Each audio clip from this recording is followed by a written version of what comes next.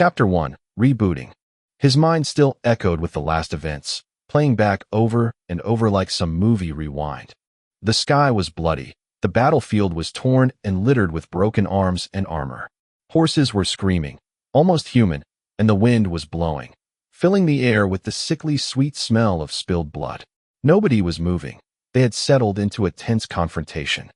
Life and death brothers that fought shoulder to shoulder a moment before were now against each other in arms. In this moment, even the air seemed to have grown firm. Not far from the center of the fight lay the body of a large and hideous man, all stained with blood from a massive fight.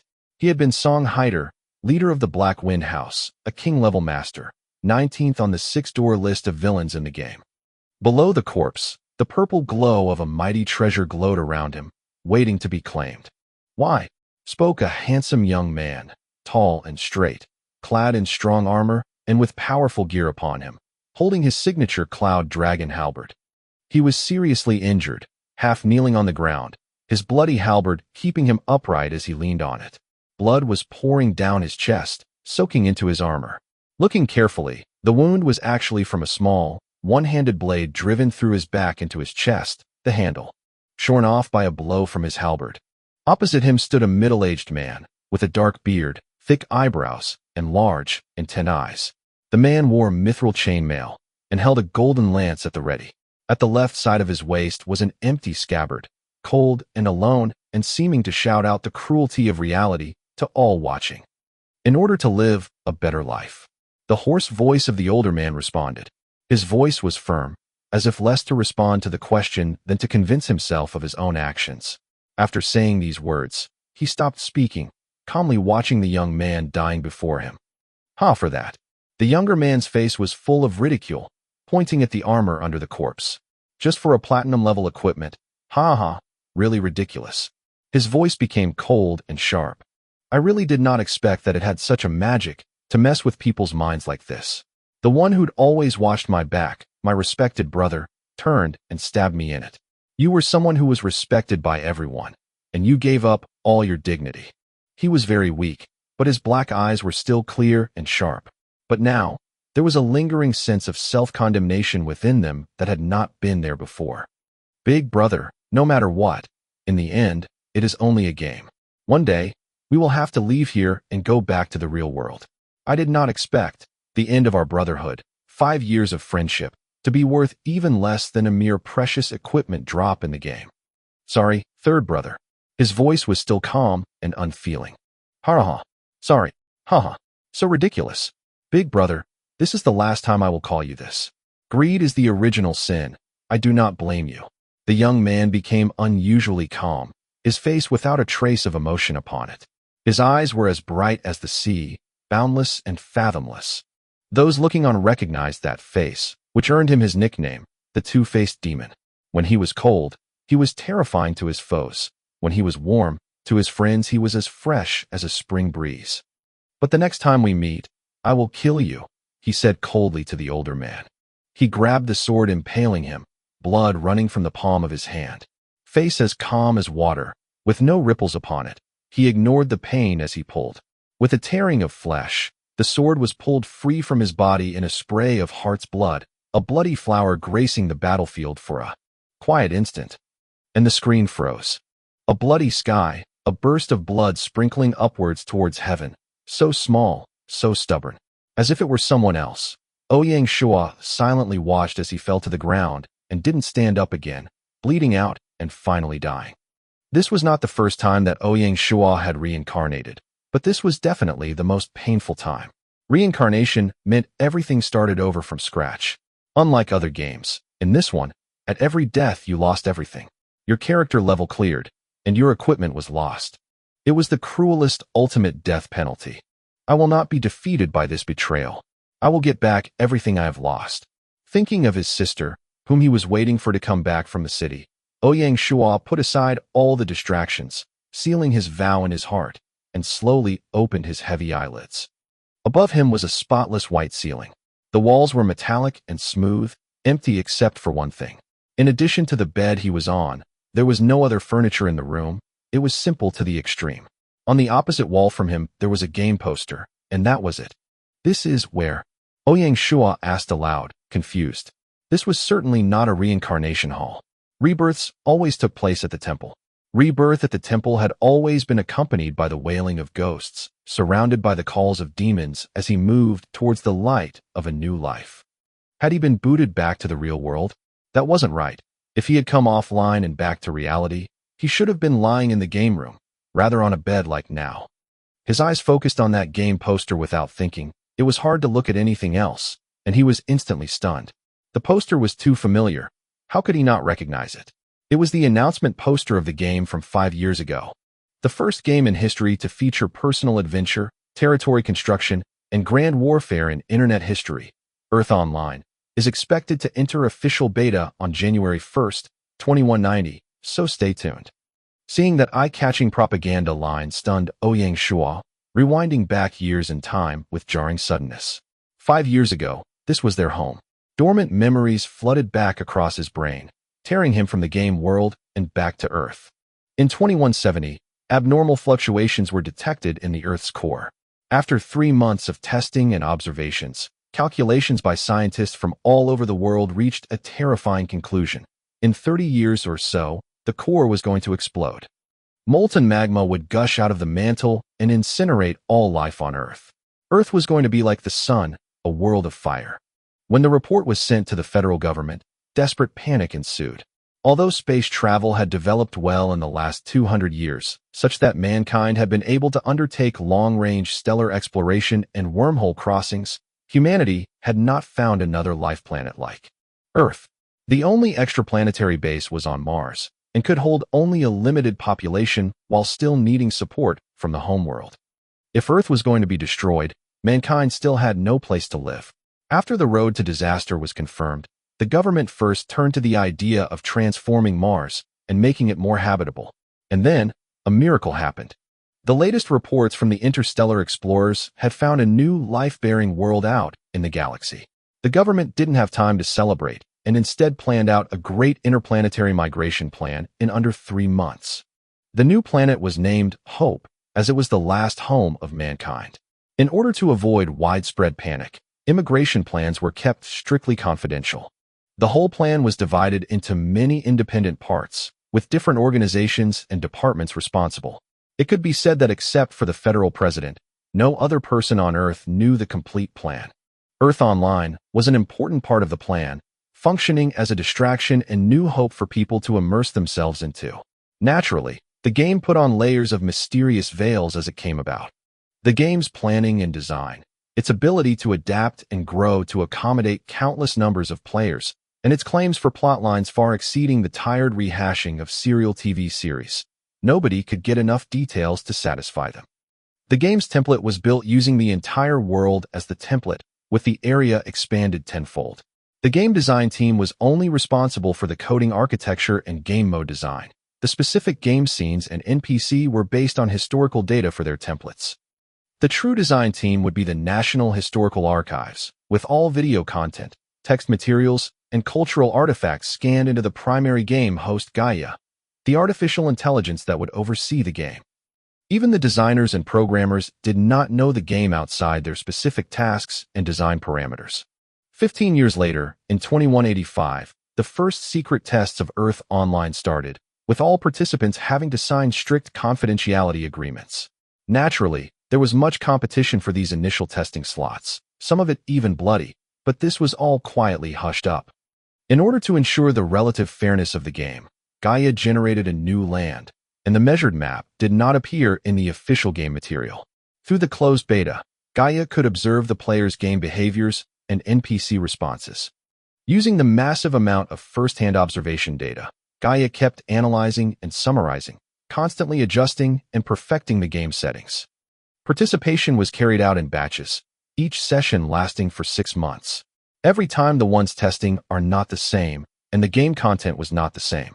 After 4 years and a total of 8 closed betas, Gaia completely shut down the game for a full year of computations and deductive calculations, with January 1st, 2190 scheduled for the official public beta.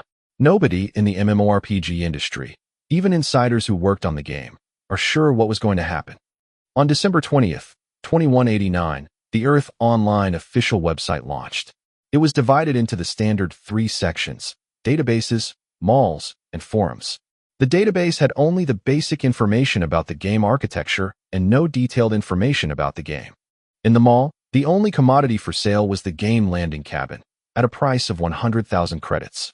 The expensive price discouraged a lot of the ordinary players.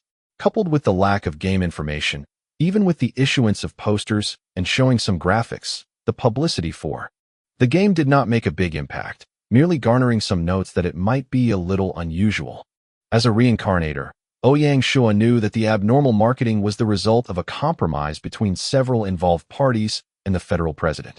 The purpose was very simple, and that was to slow down initial enrollment into the game by ordinary players, so that their staff gained early access and play advantages against later arrivals.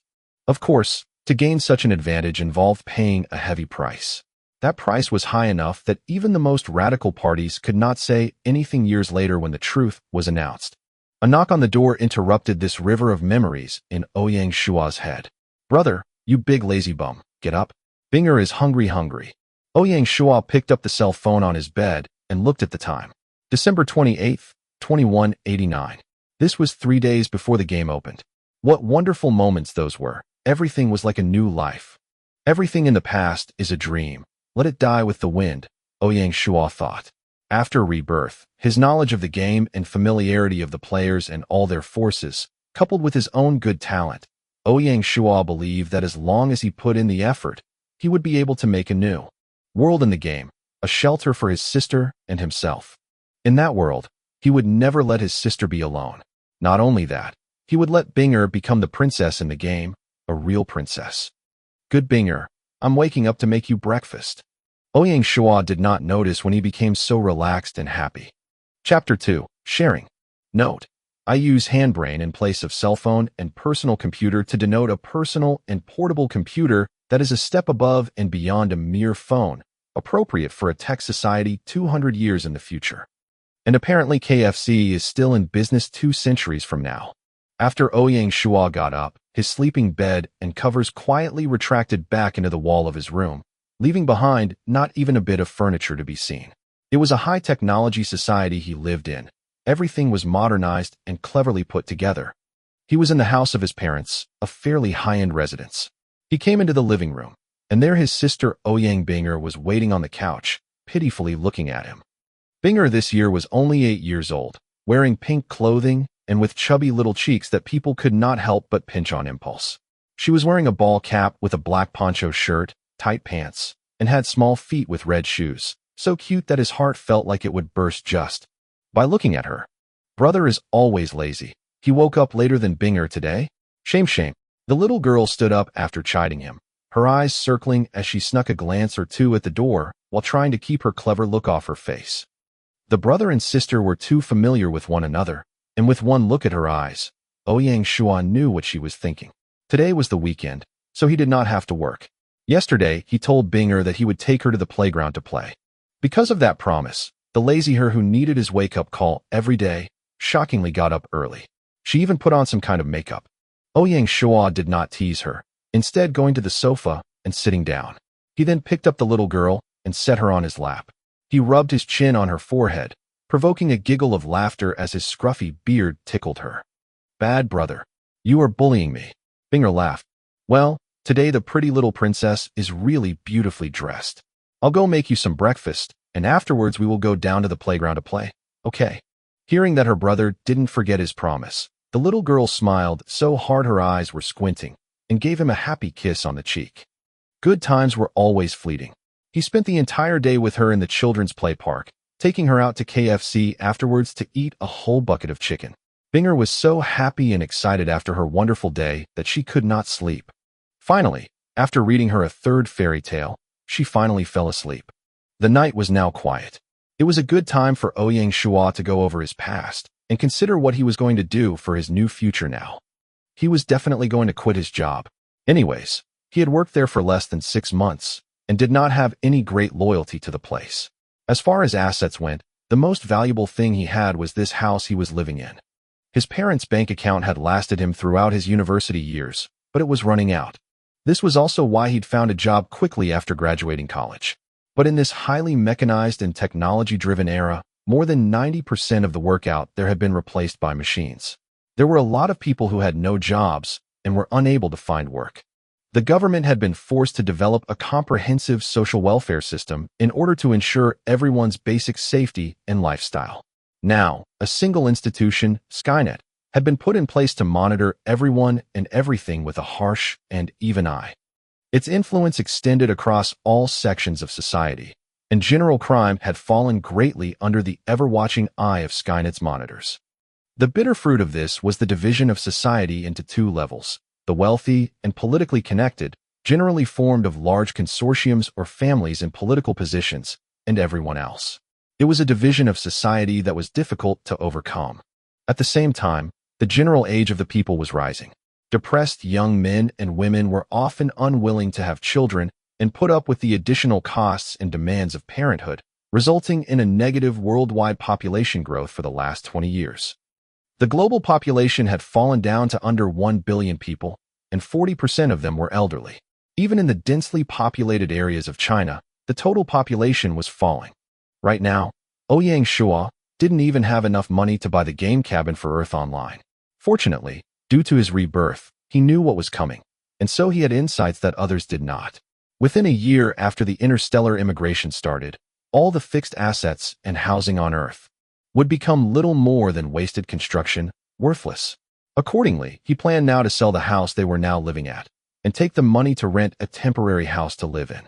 With that in mind, Ouyang Shuo opened up his handbrain, the ubiquitous personal and portable computer everyone on Earth possessed now. Locating the official real estate trading site rapidly, he went to the quick sales channel, marked the price as 10% below the current market value, and immediately sold it off to the real estate transaction center. An information society as advanced as this was very convenient. Ouyang Shuo didn't have to even leave the house, let alone go to a government office. Because all of his personal information was stored in Skynet, as long as his handbrain could dual certify his fingerprints and retinal scan, it took only half an hour to complete the entire transaction. After he was done, Ouyang Shuo's account was promptly credited and grew by more than 2 million credits. Taking advantage of the late hour and quietness, Ouyang Shuo began looking for the right rental housing online. Binger was still in primary reading school, so they couldn't move too far away, no farther than a nearby district. This was a bit difficult to work with. According to the advanced search parameters he had input, the system recommended a house in Tianyuan community which had 3 rooms and 1 living room, with a monthly rent of 3,000 credits. Coincidentally, Binger attended a school in Tianyuan community very close to that, making this even more convenient for Binger. But the house was shared. The lessor was not the owner himself, but a tenant, which made Ouyang Shuo a bit hesitant to accept. Adopting an attitude of "let's see what happens," Ouyang Shuo dialed the video phone. Appearing on the phone promptly was the image of a 20-year-old girl with a beautiful oval face and willowy eyebrows. She looked like she'd just come out of a bath, with her hair wet, and was wearing a pink kitten style of pajamas, incredibly and unexpectedly cute. Ouyang Shuo was more than a little embarrassed. After all, men and women living together was all well and good for the romantic serials on TV, but in reality was something that was very uncommon and rarely happened before marriage. However, this girl was the opposite of what was expected of women, immediately taking the initiative on him. "Hello? Who are you? Are you looking for me for something?" she asked him. "Hello. I was linked to you through the rental network. The rental information that I saw was very in line with my needs. I did not think you were a girl. I am sorry if this is inconvenient." Ouyang Shuo was ready to disconnect, having little hope of anything coming out of this. "Oh," she answered, a little surprised at him. "I have 2 rooms to rent here, but you are only a single person. This is a little strange." She did not directly refuse, instead asking a reasonable question. "Huh. I am sorry, I did not explain clearly. I have an 8-year-old sister. Her school is near your location, so?"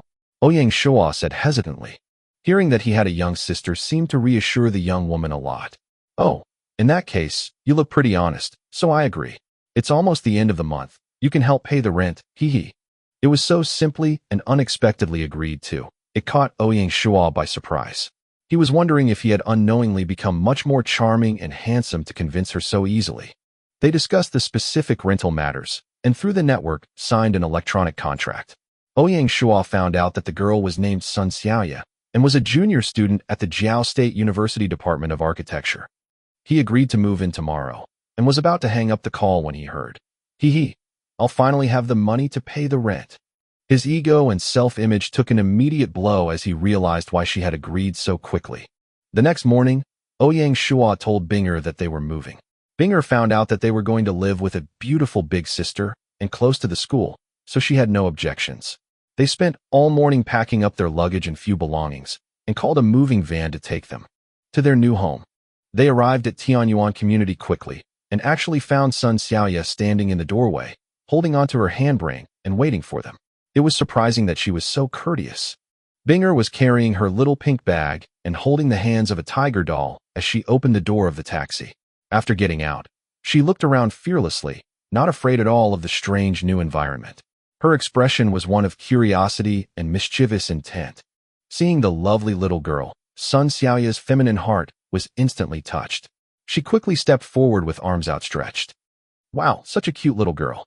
Come here, little sister, and let me hold you." Binger smiled and retreated a step, saying sweetly, "Beautiful sister, hello. My name is Ouyang Bing. Sister, you can call me like my brother does, Binger." Sun Xiaoya was not embarrassed and did not hold it against Binger for ducking her embrace. Instead, she smiled and said, "Ouyang Binger, a good name. I am Sun Xiaoya. You can call me Sister Xiaoya. Does Binger like it here?" "I like it. It is as pretty here as at our home, but there is a more beautiful sister here. Binger is very happy, hee." Binger smiled back. Sun Xiaoya completely forgot all about Ouyang Shuo, tossing him out of her mind before directly taking Binger's hand to take her upstairs. Binger turned her head to look at her brother. He merely nodded, smiled, and indicated that she should go ahead. She quietly followed Xiaoya upstairs. Seeing Binger so adorable, Ouyang Shuo's heart was a bit jealous. Maybe, he thought, he could take her to Jiao State University and walk around with her, attracting a pretty girl who he could marry. "Boss, move your things?" the driver of the moving van asked, interrupting his private fantasies mercilessly. "Oh, yes please, up to the 15th floor. Follow those girls in front of us, quickly." Ouyang Shuo snatched up his suitcase and hurriedly chased after Sun Xiaoya. Sun Xiaoya lived in room 1503, and coming inside, his first impression was that it was very clean. There were 3 bedrooms, a main and 2 smaller ones. She was living in one of the smaller ones. Ouyang Shuo brazenly claimed the main bedroom, Binger living opposite him in the other small bedroom. After arranging their rooms, bringing in their luggage and other belongings, it was already 5 in the afternoon. In order to express his gratitude to Sun Xiaoya and to celebrate their moving, Ouyang Shuo treated everyone to a good meal. After buying food from the local supermarket, Mighty Chef Ouyang Shuo even took over the kitchen to fix it. He did the usual good food: fish, pork, sweet and sour pork ribs, boiled beef, roasted lungs, and 7 or 8 other dishes. All this cooking inspired little kitten Binger to slip into the kitchen in the middle of his labors, and her little hands snatched up the ribs to eat. However, she declared she was doing it to help him out and test the taste, so as not to shame him in front of her new elder sister. After the sumptuous dinner, the 3 of them retired to the living room to sit around and chat, and gain a more mutual understanding of one another. Binger was lying on the couch, her belly bulging out. With her satisfied expression, she looked deadly cute. "Xiaoya, why do you have such a big house for rent?" After getting more familiar with one another, Ouyang Shuo had no scruples and directly asked this question to clear his heart of any doubts. This girl didn't seem like a wealthy person, muttering about not being able to pay the rent. But she still rented a house with 3 bedrooms. That was kind of stupid, right? "Oh, big brother Ouyang, don't mention this. Blame my 2 girlfriends who are off with their boyfriends. Originally, the 3 of us signed the lease for this home to live together until college graduation. Both of them have moved out to live with their boyfriends, leaving me here alone. In order to pay the rent, I had to rent out the rooms they were staying in. If you had not come in time to pay a share, I would have been eating instant ramen every day," she explained, with a resentful look in her eyes. It seemed her irritation with her former roommates was quite deep, and she was quite willing to keep talking about them. Ouyang Shuo knew that continuing to ask about this topic was probably not a good idea, and quickly turned their chatter to more about school. He had also graduated from Jiao State University, so he could actually be seen as Sun Xiaoya Sr. Thus, they had a lot of things they could talk about. It was past 10 o'clock before everyone finally retired to their own rooms. Finally settled down, Ouyang Shuo knew he could start playing the game tomorrow. It was the fundamental part of his plan for his new life. With great expectations for the future, Ouyang Shuo fell asleep on the second night after his rebirth. Chapter 3. Creating a Role. In the morning, Ouyang Shuo used his handbrain to access the Earth Online official website. He first went in and explored the forums, noticing that there weren't many posts, and that most of them were complaining about how expensive the game cabin was. The post only used limited game data and previous gaming experiences, and Gong Changshi had noted that the Lord Path required players to be adept at territory and resource management, while at the same time needing a continuous investment of funds. He did not recommend it for the average player. Otherwise, it was far too easy to lose money without recourse if one's territory was captured. Seeing such an accurate prediction, Ouyang Shuo suspected that Gong Changshi was probably a beta tester. He wrote down Gong Changshi's ID number, and then left the forums, heading directly to the mall area to buy the game cabin online. The cabin had different models corresponding to different heights and body sizes that needed to be chosen. He rapidly completed the payment while online and was told that his new game cabin would be delivered that afternoon. This wasn't some light novel where the MC had to wait in a long line under the hot sun to purchase the game. Nope, that was definitely a thing of the past. For more than 100 years now, basically all product buying was now done online. TL. Author is throwing shade at another novel, Shura's Wrath, which is also on GT. At 3 p.m., the doorbell rang with the delivery for his new cabin. The whole body of the cabin was a silver gray color and was beautifully styled, sleek, and advanced. Under Ouyang Shuo's direction, the staff quickly brought it upstairs and installed it into his bedroom. Sun Xiaoya was a bit surprised to see the delivery arrive so quickly, but not overly so. After all, in this day and age, there were countless online virtual games. Thus, getting a game cabin to play games in was very normal. The next day was New Year's Day. Ouyang Shuo spent all day playing with Binger. Xiaoya also joined in, which drove Binger into a frenzy of excitement. This was hardly unexpected, because Ouyang Shuo was normally very strict about Binger's studying and learning.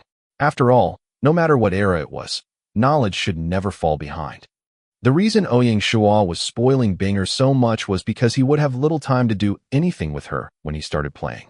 The early stages of the game required a lot of time investment to get a foundation built, so he wouldn't have much time to spend with her after the game began.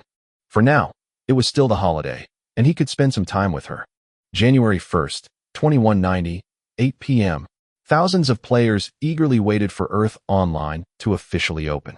Ouyang Shuo opened up his game cabin to see that the cabin was full of a half-solid gel with a human-shaped depression at the middle.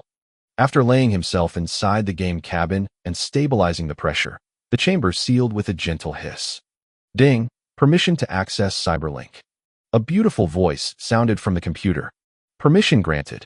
He stated immediately. Connection established.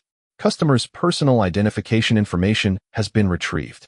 May we bind your identity? Go ahead. A second later, Ouyang Shuo felt a sharp and small stab on his body. Ding! Personal DNA sample collection is completed and matches your personal information. May we open the nutrient pipeline to support long online playing times? Open it. A moment later, the nutrient solution tube stabbed itself into his left arm. The computer would monitor his condition at all times, and if his body emitted signs of being hungry, it would intelligently begin to start transferring nutrients to keep him alive and well. The nutrient solution channel has been opened. The game cabin is fully functional. Would player like to enter the game? Yes. A moment later, there was a rushing feeling, and Ouyang Shuo's mind left his body, involuntarily being sucked towards a colorful vortex in front of him. When he opened his eyes, Ouyang Shuo looked around and found himself in an open-air pavilion with no walls or roof. Only a light mist hung around him, and it was as if he had come to some kind of fairyland. Standing in front of Ouyang Shuo was a very beautiful young woman. She had an exquisite face and curves in all the right places to send his heart pumping. Ribbons fluttered around her gently, giving her a cool and otherworldly temperament. She was simply the limit of the human imagination for a gaming avatar coming to life. Legend had it that 80% of male players had fallen captive to the beauty of her scarlet dress. Even after his rebirth, It still took Ouyang Shuo a good 10 seconds to wake up from his mesmerized stare. He knew that the fairy was actually the Skynet, host AI Gaia's incarnation. He could only view it from a distance. Welcome to Earth Online. Please name your character. Names can only be composed of Chinese characters. No symbols or any other strange characters are permitted, and use of insulting words or terms is not allowed. The words coming off her red lips were sweeter than honey, extremely captivating. Wui. Ouyang Shuo replied immediately, electing not to use his ID from the past, but to take a new name. This poetic name, which was a part of a famous battle poem, for a character whose life would be spent in the battlefield, was extremely artistic. Hehe. TL. Wui is a part of a Qin poem that talks about how the officers and soldiers fought together. System notification. Your name has satisfied the naming rules. It has not been previously chosen. You have successfully named your character. Please choose the game mode you will be playing in, Adventure Game Mode or Lord Game Mode. You may only choose one mode. Select the Lord Game Mode. Ouyang Shuo said without hesitation. In the past, he had chosen the Adventure Game Mode, but this time would naturally be different. A year from now, the government would disclose the convention agreement and disclose that kingdom building was the essence of the game. The representatives of the major powers had all chosen the Lord Game Mode. Special warning. Besides, in times of war, lords are not allowed to leave their territories. To compensate, players can have an adventurer subprofession. The lords could not leave their territories was only limited to the main system, which was also called the primary map. Battlefield maps, of course, had no such restrictions and lords could roam freely within them. The Adventurer Game Mode was divided into combat and work occupations. Each player could only choose one of the two. The classes for the Chinese region were Strategist, General, Chivalrous Expert, Priest, Healer, and Bailiff, so 6 professions in all. The fighting occupations didn't have any further advancements. However, players could freely choose their cultivation method or weapons.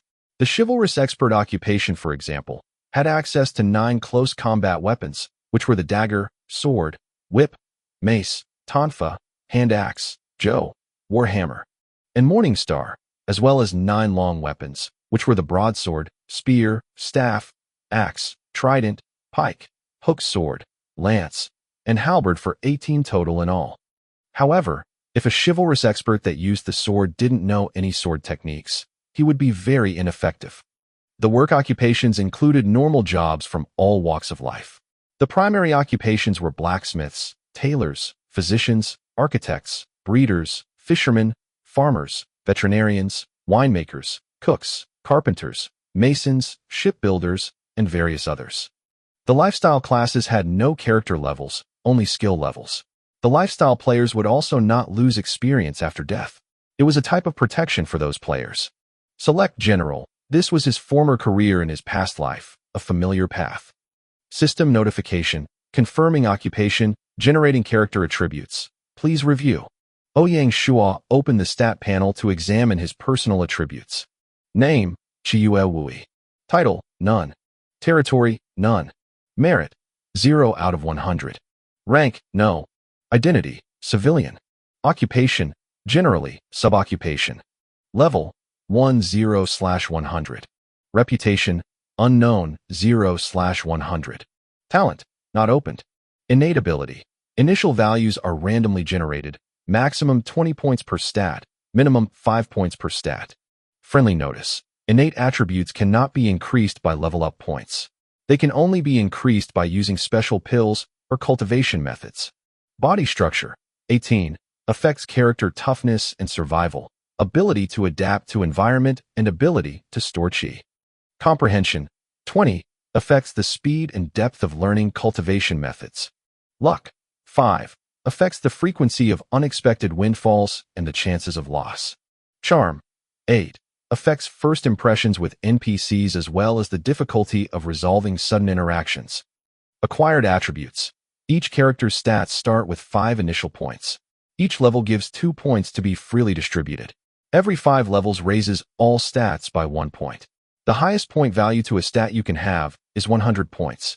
Command, 5, has a direct impact on combat effectiveness on the battlefield, how many troops can be commanded, how easily troops can be recruited, and response time for troops on a battlefield. Force, 5, has a direct effect on the power of special attacks, affects the chance of critical hits, ripostes, and how much the player's reputation increases with a victory. Intelligence, 5, has a direct impact on the duration of buffs/crowd control, as well as the field of vision for troops. The development of weapons and their manufacturing time is also influenced. Politics, 5, has a direct impact of policies on territorial markets and farms. Also influences the success of diplomatic negotiations. Surplus free attribute points, 2. Cultivation method, none. Skills, basic gathering technique, basic diplomacy technique, basic weapons proficiency. Equipment, none. Ouyang Shuo's innate stats were quite biased. His body structure and comprehension were almost the full value, while luck and charm were barely average. With a high body structure and comprehension, it would contribute greatly to training in cultivation methods. With low charm or luck, he would probably very unlucky in the game, and there would be difficulty in triggering adventures. For the skills column, basic gathering technique was a general technique available for all players. Basic diplomacy technique was a general lord technique, and basic weapon proficiency was a general technique for officers. Skills didn't have any points that could be put into them. However, there was a stat of proficiencies which could only be gained through repeated use of them. It took a certain level of proficiency in a skill for it to be upgraded to the next level. For the acquired attributes, Ouyang Shuo chose to put his surplus points into the command and politics stats. As a lord, command and politics were his two most important skills. System tip: please select your place of birth. You can choose random or specify the approximate location. There is a random chance to trigger an adventure, but there are great risks. Players, please choose carefully. Choosing a place of birth was a hidden trap in the system. Many players, seeing the adventure chance, would choose random with their eyes shining. They had some fantasy of being born in a cave, getting some mysterious cheats, and coming out with a big edge to rule the game. But the greater chance was that they entered the game in a tiger's den and had an immediate and glorious death. Less than 0.001% of the players had a lucky encounter or something similar from triggering the adventure system, and even then most of the adventures were very basic. Choosing the approximate location was actually a stealth reward for the astute player. Lord players could make their choice based on their development plan, selecting an area suitable to them. Adventurers could be directly assigned to an area near a system-made imperial city, avoiding the trouble of having to make it to one of the imperial cities. Please specify the approximate location. The beautiful little fairy hand waved, and up came a miniature version of the 3D map of China. The overall picture was no different from reality, except it was 10 times as large. This China had no detailed outline of states, nor did it use a dynasty's markings. Instead, the game had distilled and combined 5,000 years of Chinese history, selecting 9 different ancient cities as imperial capital cities. The cities were Jingdu, Xianyang, Chengdu, Dali, Luoyang, Chang'an, Xianyang, Jianya, and Xuanzhou. Outside the regions of the imperial capitals was all wilderness, occupied by beasts, bandits, barbarians, and refugees, waiting for adventurers to explore them. Similarly, the territories of the Lord players were also going to be built in the wilderness. Needing to overcome all obstacles to build up your territory was not an exaggeration. Ouyang Shuo selected his territory in southern Guangxi, near Vietnam, near the shore. As for the specific location, he would only find that out after entering the game and exploring. System notice: your birthplace has been selected. Will you start the village building quest? Special notice: the village building quest is unique to Lord players. If this starting task is failed, player will lose the qualifications to build a village and can only play as an adventurer. This is a non-mandatory quest. Players can choose to give up and enter the game to find their village creation token. Open the quest. The village creation token was the first difficulty Lords encountered. Villages were divided into 4 grades: bronze, iron, silver, and gold. 80% of the starting villages were bronze grade, almost 20% iron, less than 1% silver, and there would only be 1 gold village creation token in all of China. Ouyang Shuo knew that the representatives of China's major forces had game cabins that were custom editions provided by the government. Their custom edition had one advantage: they could bypass the village building quest and instead get a silver-level village creation token. This was the result of a compromise between the government and these forces. And to further balance this privilege, Gaia had the single gold village creation token hidden in this village building quest to be discovered by a player. Asterisk advantage. By having their erection in contact with her. Asterisk cent bills. China has cents and bills called jiao. Asterisk guishu. Gui here means country and shu means technique. Asterisk 190 centimeters. Over 6 foot tall. Asterisk Lake Chui. Chuihu also means green lake. Asterisk 100 Dayuan bills. 100 yuan is their biggest bill. Asterisk Taoist fierce tiger. The author of this novel. Asterisk noodles, made of wheat. Asterisk rice noodles, made of rice. Asterisk zhang tian tian. Tian means sweet. Asterisk Bajiquan. Also known as 8 extremities fist, but Bajiquan sounds nicer to me. Asterisk long taos. Side characters in Chinese operas who perform acrobatics and fight scenes. Asterisk 12.47 to 13.07. Don't ask me about the tree sap. Chapter 4, Village Building Quest. With a short hum and a flash of white light, Ouyang Shuo found himself being sent away to a strange place.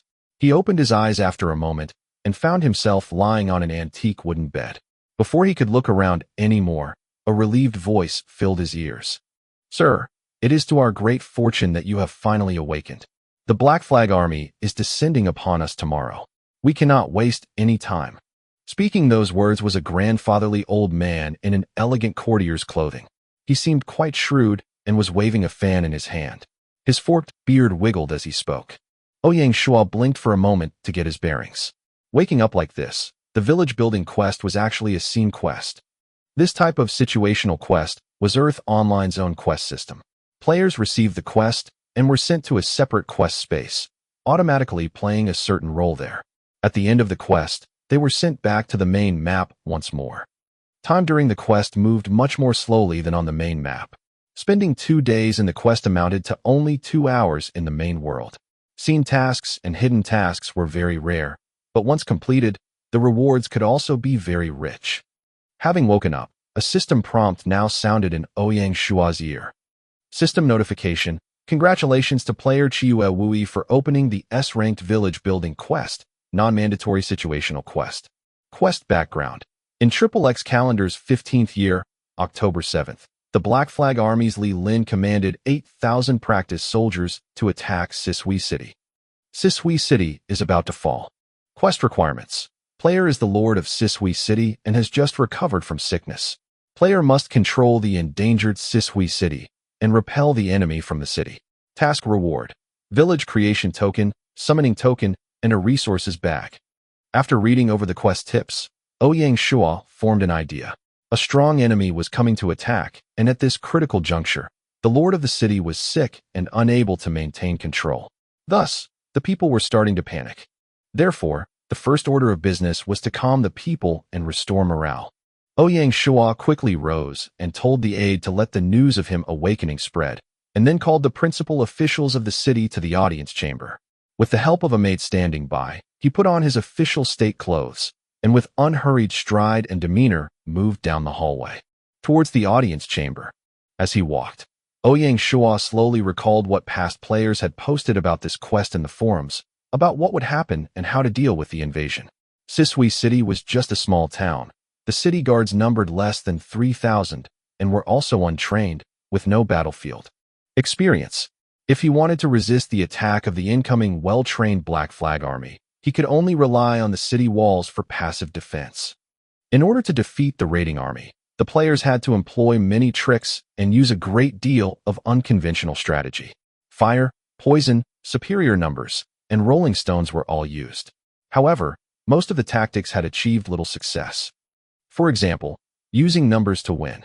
If casualties reached 20%, army morale plummeted.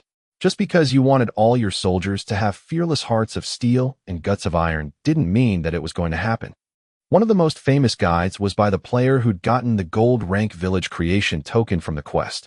It was by a fellow called Xuanlong Dianxue, a professional gaming fanatic known for his quest completions. He entered the game after a week. In that time of a week, the Lord players had tried just about every method, but still couldn't reach the hidden condition for getting a gold village creation token. Perfectly completing the quest upon entering the game really showed Xuanlong's skill. Ouyang Shuo remembered that this player, by dint of receiving the Gold Village, grew all the way to become one of China's top lords, full of glory. But this time around, Ouyang Shuo was going to shamelessly steal Xuanlong's thunder. Thinking of this, Ouyang Shuo even felt a bit sorry for that person. If he had the chance, he would repay Xuanlong well. According to what he had said, he received the quest, but didn't do things conventionally. Instead of hastily organizing the city's military as well as civilians and posting them on the walls, he kept talking with the NPCs in the city, trying to find hidden clues or some other resource he could use to complete the quest successfully. His hard work paid off, and finally he had learned something from a water management official. A short distance to the south of Sisui City, there was a reservoir. When the Black Flag Army encamped, if someone was stationed to suddenly dig open the reservoir, the raging flood was enough to annihilate the Black Flag Army. But the approach was quite harsh, as the flood outside also inundated a great deal of farmlands and villages, who would also suffer. If the player did not take the initiative and ask questions, the NPCs would not give the crucial piece of information needed to complete the quest. Perhaps this was where Xuanlong was above everyone else. When so many people were focused on conventional defense and counterattacks, his focus had jumped outside of the city to learn about the surrounding area and find opportunities there. Ouyang Shuo arrived at the audience chamber, and the main officials of the city were lined up to receive him. Despite their attempts to look impassive, it was clear that they were all uneasy, with nervous frames of mind. After bidding them all to be seated, Ouyang Shuo looked them over one by one, calmly saying, "You have no need to panic. I have already come up with a plan to defeat the enemy. What you need to do is to calm the civilians. We will impose a curfew tonight to prevent thieves and looters from robbing others. In addition, get the city guards to start fortifying the wall and dispatch scouts to track the enemy. We must always know the location of our enemy. Do not fail in this." These actions really puzzled the officials there, but in the presence of their lord, they did not question him. That would only be inviting trouble on themselves, so they nodded obediently and went along with him. "Sir Zhu, stay. I have something to speak with you about. The rest of you are free to go." Sir Zhu was the old man from before and the lord's confidant.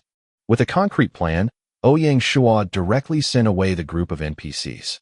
As for the matter of breaching the dam, this was naturally not something he should be talking about publicly. If the Black Flag Army found out about what he was planning, the plan would be for naught. After the rest of the officials were gone, Ouyang Shuo informed Sir Zhu of his task and arranged for people to get to the reservoir dam that very night. Tomorrow morning, the Black Flag Army would arrive and make camp. The gates here would signal with smoke, the workers would breach the dam, and the Black Army would be washed away. Sir Zhu heard Ouyang Shuo's battle plan and was secretly scared.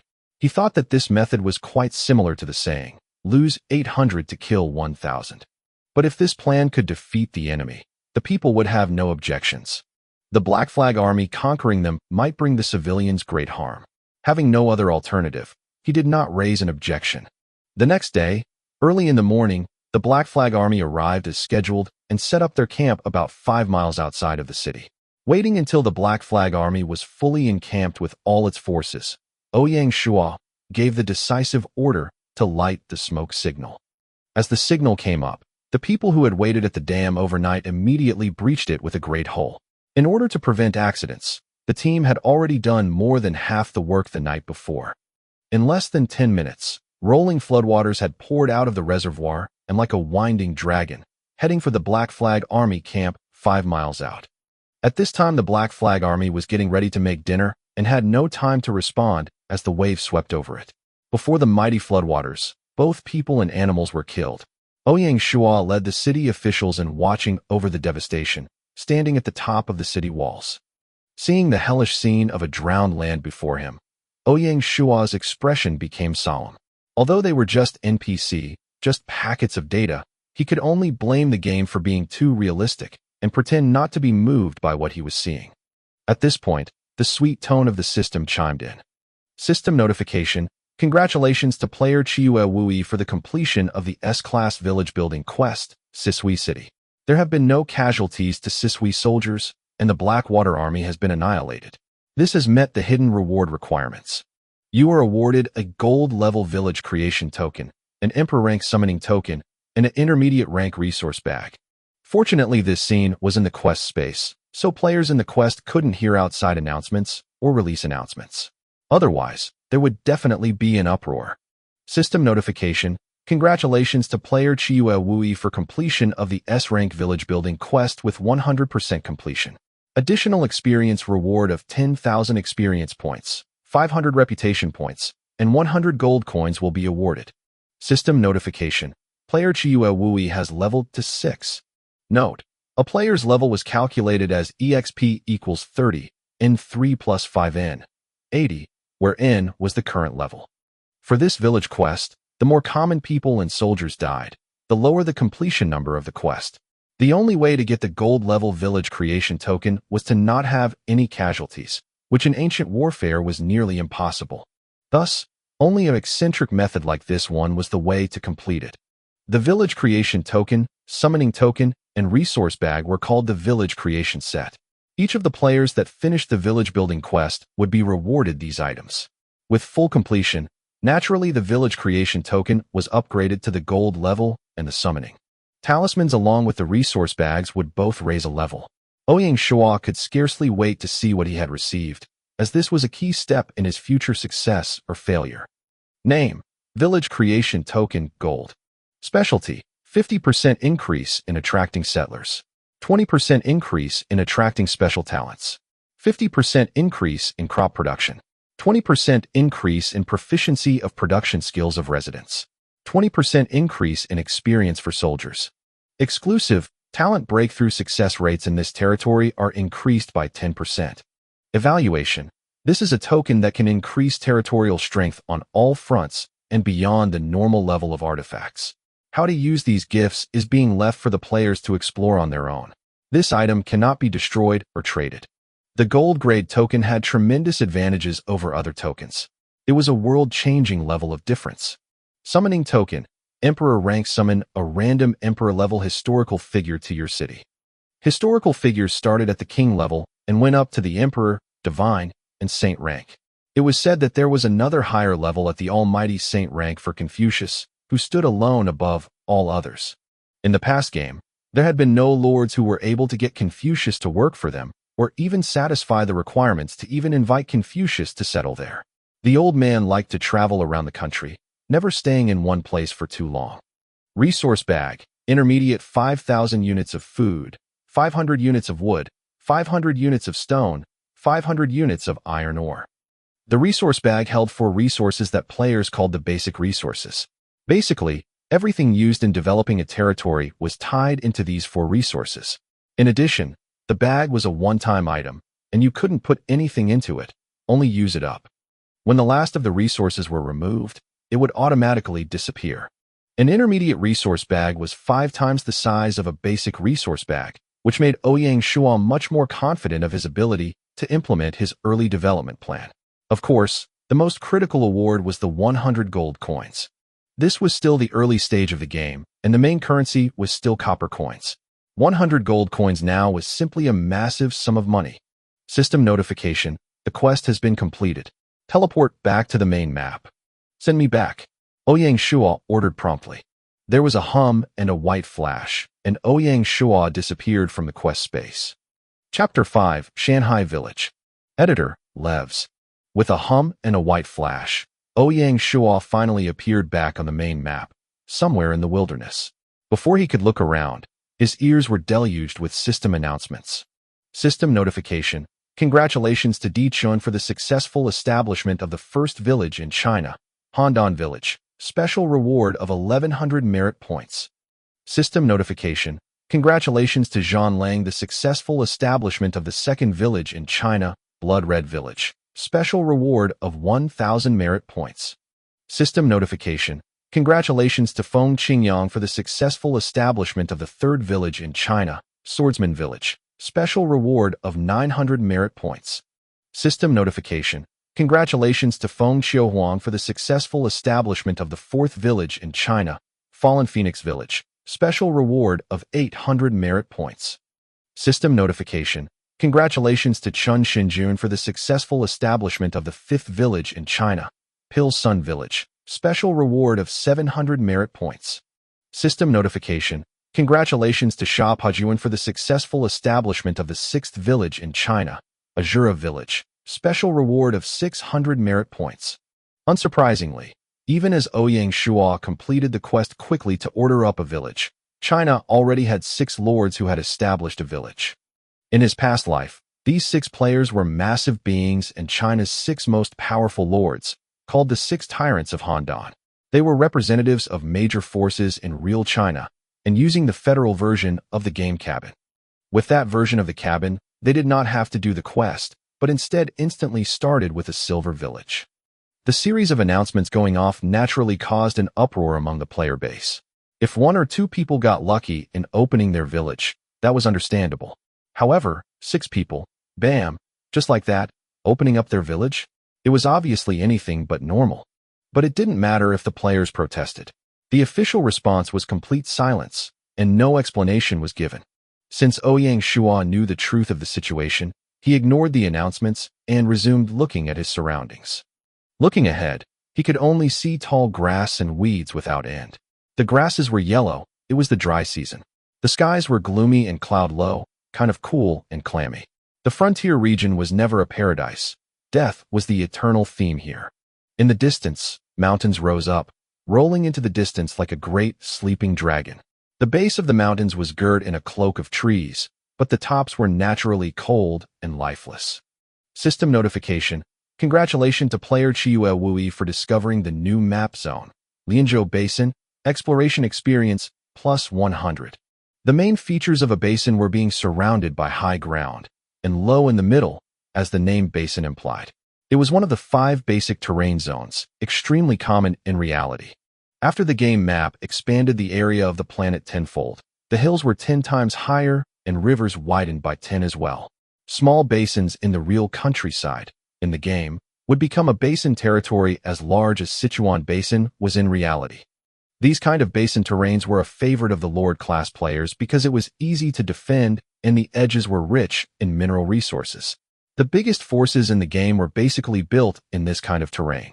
The Lianzhou Basin in-game covered an area of 240,000 square kilometers, as large as the entire province of Guangxi in China, or slightly larger than Romania. The west side of the basin was the China/Vietnam border and was modified into a rolling, stony mountain range that was impassable. To the north was a gateway city called Jinan Pass. It was now occupied by a group of powerful thieves. Passing through, you entered the hinterlands of Guangxi. To the east was the dividing line between Guangxi and Lingnan, with mountains and misty jungles.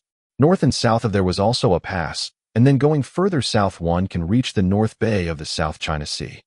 The monsoon blew in from the sea through this canyon, bringing rain and new life into the Lianzhou Basin. In the past, the entire Lianzhou Basin was cut up piecemeal into territory for nearly 100 players. After the later merger and reorganizations, it birthed 3 large territories. The 3 lords fought one another, but they could not completely destroy one another, and so ended up as the 3 pillars of the basin area. In his previous life, even until the 5th year of the game, there was no dominating force in the Lianzhou Basin. This time around, Ouyang Shuo's medium-range plan was to utterly dominate the Lianzhou Basin as its overlord. When Ouyang Shuo chose his place of birth, he deliberately chose the side of the basin close to the sea. As long as you were at the south side of the basin, you could find the opening to the south of the Lianzhou Basin. Before starting anything, he checked his inventory. Each newly born player was automatically given a set of coarse clothing and a pair of cloth shoes. He also had an area at his waist that accessed his storage bag, initial capacity at a cubic meter. It could be upgraded later, and things carried within it were basically weightless. Although he had the resource bag awards, village creation token, summoning token, and 100 gold coins, he didn't even have a weapon. The resource bag was separate and could not be put in the storage bag, so he left that on his waist as well. Ouyang Shuo readied the summoning token for use, intending to get a helper. Otherwise, if he met something on the road and died, he would lose everything. Tearing the talisman, a white light flashed, and a middle-aged rider came towards him, riding a proud yellow military stallion. System notification. Congratulations to the player Chiue Wui for successfully summoning Shi Shui, special reward of 100 reputation points. The middle-aged officer, upon seeing Ouyang Shuo, immediately dismounted and fell to one knee, solemnly declaring, "It is my honor to serve my lord." Ouyang Shuo hurriedly went forwards and pulled the man to his feet, patting his shoulder and smiled. "General, it is good to get your help. With your aid, it's like gifting a tiger with wings." System notification: congratulations to player Chiue Wui. Because of your courtesy, historical figure Shi Wanshue's loyalty has risen by +5. Taking advantage of his greeting, Ouyang Shuo took a look at his general's stats. Name: Shi Wanshue, Emperor level. Title: Top 10 Fierce Officers in History. Dynasty: Sui Dynasty. Identity: None. Occupation: Special Officer. Loyalty: 85 points. Command: 80. Force: 95. Intelligence: 60. Politics: 30. Speciality: Take the lead. Morale of troops enhanced by 40%. Conquer to the south. Fight to the north. Speed and mobility of troops enhanced by 30%. Insightful: Attack power of troops enhanced by 20%. Cultivation method: Shining Sun Spearmanship, 24 styles. Equipment: Proud Yellow Horse, Tiger Fish Scale Armor, Black Iron Spear, Refined Steel Sword, White Birch Bow. Evaluation: A famous hero of Sui, heroic and brave, excellent at riding and shooting. Temperament: Upright, poor at politics. A good soldier, poor management skills. Ouyang Shuo was very happy to get such a fierce guard. With such a defender, he had no worries about being bullied on his way. Side by side, the two of them set off towards the south. In less than half an hour, they had made it to the southern tip of the basin. The mountains were a few thousand kilometers long, and between them, there was only a 50-meter wide canyon running straight into the distance. In the center of the canyon was naturally a river of the same width, forking 500 meters in front of the canyon into two tributaries. It was more accurate to say that two rivers came together to form one river here.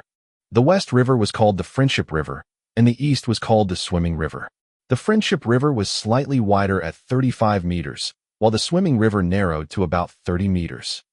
The source of the lakes should naturally be runoff from the East and West Mountains, collecting the rainwater and sending it down to them.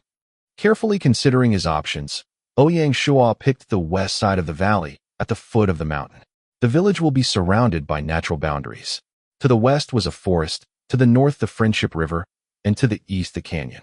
The location considered both defense and available resources, while also guarding the only pathway into the sea. Overall, a very strategic location. Now the only question was how to cross the 35-meter Friendship River, so he could build the village. Oh, and take the horse along too. Time for some ingenuity and a little work. From out of his resource bag, Ouyang Shuo pulled 10 units of wood, and with the help of Shi Wanshue, used some rattan strips to tie the wood together into a simple raft. System notification: congratulations to player Chiue Wui for making a successful raft. You have gained basic shipbuilding proficiency. Raft: simple water transport. Evaluation: this is much too crudely built and can easily be overturned by waves. Please be careful using it.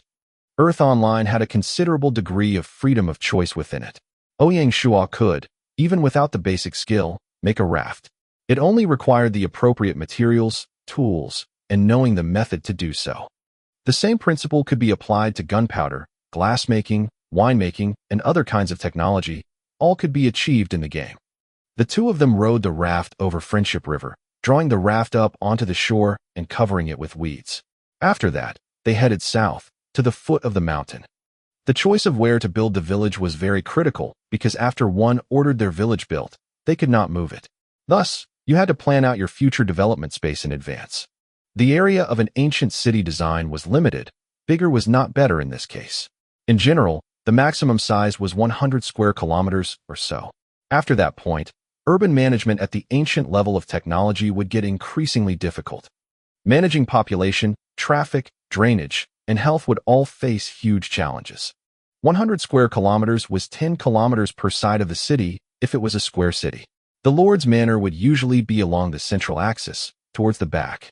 In accordance with this plan, Ouyang Shuo would build the manor at the golden point of 3.82 kilometers from the southern mountain's base. It would be 10 kilometers from the east side of the canyon, leaving a 5-kilometer strategic buffer for defense. He removed the village creation token from his storage bag and inserted it into the soil of the village. Following directions, he bit his finger, and a drop of his blood fell on the token. Instantly, the area was encapsulated in soft, golden light. The golden light rose into the sky, reaching for the heavens. It rapidly spread out in a golden halo that extended out to the limits of his territory, and then disappeared. At the same time, in front of where Ouyang Shuo was standing, a golden stone slowly rose from the ground. The stone was 3 meters high and 2 meters wide. The front of it was blank, the back of it engraved with 9 ancient characters. Receive the mandate of heaven, live and prosper forever. Ouyang Shuo placed his palm upon the stone, and the system instantly broke in with triumphant music. System notification. Congratulations to player Chiyue Wui, who has successfully established his village. Please name your village. Here, with its back against the mountains, along with the sea, that's how he would name his village. Mountain Sea Village. Note, this is Shanghai Village in Chinese. At his words, on the blank front of the stone appeared 3 words, Mountain Sea Village in ancient script. System notification. Congratulations to the player Chiyue Wui for the establishment of China's 7th village, Shanghai Village. Special reward 500 of merit points. System notification. Congratulations to the player Chiyue Wui for the establishment of China's 7th village, Shanghai Village. Special reward 500 of merit points. System notification. Congratulations to the player Chiyue Wui for the establishment of China's 7th village, Shanghai Village. Special reward 500 of merit points. This system announcement did not attract too much attention. After all, Ouyang Shuo was just putting up a village. The whole area devoted to China had been ringing 6 times with similar announcements, and the players had become numb. Of course, others may not have cared, but the 6 Handan tyrants had noted the name of Chiyue. They were extremely clear that in the entire Chinese region, there were only 6 special spots where you could directly get a silver village in the game. The 7th person could actually be regarded as the first real village in China to be established by an actual player, so some attention should be expected. However, with the frontier being what it was, for a short period of time, they would be unable to get any information about Mountain Sea Village. The first to establish a village received 1,100 merit points, with 100 points being taken off for each successive village. After the 10th village, every village established would merely get 100 merit points. For the Lord class players, merit rank was actually more important than their level and prestige. Saying that this was their core stat was not an exaggeration, because their merit value was directly linked to the player's title. As long as the merit value was reached, the player's title would be automatically promoted. Earth Online divided the titles into 5 orders: Baron, Viscount, Earl, Marquis, and Duke. Each order had 3 subranks of first, second, and third, for a total of 15 ranks. The first rank of merit required 100 points, and each rank after that, the requirement doubled. Thus, to reach Marquis required 204,800 points, while reaching the highest title of Duke required a whole million merit points. Merit points were difficult to obtain, generally gained only by contributing to your country. You could generally only gain them on the frontier, such as by establishing a territory, combating bandits and raiders, increasing the security of the people, participating in battles, great contributions to the city, and several other limited ways. The most critical point was that title and the territorial level was directly linked. Territories were divided into the same tiers as titles, with 3 subranks within villages, towns, counties, prefecture, and capitals. If the leader of a territory didn't meet the required titles, the territory could not be promoted. System notification. Congratulations player Chiyue Wui for establishing Shanghai Village. While constructing the village, the Lord's Manor has automatically been built. In addition to this, the player can also choose one of 3 random village-level buildings to put in place. System notifications. 3 random buildings selected. Please choose one of them to be completed. You may select the city fence, basic blacksmith shop, or basic market. I choose the basic market. System notification. The building selection is finished and will start automatically. There were a hum and burst of white light. Where Ouyang Shuo was standing, a wooden courtyard arose from the ground, outside of a living room. At the northwest corner of the courtyard rose another wooden building, which should be the basic market. System notification. Congratulations to the player Chiyue Wui for establishing your village. Your reward is 10 farmers. Please prepare to receive them. All rewards are complete. Please view them at your leisure. Ouyang Shuo watched the golden stone slowly sink back into the ground. It would only re-emerge if the territory was upgraded or attacked. System notification. Historical figure Shi Wanshui has witnessed the birth of the village. His loyalty is increased by 5. System notification. Historical figure Shi Wanshui's loyalty to Chiyue Wui is at 90 points. Derived feature. Loyalty. Enhances military morale 10%. Ouyang Shuo did not expect to receive such a pleasant surprise. A loyalty upgrade to 90 points made Shi Wanshui increase his respect for Ouyang Shuo. Chapter 6. Village Properties. Editor, June. He would inspect the village properties later. Ouyang Shuo took Shi Wanshui with him out of the Lord's manor, ready to go to the gate of the village and receive his 10 farmers. At the entrance to the village waited 10 thin farmers wearing yellow rags. They were looking up and around curiously at the mountain village. The rags wrapped around their feet were their only other possessions. With Ouyang Shuo in front and Shi Wanshui following, the pair found them quickly. The group of farmers, seeing a fierce officer like Shi Wanshui, had eyes that flashed with traces of fear. Seeing Ouyang Shuo leading Shi Wanshui, however, they became immediately more respectful and cautious. Hesitantly, one of them stepped forwards, a middle-aged man who seemed to be the oldest of them. Please, sir, I am Zhao Duxian. I have led villagers from my village to come to your village. We wonder if you are accepting residents. Ouyang Shuo first introduced himself in turn. I am the lord of Shanhai village. Behind me is my general, Shi Wanshui. After his introduction was completed, Ouyang Shuo continued. I am very happy that you came.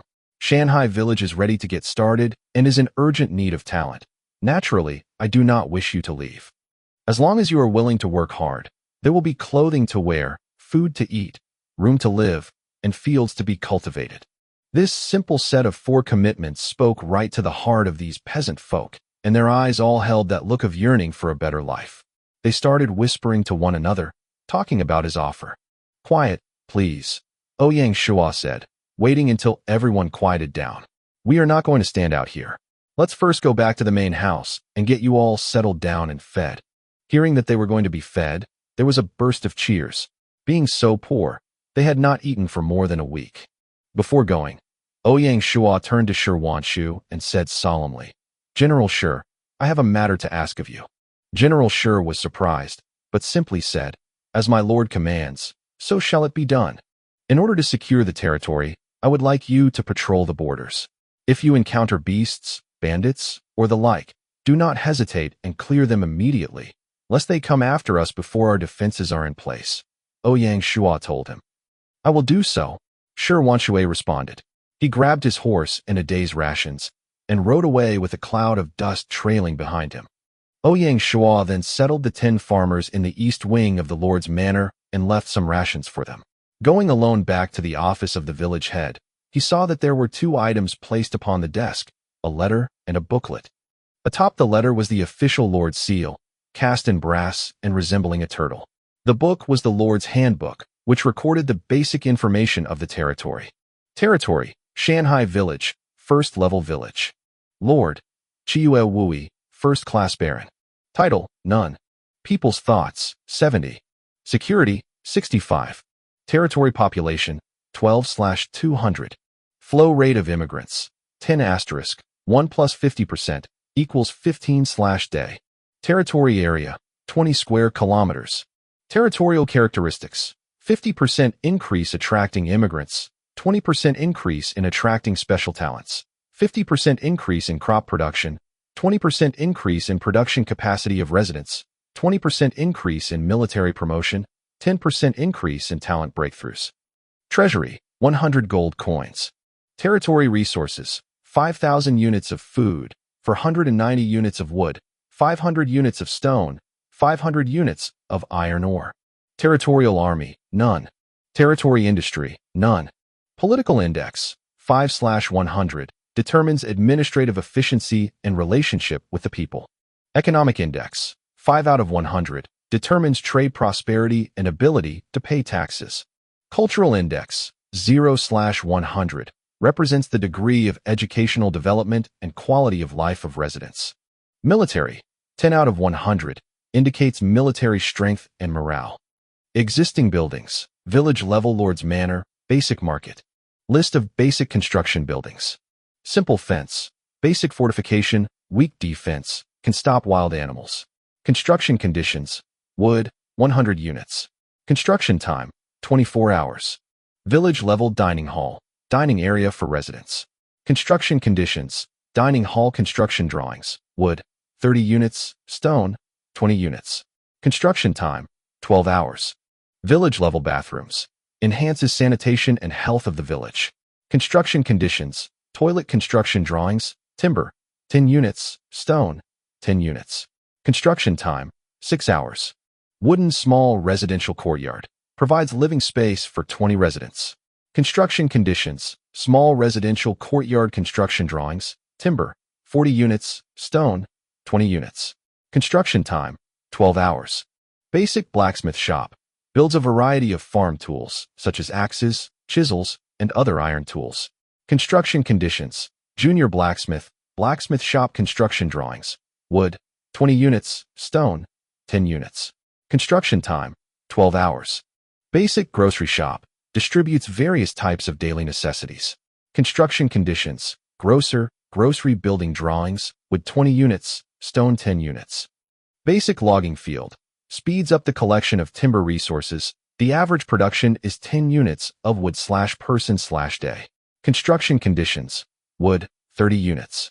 Construction time, 6 hours. Basic quarry. Speeds up the collection of stone resources. The average production is 5 units of stone/person/day. Construction conditions. Timber, 20 units. Stone, 10 units. Construction time, 6 hours. Simple farmland. Grows crops. The average is 200 units of food production per mu, 1/6 acre.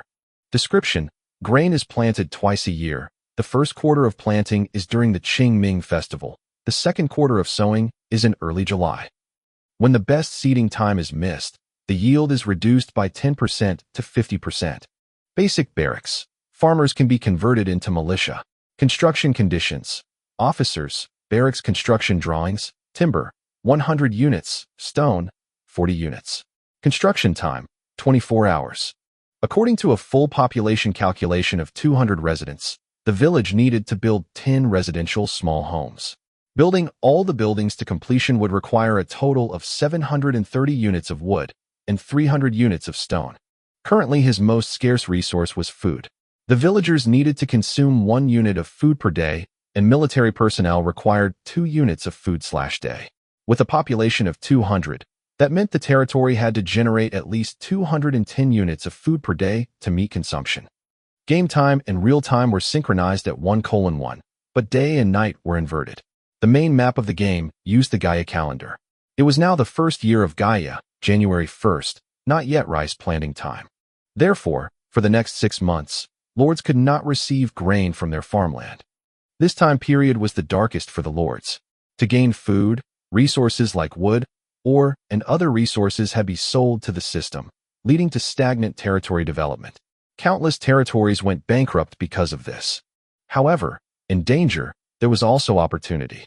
During this time, some lords took the chance to develop their specialty industries in their territory early and got rid of the food predicament. Most of these excellent lords later upgraded their territory to the state level admirably. This was the essence of Earth Online, not letting the lords easily upgrade their territories. All kinds of obstacles were going to start emerging, a variety of traps in the system that were not easy to detect. Only those that could best these obstacles and avoid the trap choices would stand out and take the leading positions. Casual players who did not do so were destined to be eliminated early. Back at his desk, Ouyang Shuo was most lacking in all the different architectural drawings, as well as talent such as blacksmiths and grocers. His most urgent task was get the fence, dining hall, and public bathrooms built. He wasn't in any hurry to reclaim the farmland, since he didn't have access to grains and it was the wrong season. The logging yard, residential courtyards, and quarry were now the second priorities to get done. As for the barracks, he didn't have enough people, so he was in no rush to build it. Finishing his plan for the village, Ouyang Shuo headed back to the east wing. Zhao Dexian, the elder, had finished his lunch and was chatting with the other men. Seeing that the village head had arrived, all of the men immediately rose and greeted him. Ouyang Shuo smiled and asked, Are you settling in well? Of course, it is better here than where we used to live. Zhao Dexian replied respectfully. That's great. We were rushed earlier, and I didn't take the proper time to meet you all. How about you introduce yourselves? Zhao Dexian, you start. Ouyang Shuo pointed at the man. Sir, our former village, called Zhao Jiago, was quite isolated. Half a month ago, a wounded bandit inadvertently broke into our village. We didn't know he was a bandit. We kindly dressed his wounds. We let him stay in the village to recover, but after doing so, he immediately left. The very next day, his associates came and looted our village. Out of more than 300 people, only 10 of us escaped. These past days we have been in the wilderness and suffered greatly. Fortunately, Sire has not only let us enter his village, but given us shelter. Speaking of this sad past, the elder could not help but have tears come to his eyes. It's okay, the deceased are gone. We need to look forward. Zhao Dexian, what did you do previously? Ouyang Shuo, not really knowing how to comfort a group of people who had suffered through so much, immediately changed the topic.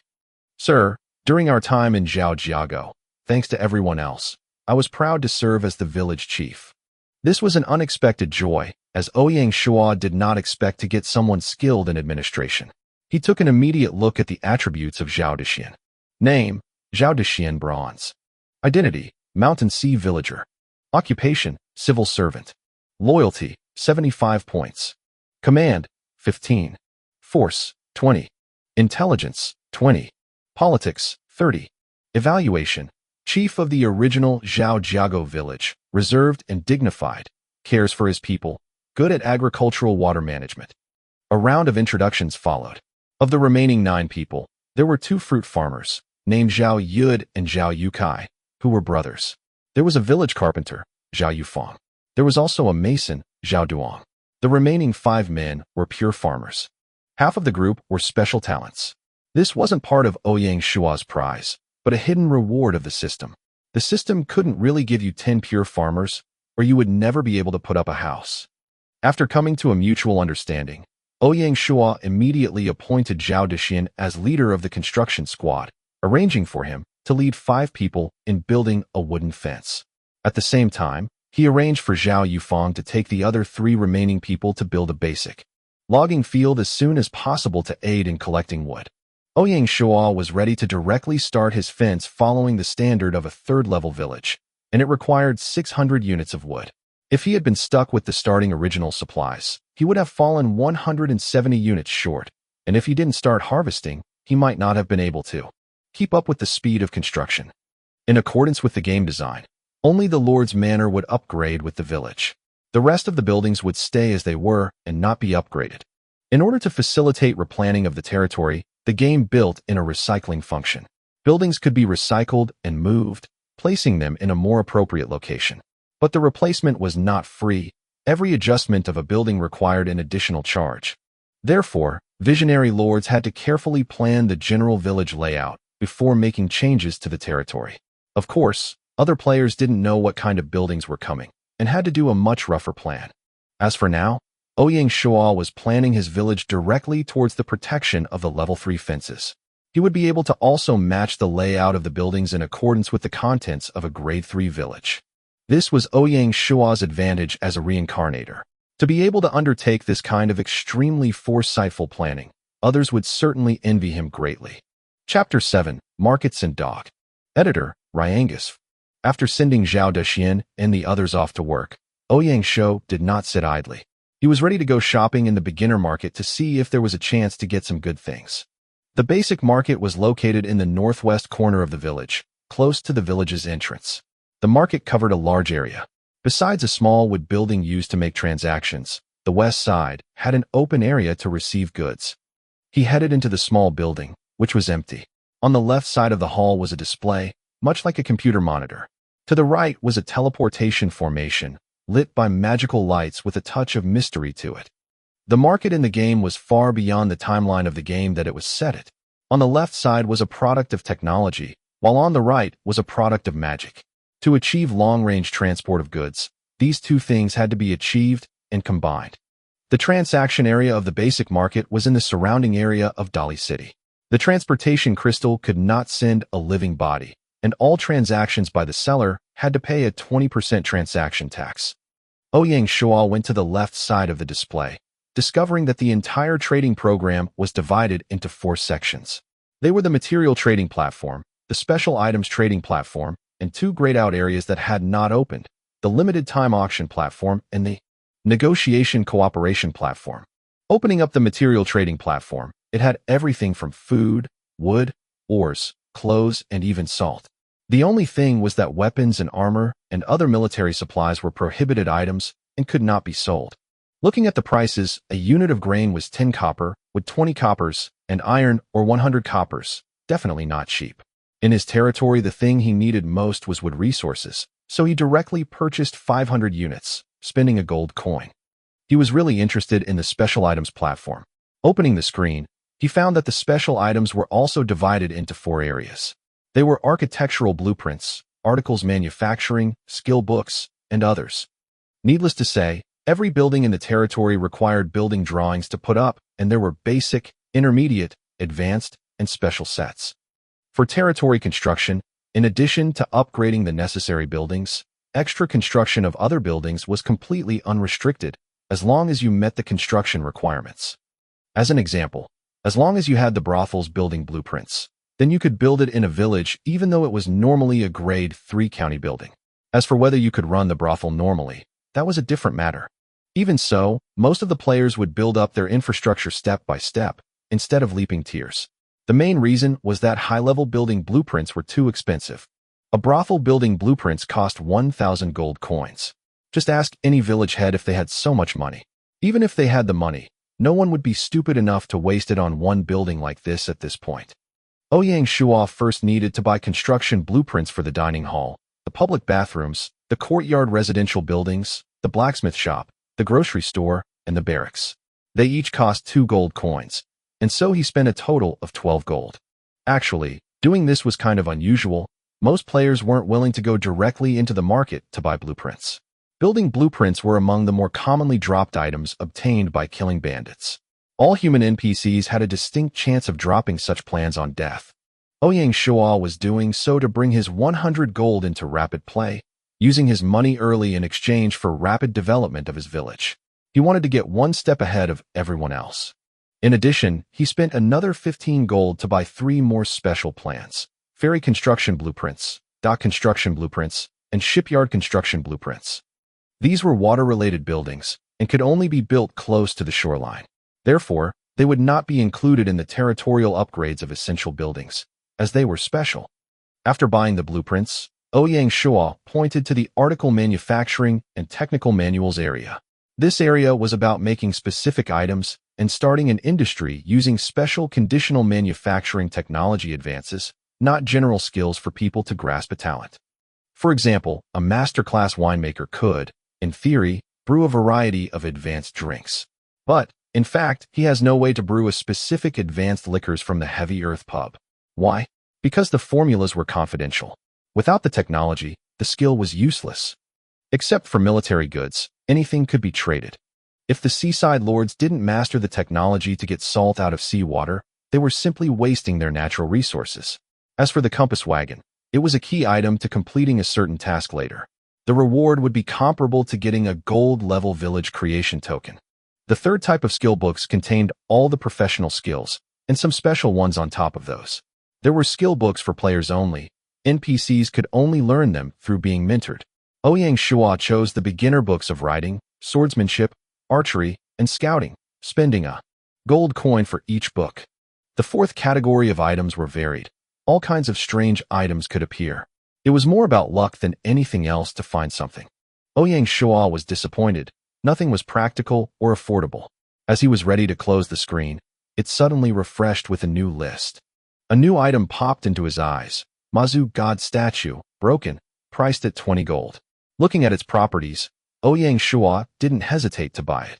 Name: Mazu idol, broken. Grade: silver rank. Evaluation: this is a broken Mazu idol, with a weak trace of the Mazu God powers. A long period of veneration will be necessary to restore the statue. Properties: Sea God's blessing, maritime navigation to survive storms increased by 40%. In order to offer prayer to the Mazu gods, Ouyang Shuo also had to buy a village temple building plan. A village temple was a must for a level 3 village upgrade and would cost another 10 gold. After these big purchases, Ouyang Shuo only had 11 gold left. He had really gone through his money like water. After completing his purchases, Ouyang Shuo headed over to the crystal on the right side of the hall. The crystal flashed with a white glow, and like that, the 10 building plans, 2 technical manuals for skill books, and a statue were sent over. As for the 500 units of wood, it was directly in front of the small building's entryway. He put most of the items into his storage bag, but used the skill books straight away. System notification: congratulations to the player Chiyue Wui for mastering basic writing. System notification: congratulations to the player Chiyue Wui for mastering basic swordsmanship. System notification: congratulations to the player Chiyue Wui for mastering basic archery. System notification: congratulations to the player Chiyue Wui for mastering basic law. Outside the small building, Zhao Dexin and his 7-man crew were in full swing building the fence. Ouyang Shuo couldn't really do much other than manage them. A level 3 village area covered a kilometer square. The whole fence would be 4 kilometers long, a big project. In Ouyang Shuo's plan, the fence in the middle of the north side would open a main door. At the same times, there would be side doors in the east and south sides for convenience. The logging field was being built in the west side of the territory, as well as subsequent quarries. Therefore, the west side's role would be regulating the import and export of resources.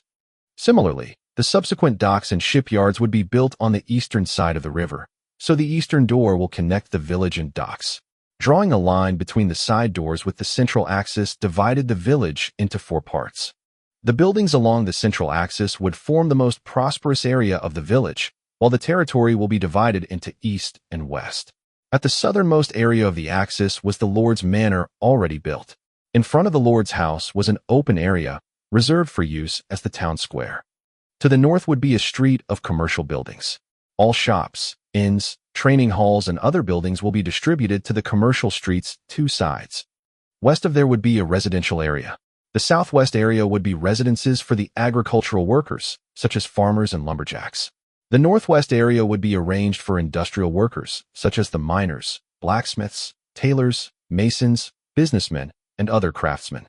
Northwest of the northern area was already occupied by the beginner market. The eastern district would be a military zone, science, and educational training area.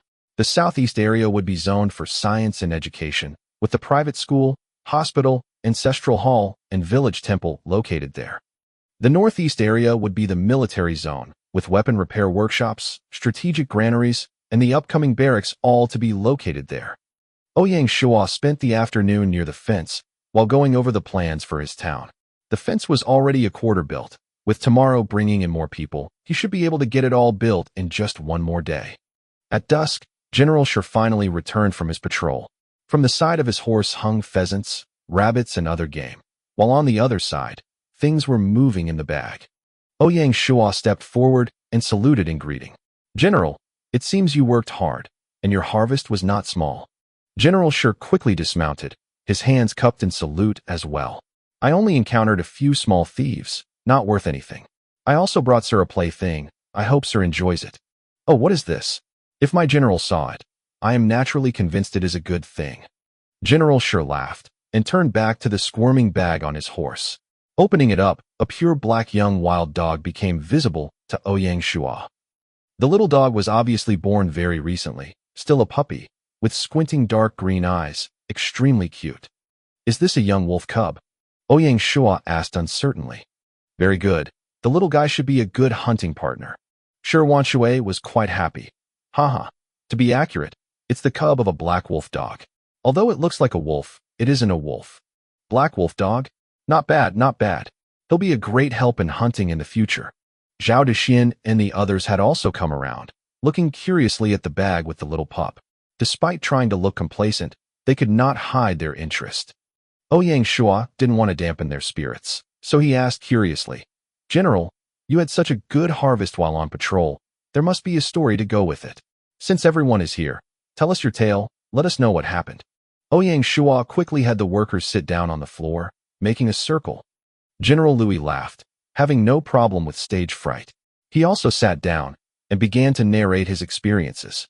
According to Lord's command, I left the village at noon and began to explore the territory.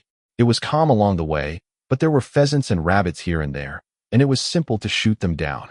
Occasionally, I would encounter one or two bandits, so poor that they did not even have mounts. I went up and killed them. On the way back, however, I met a group of wolves harassing a pack of wild goats. I said nothing more and burst forward into their midst, killing most of them before they could get away. Following them, I actually stumbled on their den. I surprisingly saw this little pup and thinking he might be of use to the Lord, so I brought him. Hearing that the general had encountered wild goats, Ouyang Shuo was silent for a moment, already making a plan for tomorrow. It was too late to set out again today. Before long, Zhao Yofeng's work crew came back, having set up a basic logging camp. Starting tomorrow, the logging field can be officially opened and become operational. Taking this opportunity, Ouyang Shuo proposed to everyone that there would be a double dinner tonight, which will be considered as a celebration of the formal establishment of Shanghai Village. The only fly in the ointment was that it was a group of working men, and none of them could cook. Fortunately, there was a lot of wild game to add to the fun, or else they'd have little to celebrate with. Ouyang Shuo was really looking forward to tomorrow's settlers coming in, hoping for a chef to help with the cooking. Quarters for Shi Wanshui were arranged in the east wing, while Ouyang Shuo went back to the hall of his own room, ready to rest. Lying on the hard bed, his eyes closed, Ouyang Shuo sent out mentally, "Log out of the game." When he opened his eyes, he had quit the game. Asterisk advantage. By having their erection in contact with her. Asterisk cent bills. China has cents and bills called jiao. Asterisk guishu. Gui here means country and shu means technique. Asterisk 190 centimeters. Over 6 foot tall. Asterisk Lake Chui. Chuihu also means green lake. Asterisk 100 Daiyuan bills. 100 yuan is their biggest bill. Asterisk Taoist fierce tiger, the author of this novel. Asterisk noodles, made of wheat. Asterisk rice noodles, made of rice. Asterisk zhang tian tian, tian means sweet. Asterisk bajiquan, also known as 8 extremities fist, but bajiquan sounds nicer to me. Asterisk long taos, side characters in Chinese operas who perform acrobatics and fight scenes. Asterisk 12.47 to 13.07. Don't ask me about the tree sap. Chapter 8 Ideas. Editor, June. Opening the game cabin, Ouyang Shuo found that it was already 6 a.m. After a simple wash-up, he grabbed his workout clothes, ready to go downstairs for a run. Having just moved to the district, he was not familiar with the surrounding area and was ready to run a few laps around the block to see everything.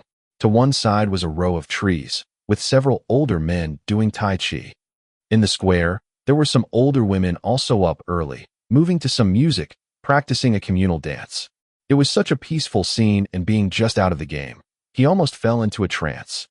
After his run, he found a breakfast shop and picked up soy milk, fried dough sticks, buns, and sugar packets. He headed back home and quickly downed the breakfast. Needing a change of clothes, he decided to take a hot bath. Opening up the bathroom door, he was instantly stunned. He saw Sun Xiaowei sitting there on the toilet, her eyes hazy with sleep, hair a bit of a mess. She was wearing a printed pajamas top, the bottoms under the soles of her feet. She had her kitty underpants in her hands, ready to stand up. Her forbidden white thighs were exposed to his sight, and the black hair between them was clearly visible. She looked up to see Ouyang Shuo standing there, and her narrow eyes instantly opened very, very wide. "Ah, pervert!" she screamed, voice rapidly ascending somewhere beyond what should have been humanly possible. Ouyang Shuo's natural reaction was to turn and flee. He slammed the door closed, subconsciously wiping his nose with his hand. "Ah, close call," he muttered. Fortunately, he hadn't gotten a spontaneous nosebleed, or he would have been really embarrassed. Through his mind repeatedly flashed the picture of those flowery white thighs and the naughty black hair. No, don't think about it. It is too evil, In order to avoid even more embarrassment, Ouyang Shuo went to Binger's room. The little girl had not gotten up. It seemed yesterday had completely worn her out, and she hadn't even stirred. Opening the door, Ouyang Shuo first opened the curtains, letting warm sunlight into the room. Going to her bedside, he saw his sister with her hand in her mouth, and the other one stretched out onto the quilt, exceptionally cute. He pinched her little nose, saying softly, "Little lazy pig, get up now." She shoved his hands away, her eyes not opening, whispering in confusion, "Bad brother, you are bullying me again. Let Binger sleep for a while. I'm sleepy. Baby sister, you cannot sleep anymore, or else you will be late for school." The little girl reluctantly opened her eyes, then hurriedly said, "Ah, Binger forgot today was a school day. Smelly brother did not wake me early." Quickly she clambered up from the quilt, dashing to wash up. Back in the living room, Xiaoya had already changed her clothes and was ready to go out. Seeing Ouyang Shuo, her face flushed a bit as she stared fiercely at him. Ouyang Shuo was indeed a bit embarrassed. Although he did not intentionally do anything wrong, the other side was a girl, and he was clearly at a disadvantage. As a man, he had to put on a strong front and pretend nothing had happened. "I bought breakfast, let's eat." Xiaoya didn't seem to be that kind of fake person, so there was no need to be overly polite as she simply nodded in agreement. They waited until Binger had washed and changed into good clothes. The three of them sat down and enjoyed a delicious breakfast together. After breakfast, Xiaoya was the first to go. Ouyang Shuo let Binger run quickly back to her room for a dress. Today, he was personally going to walk her to school. Along the way, his little sister was smiling. Her brother was personally walking her to school. How could she not be happy? Getting back from the school, Ouyang Shuo opened up his handbrake, heading for the game forum. The forum ID was naturally associated with the game ID, but most people posted anonymously. The top post was made by someone called Big Butler. The title of it was High-Priced Acquisition of Game Currency, Effective Long-Term. The post mentioned that Big Butler would be paying a credit point per 1 bronze of in-game currency, with unlimited amounts acceptable. The posted price point was basically 1 million credits for 1 gold piece. There was an immediate uproar after the post came out. Players were rejoicing, looking at overnight riches. The indirect result of this post was that there were now countless professional studios turning their eyes to Earth Online. Countless top players now settled into Earth Online, ready to get to work. Ouyang Shuo knew the person posting. In his past, Big Butler was also a very famous person. He was one of the 6 tyrants of Handan, working as the financial director for Chun Xinjun. Chun Xinjun's real-life identity was the first successor of the Tianhe Consortium, Zhao Mingqing. He had a blend of a businessman's cunning nature and an old-world strategist's ruthlessness, a very contradictory figure. Tianhe Consortium was one of the largest consortiums in China. They were skilled in high-end equipment manufacturing, especially in regards to aerospace equipment. Earth Online had been commissioned under the name of Tianhe Consortium Manufacturing Enterprises. The company's space exploration branch was the largest of the commercial space companies, possessing every bit as much technology as the Federal Aviation Administration. While the Handan Six held a tight hegemony, at their core they were quite alike, possessing great pride.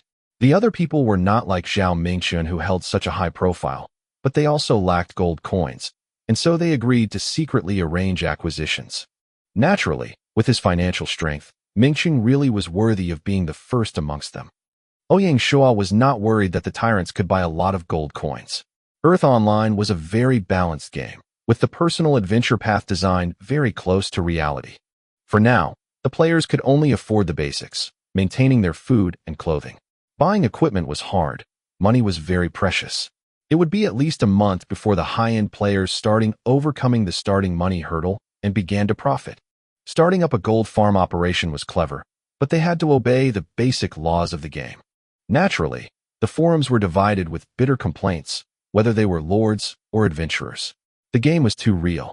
Nobody could afford much of anything, and non-humanoid monsters would only leave bodies and nothing else. Humanoid monsters would drop money or equipment, but at this point, nobody had money or equipment, and most bandits were not something people could compete with.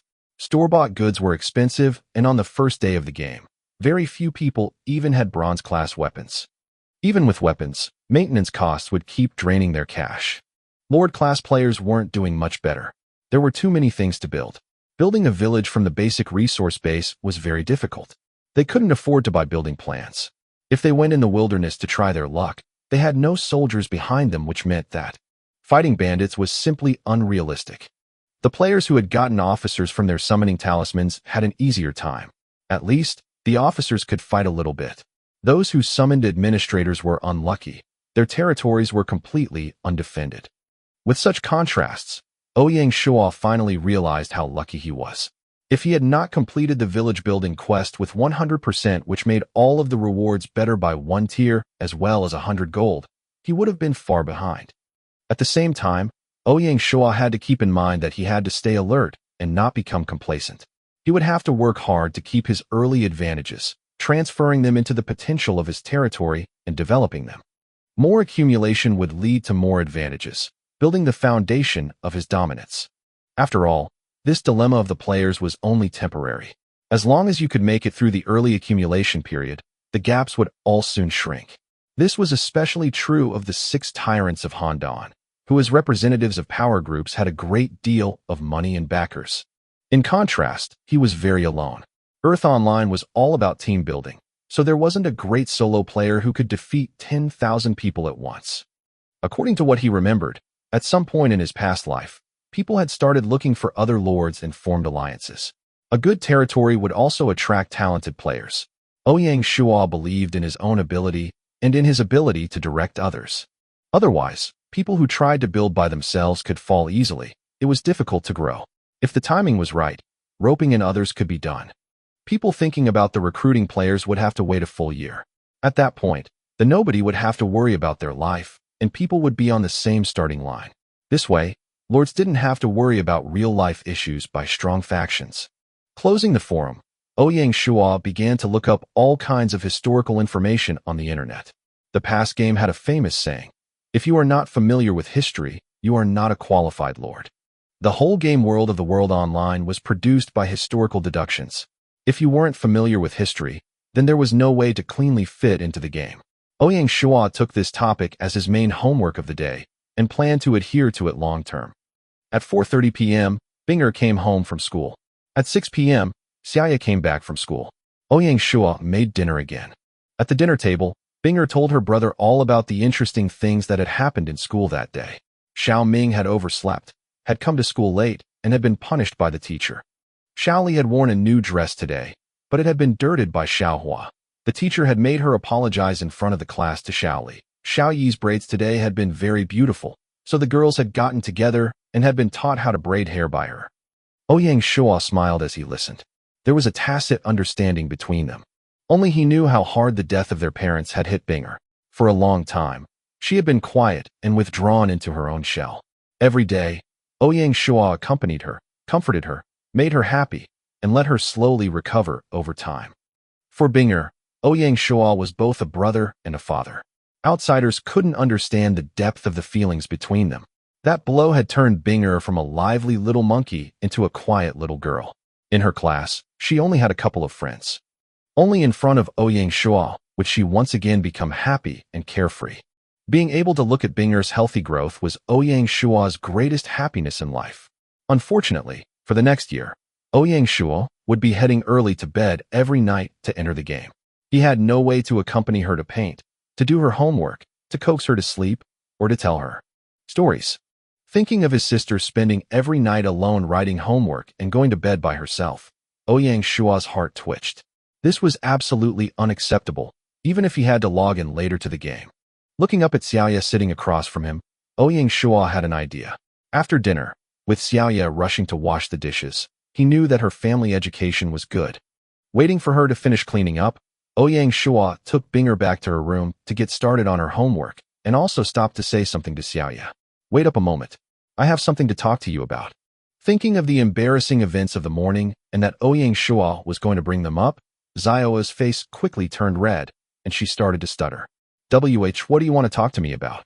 Seeing her with that expression, Ouyang Shuo scratched his head and continued on. "Important things. It won't take very long." "Important things? I don't know what he is thinking about. What is he going to say? Will he say I am responsible for everything?" Xiaoya thought crankily, sitting down on the edge of the sofa. Seeing that Xiaoya was acting weird, Ouyang Shuo cut the long story short. "You know that yesterday I started playing a new game called Earth Online. This game is very important to me, and every night at 8 p.m., I have to go online." She replied blankly. "Wait, this guy is not going to talk about this morning. Well, he must have forgotten. Pervert. Rogue." The woman's mind was so unpredictable. Seeing Ouyang Shuo looking so surprised, Xiaoya wanted to slap Ouyang Shuo with her shoes. At this time, she could only try and cover up the embarrassing mood, trying to squeeze out a smile. Yes. Please, continue. No matter how slow he was, Ouyang Shuo could see that she had a problem. But all he could do was soldier on and pretend he saw nothing. He continued, in fact, what I want to say is very simple. That is, can you replace me at night? She gets a fairy tale before bedtime. As long as you can help me, please name your conditions. Oh, this, no problem. I also like Binger. I see her as a little sister. No need to mention any conditions. As long as you cook dinner every night for us, I will do it. Sun Xiaoya said readily. Thank you. You are helping me a great deal. Ouyang Shuo said, and did not say more. They were thinking alike, and there was no need to say more. The embarrassed mood passed, but they had nothing else to talk about. Ouyang Shuo went back to Binger's room and saw the little girl quietly working on her homework at her desk, cute enough to kill. Assured that Binger would get her story read to her by Xiaoya, this set his mind at ease. Ouyang Shuo went back to his room after giving Binger a kiss. Although Binger might not have been happy with everything, she knew better than to bother her brother needlessly. Chapter 9, Shuoing Yu.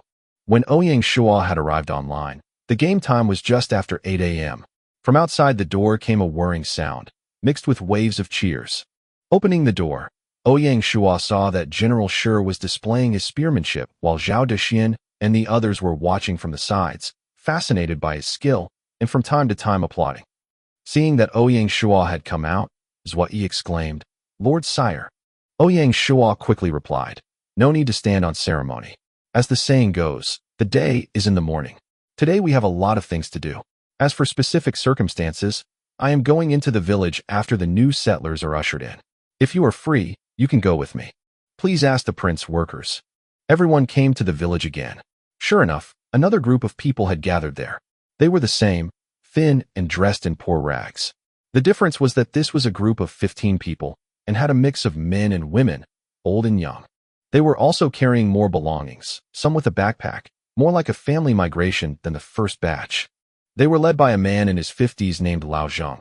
He was very sturdily built and tough-looking.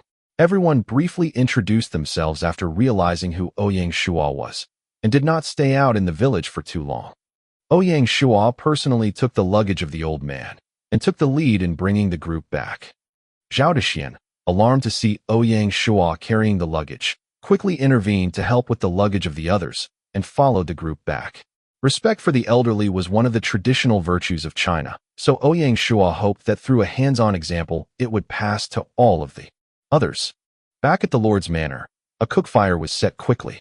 This time, among the 15, there was a pair of middle-aged couples. In one, the husband was a junior blacksmith, while the wife was a cook. After breakfast, Ouyang Shuo started getting a detailed understanding of everyone's situation. 15 people, 5 special talents. The other 10 were ordinary farmers. The older man in his 50s, surnamed Song, was a senior doctor and was the first high-level talent in the village. Young child heir Wazi was a shepherd, only 11 years old, very skinny and underfed, and also an orphan. Li Taiju was a blacksmith, burly, with bright and piercing eyes, looking a bit like a simpleton. His wife was named Li, a junior chef, and a young mother. The most special was another woman. This woman was 28 and quite beautiful. She was called Shuoing Yu. Originally a businesswoman, she had been trained to grow up and help her father in the family business. Half a month ago, the family's caravan encountered robbers.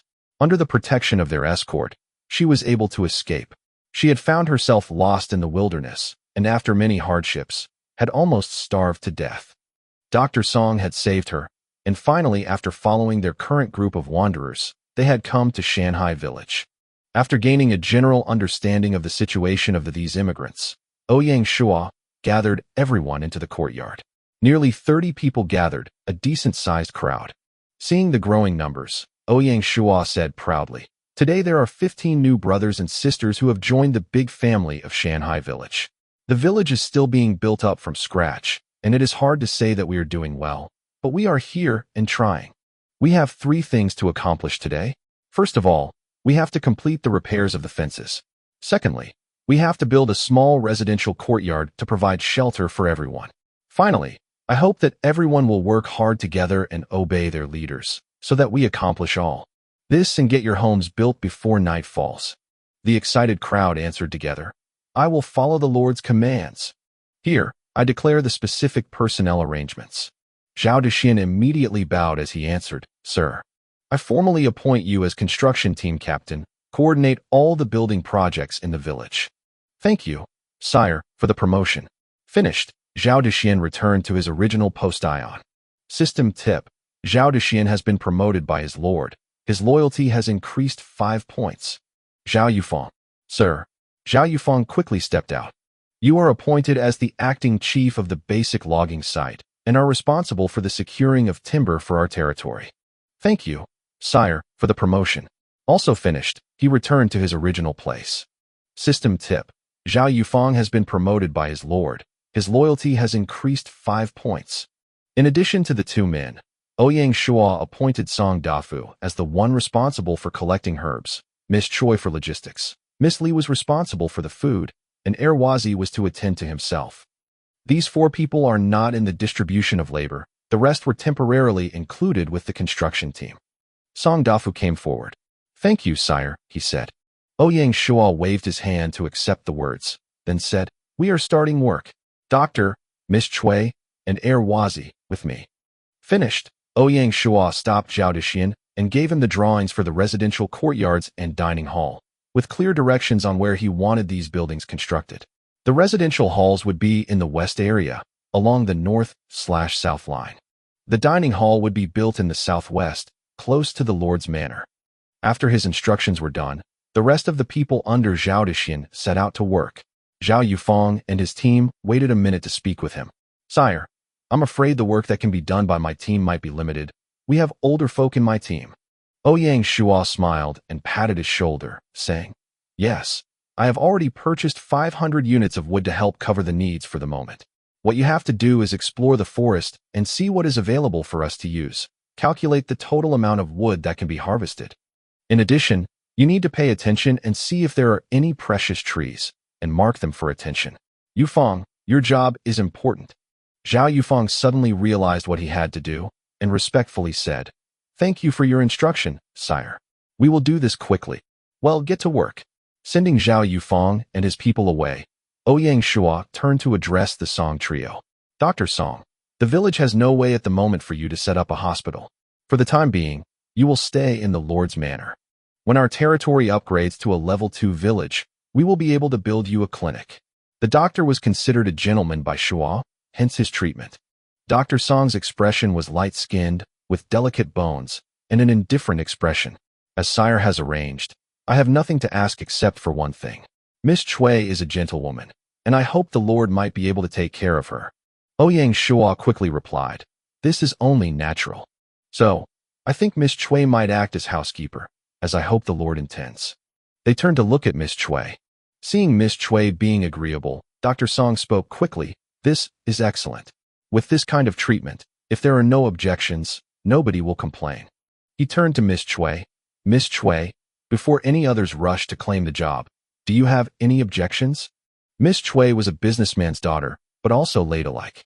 Her appearance was naturally elegant, with a gentle temperament, and somehow managed to be stylish even with her travel-worn appearance. Her sufferings and hardships had not soured her beauty, but in the gentleness was more than a trace of new strength. She slowly went opposite of Dr. Song, bowing to him and saying affectionately, I thank Senior for caring for this little miss. He had been caring for her all this time, and naturally she was grateful for him looking out for her. Dr. Song quickly lifted her back up, saying, Very good. Since you have said this, come and meet your brother. Chui Yingyu rose and turned to Shuo, bowing again. Little sister Yingyu greets big brother. Thank you, big brother, for taking care of little sister. Ouyang Shuo quickly answered, It is truly nothing. It is my fortune to greet Miss Yingyu. My surname is Ouyang. You may call me that if you like. Big brother Ouyang may call me Yingyu, as this family also called me. After they set the proper brother and sister relationship, Chui Yingyu was no longer very cautious, recovering some of her natural demeanor. System tip. Congratulations to player Chiyu Wayu and NPC Chui Yingyu for setting a brother and sister relationship. Unlocking the God Sibling system. Reward is 200 reputation points. Ouyang Shuo glanced at the stats of Chui Yingyu. Name, Chui Yingyu Silver. Identity, Shanghai Village, Lady of the House. Occupation, businesswoman. Loyalty, 85 points. Features: careful planning, enhances trade profits in the area by 1%.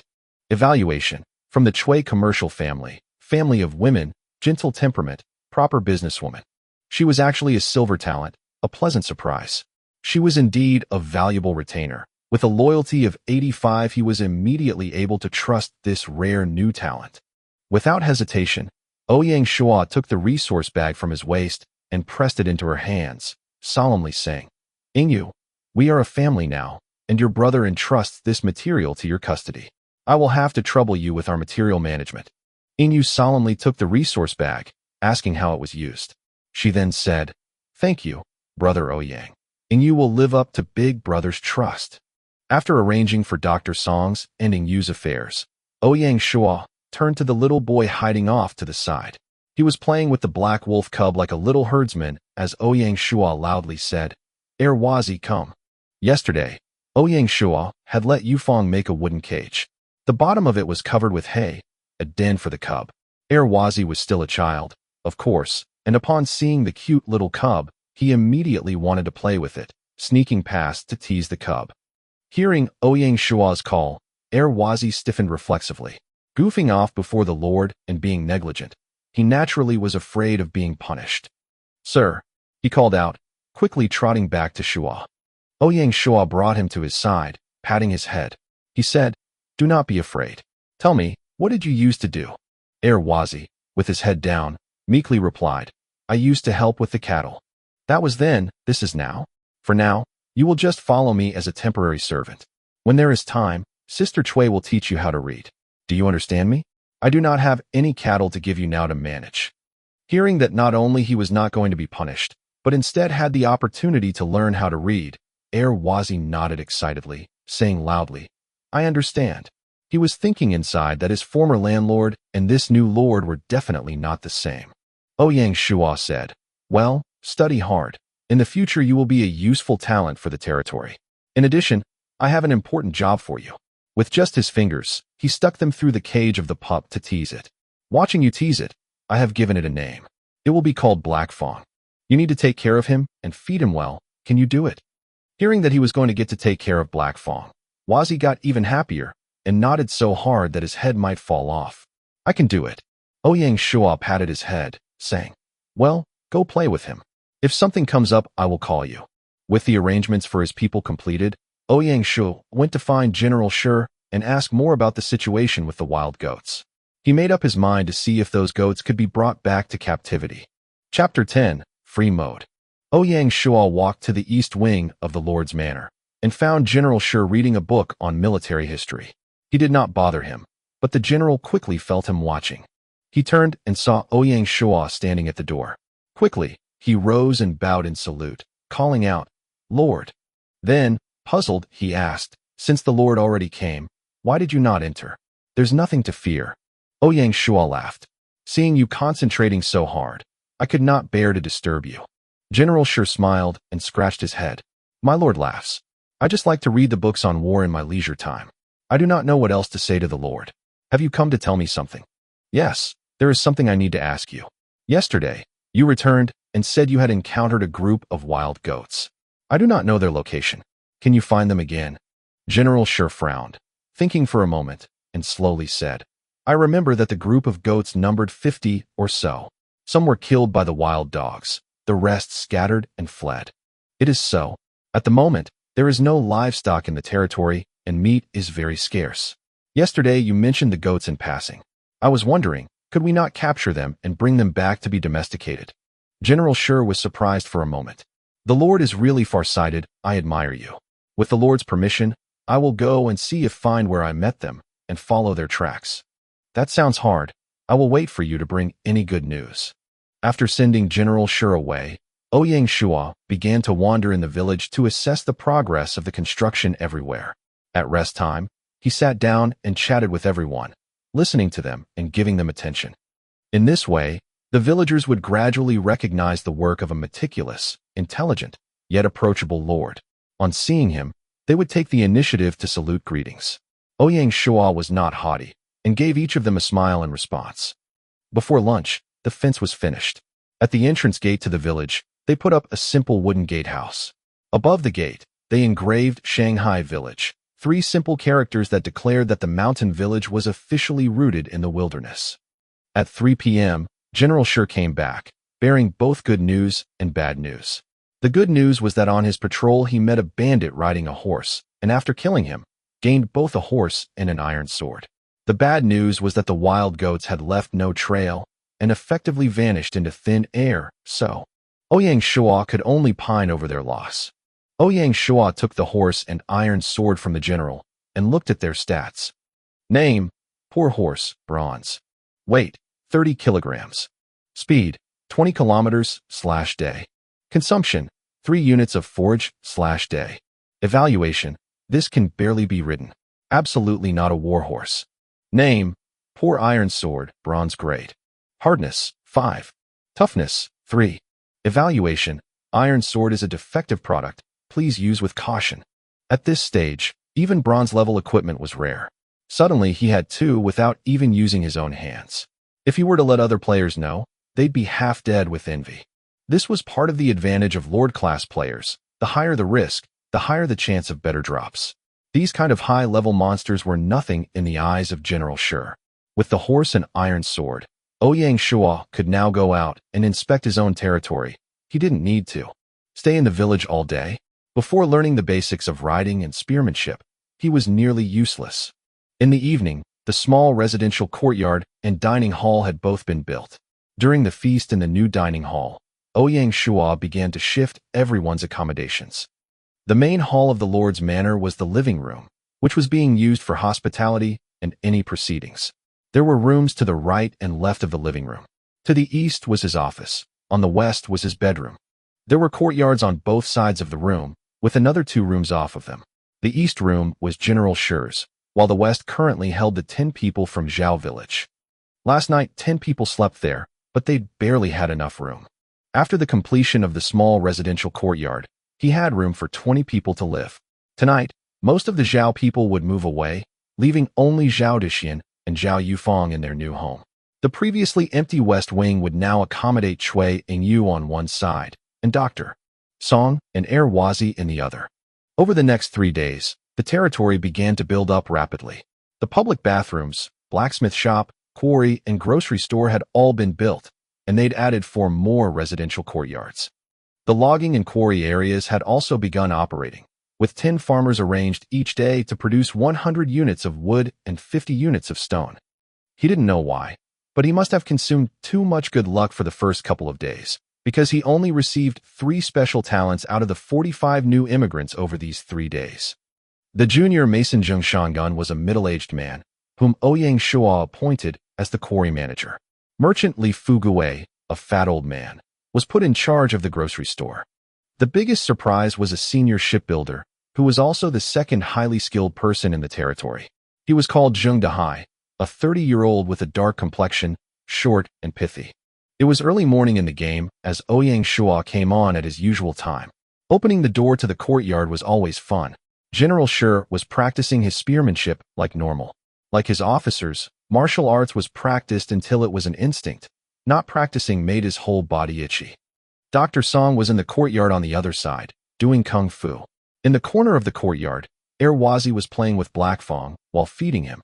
Since receiving the iron sword 3 days ago, he had also joined the ranks of early morning martial arts. General Shuo was happy to provide him guidance, or the road to mastery would have taken many detours. The sword was the most profound military weapon and the most difficult to learn. Practice started with the broadsword. It was a one-handed flat sword, straight and pointed, practiced for 3 to 5 hours a day, until you could accurately tell the difference in weight from an insect landing on the blade.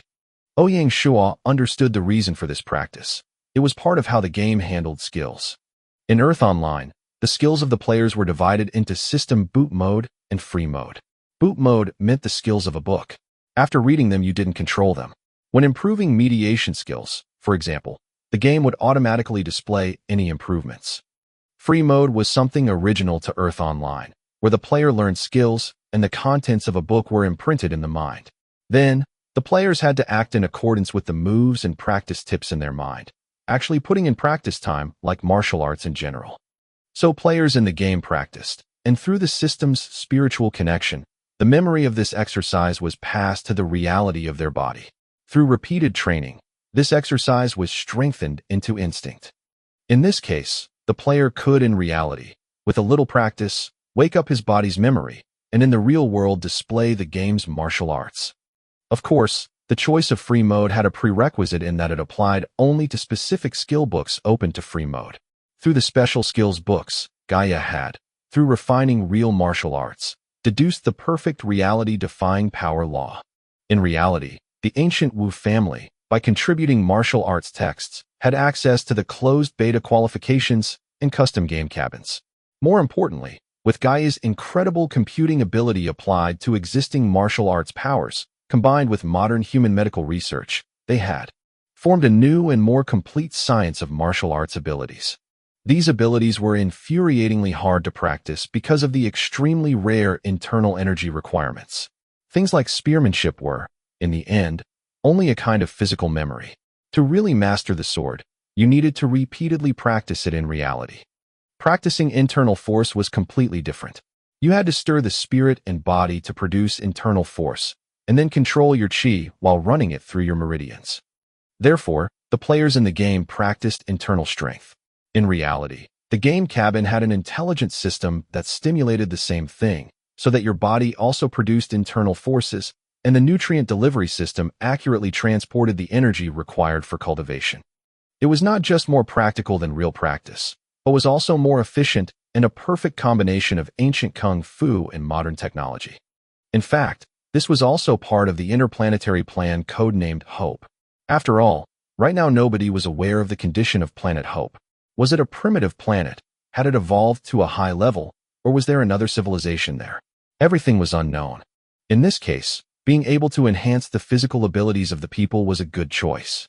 These scientific martial art powers were put in every corner of the game for players to explore. Beta players were unable to distinguish between the true and false powers. A year after release, after every human alive had logged in, Gaia had announced the way to differentiate between true and false. The method was simple. Any power ending with by or code were true, and anything ending with surgery or law was false. There was only one exception, and that was that all the basic skills were true, such as the basic riding and spearmanship skills, which Ouyang Shuo was currently learning. In his past life, one of the 6 tyrants of Handan, Feng Qingyang, had been the representative of the ancient Wu family, and relying on his own judgment of martial arts, discovered Gaia's method, and how to judge which methods were true and false. Within a year, the Wu family secretly hoarded a massive number of real powers, and so when Gaia announced the truth, it left them crying into their cups. In this world, Ouyang Shuo would naturally take advantage of his knowledge. Back in the courtyard, Ouyang Shuo began in accordance with the basic spearmanship tips, practicing large swings. He was ready to continue with the practice, as he hadn't found any martial arts powers to work with yet. Due to his rebirth, he naturally wanted to spend the most time practicing the best skills. Because of this arrogance, he didn't want to spend a lot of time practicing basic skills. In China, there was a set of the highest level of classic internal strength manuals, broken into 3 sets of powers. In the past 5 years, nobody had gotten more than 2 of them. In this world, Ouyang Shuo's goal was to cobble together these 3 sets of skills, combined with the strongest internal strength books, and make their fusion his strongest trump card. After practicing with a large spear for a whole hour, Ouyang Shuo ended his morning exercises. Carrying the spear, he walked towards the living room. Every morning at 9 a.m., the managers of the territory gathered there, a rule he had set the day before. At this stage, only 5 people were participating in the proceedings there. General Shi, Trade Manager Cui Yingyu, Construction Manager Elder Dexian, Logging Manager Zhao Yufang, and Quarry Manager Zheng Xiaopao. In addition, if there were additional issues, relevant personnel could be invited to attend. For example, today's issues were related to the construction of the dockyard, so Ouyang Shuo had informed senior shipbuilder Zheng Dehai to attend today. Chapter 11, Proceedings. By the time Ouyang Shuo came into the central chamber, everyone had arrived. On the front wall of the chamber was a water painting whose painter was unknown, with a few rough lines and pens under it. In the middle of the hall was a red sandalwood chair, with 3 normal chairs on both sides of it. To his left, the first seat was held by General Shi, followed by Zhao Dexin and Zheng Xiaopao. To his right was Cui Yingyu, followed by Zhao Yufang and Zheng Dehai. He greeted everyone one by one as he sat down on the chair, saying simply, "Let's begin. Yingyu, first report on the territory's resources to summarize the situation." "Yes," Cui Yingyu stated crisply, standing up. "Our stock of resources is currently as follows. 4,750 units of forage and grain, 220 units of wood, 390 units of stone, 450 units of iron. Our resources output is currently logging 100 units of wood per day, quarry 50 units of stone per day. According to the current progress of our territory, construction is expected to encounter a shortage of wood, and it has been recommended to increase logging operations." Hearing her report, Ouyang Shuo did not immediately respond. He had taken the opportunity to look at the few construction blueprints that he had bought from the basic market again, and took a look at their construction conditions. Ferry provides transport services on both sides of the river. Construction conditions: public docks, ferry construction drawings, ferryman, timber 40 units, stone 20 units. Build time 1 day. Basic terminal provides cargo distribution for docked civilian vessels. Construction conditions: terminal construction drawings, timber 400 units, stone 200 units. Construction time 3 days. Basic shipyard constructs ordinary civilian vessels, including ordinary fishing boats and passenger ships. Construction conditions: basic shipbuilder, timber 100 units, stone 50 units. Construction time 2 days. Village temple. The villagers believe in the land, raises morale of residents. Construction conditions: village temple construction drawings, timber 400 units, stone 350 units. Construction time 2 days. He calculated in his heart. Together with the basic barracks and the 5 civilian squares which had not been calculated, he was very sure about the resources needed for a grade 1 village. After his calculations were complete, Ouyang Shuo started with this. "I just figured out some statistics a bit. To complete all of the construction projects, the total need for wood is 1,240 units, for stone, 760 units. Very good report, very detailed. This does not include the subsequent construction materials of fishing vessels that we will be needing. Our current timber production speed has been unable to keep up with our construction speed. Adding to it is imperative. There are a total of 87 people in the territory. In addition to our special talents, 70 of them are farmers. The labor force is still adequate, so I have decided to increase the lumber field to 20 farmers." Saying that, Ouyang Shuo turned to Zhao Yufang. "Manager Zhao, you have to do a good job of coordinating the workers. Work hard to protect our timber supply." Zhao Yufang quickly rose and said loudly, "Yes, I will ensure the task is completed." Ouyang Shuo smiled. "In addition, your mission from a few days ago, how did it go?" Zhao Yufang frowned and said, "These days I traveled the territory and found that within our territory there is only the single forest to the west. These woods are only expected to produce 8,000 units of wood. Outside our territory, I have not probed because of fear of an accident." Ouyang Shuo pondered a moment, looking around the crowd, and said seriously, "Manager Zhao just raised a sharp problem. We are logging and quarrying outside the village, and are vulnerable to beasts and bandits out there. The terminal will be focused on construction of the ferry, but the shipyard and ferry will be outside our current security and are vulnerable.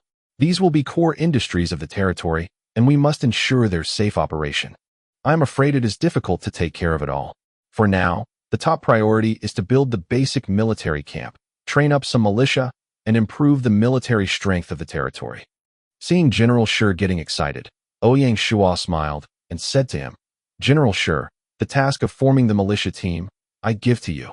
Recruitment is set to 10 men. From now on, I can promise you that as long as you qualify the men to be soldiers, the work teams of all the departments will release them to you." General Shi laughed and said loudly, "I will no longer be an officer with no men. Please rest assured, Lord, that the final results will be a bloodthirsty and powerful militia and will not disappoint the trust of the Lord." Ouyang Shuo nodded and turned to Zhao Dexin. He took the building plans for the barracks, ferry, dock, shipyards, and village temple out of his resource bag. "Elder Dexin, take the remaining 5 building plans. Arrange their overall construction order. For the next 4 days, all of the extra workers that come in addition to special talents, will join your construction team. Zhao Dexin quickly rose to take the drawings, saying loudly, "As long as the material is supplied in a timely manner, I guarantee that within 5 days all the buildings will be completed." As the elder took his seat again, Ouyang Shuo continued, "With short-term plans addressed, I would like to take this opportunity to talk to you about long-term plans, so that everyone has a good idea where we are going. The ocean will be the core of the future development of the territory. Controlling the ocean, we will be able to strangle the trade throat of the world and occupy the strategic center of the transitional wars in the future. To achieve this strategic goal, we must build a strong sea fleet. Therefore, shipbuilding will become the core industry in the future. We are fortunate that our territory now has a senior shipbuilder."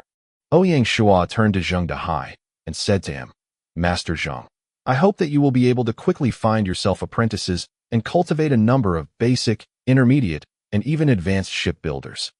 Zheng Dehai got up calmly and said evenly, "I accept the task from sire." Ouyang Shuo nodded, looking around. "These proceedings are done for today. The arrangements for the tasks assigned by this meeting will be implemented one by one."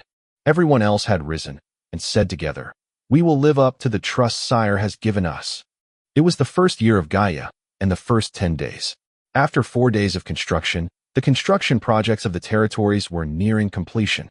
The ferry, junior barracks, and the remaining 5 residences had been completed. The basic shipyard, basic docks, and village temple had also entered the finishing stage and would be completed today. The ferry had been built on the northern shore of the Friendship River, at the landing location of Ouyang Shuo and General Shi's raft from the very first day, a very memorable location. With the ferry, they could cross the Friendship River and explore the hinterlands of the Lianzhou Basin. Shipyards and docks were being built on the eastern side of his territory, near the canyon's edge. Over the past 4 days, 60 more immigrants had arrived, mostly lumberjacks, fishermen, and farmers, along with 5 special talents. An older man, nearly 50 but hale and hearty, and also easygoing. Everyone called him Old Man Zhang. Ouyang Shuo put him on the dock for the ferry, where he had once hidden his simple raft. The biggest harvest was a 20-year-old man of clear and beautiful appearance, almost childlike, named Gu Xiuwen. Although he wasn't a scholar, he had passed the county tests and government assessments. Coupled with his grade meant he was already a decently learned man. What's more special was that Gu Xiuwen, although he was only a black iron level talent, had a specialty. This showed that he had great potential. With a little training, he could be promoted to silver level at any time. Name, Gu Xiuwen, black iron level. Identity, Shanghai village clerk. Occupation, civil service, childborn. Loyalty, 75 points. Commander, 25 force, 15 intelligence, 35 political, 40.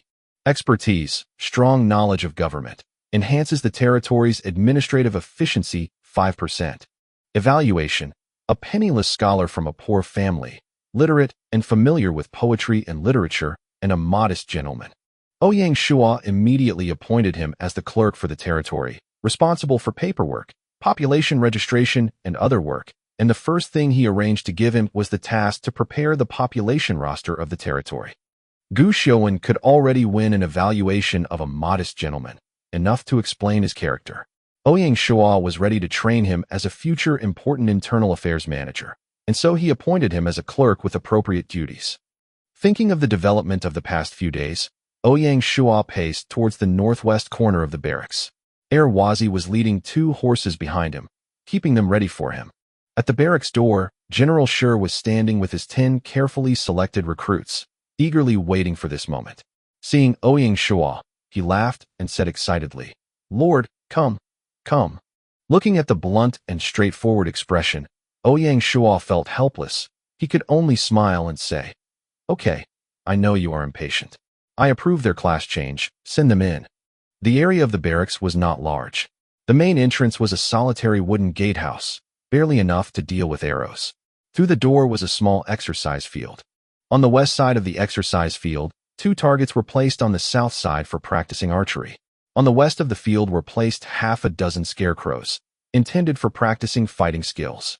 There were 3 rooms in the barracks: the class change chamber, the meeting chamber, and the officers' lounge. The east wing of the barracks was the dormitory for the soldiers, basically a large room with beds.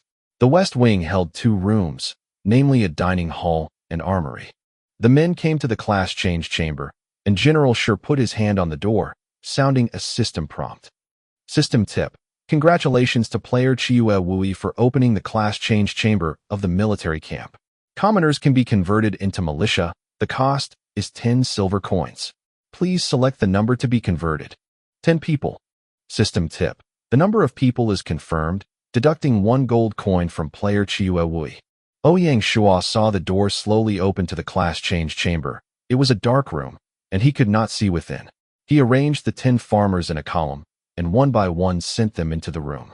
When the first militiaman came out, he already had a new look. His rags had disappeared, replaced by a new linen dress with a simple leather breastplate. He was holding a simple spear, and his demeanor had become more determined and aggressive. Ouyang Shuo took the opportunity to check the new soldier's stats. Name, Zhang Dainiu. Identity, Shanghai Village Militia Team Member. Occupation, Militia. Level 1. Combat Power, 2 points. Attack/Defense Comprehensive Index. The standard civilian combat power value is 1. Consumption, 2 units forage/day. Equipment, linen dress, simple leather armor, simple spear. Evaluation, just a peasant. In order to become a qualified soldier, needs long-term rigorous training. Militia basically gained 1 combat power for every level they had. After it had risen to 10 points, they could make the transfer to a formal soldier, as they could not advance higher otherwise. Turning them into soldiers required an intermediate barracks. In less than half an hour, all 10 farmers had been turned into militia. Compared to real professional soldiers, they were nothing. But for civilians, militia were dangerous enemies. Ouyang Shuo quickly gathered them into a squad, led by General Shuo. Chapter 12. Training. With the militia class change completed, Ouyang Shuo was ready to take them out leveling for the first time. He led the group of people out of the barracks. He rode the poor horse and was in front of the new squad. General Shuo rode his yellow horse and followed behind. Farther behind were the 10 militiamen in leather, holding long spears in their hands. Along the way, the villagers paused and stopped working, judging the militia who had undergone a big change. Hey, Nyowazi, I have to enter the army. I did not know Sire was recruiting people. Don't they look good? I have seen few armies so domineering. That armor is sparkling. Without acting, they could blind the enemy. This was said in a jealous voice. Wow, we finally have an army. We won't have to worry about wolves when cutting down wood. 1 thrust of a spear, the beasts will definitely die. This was said in a happy voice. Wow, the general is handsome. Auntie, please do not join in the fun. You have no taste. I feel our Lord Sire is more handsome. That marvelous stubble, the dirty linen clothes, that skinny horse.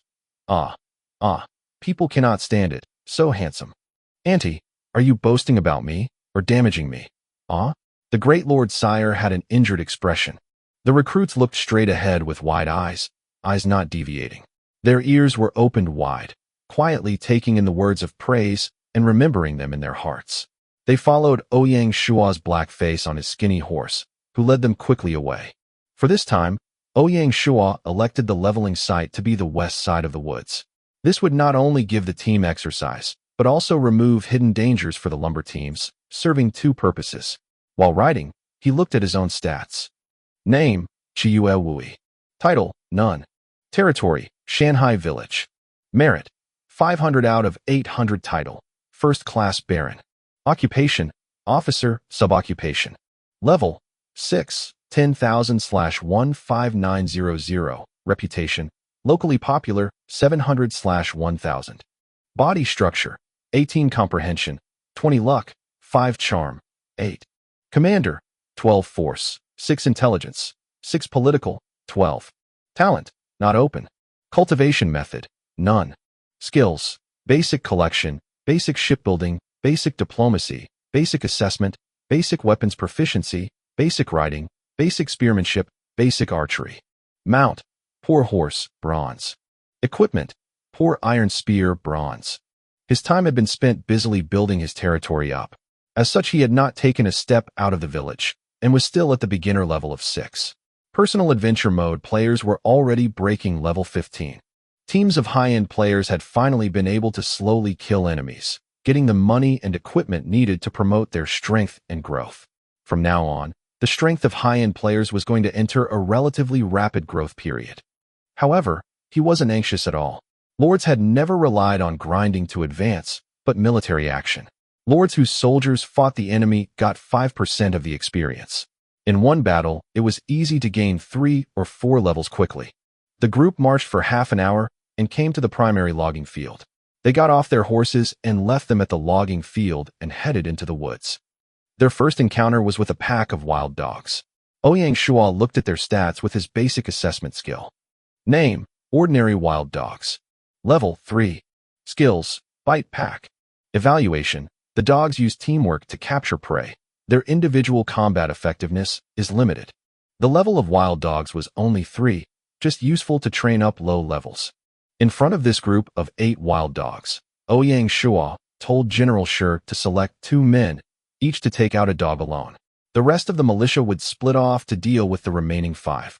Seeing a wild dog charge his way, Ouyang Shuo did not retreat. Settling into his stance, hands on his spear, he followed the incoming dog's path. As the dog leapt at him, his iron spear stabbed straight into its neck. Unfortunately, the spear barely went into the dog. The weight of the animal plus the force of its leap passed a huge amount of force into the spear, and he almost lost his grip. Luckily, the dog was injured. Ouyang Shuo quickly pulled the tip out as he deflected it to his right side. As it landed, he thrust again and pierced it dead. System notification: congratulations to player Chiyue Wui for killing an ordinary wild dog. Your reward is 300 experience points. To get to level 7, he needed 5,900 XP, so he needed to kill 20 dogs. Using the basic collection technique, he harvested the dog's body and got a piece of wild dog skin. Broken wild dog skin, quality 1, can barely be used to make clothing. On the other side, General Shi was directing the 2 solo soldiers, and their 2 dogs were stabbed to death. To the side, the rest of the militia were fighting. As it was their first time fighting, their performances were naturally miserable, and he was scolding them scathingly. Stupid, hold the spears stably. If you cannot even hold your own weapon, go home and be a farmer. And you, aiming at empty air, are you a spearman or a fart? You, don't stand motionless. Your feet move with your hands. Ouyang Shuo observed from the side that most of them were confused about what to do. There were only 2 of them who seemed to know what they were doing, jumping in and out while fighting. One of them was the one who had been the first to change his class, Zhang Daniu, 23 years old. He was a horse-faced, tall man who was very simple-looking. He had said that his father was a hunter, and he used to follow his father into the mountains to hunt often. The other was called San Guzi, 27 years old, also very tall, but thin as bamboo. In the village, he was a character everyone called Dog Lord. It took a full 10 minutes for the fight with the wild dogs to finish. After a round of fighting, each militia member earned 150 XP, enough to hit level 2. 2 of them were bitten by the dogs and had to apply Dr. Song's golden cream to their wounds, then bandage them up. Taking advantage of this time, Ouyang Shuo harvested the other 7 wild dogs, getting 2 good skins and 3 broken skins. 2 of the dogs died so miserably that they didn't even leave a broken or tattered skin. Good wild dog skin. Quality 4 points, suitable for making clothing. After dressing the wounded, they continued forwards. Along the way, they encountered more wild dogs, sometimes in small groups, sometimes in bigger ones. With General Shi's training, they didn't panic and started to show some basic discipline and teamwork. The morning soon passed. The militia had risen to the 4th level, and Ouyang Shuo had 2,000 experience left until the 7th level. At noon, everyone returned to the logging field to rest and get lunch. In the afternoon, it was back into the woods, directly into the depths of it. There, they no longer encountered wild dogs there, but level 4 wolves and level 5 wild boars instead. Name: Ordinary Wolf. Level 4. Skills: Bite Pack. Evaluation: a group of cunning and patient hunters, always a headache. Name: Ordinary Wild Boar. Level 5. Skills: Charge. Evaluation: looks stupid, but will attack until it dies. The wolves were always in groups of less than 10. The boars were used to living alone, but sometimes a piglet and its mother would appear at the same time. By 5 p.m., Ouyang Shuo had reached level 7, and his collection skill had risen to the intermediate level, gaining a lot of wolf and wild boar hide. The militia had reached level 5. Their combat power was now 6 points, and upgrading was becoming more difficult. Unknowingly, They had come to the edge of his territory. A stone stood on the borderline, engraved with the 3 characters of Shanghai Village. Next to the line was a line of small print, Gaia, January 1st, Year 1, representing the date the monument had been set. Because he couldn't leave his territory, as he was the lord, everyone had to return with him, following the same route from which they had come from. Just as they were heading back, they heard a squealing roar nearby. Accompanied by the sound of breaking branches and thrashing leaves, the ground began to tremble. Rushing out to take a look, it was a good target, which turned out to be a giant wild boar. It was twice the size of a normal boar, with big tusks curving up out of its muzzle. The hair on its back was white and bristling stiffly.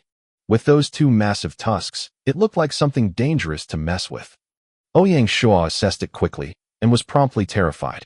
Level 10. Skills: Brutal Charge, Earth Tremor. Evaluation: You would rather meet the god of the underworld than the wild boar king. This was an unexpected surprise. In the game, monsters didn't drop things often, with the exception of boss creatures. The drops from bosses were not money or equipment, but special items. Special items were very rare, and generally far more valuable than equipment. To deal with this wild boar king, they needed General Shuo to personally act. Whether it was Ouyang Shuo or the militia, sending either of them up would only be giving it free food. He couldn't let the militia take the risk. Unlike players, NPCs were dead once they died. You couldn't resurrect them. General Shuo had spent the entire day playing coach and nanny, and his heart had long been tired of just watching. Seeing the wild boar king, he immediately grew excited. He first took out his white bow, aimed it at the boar, and with one arrow, hit and blinded it in its right eye. Squealing in pain, the boar king immediately charged at him.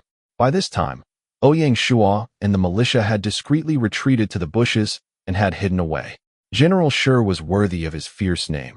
Choosing to neither stand nor flee, he threw himself directly at the angry pig.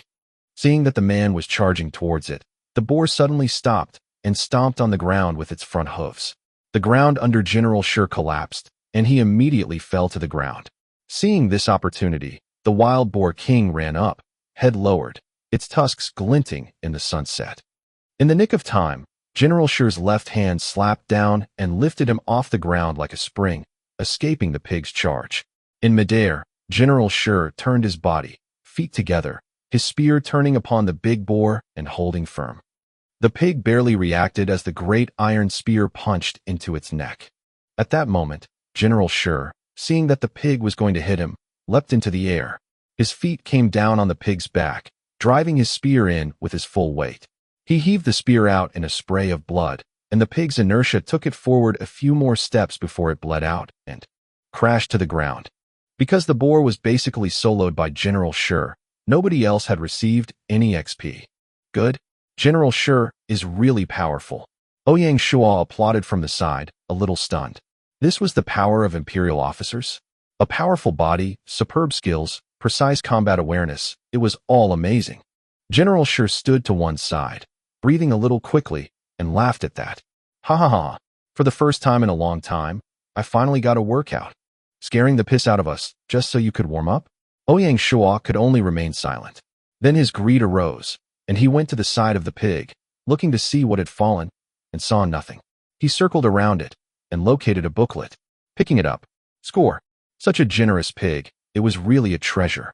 Lose in the east, gain in the west. Before, he'd gone out to get wild goats in the east, and to the market to get the plans to domesticate wild goats. He hadn't expected to get no goats. But now, in the west, he'd gotten this wild boar manual instead. Putting the book into his storage bag, Ouyang Shuo began to collect the body of the wild boar, getting 4 wild boar skins and a pair of wild boar fangs. Perfect wild boar skin quality 8, high-level leather collected from the wild boar king, can be used to make leather armor. Rare wild boar fangs, quality 7, advanced material from the wild boar king, can be used to make jewelry.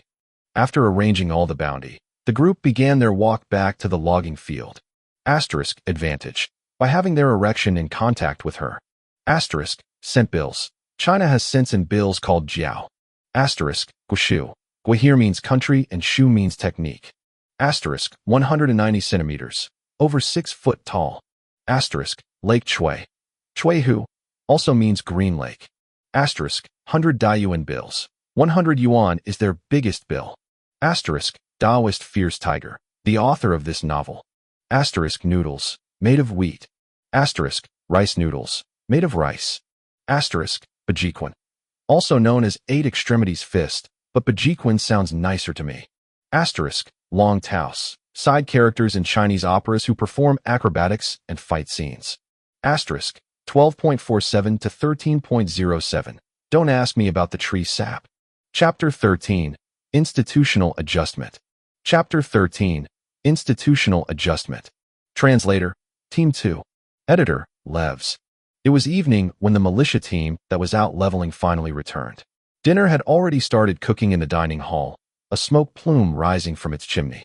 The villagers were gathered in 2s and 3s after a busy day, talking excitedly about what their lord had done. Running out to Ouyang Shuo, Wazi took his horse and weapons from his hand. Greeting everyone politely, Ouyang Shuo quickly headed to his room, his work for the day completed, and logged off. The morning sunshine was warm as he ran the district's park trail. Breathing in the fresh air, the night's fatigue was soon cut in half. Today was the weekend, and yesterday he had promised to take Binger to a picnic.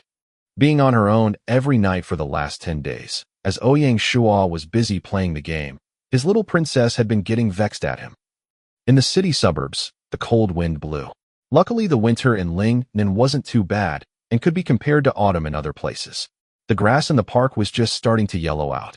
He watched Binger pretending to be a bird as she zoomed around, making the zoom-zoom sound of an airplane. As she pretended to fly, Ouyang Shuo sat down on the picnic blanket. Most of the blanket was occupied by potato chips, small cakes, fruit juice, and other snacks.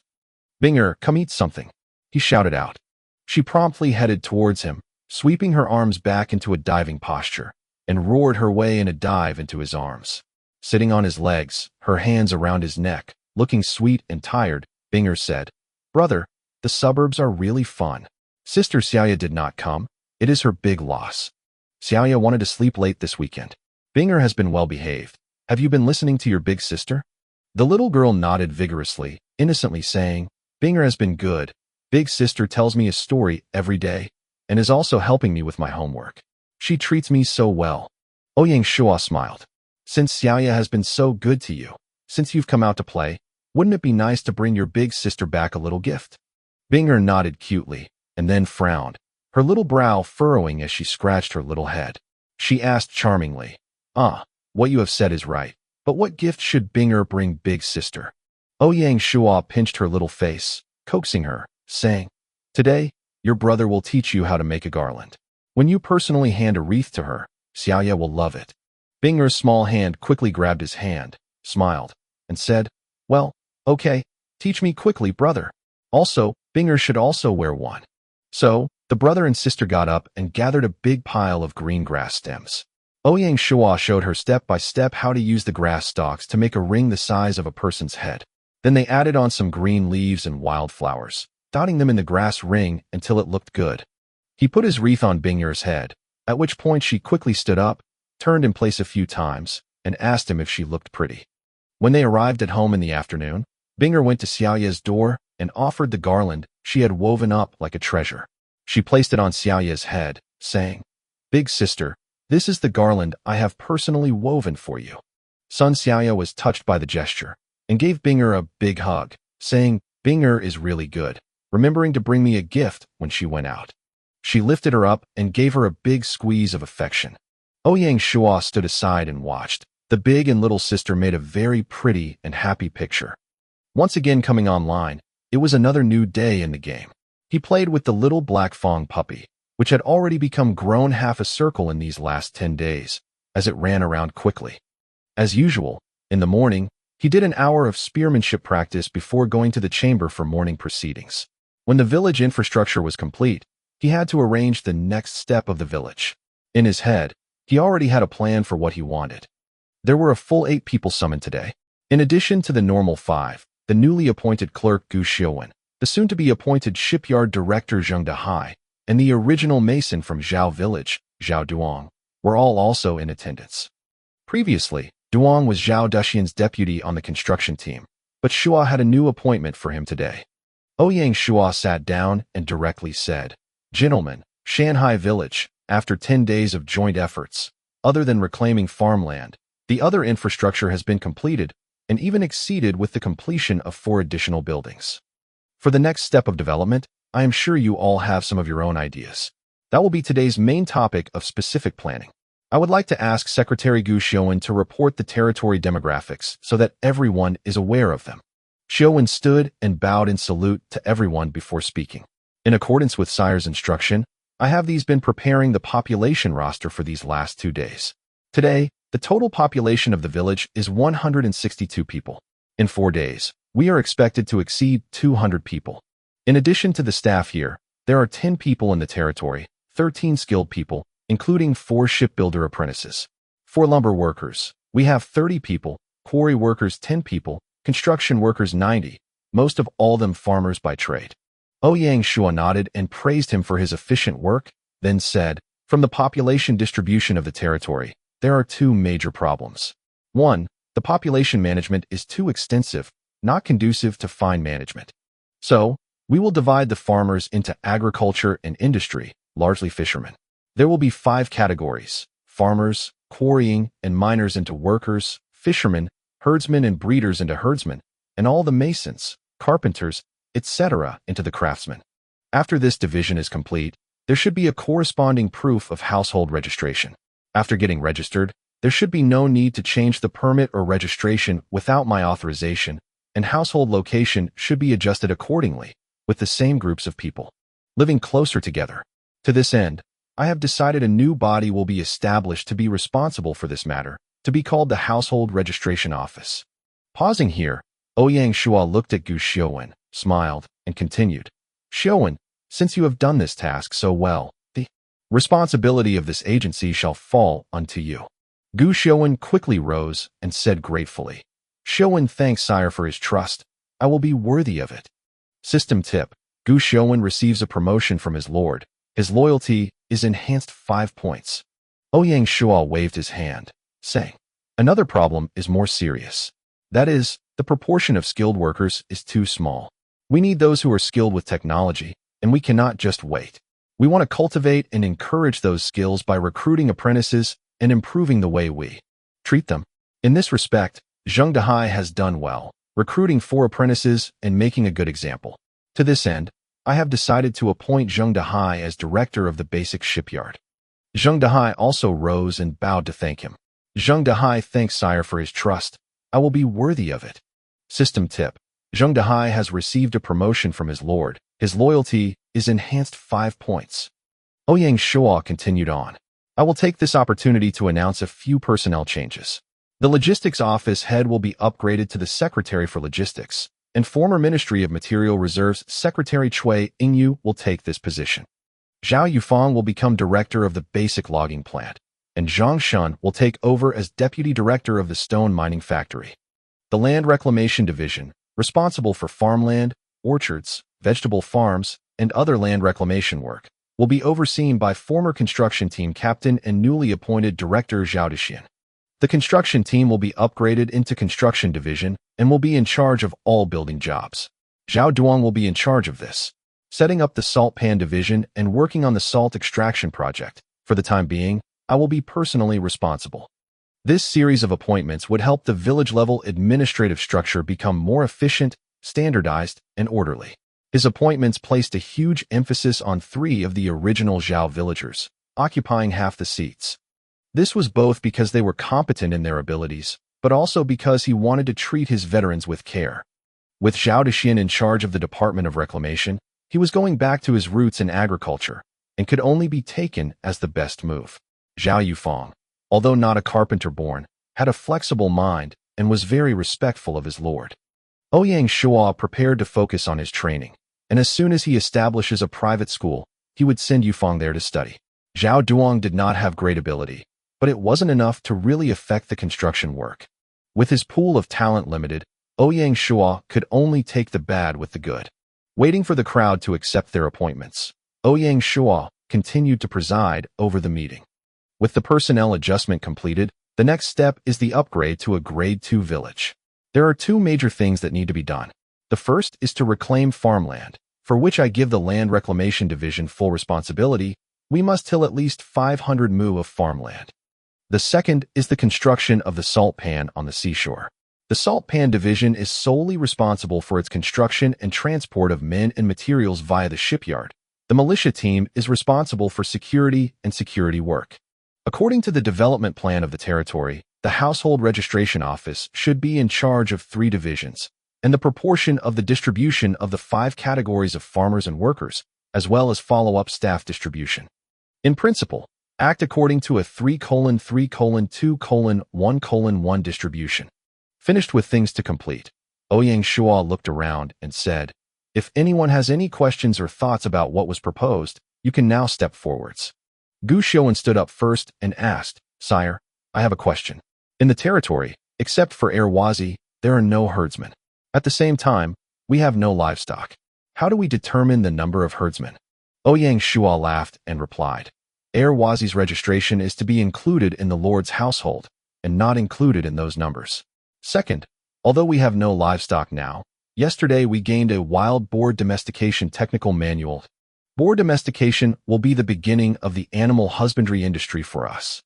Then, the militia team is responsible for acquiring more wild boars. The construction division will set up a pigsty, while training personnel to run and manage it is the responsibility of the material reserves division." Zhu Xiuan sat down, clear now on what Ouyang Shuo had planned. Cui Yingyu stood up and asked, "Sire, I have a question. In our territory, the only input we have is wood and stone, with no grain nor iron ore. I do not know what Sire is planning." She indeed had a business background. Yingyu had zeroed in on material management with a strategic vision and was not limited just by what was already done. Ouyang Shuo was pleased. He nodded and replied, "Yingyu, this is a very good question. I will first answer about the food problem. For the moment, we will be going into the market to buy extra food. This will need extra money to support us. The other is the development of animal husbandry and the fisheries. I have already explained what is going to happen with the husbandry. You have to give priority to the development of the offshore fishing. Give priority to the construction of fishing boats. Lease them to the fishermen to encourage them to go fishing and manage them well. This will temporarily be included in the material reserves division. To answer the issue of iron ore. Currently, the demand in the territory for iron ore is not large. It is mainly being used to build farm tools and other implements. Once we advance to a second village, we will start construction on iron mines. If the secretary is now ready to do the preparatory work, arrange for personnel to find the right iron or field to begin work on." Ouyang Shuo had largely finished, so it was General Shi's turn to speak. "According to my lord's arrangements, the militia team now has 2 tasks, namely the protection of the upcoming salt pan and looking for small piglets. With the militia team only at 10 people, but also responsible for the safety of the territory, I do not know what my lord desires specifically. This is indeed a problem, so I will appoint you as a supervisor of the salt pan, and is responsible for the training of the salt panning technical staff and the construction of the salt pan. For now, you will be stationed at the salt panning construction site. The militia team will be divided into 2 squads. Zhang Daniu will be the first squad leader, responsible for the task of looking for piglets. San Guzi will be the second squad leader, responsible for territorial patrols." After answering General Shi's question, no one had any more questions, and Ouyang Shuo ended the meeting. Chapter 14, Mazu Temple. After arranging work for the territory, Ouyang Shuo suddenly had nothing to do. Thinking of the Mazu statue he had gotten in the market, he suddenly had an idea. The village temple was built at the southeast corner of the village. As a required building for a Grade 3 village, it covered a very wide area, comparable to the Lord's Manor. As a Grade 1 village temple, it currently only had a main hall. The front of the main hall was a square, surrounded by stone walls, with a very good atmosphere. Beyond the square was the main hall. The main hall held the altar, dedicated to the sea goddess Mazu and 2 other gods. With the carvings before the altar and incense sticks burning there, it looked very solemn. When the players built a temple, they could choose which god or gods to offer worship to. Ouyang Shuo unnaturally chose Mazu and her subordinate gods, 1,000-mile eyes and 10,000-mile ear. Ouyang Shuo came out of the main hall and to the middle of the square, taking out the Mazu idol, damaged. System notification, detecting player Chiyue Wui with a special item, Mazu idol, damaged. The item and current village temple are a good fit. Do you wish to use? Use. There was a flash of white light, and the idol flew from his hands, hovering in the air. The statue gradually became larger and larger, nearly 10 meters tall, and displaying nearly a full figure of Mazu in white marble before dropping to the very center of the square once more. Mazu was holding her hands, her feet amidst the rocks and waves, lending a graceful atmosphere to the place. System notification: Shanghai Village Temple is now blessed by its Mazu idol, automatically renamed to the Mazu Temple.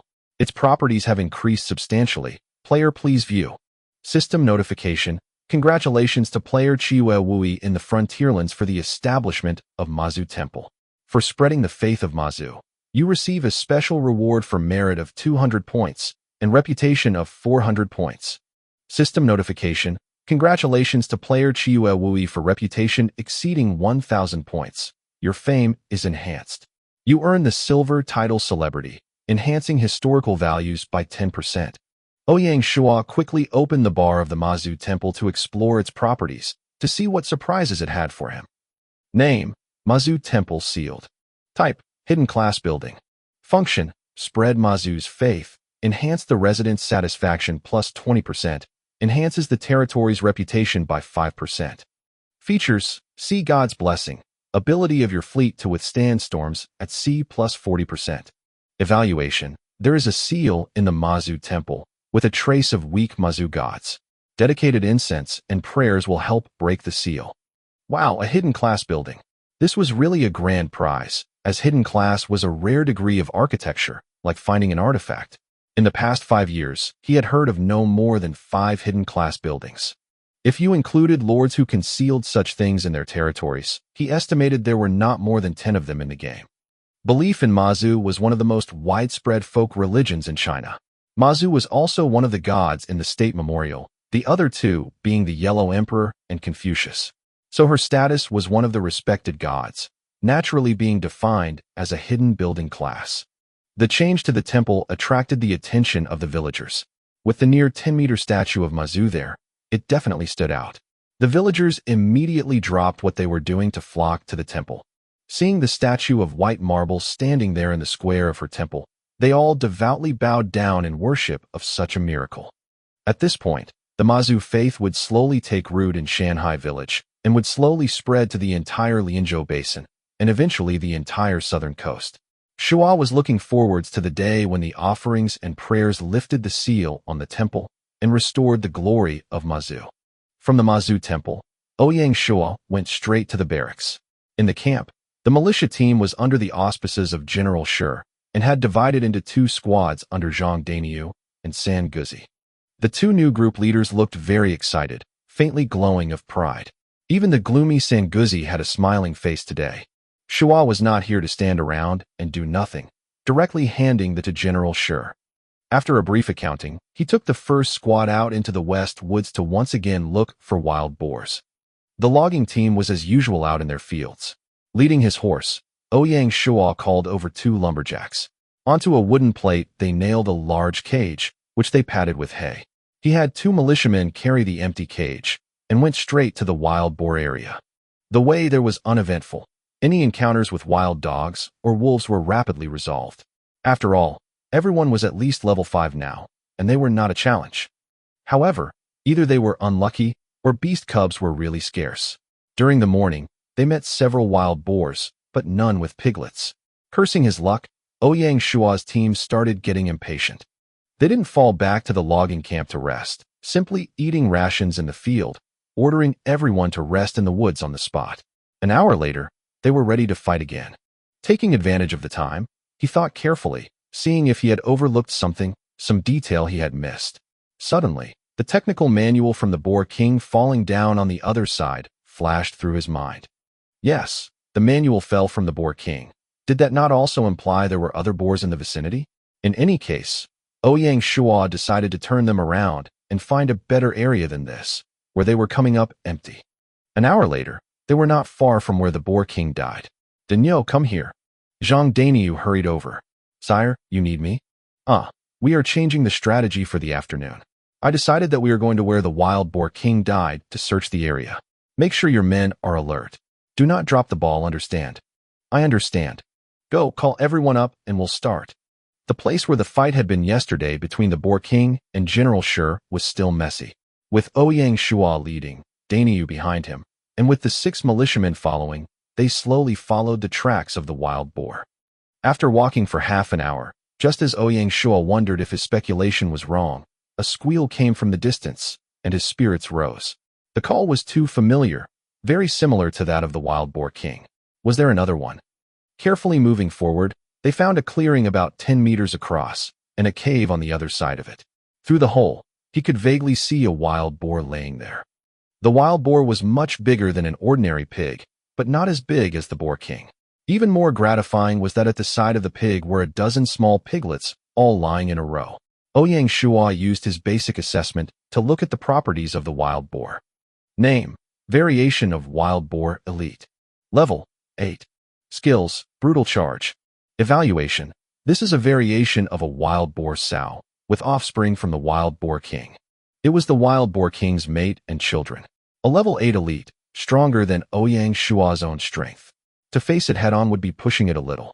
The easiest way to kill it would be to surround it with the militia, using their spears to keep it in the cave. The problem was, they'd probably kill more than a few piglets doing this, and the piglets were what they were here for. It would do more harm than good. The other method was to send someone fast into the cave, then ambush it from either side when it came out.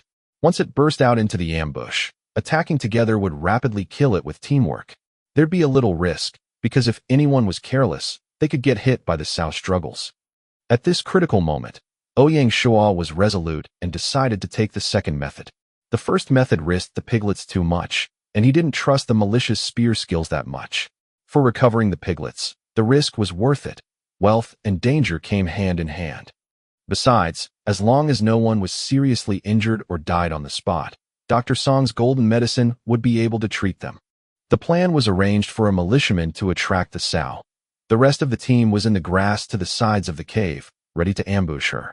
The man picked up a stone from the ground, ran into the hole, and threw the rock at the sow. The pig was startled to be attacked in its home.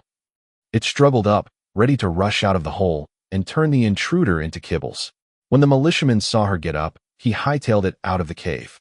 The sow ran right out into the ambush. 5 people sprang out of the grass and mercilessly plunged their spears into her. Not being greedy for the credit, they pulled their spears out after inflicting fatal injury and quickly jumped back. At the crucial moment, an accident still happened. One of the spears was stuck in the sow's ribs and could not be pulled out. The sow whirled on him as he tugged on it, forgetting to retreat. Angry and wounded, the pig started to launch a brutal charge at him. This time, Ouyang Shuo reacted from the other side of the pig. He plunged his spear into her again, breaking her attempt to charge from behind as she whirled around to face him. Seeing Ouyang Shuo over there facing the pig alone, Zhang Daniu rushed back along with the rest of the militia, and they also stabbed with their spears. With one last stab, the sow was finally unable to stand and fell seriously injured to the ground. Ouyang Shuo ordered the militia to not act rashly, and everyone stepped back, waiting for the sow to die of blood loss. He knew that a seriously wounded beast was very dangerous, and dying from a final lunge was not a joke. Good hunters had patience. Impulsive fools had long since fed themselves to the beasts. System notification: congratulations to player Chiue Wui for killing a mutant wild boar elite. Reward 1000 XP. System notification: player Chiue Wui is now level 8. A white light flashed, and Ouyang Shuo smoothly rose to level 8, and the militia rose to level 7 at the same time. He stepped forward to harvest the sow's body, and received 2 wild boar skins. Perfect wild boar skin, quality 6, can be used to make high-level leather and leather armor. After killing the sow, everyone felt safe to get the rewards. They entered the hole, where the dozen piglets were gathered in a ball. Ouyang Shuo was momentarily at a loss. A dozen piglets was a big harvest. The 6 of them surrounded the piglets, who offered little resistance as they were dumped into the cage. About to leave the cave, Ouyang Shuo saw a flash of light from the corner of it. Searching carefully, he discovered a black ring. Name: Ring of Courage, black iron level. Properties: enhances the morale of troops by 5%. Evaluation: the ring has only one power. With a rousing speech, you can have a greater effect on your soldiers. For black iron equipment, the effect was pretty good, and jewelry was more rare than most other types. Shuo directly put it on his right ring finger. There was a burst of system announcements. Shuo paused to read them all. System notice. Congratulations to player Di Chun for becoming China's first lord to upgrade to the second grade village. Special reward of 1,100 merit points. System notice. Congratulations to player Di Chun for becoming China's first lord to upgrade to the second grade village. Special reward of 1,100 merit points. System notice. Congratulations to player Di Chun for becoming China's first lord to upgrade to the second grade village. Special reward of 1,100 merit points. The leader of the 6 tyrants of Handan, Di Chun. It was the reality of having a strong political group among the new players. They had built China's first villages, and now one of them had the first upgrade. At this stage of the game, the only real restriction on the big forces was their lack of architectural blueprints. Ouyang Shuo's constraints on population did not affect them. They could appeal directly to adventurers to pad their numbers.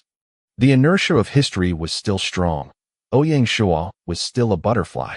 To flap his wings and start a hurricane was still a ways away. Over the next few days, the other 5 tyrants of Handan should also upgrade to level 2 villages. Chapter 15, Apprenticeship. As Ouyang Shuo led the line of militiamen through the village, the villagers looked curiously at the cage of small piglets.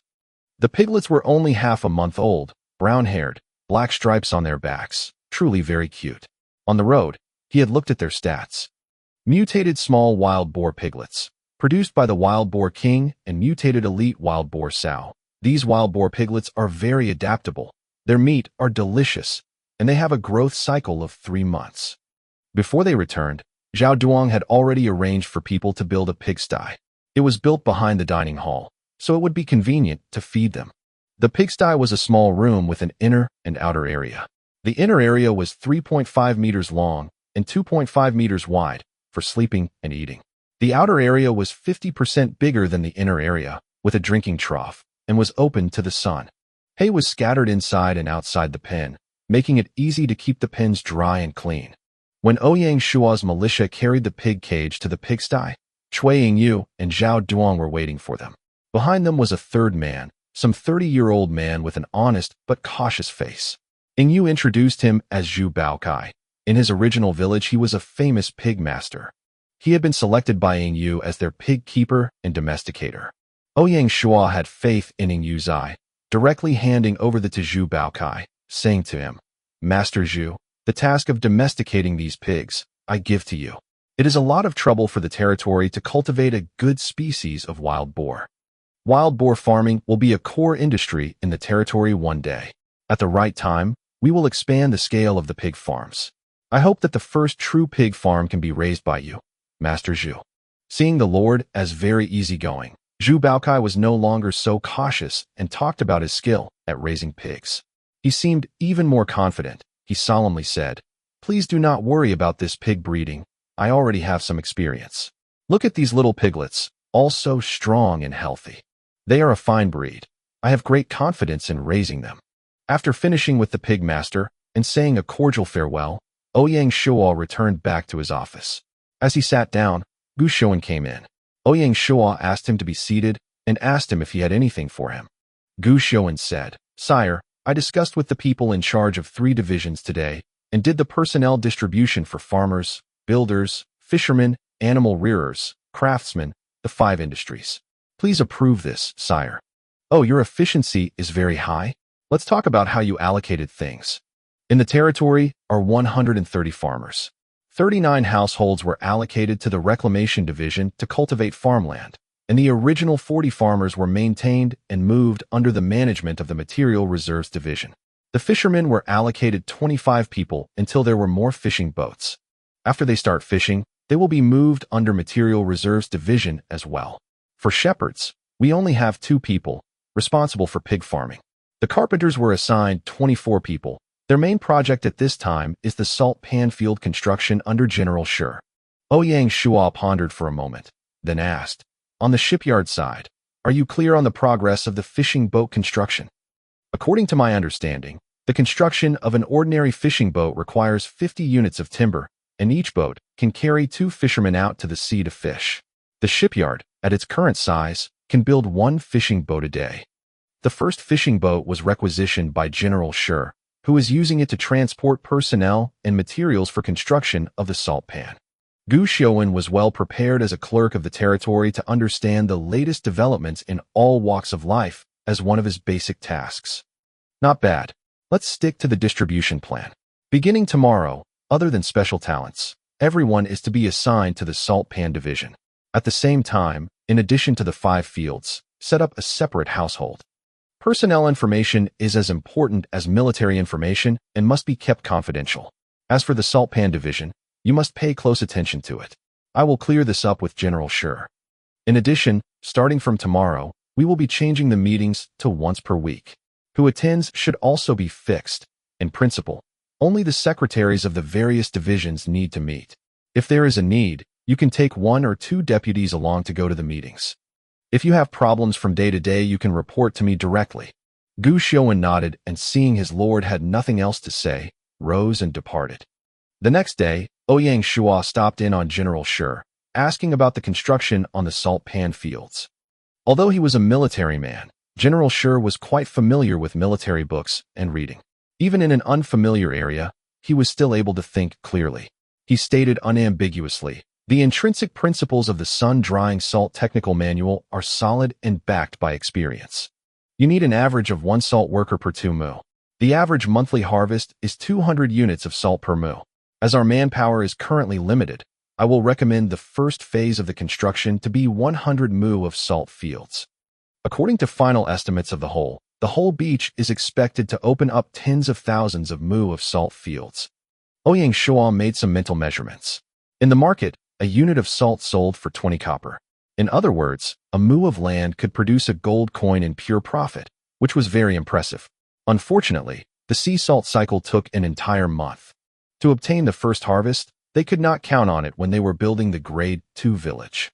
Ouyang Shuo knew that the population limit for the second village was 500 people, a gap of 300 people from the first village. According to the average flow of immigrants, it would take 20 days to reach the full population. With that delay, because he'd need some additional funds for work in the secondary village, he'd have to think of another method. General Shuo stood aside, watching him standing there in a daze, amused at Ouyang Shuo's bemused expression as he wrestled with the problem. Ouyang Shuo blinked as he returned to normal and asked, "When can the first phase of 100 mu be completed?" "You needn't worry about the labor. I have already discussed it with Xiaowen yesterday." General Shuo relaxed. "According to current progress, we'll be finished tomorrow afternoon." "Excellent. I'll be waiting for your good news." General Shuo nodded and walked away. Just then, there was a spate of system announcements. System notice. Congratulations to the player Chun Xinjun for becoming the second lord in China to upgrade to the Grade 2 village. Reward 1,000 merit points. System notice. Congratulations to the player Chun Xinjun. System notice. Congratulations. The Tianhe Consortium had really strong financial resources. Chun Xinjun had managed to become the second in China to upgrade to a Grade 2 village. Unfazed, Ouyang Shuo knew that the most important thing to do now was the things on hand. Today he was ready to do only one thing, and that was to visit the territory of all the skilled talents one by one to encourage them to take on apprentices. Among those people, advanced shipbuilder Zheng Dehai had enrolled 4 apprentices and did not need to be visited. Basic carpenter Zhao Yufang and basic stonemason Zheng Shangan were designated as part of the civil service and were no longer suitable for training apprentices. Ying Yu had found 2 young business apprentices, a man and a woman. The man was called Qian Li Fei, originally the owner of a brothel. His village had been looted, and he had come to Shanghai village. The woman was called Du Xiaolan, also the daughter of a businessman. Ying Yu took her in and deliberately kept her around, teaching her carefully. Both were temporarily placed in the Material Reserve Division by Ying Yu, acting as her assistants. Ouyang Shuo's first visit was to the small courtyard of Dr. Song. He was the first high-level talent in Shanghai village, but he had not yet recruited an apprentice, which made Ouyang Shuo a little dissatisfied. Thinking about this, it was all well and fine for the doctor, because he was living in the house of the Lord as a symbol of the Lord's power. But the old man, except for going out occasionally to gather herbs and mix up his golden medicine, did not do anything else. As Ouyang Shuo came in, Dr. Song was in the room reading medical books leisurely. Seeing him come in, Dr. Song said lightly, "I did not know Sire was coming. You haven't been caring for me. It is strange to see Sire. I don't think you came to see me. What is the matter?" Seeing Dr. Song with this attitude, Ouyang Shuo's heart was even more irritated. Seeing that he needed help from the person, he patiently said, "The recent affairs of the territory have kept me busy, and I have neglected Elder. Please don't worry." Dr. Song's feelings were stirred up, saying, "Sire's words are heavy. I'm a free man, not doing anything. I'm fine. Sire is the lord of the village. You obviously have many things to do." Talking with him, Ouyang Shuo rapidly understood the crux of the problem. The old man was not as indifferent to fame and fortune as he thought he was. Ouyang Shuo said some words of courtesy, and in turn, he listened well. The doctor's meaning was obvious. He lived in a small courtyard. The other people had found official positions, and he was alone. When Ouyang Shuo came, he was the lord who treated him with respect and cares for the future. Now with another helper, he did not put him in mind. So many days, he didn't say even a word of greeting. Even Ingyu, that girl, who was so busy, had no time to see him. He had turned invisible. That Wazi did not speak with him, so how could he not vent? Sho had not expected this. The old man looked so grand and strong, but his desire for fame and fortune were so heavy. Hey, yeah, a desire for recognition was good. He was really afraid he would not accept his request and did not know where to start again. So, Ouyang Shuo smiled and said, "Soon, I will set up a special medical institution, a hospital, to take over the medical affairs for the whole territory. To get it started, there must naturally be enough people. Elder is a noble person, so I should not disturb you. But there is no one else in the territory who can help me at this time." Dr. Song was moved. "Sire, do not worry. These bones may be old, but I can certainly handle teaching 3 or 4 younger folk without a problem." Ouyang Shuo laughed. "Then I shall leave this to the great elder of Shanghai village without worries." After speaking with Dr. Song, the other skilled folk was much easier. For basic blacksmith Li Taizhu and his wife Li the basic chef, Ouyang Shuo promised to arrange for them a separate small courtyard at the right time for them to live in. The couple was happy to promise to recruit 2 apprentices each. Merchant Li Fugue had recruited an apprentice yesterday, but had not reported it yet. Today, Ouyang Shuo promised to build the first-class carpenter, Lu Guangshi, a carpenter's workshop for woodworking, and to look for his research. The carpenter immediately agreed to recruit 2 apprentices. After a round of all this lobbying, Ouyang Shuo's voice was hoarse. However, it had all been worth it, for the territory had 10 more apprentices. Adding in voluntary enrollment, that brought the total apprentices to 17. When they finished their initial training, the village was going to have a small outbreak of talent. Chapter 16, Grade 2 Village. Chapter 16, Grade 2 Village. Translator, Team 2. Editor, June. During the next 3 days, the system announcement for China rang often. 3 more of the 6 tyrants of Handan managed to upgrade their territories to Grade 2 villages. The representative of the military, Zhang Lang, could not unscrupulously use credits to buy the in-game currency like the rest of them and had fallen behind as a result, not managing to upgrade yet. Ouyang Shuo's territory was very calm. The workshop he had promised his carpenter, Lu Guangji, had already been built. Under the leadership of Elder Dexian, 500 mu of farmland on the north side of the territory, near the Friendship River, had been successfully opened. Simple farmland. Remove the weeds and treat the land, and it can grow all kinds of crops. As for the salt pan fields being built under General Shi's supervision, they were also smoothly completed. 40 salt workers were stationed there to begin spreading salt water across the panning field and dry it out to make salt. The first salt field to open was officially named by Ouyang Shuo as the North Salt Field. On the pig breeding side, Zhu Baokai did not disappoint. The 12 piglets, after brief discomfort and panic, had now fully adapted to life in the pen. The development of breeding pigs was a new industry that was just around the corner. On the 14th day of the first year of Gaia, at 8 a.m. in Shanghai village, all of the core staff had gathered in the chamber early, waiting for a historic moment. Gu Xiaowen was calmly registering the day's newest population of people. Ouyang Shuo did not care about their stats, and in his heart, all he was thinking about was leveling up the village. With a hum and flash of white light, in the middle of the chamber a golden stone that slowly rose from the ground. Ouyang Shuo placed his hand on the front of the stone, and the system notification sounded. System notification, detecting Shanghai village's upgrade conditions. Condition 1. Population 200 people. The village is over the limit and has met the requirements. Condition 2. All required infrastructure has been completed and met the requirements. Condition 3. The rank of the Lord has made second-grade Baron and met the requirements. Congratulations to player Chiue Wui and the established Shanghai village for meeting all required conditions to upgrade. Would you like to upgrade? Upgrade. From the stone, once again golden light spilled out to reach up to the sky and formed a golden halo. The halo spread out to encompass the entire village and swept out to the edges of his territory before disappearing. System notification. Congratulations to player Chiue Wui for becoming the 6th Lord in China to upgrade to the second-grade village. Reward, 600 merit points. System notification. Congratulations to player Chiue Wui. System notification. Congratulations. This time, Ouyang Shuo had beaten Zhang Lang of the 6 tyrants of Handan, and history began to shift. The announcement in the game caused an uproar. Players were speculating on who Chiue Wui was, defying the hegemony of the 6 tyrants of Handan. Earth Online had so far been open for only half a month.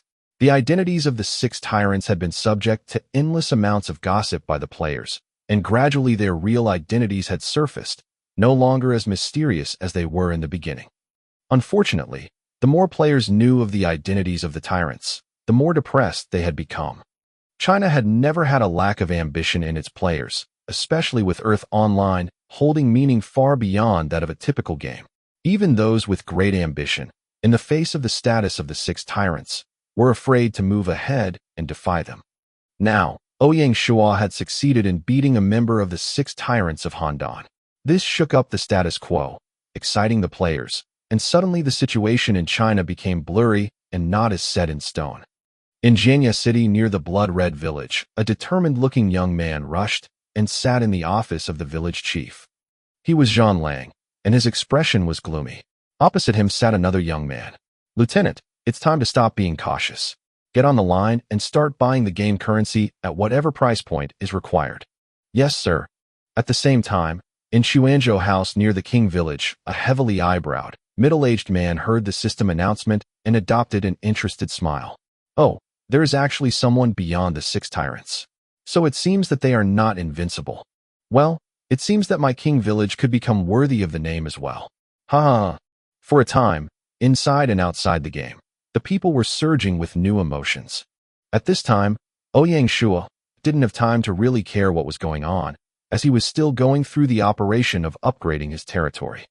System notification. Congratulations to Chiue Wui for upgrading to the Grade 2 village. The Lord's Manor is automatically upgraded.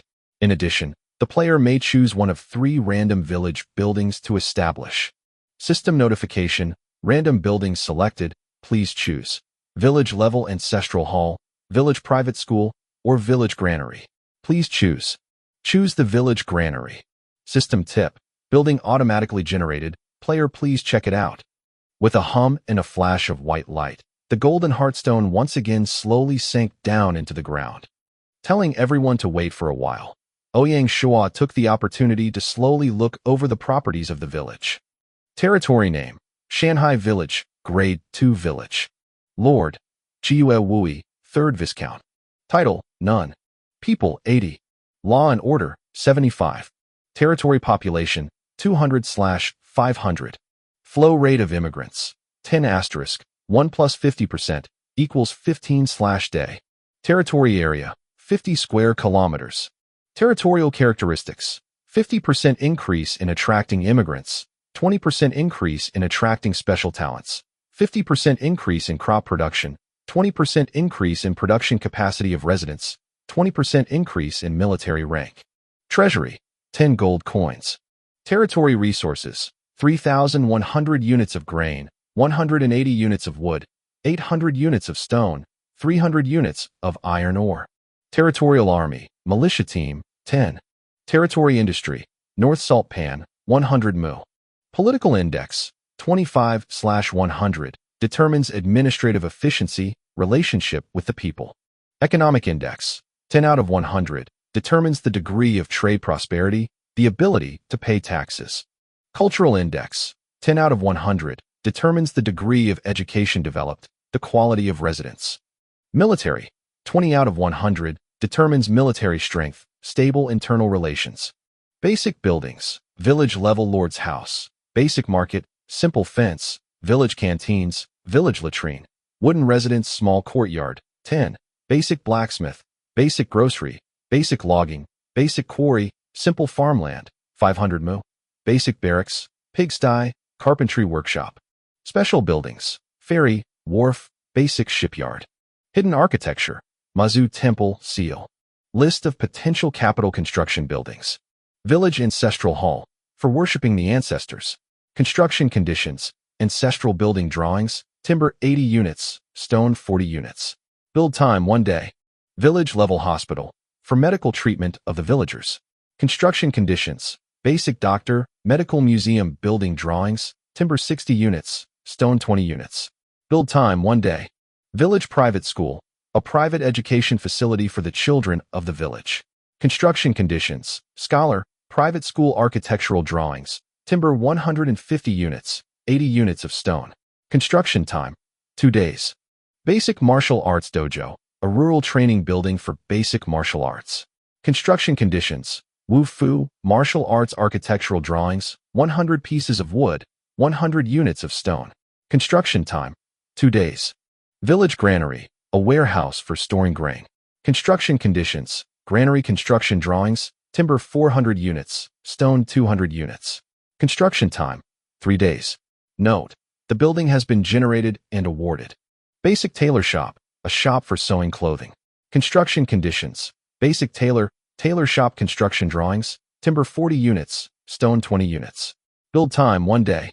Basic mining field, speeds up the collection of ore, increasing average production to 2 units of iron ore/person/day. Construction conditions, timber 40 units, stone 20 units. Build time 1 day. Simple arrow tower, a basic defensive structure with a weak defense. Construction conditions, 80 units of wood, stone 10 units. Build time 1 day. Ouyang Shuo analyzed everything for a moment. To rise to the 3rd grade village, he had to meet 3 conditions once again. The first condition was the new population limit, which for now he had no good way to accelerate. Based on his current immigration rate, it would take 20 days to reach the new upper limit of the population. His low population was his biggest weakness, and that was because of the lack of individual players. The third condition, of meeting the rank requirement, was the easiest, and he was not worried about it at all. The hardest to meet would be the second requirement, infrastructure construction. That required 3 conditions on its own. The first was building materials, which he didn't need to worry about, as he could easily meet all the storage capacity. He wasn't worried about the second condition, which was the basic needs of talents to staff the buildings, because of his territory's special trait of plus 20% in attracting special talents. As long as he was patient, the talents would naturally come. The biggest difficulty was the architectural blueprints. In the basic market, every 2 village blueprints were 5 gold coins. But for the new buildings, such as the ancestral hall, hospital, private school, dojo, and tailor shop, he needed a full 25 gold coins in total. Ouyang Shuo and every other lord had to worry about where they were going to get the gold from. After analyzing the stats of the village and going over everything, he had time to take everyone and go visit the upgraded lord's manor. In his home, the courtyards were now larger, and the area occupied by it had nearly doubled. The courtyards had become much more refined. The original 3 rooms had now expanded to 5. The rooms were more spacious than before, and even the grade of furniture had improved by a level. The middle of the hall was still the chamber, but now, instead of a dirt floor, it was covered with slate. On the eastern side of the room, near the chamber, was still the head office of the village. The main difference was that now there was a row of bookshelves there, and it was weighed down with new books. On the east side of the new room was the administrative office. Now, Gu Xiuwen and the other officials had their own office space. On the west side of the building was still Ouyang Shuo's bedroom, with a dining room between it and the chamber. From now on, from the courtyard, he didn't have to go to the dining hall and eat with the commoners. There was a small stove with which to prepare food to eat. On the east and west sides of the chamber, the number of rooms expanded from 2 to 4.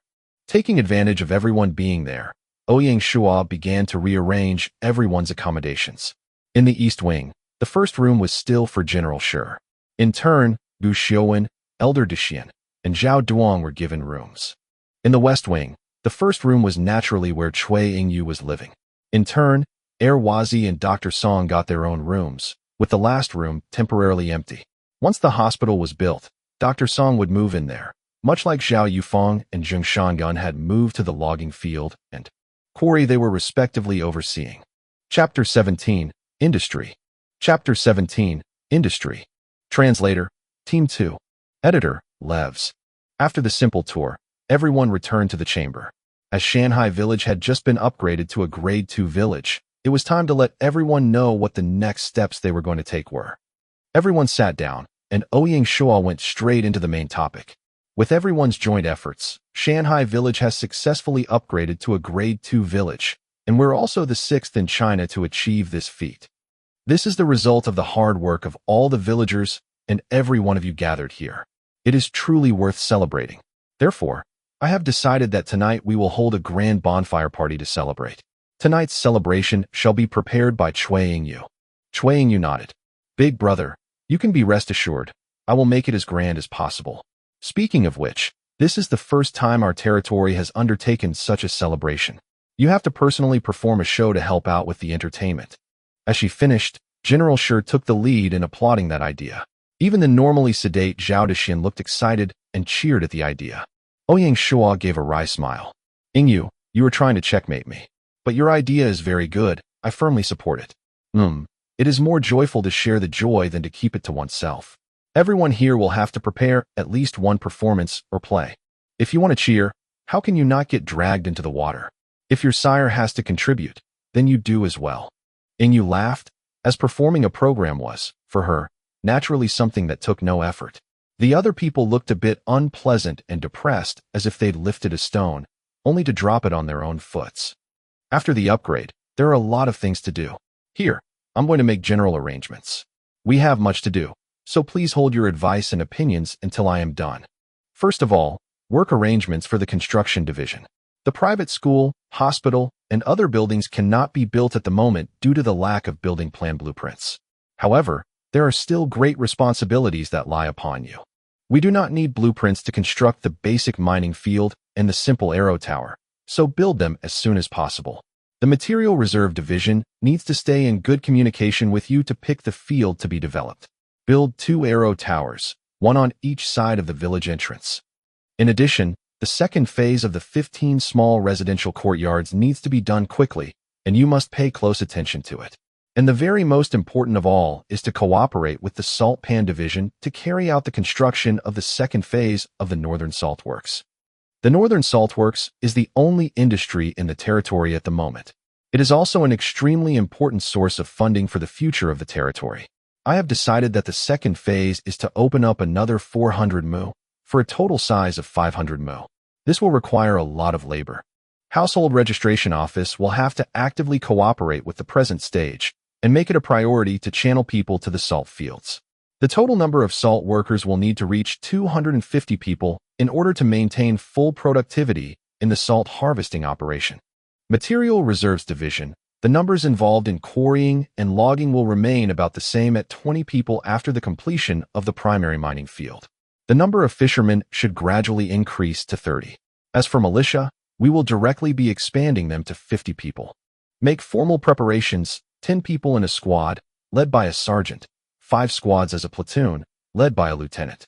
The rest of the labor will be sent to the Reclamation Division to cultivate more farmland, up until a total size of 2,000 mu.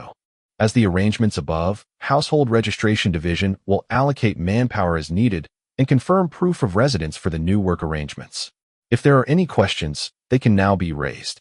Digesting the orders that Shuo had laid out before them, the directors considered their field of specialties and divisions before they spoke up with comments or suggestions. General Shuo was the first to stand up. My lord, I have something to say. With the militia expanded to 50 people, it will be necessary to have 5 sergeants to command the teams. General, by your recommendation, report to me for approval. As far as possible, please choose from the veterans for your recommendations, but make sure your choices are good ones. Do not promote them unconditionally. Ability is the only premise. In addition, Zhang Dainiu and San Guzi can be directly promoted to team leader. The squad leader of the militia is naturally you. As the North Salt fields are on track, it is time for you to move and concentrate on the militia team training. As for the safety of the fields, rotate Zhang Dainiu and San Guzi with a militia team in charge. General Shuo grinned. He would no longer be stationed in the salt field, which obviously made him very happy. However, he was not a fool and had long deduced something was going on from Ouyang Shuo's words. He directly asked, "My lord, what is the main reason behind this expansion of the militia?" Ouyang Shuo nodded his head approvingly. The expansion of the militia is to deal with a variety of new security challenges. With the new upgrade, our territory has increased to 250% of the original size.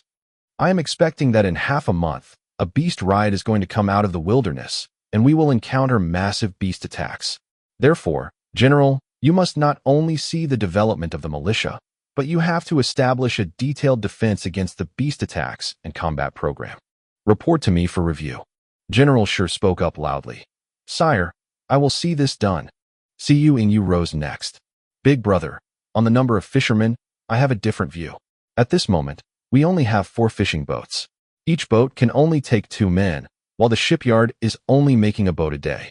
To get 30 fishermen to work will take at least another 11 days. As far as I know, a fisherman can harvest 50 units of fish a day on average. With the amount of fish harvested, we simply cannot eat it all. Why do you need so many fishermen? Ouyang Shuo understood her point. Fish could not be used as a staple food and was not easy to store for a long period of time. It could not replace the role of harvested food and forage. For this, he had his own plan. Ingyu, what you have said is naturally true. But you have not considered, if the fish can be salted, then dried. Dried fish is not a living thing and can be easily stored. The market price of a unit of dried fish is 15 copper. It takes 2 units of fish to make 1 unit of dried fish, and 1 unit of salt can be used for 50 units of dried fish. Excluding the cost of the salt, a single fisherman's daily harvest can create a profit of 355 copper for the territory. Once the first batch of salt in the salt fields is produced, the construction funds of the territory could be financed entirely by the sea. As for the fishermen who are not yet in boats, arrange for them to work on salting the live fish. Siyu Ingyu could see that Shuo had calculated everything, and said in sincere admiration, "Big brother has thought this through. I am far from your level." Ouyang Shuo waved his hand. "I am no genius. I have been worrying about funds and plans for the territory for some time, and came up with this idea." This was certainly not Ouyang Shuo just coming up with words to comfort her on the spot. He had been considering all these plans and points as early as when he had selected the Lianzhou Basin to establish his village. As a lord player, if he couldn't make full use of marine resources, then he was really remaining willfully blind to his geographical advantages. Sea salt and marinated salted fish were the 2 ways to accumulate early capital that he wanted to get established. To this end, he had not hesitated to spend his early reward money on those 3 special sets of building blueprints. This was the advantage of rebirth. While the powerful representatives were paying heavy real money to buy the game currency, he was developing a perfect industry so as to provide a steady stream of building funds. This advantage would become more and more apparent later on. His current industry had just started, resulting in limited profits, but he was just beginning. Once he expanded the scale of development, naturally the profits would increase several times over. It was the consensus of strong lords in the past that for sustainable development, they had to develop their own industries. After all, they could only use credit points to buy the game's currency for less than a year's time. Finally, Zhao Dexin stood up, saying, "Sire, I have some questions. As Sire has arranged for the Reclamation Division to cultivate 1,500 mu of farmland, there is naturally no problems. My question is, for these mu of farmland, I was wondering what crops Sire might want us to plant." Ouyang Shuo decided to test him, asking, "Secretary Zhao, based on Lianzhou Basin's climate conditions, what do you think are the most appropriate crops to plant?" Zhao Dexin was a farmer and had a lifetime of experience dealing with farmland and was clear on the planting time for all kinds of crops. He answered, "This is the middle of the season. Winter is not over, spring is not here.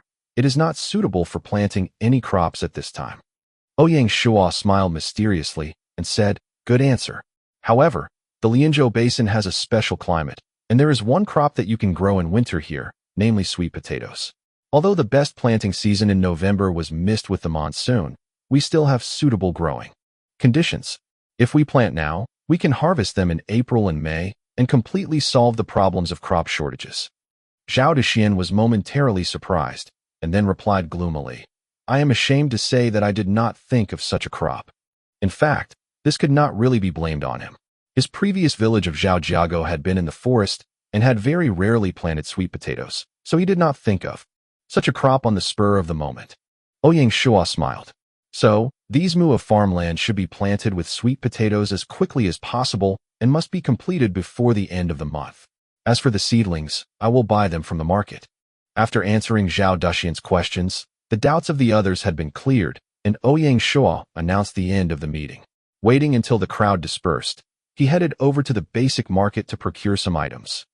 The treasury only had 10 gold coins at the moment, but he had set aside 4 gold coins to grow the militia, so he really only had 6 gold to use. He first spent a gold coin to get enough seedlings to plant 3,000 mu of sweet potatoes. 3 mu was the maximum amount of areas he wanted to devote to sweet potatoes for now. Then, he spent another gold coin and bought 500 units of salt. This salt was enough to make the salted fish for now. Later, his salt fields would produce more than enough salt on their own. As for the remaining 4 gold coins, he simply purchased 4,000 units of grain directly. With the initial remaining 3,100 units of food from his previous purchases, as well as the fisherman harvesting fish as a supplement, it would be enough to support the entire village on its way to becoming a Grade 2 village. With his procurements done, Shuo's pockets were now empty. After arranging for people to put the purchased material into the warehouse and granary, he had nothing more to do for the moment. Chapter 18, Bonfire Party. That night, the bonfire party, as promised by Cui Yingyu, was very lively. Everyone gathered in the public square in front of the Lord's manor and built large fires with firewood. Groups of people gathered around them, singing and dancing. Yingyu's Lingbo dance wowed the whole town. It was a soft dance, with a light step, like clouds floating in the air, and also like sunlight dancing on the WT. It made her look like a fairy in the waves floating along via the dance. It could be described as the short steps of Lingbo captivated anyone who saw it. General Shi's sword dance was also wonderful. His sword was like a white snake, hissing in the winds. It moved like a dragon, sometimes heavy, sometimes light, hitting like thunder and moving like lightning. It was a case of a silver light from the square could pierce a chest of someone from miles away. Not to be outdone, Elder Dexian, together with the original villagers from Zhao Village, arranged a pole dance. The percussion instruments had a strong rhythm, with crisp, high-pitched sounds, and were very lively. Bursts of laughter mixing together with the light and sound of bamboo flutes conveyed the mood of the people. The celebratory music showed their happiness, stirring up the whole of Shanghai village with the joy and happiness of the dance.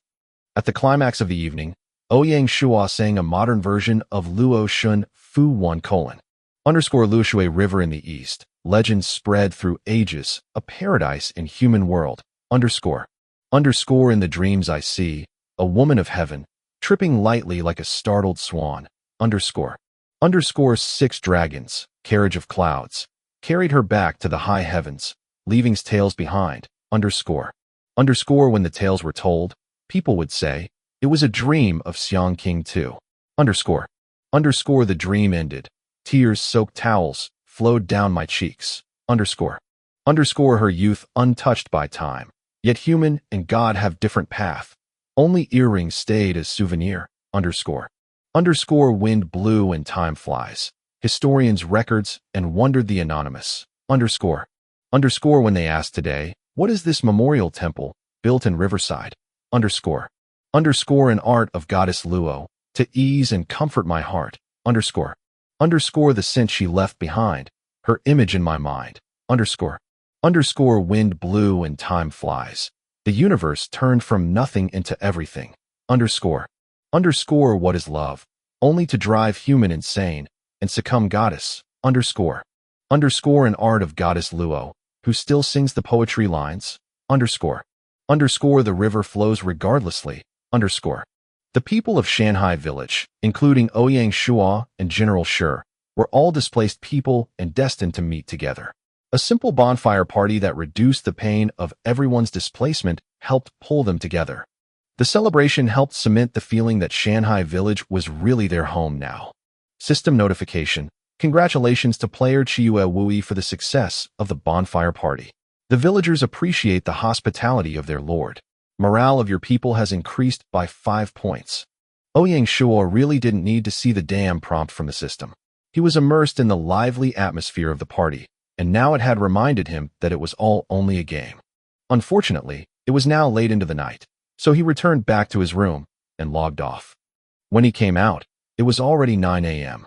This time Binger had already gone to school on her own, and Sun Xiaoya was naturally also long gone for class. He was too lazy to go downstairs to get breakfast, so he fried up 2 eggs and drank a glass of milk for a simple breakfast. Opening his handbag, he found that he had new email. Opening it up, he found that it was an invitation letter from his original junior high school. The letter had been sent by his class president Yuan Ping, who had invited him to a reunion party. The gist of the letter was that since graduating from junior high, the class had not gotten together for a long time. During the spring festival this year, a class party was going to be held in Guifeng Park. He was hoping that everyone arranged their own trip ahead of time. We must attend, etc. and so forth. Thinking about it, it really had been 7 or 8 years since he had seen the rest of his class from junior high. Ouyang Shuo couldn't even recall the names of many of them. The memories were already fuzzy. At the time, if there was nothing particularly important going on, Ouyang Shuo decided that he would go and participate. After all, this was probably the only reunion they would have. A year later, they would be boarding a starship, and if they were going to ever meet again, it would be after many. Anyways, there was still some time until the spring festival, so it wasn't worth worrying about. Opening up the game forums, Ouyang Shuo took a look at the trending posts of the other players. At the top of the discussion posts, Shanghai Village has broken the monopoly of the 6 tyrants of Handan, claiming the 6th promotion to 2nd grade village in China. Ouyang Shuo browsed through the comments, dumbfounded at the mess, not knowing what to say. First poster. I bet Chiyue Wei is a secretive great family's descendant. Second poster. Bet +1, bottom floor keep at it. Third poster. Invisible ass. The 2 above have seen too many novels. Fourth poster. Top floor. I think he's just lucky. Fifth poster. Chiyue Wei. People want to give birth to a kid for you. Sixth poster. Upstairs is a dinosaur. Identification finished. Seventh poster. Mad Warrior of the World. Recruiting members. If interested, please contact Mad Warrior quick. Eighth poster. Upstairs advertising. Pay for advertising. Thank you. Ninth poster. Mad Warrior of the World is a garbage guild. Don't be fooled by his recruitment. 10th. Upstairs, I want to kill you. The posts were completely crazy. Ouyang Shuo silently went elsewhere, ready to look at other popular posts. Not surprisingly, after Chun Shinjun, Zhang Lang had sent his trusted subordinate, Bloodwolf, into the forum to publicly acquire more of the game currency. Unfortunately, there was still no fixed market price. Didn't he see Chun Shinjuan's financial director setting a purchase price at 2 credits for 1 copper? Another post drew Ouyang Shuo's attention. Among the adventurers, someone had finally gotten a mercenary token and set up the first mercenary group in the game, the Blood Evil Mercenary Group. The head of the mercenary group was called Blood Romance, a level 21 chivalrous expert, currently number 1 on the player ranks list. They were the first to set up a mercenary group, but still hadn't received a system announcement in the game. This showcased Gaia's preference for the players in the Lord game mode. Browsing a bit more, Ouyang Shuo found no other useful information and closed the forum. It was time to start learning some history and recharge himself. In the evening, when Binger came back from school, she seemed a little resentful that her brother had not woke up in the morning to send her off to school. Ouyang Shuo had to pull out all the stops and make a few of her favorite dishes to alleviate her displeasure. Sun Xiaoya, seeing Ouyang Shuo placing such importance on logging into the game every day, was also very curious and asked him, "Hey, this Earth Online game, is it really so fun?" I asked around, and none of the students in my classes played that game. Ouyang Shuo smiled mysteriously. This game's greatest charms are how territory is constructed and its realism, not the kind of no-brainer leveling games that come without effort. Most people are not patient enough to play it. If conditions permit, I suggest you also learn to play it. Xiaoya rolled her eyes. Please, I'm not like you, able to spend 100,000 credits to buy a game cabin without batting an eye. Reluctantly, Ouyang Shuo could only tell her to this extent. If she did not listen, it was passing up her own good fortune. There was no way he could tell her about the truth of the game in his past. He had no proof to show her that there was a problem, even if she would believe him, nor could he explain how he would know such a thing. He certainly couldn't tell her that he was reborn from the future. To make up for not being there in the morning, Ouyang Shuo didn't get on promptly at night, first helping Binger with her homework and reading a fairy tale to her at night. By the time he coaxed his little sister to sleep, it was already 10 p.m. For him, the game was important, but Binger was the most important. The game was only a means to success, but it was only meant to help his family. Often enough, people were confused by the appearance of things. Without being clear on means and purpose, people would lose themselves. Moreover, Shanghai Village had established a complete organizational structure due to his efforts in promoting people. Even if he wasn't there for a short period of time, his territory would still operate smoothly. Once logged in, it was time to go out and go to work. Shuo went to the edge of the courtyard, teasing Black Fong. The horses didn't really like dogs, so Ouyang Shuo wasn't assured to let the dog go running around. Usually, it was tied up in the yard. When he was free, he would hold on to it as he walked around the village. With nothing special to do today, Ouyang Shuo's guilty conscience prompted him to take up Black Fong and visit the village. Walking around the village and looking at houses that sprouted from the ground, Ouyang Shuo felt pleased and proud. This was the village that belonged entirely to him, and he'd led everyone out of the wilderness to establish it. It had started from zero, starting from the first log put down. The villagers loved him and were grateful to him for providing shelter to them out here in the wilds. His subordinates respected him, admiring his foresight, and were grateful that they could make use of his knowledge to perform on a higher level than their own skills and talents would allow. Along the way, the villagers seeing him would smile and bow to him. Ouyang Shuo didn't act arrogant and would stop to chat, asking them if there were any problems he didn't know about. If there were difficulties, they had to be shared, to better help everyone solve them. Last night's bonfire party was obviously on everyone's mind, especially Ingyu's beautiful Lingbo dance and the momentum of General Shi's sword dance. Of course, there was also their lord singing. It wasn't bad, but the tone had been a little strange, as if people were listening to some foreign music. When he came into the village, he saw that Zhao Duong was overseeing the building of the first arrow tower with a construction crew. General Shi was standing to the side, studying the work. The general obviously had a great deal more authority in the building of the tower than Secretary Elder. Dexian did as he knew more about it. Seeing Ouyang Shuo coming, the two of them quickly came over. General Shi's voice was, as ever, quite loud. "Lord," he nearly shouted. Zhao Duong followed behind him, greeting promptly, "Sire." Shuo waved away formalities, still in a very good mood. With a smile at Duong he said, "No need to stand on ceremony. Secretary Duong has been busy, truly worthy of praise." Zhao Duong still held the title of Deputy Director of Construction and was naturally intent on proving himself through deeds. His fear that he was not doing well and that his lord was about to criticize him was put to rest, soothing his heart. Modestly he said, "I dare not claim the credit. The reason this tower could be built so smoothly is thanks to General Shi's advice. Without his guidance, we would not know where to start." General Shi was not one to know modesty. Smiling to the side, he said proudly, "This is not that difficult. This is the simplest of arrow towers. I used to lead men in war. Those kinds of siege towers were much more powerful." General Shi turned and looked at Ouyang Shuo. "My lord, my last observation of the terrain tells me that we should build a tower at each corner of our fence to enhance the village's defensive power. Unfortunately, there are not enough bows and arrows, nor ways to train the rookie recruits in them." Ouyang Shuo nodded slightly and looked back to Zhao Duong. According to General Shi's words, have the construction division coordinate arrangements. Zhao Duong hurriedly said that within 2 days he could have all of the towers built. Ouyang Shuo nodded his head, and with no more reason to stay, turned to head back to his courtyard, holding onto Black Fong. _1 Luo Shun Fu, Shen, an ancient China poem from the era of the late Three Kingdoms, _2 Dream of Xiang King, an ancient China romance story about a king and goddess, Long Taos, side characters in Chinese operas who perform acrobatics and fight scenes. 12.47 to 13.07. Don't ask me about the tree sap. Chapter 19, Beginner. Ouyang Shuo headed back to the Lord's manor, tying Blackfang back up before he entered the office. Just as he sat down, Gu Xiuwen, his clerk and household registrar, came in with two tall men. One of the men was about 30 years old and unarmed. He had an evenly spaced face, wide and open under his thick eyebrows, with a pair of shrewd, deep eyes flashing as they looked him over.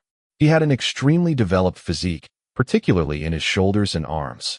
The other man was in his early 20s, armed with a spear and with a knife at his waist. His face was exceptionally attractive, with carved facial features looking like a sculptor had carved them, definitely a ladies' man. Zhu Xiuwen asked Ouyang Shuo about his well-being and introduced the two men. Sire, these two heroes are two special talents that have just arrived in the village. They are a pair of brothers. This good man is Lin Yu, excellent at unarmed combat, an advanced martial arts instructor. His good brother is a basic officer called Lin Yi. The Lins took the opportunity to come forward, their hands clasped, bowing slightly. Lin Yu, Lin Yi, pays respects to the Lord. An advanced martial guru and a basic officer? Ouyang Shuo was definitely interested in this, and was pleased to respond. Two heroes, welcome, welcome. Today we welcome two very talented men. It is Shanghai Village's fortune. He gestured for them to sit before proceeding.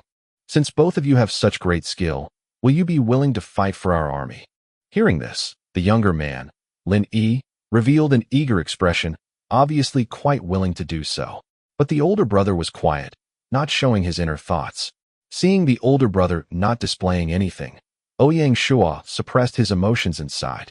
Obviously, this wasn't an easy man to win over, and Ouyang Shuo nodded in approval. Lin Yu hesitated a moment, then spoke slowly. Your lordship, I will not lie to you. I have the ability to teach fist fighting and some footwork, but I am not suitable for the military. I suffered a serious injury in the past, and its effects haunt me still. I fear I could not live up to your expectations. My brother, although stubborn, is also skilled in martial arts.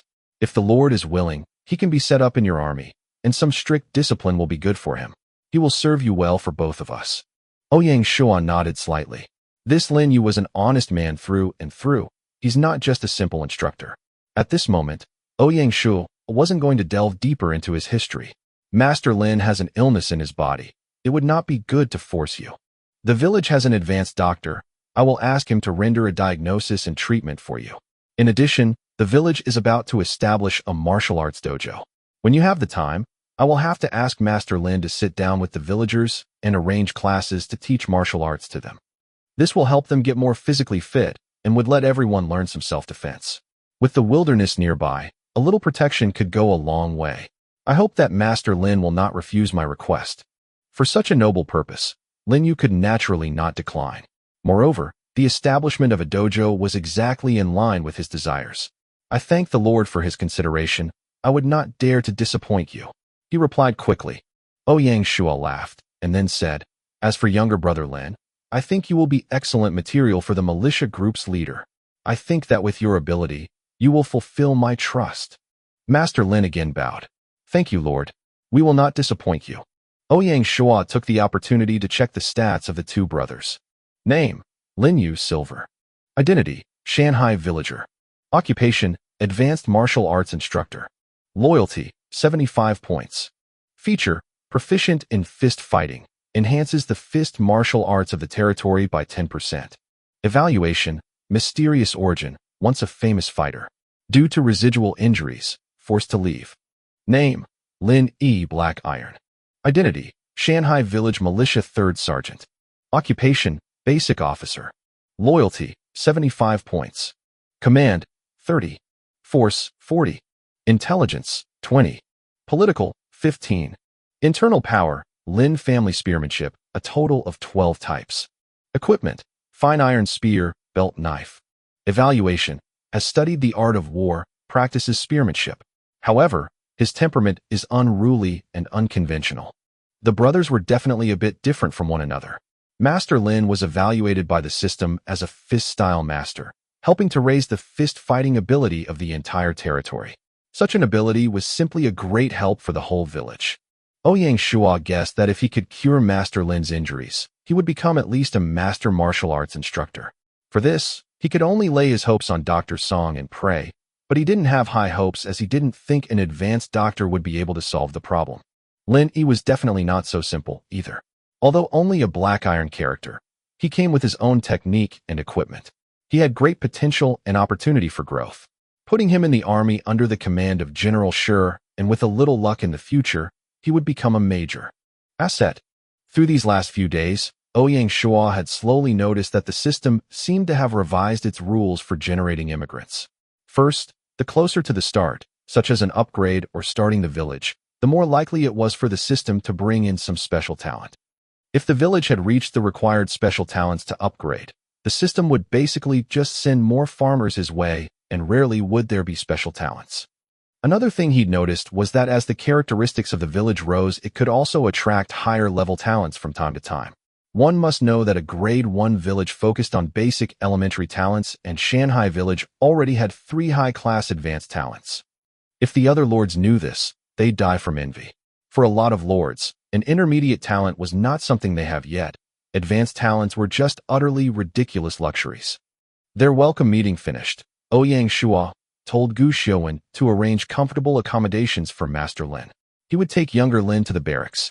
As a basic officer, Lin Yi did not need to change his class. The fundamental difference between a soldier and an officer was the number of troops they could command. According to the military system, a soldier could only be promoted to the rank of lieutenant, leading a platoon of 50 soldiers. With 10 platoons, 500 soldiers, an unit is formed, led by a major, which requires at least a basic officer. 5 units formed a regiment, a total of 2,500 soldiers, led by a colonel, which requires at least an intermediate officer. 5 regiments formed a division, with another 1,000 people under the major general, for a total of 13,500 people, which required an advanced officer. 4 divisions formed a legion, with 10,000 people under the commanding general, a total of 55,000 people. This was a massive army, and only special officers could possibly command them. If you put a number of legion together in an army group, then only a lord or lord-appointed marshal could do the job. Therefore, later on, the demand for officers in any territory would be very high. It was unrealistic to hope that your officers would be of great quality if you didn't have the forces to attract them to service. Unless there was a powerful territorial draw such as Shanghai village, a gold-level village. Most officers were being class changed from soldiers. The intermediate class barracks class change chamber could transform level 10 militia into rank 1 soldiers. The soldiers had 9 ranks to climb. Ranks 1 to 3 were normal soldiers, 4 to 6 were the veterans, and 7 to 9 were elite soldiers. Ordinary soldiers need to advance all the way to rank 9 elites before they could go through an advanced barracks class change chamber and change into basic officers. It was because of this that Ouyang Shuo was paying so much attention to Lin Yi. When the two of them came to the barracks, General Shuo had just came back. After Lin Yi had reported to his new commander and spoken of his history, Ouyang Shuo was ready to leave. General Shuo stopped him suddenly, saying seriously, "Lord, I have something to report." Ouyang Shuo stopped, a little puzzled, and asked, "Oh? What's happened?" "One of the scouts had just reported back to me. They just came back from patrol, and when they scouted the territory, they accidentally discovered a raider camp."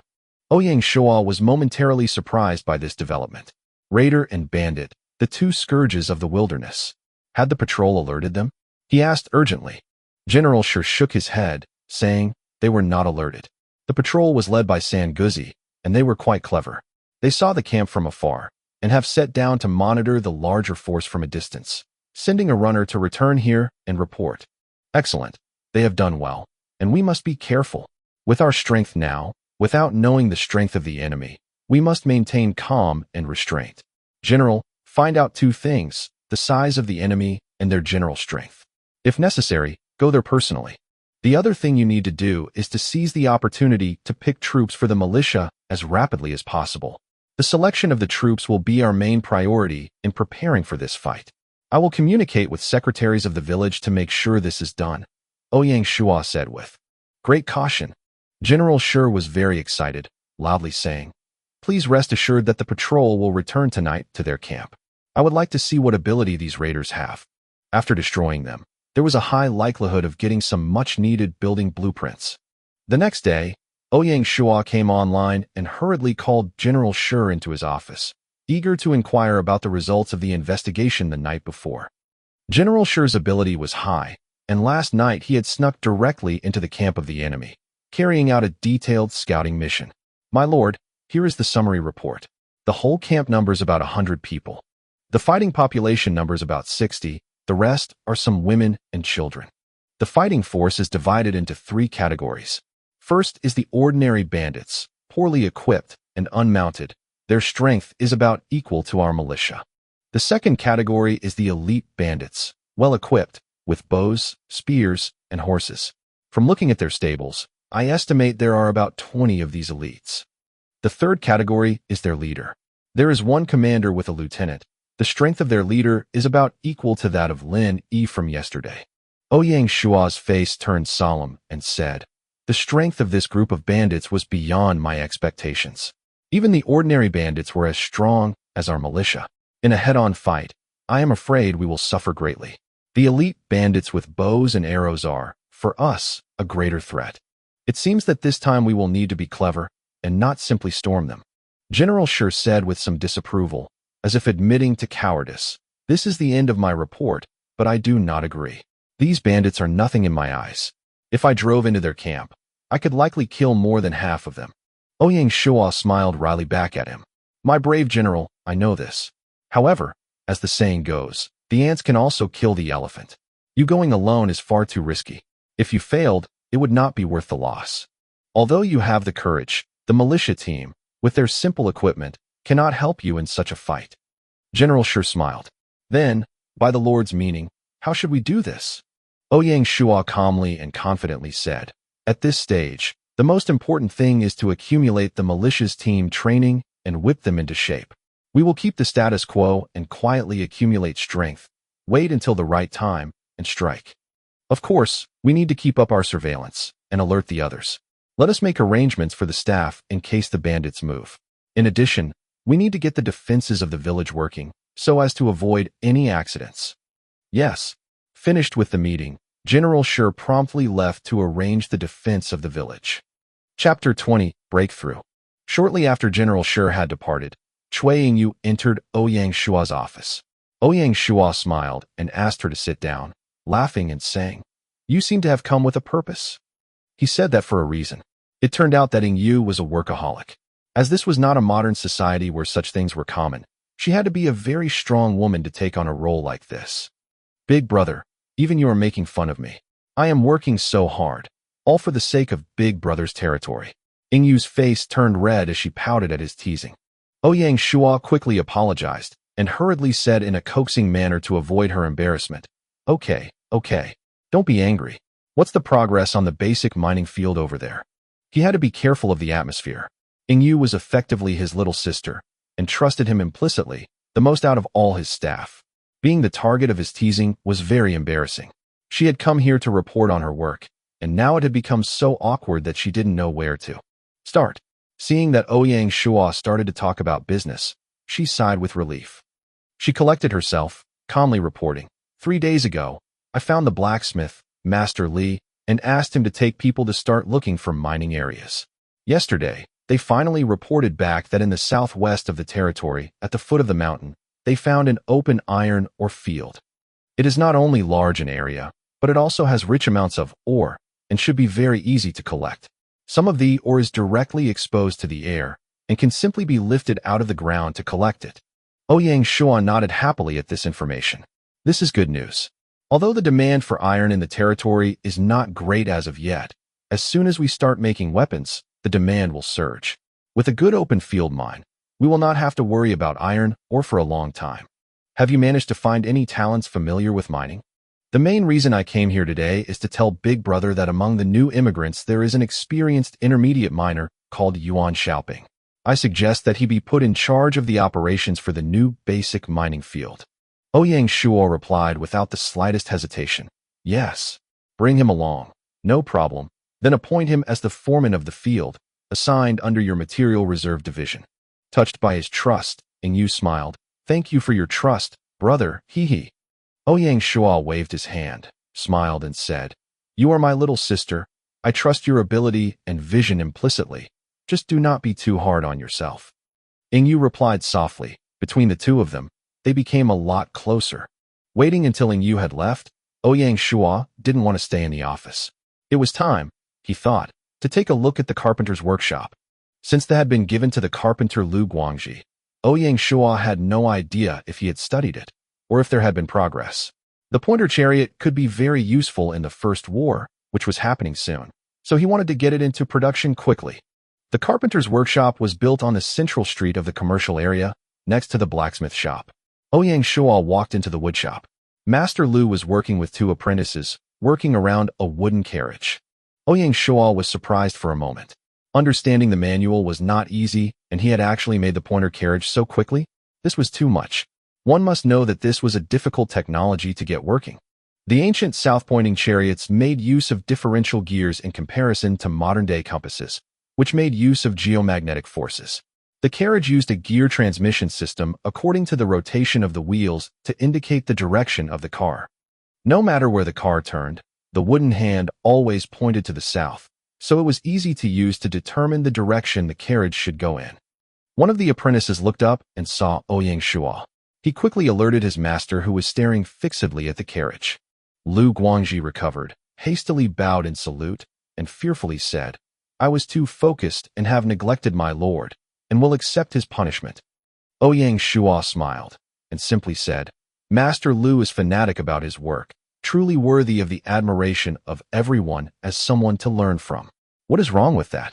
Carpenter Master Lu smiled embarrassingly, and said, "My lord has seen an embarrassing situation." Ouyang Shuo did not want to get tangled up with modest manners, and pointed directly to the wooden carriage. "If I am not guessing wrong, this should be the pointer carriage described in the technical manual? I did not expect that in just a few days Master Lu would make such incredible progress." Listening to Ouyang Shuo's praise, the man's dark face instantly reddened even further. Sounding quite shameful, he said, "I am ashamed and not worthy of the Lord's praise. We have worked these last days in accordance with the book records, trying to make the pointer carriage. It is a pity that this carriage does not truly point south like the directions in the books say it should." Ouyang Shuo abruptly realized that this was just a test product, which made it much more realistic. "It is not necessary for you to be ashamed, Master Lu. As far as I know, this pointer carriage is a very sophisticated instrument, and even with a technical manual to reference, it will not take just a short time to grasp how it is made. Anyway, there is still time, and you do not have to be depressed, ashamed, or anxious at all. Master Lu, study this slowly, and perhaps you can use this opportunity to upgrade your carpenter level." Master Lu's face was a little pale, and he said gratefully, "I thank the Lord for his trust. I will certainly seize the time to study, and try to make a true pointer carriage as soon as possible and repay Lord's kindness." "Then I am relieved. You are busy, so I will stop bothering you and take my leave." Walking out of the woodshop, Ouyang Shuo simply turned and walked into the blacksmith shop next door. To tell the truth, he hadn't paid much attention to Li Taiju, the basic blacksmith. The reason was simple. The blacksmith wasn't able to make weapons or armor. At best, he could make arrowheads, and not even the more complex broadheads. Because military goods were not allowed to be sold in the market, Lord players could only obtain weapons and equipment in three ways. The first kind was the most simple, and that was when the military camp gave out a basic set of weapons and armor. This was done when upgrading soldiers, such as when farmers were upgraded into militia and given leather armor and a spear. The system provided the set mostly to avoid the embarrassment of a naked soldier, and could only be regarded as the most basic equipment. Of course, the shortcomings of this gift were very apparent. The free weapons and equipment were of very low quality and broke or were destroyed easily. The second way to get military goods was to smuggle them in from the big cities, working with the big businessmen. As long as the payment was worth the risk, the deep background of those cartels would take the risk. They would arrange a private shipment overland, escort it all the way, and ship it directly to your territory. This was certainly not easy to do. First, you had to contact the cartels, which required upgrading the basic market to the advanced market, which would open the fourth platform of the market, the negotiated cooperative trading platform. The smuggling of weapons and equipment was extremely high in pricing, and if you weren't rich, you simply couldn't afford it. Even casually smuggling something in could bring the territory close to bankruptcy. Those cartels were anything but generous, and were in fact greedy vampires. They risked losing everything, taking the risk of shipping everything to the territory. So if they didn't earn 5, 7, or 10 times the profit, they wouldn't be satisfied. Even worse, the cartels only sold the products. They were not responsible for maintenance. After-sales service was not something they even talked about. The last way was to build your own military industry. Once he had his own military industry, naturally, he didn't need to be subject to the whims of others. It was all on him how much he wanted to and how much he would be able to produce. Although this approach looked good, it was the most difficult of the 3 paths. Why? Because weapons and equipment were prohibited items. Any type of advanced weapon required the appropriate technical manual to build. For things like the famous Northern and Southern Mingguang armor, you needed to make it. In general, technical manuals like that were not available in the basic market. There was only place to buy them. It meant upgrading to the intermediate market and the opening of the 3rd platform, the limited time auction platform. The game would hold time-limited auctions at a regular basis on that platform. During those events, there would usually be some rare items. In the past, most of the technical manuals for weapons and equipment had come out of the auction. Ouyang Shuo clearly remembered when the first auction had been held in his past, at the beginning of the 3rd month. That was also the day of the official opening of the credit points and game currency trading platform. Back to reality. Ouyang Shuo's plan to start weapon workshops really required an advanced blacksmith to manage them. Therefore, he didn't have any expectations of basic masterly. So, he did not expect that with a simple visit to the smithy, Masterly would give him a surprise. The burly blacksmith, upon seeing Ouyang Shuo, said happily, "Haha, such a coincidence. I was preparing to look for Sire, and did not expect Sire to come. Oh, I did not know that Masterly needed to find me. What news do you have for me?" Seeing the usually calm and capable blacksmith looking so excited, Ouyang Shuo was a little surprised. Yesterday afternoon, when I was building a plow for a farmer, I made a natural breakthrough in my bottleneck and was officially promoted to intermediate blacksmith. Listening to him say that, Ouyang Shuo immediately thought of the gold-level characteristic of his territory, namely the one that increased the proficiency rate of skilled residents by 20% and increased the chance to break through promotional bottlenecks by 10%. He had not expected it to so quickly play a role in the village, and sure enough, it was quite powerful. Oh, then I really must congratulate Masterly. I would like to ask, when you broke through, did you have any kind of special feeling? I feel that my smithing skills have improved greatly. Before, a problem that might have confused me now seems as simple as up and down, just as if I had been enlightened by the heavens. About his own breakthrough, Masterly himself seemed to be more than a little surprised. Well, no matter what, this is a good thing. Masterly can now try to build some arrowheads and spears, and the territory will make use of them. Pleased to be able to build weapons, Masterly was honored to be given this duty. After a brief accounting of his needs, Ouyang Shuo left the blacksmith shop. Chapter 21. To the Raiders' Camp. Gaia Year 1, 1 ST month, the 20th day. At the military camp school, 50 militia had been assembled in their teams. Standing on the temporarily erected platform, Ouyang Shuo began the pre-battle mobilization. Soldiers, I, the Lord of Shanghai Village, am addressing you. 5 days ago, a raiders' camp was found within our territory. Our enemies, they are numerous and well-equipped. We have fewer soldiers, and our weapons are not as good. If you are afraid, stand up now, and you won't have to go. My soldiers, remember this. Since the moment you entered the barracks, you were no longer farmers tied to the earth. You severed your ties to your past. Who are you? You are the specially selected warriors of Shanghai, and the mission of soldiers is to defend their territory. Now, the villagers are looking at you. Their children are watching you. Will you be worms or dragons? It all depends on this battle. Are you afraid? Not afraid. All of the militia shouted back together. None of them were cowards. Do you have the confidence to win? We have. Very good. We shall begin. Under the leadership of General Shi, the militia left the barracks in an orderly manner. In 4 days' time, the militia team had not only been fully recruited, but all of them had also been brought to the max level of 10. Ouyang Shuo had also gone out with them to train, and his level had also reached 14. Just this morning, the soldiers who were responsible for monitoring the raiders' camp had relayed some information. Today, early in the morning, the 2 leaders of the raiders had taken 12 elite raiders and 20 ordinary raiders and led them out to go plundering. All of a sudden, the forces of the raiders' camp were cut in half. Faced with such a good opportunity, Ouyang Shuo naturally wasn't going to let it go. Immediately, he called together the full militia and went to the raiders' camp straight away. Of course, even with so many people gone, the raiders' camp was still comparable in strength to the militia team. In order to reduce his casualties, Ouyang Shuo knew that he would have to use some tactics. He planned to have Sanguzi lead a militia squad, pretending to be migrants, and lure some of the raiders out of the camp. The rest of the militia would wait in ambush by a small hill 3 kilometers from the camp. Half an hour later, the militia reached the ambush site, quickly moving into position. Ouyang Shuo waved Sanguzi forwards, patted his shoulder, and said, "Don't get close enough to be chased down by their cavalry. Remember, don't get too close. They can see everyone who approaches within 1,000 meters."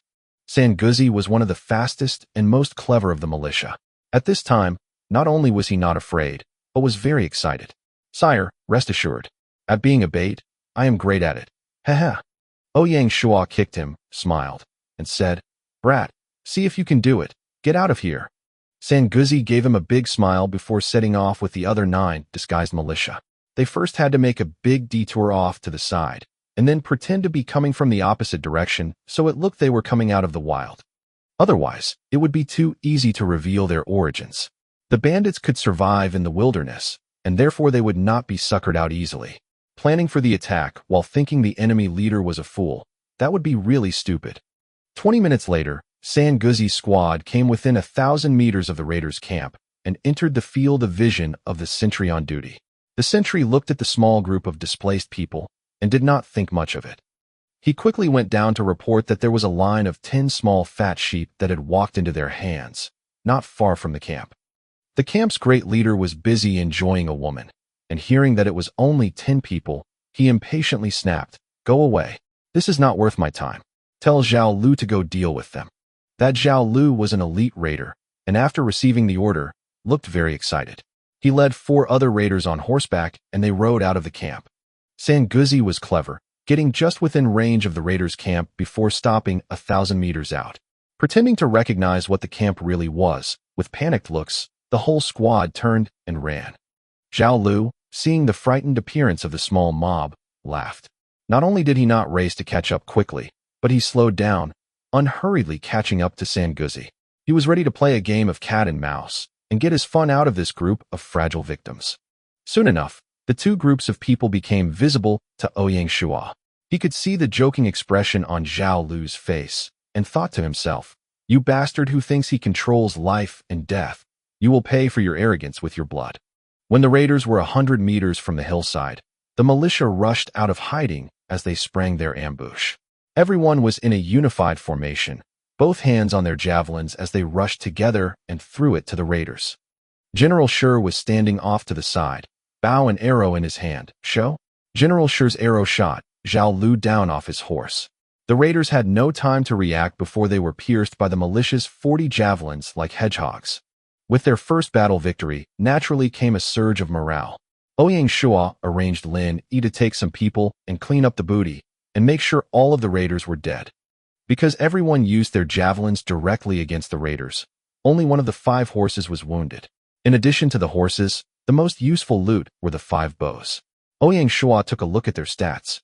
Name: ordinary horse, black iron level. Weight: 50 kilograms. Speed: 30 kilometers/day. Consumption: 3 units of grain/day. Evaluation: this barely qualifies as a war horse. Name: ordinary wooden bow, black iron level. Length: 1.2 meters. Range: 150 meters. Evaluation: a single stave shortbow made of Manchurian ash wood, with deer tendons for a bowstring. Don't hope for a lot of power out of it. Ouyang Shuo immediately arranged for the 5 horses to be brought back to the village by 2 militiamen. The 5 bows were quickly passed to the 5 sergeants. Unfortunately, except for Lin Yi and Zhang Daniu, who both knew basic archery, none of the others had ever touched a bow before. Quickly cleaning up the battlefield, Shuo's force did not dawdle and immediately went straight to the base camp. Ouyang Shuo took full advantage of the fact that the camp did not have time to react before their attack arrived. With his timing, the balance of strength had been tilted. There had been 20 elite raiders. 12 had left, 5 had already died. What were left in the camp had at most 3 elite raiders, they would not cause much concerns anymore. Before the fight, Ouyang Shuo quietly told General Shi to let Lin Yi deal with the raider camp leader after the fighting started. General Shi's main duty was to use his bow and kill any surviving elites, then cover the militia during the fight to cut down on the number of casualties. 300 meters from the camp, General Shi, riding on his horse, took his bow and directly shot down the two sentries. Taking the opportunity, Ouyang Shuo ordered the larger force to move forward quickly, rushing into the raiders' camp. Finding outsiders rushing into their camp before they could gather together, the people inside immediately panicked. General Shi rushed to the front, simply a humanoid killing machine. No one could oppose him. Stimulated by his example, the morale of the militia reached a peak. With General Shi leading them, they had no fear of the ordinary bandits. In contrast, reeling under the sudden attack on their camp and General Shi's unstoppable aura, the bandits' morale plummeted. At that point, the bandit lieutenant finally got his armor on, and carrying a big axe, rushed out into the fighting. Lin Yi took one look at him, without further orders from Ouyang Shuo, directly charged up to the raider and engaged him. The two were fairly evenly matched, but one had an axe, and the other was dancing with a spear. It was the old saying, an inch of reach is an inch closer to death. Seeing the two fighting, it was obvious to see what the ending would be. In less than 20 rounds, Lin Yi seized on a flaw in the other's form, and as fast as lightning pierced the big raider through the center of his chest. Seeing their leader slain by Lin Yi, the other bandits tried to break off from the fighting, scatter, and flee. Unfortunately, the camp was not large, and there was nowhere to run. The sergeants along with their squads hunted them down one by one and killed them. As for the three elite raiders, they had long been killed by General Shi. The fighting started quickly and ended quickly. After the battle, the militia team had 2 seriously injured and 12 slightly injured. Fortunately, no one had died. The 2 who were seriously injured, even if healed, could probably never fight on the battlefield again. Ouyang Shuo could only reluctantly arrange for them to retire. The 12 who had minor injuries, after applying some metal laceration medicine and a few days of rest, they would be fine. Through the destruction of the raiders' camp, Ouyang Shuo's level rose like a rocket directly to 18. He took the opportunity to look at his own stats. Name, Chiyue Wui. Title, Celebrity, Good Impression on Historical Figures plus 10%. Territory, Shanghai Village. Merit, 1300/1600. Title, 3rd Viscount. Occupation, Officer, part-time. Level, 18, 652-100/723860. Reputation, well-known, 1200/10,000. Body structure, 18. Comprehension, 20. Charm, 8. Command, 26. Force, 8. Intelligence, 8. Political, 26. Talent, locked. Technique, none. Skills, intermediate collection, basic shipbuilding, basic diplomacy, basic assessment, basic weapons proficiency, basic writing, basic marksmanship, basic archery. Mount, poor horse, bronze. Equipment, poor iron spear, bronze. Ring of courage, black iron level. While Xiao was looking at his stats, General Shi directed the cleanup of the battlefield. In the game, NPCs would not resurrect, and their bodies would not stick around very long. Usually when an NPC died, their body would stay around an hour or so. During this time period, if someone were to take care of the corpse, they could be buried in a cemetery. Otherwise, their fate would be the same as these bodies, eventually turning all white and disappearing. This reflected a user-friendly design in the game. Otherwise, with thousands of the slain after a war in the late game, it would be pretty gory. With the capture of the raiders' camp, the amount of plunder seized was plentiful, but he didn't have the statistics at the moment. The other thing in the camp was the number of women and children, who Ouyang Shuo prepared to bring back to his village. There were 32 women and 3 children, total number of 35. These women and children were basically kidnapped by the raiders and taken to serve them. These people could not only quickly supplement his territory's population, but also improve the structure of the population to a certain extent. In the early days of the system, most of the incoming immigrants were men. The system logically ruled that for the migrants, naturally the more powerful adult men would be able to survive more easily. Most of the elderly, weak women, and children could not survive the wilderness. As for bringing these women back to the village, It wasn't to force them to marry and have children. Ouyang Shuo was not going to intervene in such matters. Everything would be determined by the villagers themselves. As a lord, what he could do was ensure that they were not discriminated against in his lands, while also making sure of their personal safety and freedom. Chapter 22. The Fate of the Raider Camp. By 11 a.m. in the morning, they'd finished clearing the entire battlefield. The raiders' weapons and equipment were all collected, including the horses in the stables, the materials stored in warehouses, and even various personal possessions in the dwellings were plundered clean. Shuo really did need the money. He had 10 silver coins left only because Lin Yi hadn't needed to use the barracks to class change. Encountering such a nice bit of plunder gave free rein to his miserly nature. Even if he had to dig 3 feet down into the soil, he wasn't going to let a copper coin get away. Shuo first called over Lin Yi and Zhang Daniu, telling them to take their men, the wounded, and the women, children, and goods they'd seized and escort them back to Shanghai village. The wounded were to be handed over to Dr. Song for treatment, and the women and children placed under the guidance of clerk Gu Xiuan. As for the resources, they would first go to Secretary of Material Reserves Cui Yingyu for a detailed breakdown, which he could look into after he returned. After they departed with the goods and prisoners, Shuo immediately took the rest of the men back to the raider camp. Shuo had definitely not forgotten that a group of raiders had gone out and not returned yet. Without making a clean sweep, how could he be assured of eliminating the problem they posed? Shuo made some quick calculations. In addition to himself and General Shi, there were 36 militia left behind. Given the size of the remaining raider force, there might be some difficulties. That group of bandits had 12 elites. He would have to use some schemes. Oh, wrong choice of words. It was time to use some wisdom and tactics. Shuo told the militia team to quickly take advantage of the time they had and restore the camp to its original appearance. He was perfectly ready to give the returning raiders a feeling of safety, just before he used an urn to catch a turtle, trapping the bandits in their own camp. They had to wait until 6 p.m., the usual time the bandits returned. His people had to stay in a tight group near the main gate and camp square. They had set their trap and were getting more impatient as time passed. The gang of raiders finally returned, not only with their own numbers, but with a dozen kidnapped women herded in the center of their group. It seemed they had once again found and washed another unfortunate village with blood. The gang of raiders rode right into the camp before they finally realized that something wasn't right. They hadn't seen the sentries, and the camp was way too quiet. They finally figured out something was wrong, but even if they wanted to leave, it wasn't that easy. They were unwilling to just run. They had to at least figure out what happened here. Moreover, their money and personal belongings were hidden in the camp. The fools rushed in.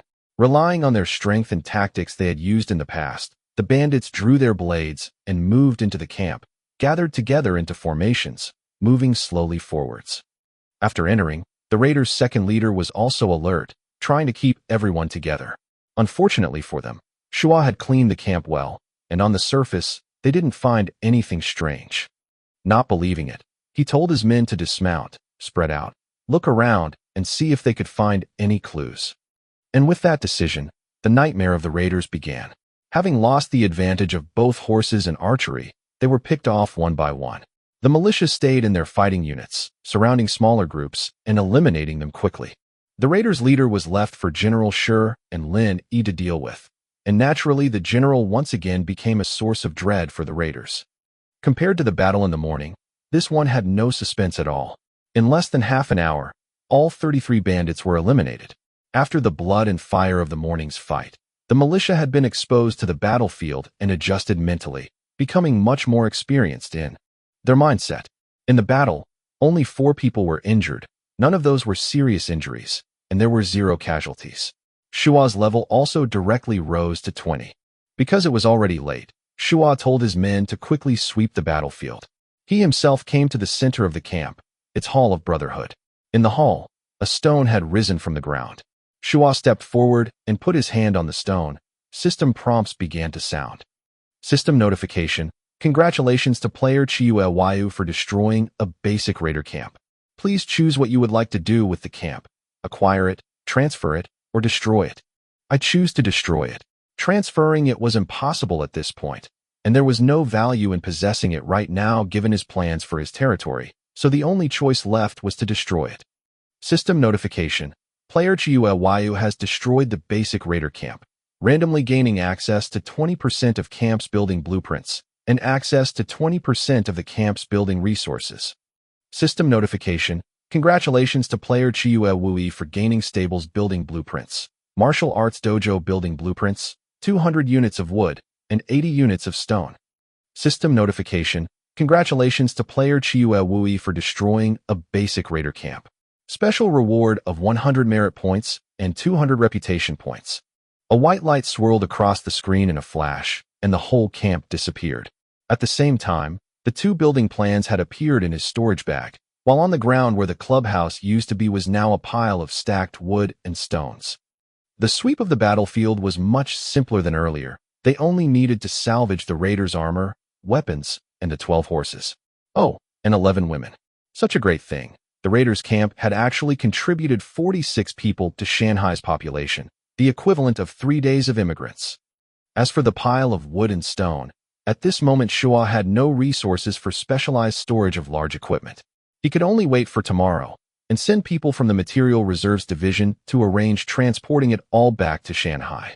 By the time they walked back to Shanghai with all their loot, it was already 8 p.m. The villagers had spontaneously gathered to meet them, waiting for the return of the raider-slaying heroes. Hey, I heard that the Lord directly destroyed those thieving raiders' camp. He is magnificent. I remember that the raiders used to loot our village, and now the Lord has killed them all, cutting them down like radishes. Our militia team was great. They did not bring shame to our Shanghai village. They fought well. Right? I heard that their boss was stabbed to death by Lieutenant Lin Ying. Your information is out of date. Both leaders were killed by the lieutenant. Because the time was late, Shuo had everyone disperse early. The militia handed their loads over to Material Reserves Division and was asked to return to the barracks. The 11 women were to be dealt with by Gu Xiuwen.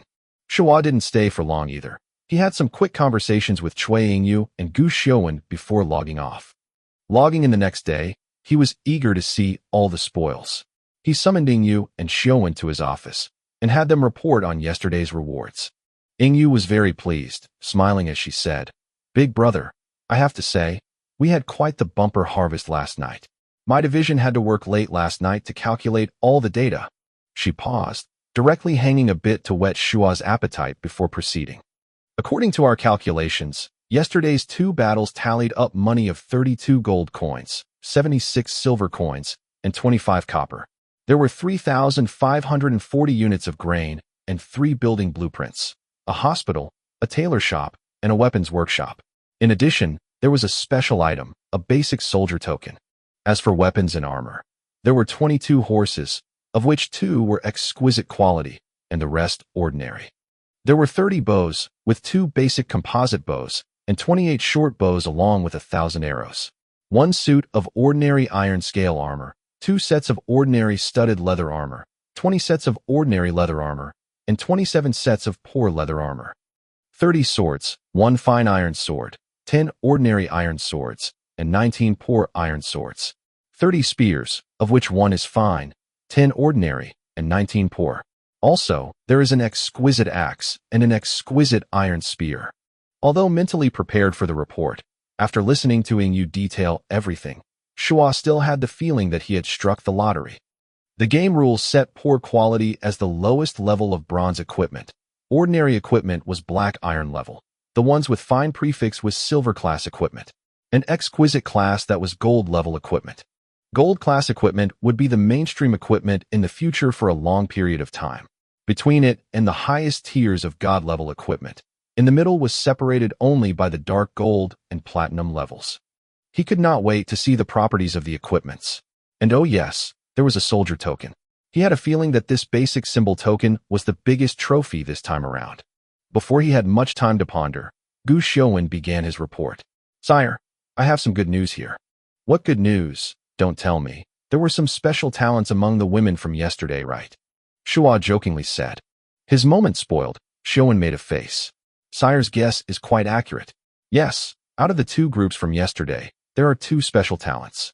In the morning batch, there was an advanced chef, called Gu Sanyang, who cooked for the raiders. And there was one 18-year-old advanced tailor, called Mu Qingxi. That was another blockbuster. Shuo was almost happy enough to faint. An 18-year-old advanced tailor? This was just a wicked talent. With this kind of talent, coupled with Shanhai's characteristics, promoting her to master was just a matter of time. It was very possible she'd even reach the higher levels of the Grandmaster class. Hee. I would like to let them live in the Lord's Manor for now. There is an empty room in the West Wing. Have them live there. Let me deal with this batch of resources, then I will pay them a visit. For such advanced talents, Shuo would more than happy to extend his hospitality and a level of courtesy. Noted. Xiaowen nodded agreement. When Xiaowen is in charge of things, I am always rest assured. Shuo turned to Yingyu, smiled, and said, Yingyu, bring me to see our loot. I can wait no longer. The grain from the batch of resources had already been deposited into the granary, and Shuo had no interest in seeing it. The money, drawings, and various small objects were waiting on tables in the room. Shuo directly put them into his storage bag. Of the weapons and armor, Shuo took a composite bow, a fine iron sword, and that exquisite iron spear. The rest of the weapons and armor he was ready to award for meritorious service to the militia members. Erwazi was squatting at the edge of the courtyard, curious to see everything, touching this, touching that. Shuo knocked on his head, smiled, and said, You are going to the barracks. Tell General Shuo that I said for him to arrange people to take away the weapons and armor from here. Erwazi smiled and trotted away, heading straight for the barracks. Asterisk, Long Taos, side characters in Chinese operas who perform acrobatics and fight scenes. Asterisk, 12.47 to 13.07. Don't ask me about the tree sap. Chapter 23, Crossbowman. Taking advantage of the time, Ouyang Shuo took out his 3 new pieces of equipment and took a look at their stats. Name, basic composite bow, black iron grade. Length, 1.4 meters. Range, 200 meters. Evaluation, a composite bow. It uses tough black birch for the inner layer and large pine for the outer, 2 layers of wood bound using deer or cattle tendons. Fine fish glue is used to firmly stick them together, and the bowstring is made from deer skin. Name, fine iron sword, silver grade. Hardness, 15. Toughness, 20. Evaluation, extremely fine steel, repeatedly forged for a sharp blade with good toughness. Name, exquisite iron spear, gold. Hardness, 30. Toughness, 45. Evaluation, spear forged from high-quality iron barbed wood. The spearhead has been forged repeatedly with exquisite workmanship. Ouyang Shuo nodded in satisfaction. This was a real change of equipment from a rookie to a pro. He hung the iron sword at his waist. The bow and spear he would keep in his room. He wasn't a full-time warrior, so he only needed those 2 weapons when combat was imminent or when practicing. In the front of the square, 22 horses were lined up in a row. The most striking of them were the leftmost pair, a black and white set, looking quite exceptional. Ouyang Shuo took an immediate fancy to the black horse. It had a beautiful black mane, vigorous posture, and was exceptionally handsome. Name, exquisite war horse, gold. Weight, 60 kilograms. Speed, 40 kilometers per day. Consumption, 3 grains/day. Evaluation, this is a high-quality horse from the northern grasslands, easily able to endure a battlefield. Ouyang Shuo said admiringly, Really a good horse. I will call you Black Tornado. The horse seemed to be able to understand human nature, and as if it understood his words, nodded its head. This made Ouyang Shuo desire it even more, and he brought it away to his yard. Just yesterday he had received the building blueprints for the stables, and now he was prepared to build a small stable just for Black Tornado in the yard of his manor. In less than 10 minutes, Erwazi had led General Shuo back with a full group of 30 men. As he walked into the yard, the roaring voice of General Shuo proclaimed, My lord, I hear that you are ready to reward the weapons and armor to your men. That's right. This time, for destroying the raider camp, we definitely should reward the militia team for meritorious services. Ouyang Shuo answered, pointing to the heap of weapons and armor in the courtyard.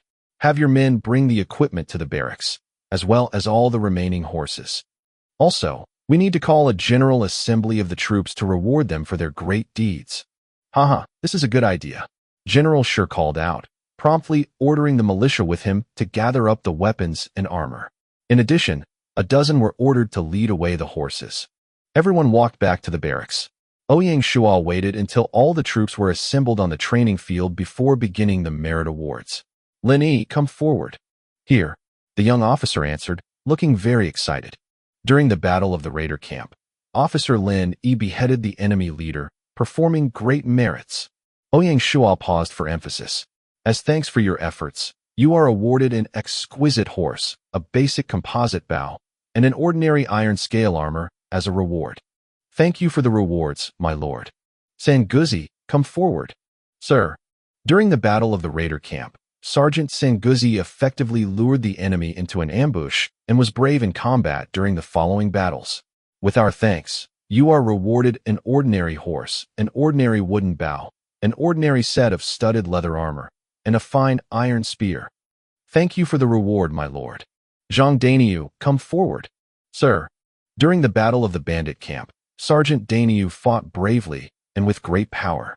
With our thanks, you are awarded an ordinary horse, an ordinary composite bow, an ordinary set of studded leather armor, and an exquisite axe. There was a bit of a contrast here, as Dainiu's reward was slightly better than Sanguzi's. But Sanguzi was an agile soldier, and spears were more suitable for him. Denyo was more of a strength soldier, more suited for using an axe. Zhao Sihu, Li Mingliang, come forward. Sir. During the bandit camp fight, Zhao Sihu and Li Mingliang proved themselves to be brave and effective fighters. You are each awarded a set of ordinary armor. Thanks to the Lord for his reward. The two men called out eagerly. These two men had been in the second group to join the militia. After this battle, they had come up from behind, heading up the 4th and 5th squad as sergeants. General Shuo had been comfortable with them moving up into command positions and had already recommended them to Ouyang Shuo before. They became sergeants.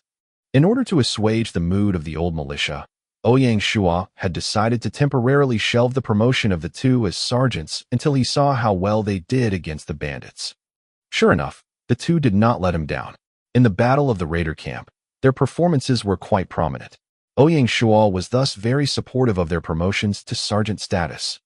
After handing out the main rewards for combat merits, Ouyang Shuo didn't reward the ordinary soldiers. He left the duty of handing out rewards to these men to General Shuo to keep up his prestige. General Shuo had no problems taking over this duty. Ouyang Shuo cleared his throat and proclaimed, "The following people, come up to General Shuo to receive your rewards when your name is called. Everyone give General Shuo a round of applause." The soldiers applauded immediately and warmly.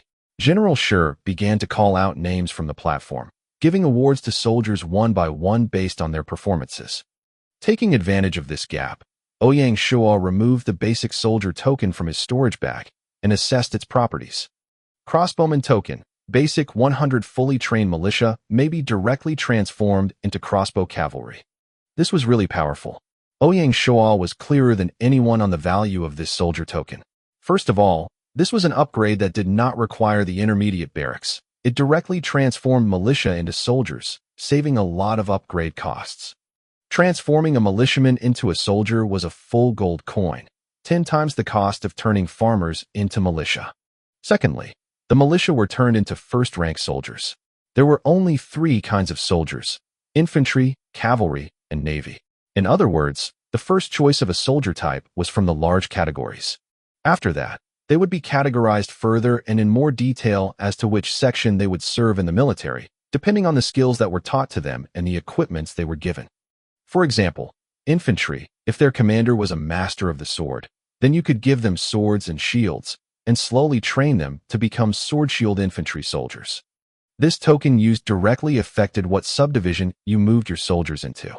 The token in Ouyang Shuo's hands could directly transform them into cavalry soldiers who could also use crossbows. Waiting until General Shuo was done with the awards, Ouyang Shuo stepped up again on the high platform, looking around at the assembled soldiers. "When we destroyed the raider camp, you all did not let me down, and you did not disappoint the villagers in Shanghai. The page of history has turned. I do not want you to immerse in past glories. We are soldiers, and fighting is our duty. Today, we exterminated a raider camp. Tomorrow, there will be more powerful enemies waiting in front of us. As a warrior, all we can do is train hard, harder, and even harder, so that in every battle, we can go forth with courage and kill the enemy without fear. Now, there is a new opportunity before you." Ouyang Shuo raised the token symbol up before the soldiers. "This is a crossbow cavalry token for soldiers, the most valuable spoils of our battle. I will be using this to change your jobs, and hopefully everyone will take advantage of this rare chance to train hard, for soon there will be a bigger challenge awaiting us. Are you ready? Then everyone, go into the class change chamber of the barracks, line up, and we will begin the process. Ouyang Shuo got down from the raised platform, stepping to the door of the class change chamber. He laid his hands upon the door, and the symbol token in his hands lit up. System notification, detecting the crossbow cavalry soldier symbol, use now. Yes. There was a flash of white light and hum as the soldier symbol vanished from his hands. System notification, congratulations to player Chiue Wui for successful use of the crossbow cavalry soldier symbol. The transformation room has been updated to increase its power to include crossbow cavalry soldiers as an option until 100 transformations have been completed.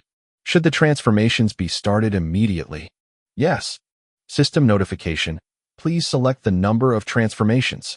47 people. Ouyang Shuo had arranged for the seriously wounded militia to retire, so there were only 47 people to transform. Once he rose to 3rd village, he could do a one-time makeup to round out the numbers. System notification. The number of transformations has been selected. Use of the transforming chamber has begun. Transformations remaining, 53 people. In addition to Lin Yi, the rest of the militia teams began to go in one by one into the transforming room. When the first one came out, Ouyang Shuo naturally had to look at his stats. Name, Zhang Daniu. Identity, Cavalry Crossbow Soldier Sergeant. Occupation, Crossbow Cavalry. Level, 1st grade.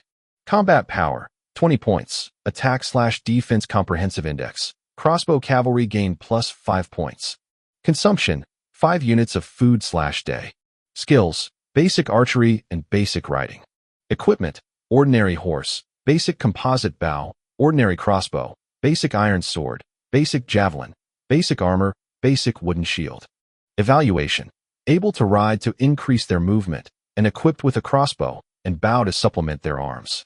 Well-equipped, able to scout, raid, and use archery. Normally, the combat power of a max-level militiaman was 11. When transformed into first-order soldiers, this was directly increased to 15. With the excellent weapons and skills of the crossbow cavalry, they directly earned an additional 5 points of combat power. This was a great enhancement to their fighting ability, a large part of it because of their black iron equipment level. Such a band of first-grade crossbow cavalry was comparable in power to the highest-level player, Blood Romance of Blood Evil Mercenary Group. Even with seizing so much equipment from the raiders, most of it wasn't of the same level as the gear of the crossbow cavalry. This showed just how precious the symbol token was. Chapter 24, Girl Talk. After completing the class changes, Ouyang Shuo left the barracks. He was not going to intervene on the matters of the daily training of the mounted crossbowmen, territorial patrols, and those stationed at the northern salt fields. The military was in the experienced hands of General Shuo, and with a tenacious lieutenant like Lin Yi, as well as the increasingly mature and skilled sergeants, he was confident of them. He wanted to give them power and let them be tested so as to grow quicker.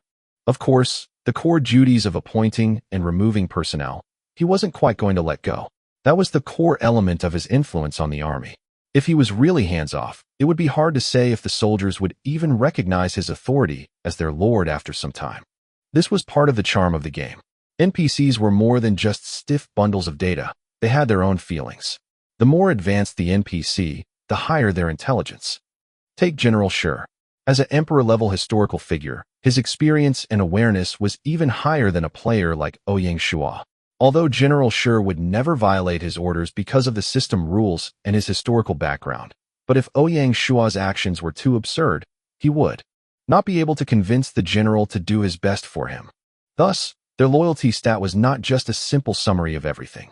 Although in principle they would not betray Shuo, but there were possibilities they would fight over authority or slack and neglect their duties.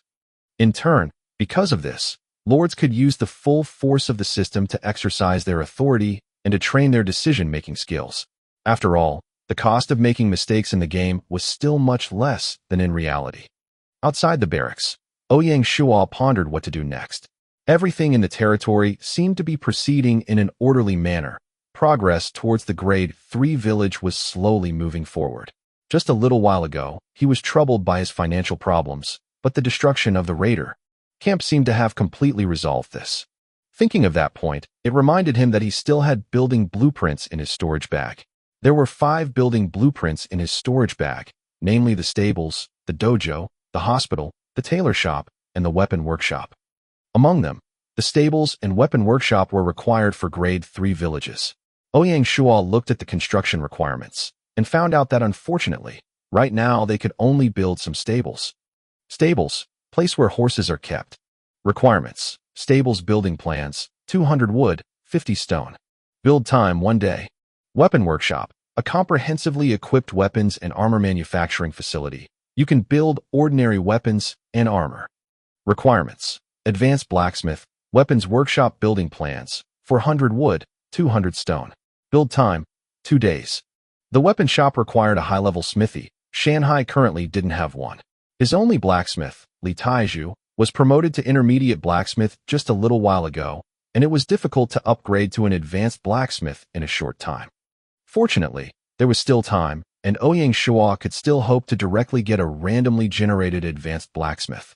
As for second-grade village buildings, Ouyang Shuo still lacked the ancestral hall and the private school. Now that he had money, Ouyang Shuo headed directly to the basic market, spending 10 gold coins to buy both sets of building blueprints. In this way, he could start building all the required infrastructure for a second-grade village, even though he still needed a scholar for the school. During the previous 5 days, the construction division had completed the arrow towers, the primary mining sites, and 15 small courtyard homes. Heading back to the Lord's manor and administrative office within, Ouyang Shuo ran into Deputy Director Zhao Duan. He directly handed him all the building blueprints and told him to get all 5 buildings built as soon as possible. In addition, he did not forget to specifically ask him to get a stable built for Black Tornado next to his own courtyard. In the afternoon, Ouyang Shuo visited the 2 seriously injured militiamen. After being treated by Dr. Song, they were both out of any danger. The first one was a 20-year-old young man, called Song Yi. In the fight, 2 fingers of his left hand were cut off, meaning he'd be maimed for life. Seeing Ouyang Shuo visiting him, the little fellow could not hold back and cried like a child. The other man was about 30, called Li Tai, and his right eye had been shot out completely by an arrow, blinding him. This was a true man. When Ouyang Shuo were seeing him, his emotions had already stabilized, and he was still able to talk and laugh. Semi-serious, half-joking, he said, "Sire, I, Li Tai, may only have 1 eye, but I am still able to kill the enemy." Ouyang Shuo's heart was sour. "Well, I believe in you. However, you will not be on the front line. Soon, when Shanghai rises to the level of a town, I will be setting up a special security team for the territory at that time, and both you and Song Yi will be on it. For now, your task is to rest and take care of yourself until your injuries are good. Do not stop your martial arts training. I do not want to take you into the security team if you cannot even catch a thief." Li Tai immediately exclaimed, "Sire, rest assured that I will never bring shame to you or to the militia team. I believe you. Keep your spirits up. I will leave and let you recuperate. Remember my words and ease your hearts. Your faith and good work I will remember, and at the right time, will give you enough to make up for what you have lost. Thank you, sire, for your care." After Ouyang Shuo's appeasement, coupled with his promise, the hearts of the 2 were reassured, and they had completely calmed down. He headed back to the manor to see 2 women in the corridor to the west wing courtyard chatting. "Sister Gu, we have come today as requested. The Lord did not say how we were to be set. We don't even know what he looks like." The one speaking was a beautiful young woman in a dress. Although her clothing was made of ordinary linen, the workmanship was extremely delicate and gave her an innocent air. "Little girl, I heard that our sire is a handsome teen. Do you have any thoughts about him?" The other woman was a middle-aged woman who wore very simple clothing, with little to no makeup. The other woman was the target of this joke and immediately frowned. "Sister is making fun of people. Although I am curious, you should know about repaying a debt. Sire rescued me from the bandits. I have nothing but gratitude for the Lord. I do not have any other thoughts. Do not say you do not know what it is like." Every day in the raiders' camp was simply painful. The older of the 2 went on, clearly emotional. "However, I have heard things. The Material Reserves Division Secretary, Lady Chui, was the same as us, living in the wilderness. The Lord took pity on her and cherishes her talent. So, not only does the Lord take care of her, but entrusts her with tasks. Lady Chui not only lives up to the trust of the Lord, but her material reserve division is kind and has won everyone's respect. Sister Chui is not only so beautiful, but capable. I admire her greatly. The younger woman was still a girl and immediately latched onto Ouyang Yu as a role model. Young girl, do not pretend that your talent in tailoring is anything small. Shanghai Village is outstanding. Your future achievements must not be any less than Lady Chui's, the other said wisely. At this moment, Ouyang Shuo was standing in front of the yard, rather embarrassed. From their conversation, he had guessed that the two in front of him should be the two that Gu Xiaowen told him about this morning, advanced chef Gu Sanyang and advanced tailor Mu Qingxi. Inadvertently listening to the two's private dialogue in his own home, he had not walked in yet. Ahem. Ouyang Shuo deliberately coughed to let them know he was coming, before he entered the yard. Yes. Turning to see Ouyang Shuo, Mu Qingxi's little face immediately flushed a little. It was the older one who spoke, uncertainly asking, "Has the Lord come back? I am Gu Sanyang, greeting my Lord. I am Lord Ouyang Shuo. I was busy with things earlier, and I have neglected the two of you. Please forgive me." Gu Sanyang looked at Mu Qingxi and saw her standing there with her head bowed, blushing deeply, unable to speak, with her hands pulled up in her sleeves. Originally, Mu Qingxi was not so shy. It was just that she and Gu Sanyang's conversation was too private. With Ouyang Shuo, the protagonist of their conversation, appearing in front of them, she was naturally shy, not knowing when he came close and how much he had heard. Not only was her heart uneasy, but she was shy about their new home. She was waiting until Ouyang Shuo chose to speak and set the mood. Gu Sanyang hurriedly pulled her sleeves, getting her to react and bow and salute. Mu Qingxi greets sire. Ouyang Shuo naturally pretended not to see her dilemma and discomfort. Is Miss Mu fine? Is this home good for you? Thank you, Lord, for your care. It is all good. Mu Qingxi began to calm down and knelt down to Ouyang Shuo. Ouyang Shuo didn't allow this, hastening to come forward and helping her up, earnestly saying, "Miss Mu is too humble. You need not do this. Our ages are similar. If you don't mind, you can simply treat me as your brother." This was only an 18-year-old girl. Ouyang Shuo could only feel pity for her. Mu Qingxi instantly became red-faced, certain that Ouyang Shuo had heard their conversation, hurriedly shook her head and said, "Mu Qingxi is of low birth. I dare not claim such a luxury." Ouyang Shuo waved his hand. "We are a family in this village. There is no high and low distinction between us in the past, so let it go with the wind. We are in Shanghai Village, each by virtue of their own skills, duties, and self-reliance. Therefore, you will not pretend to be small. If you do not agree, then I will have to be angry." Ouyang Shuo deliberately made his face stern, watching Mu Qingxi. The young lady's cheeks bloomed roses as she watched Ouyang Shuo and called out, "Big brother." Ouyang Shuo replied happily, "That's right. This is Shanghai Village. Rest your heart. I have been long fascinated by your tailoring skills. Gu Sanyang, at this stage, you will be responsible for the cooking of the Lord's manor. When the village finally opens a restaurant to service everyone, I will ask you to take that over." Gu Sanyang smiled. "I will comply with the Lord's arrangements." Chapter 25, Basic Benefits. Inside Gaia, Year 1, Day 24. A sunny day in the game. Ouyang Shuo was riding Black Tornado, galloping through the wilderness. Since he had gained his horse, he had ridden it every morning like a wind through his lands. Black Tornado clearly liked the vast expanse of the wilderness compared to the narrow confines of the stables. Dew sprinkling from his hooves, facing the morning sunshine, he was clearly enjoying his run. At Friendship River, over 2,000 mu of farmland had been reclaimed, neat and orderly, set in 4 squares. He couldn't see the far edge from where he rode. The river ditches had been dug, forming a simple and practical irrigation system for the farmland. The farmers were planting the sweet potato seeds in the furrows and were looking forward to the harvest in the future. Ouyang Shuo studied the farm from the side, watching the rolling furrows and the busy farmers. He also could see the hope of a harvest. He could rely on the potatoes to help with some of the people's food needs for the first half of the year. Looking over everything, according to the reports given to him, they were expected to be done planting by tomorrow. He was very pleased with the efficiency of the reclamation division. Zhao Dexian was a real talent at management, whether it be the construction team before or the reclamation division now. He had managed everything well and never let Ouyang Shuo be disappointed.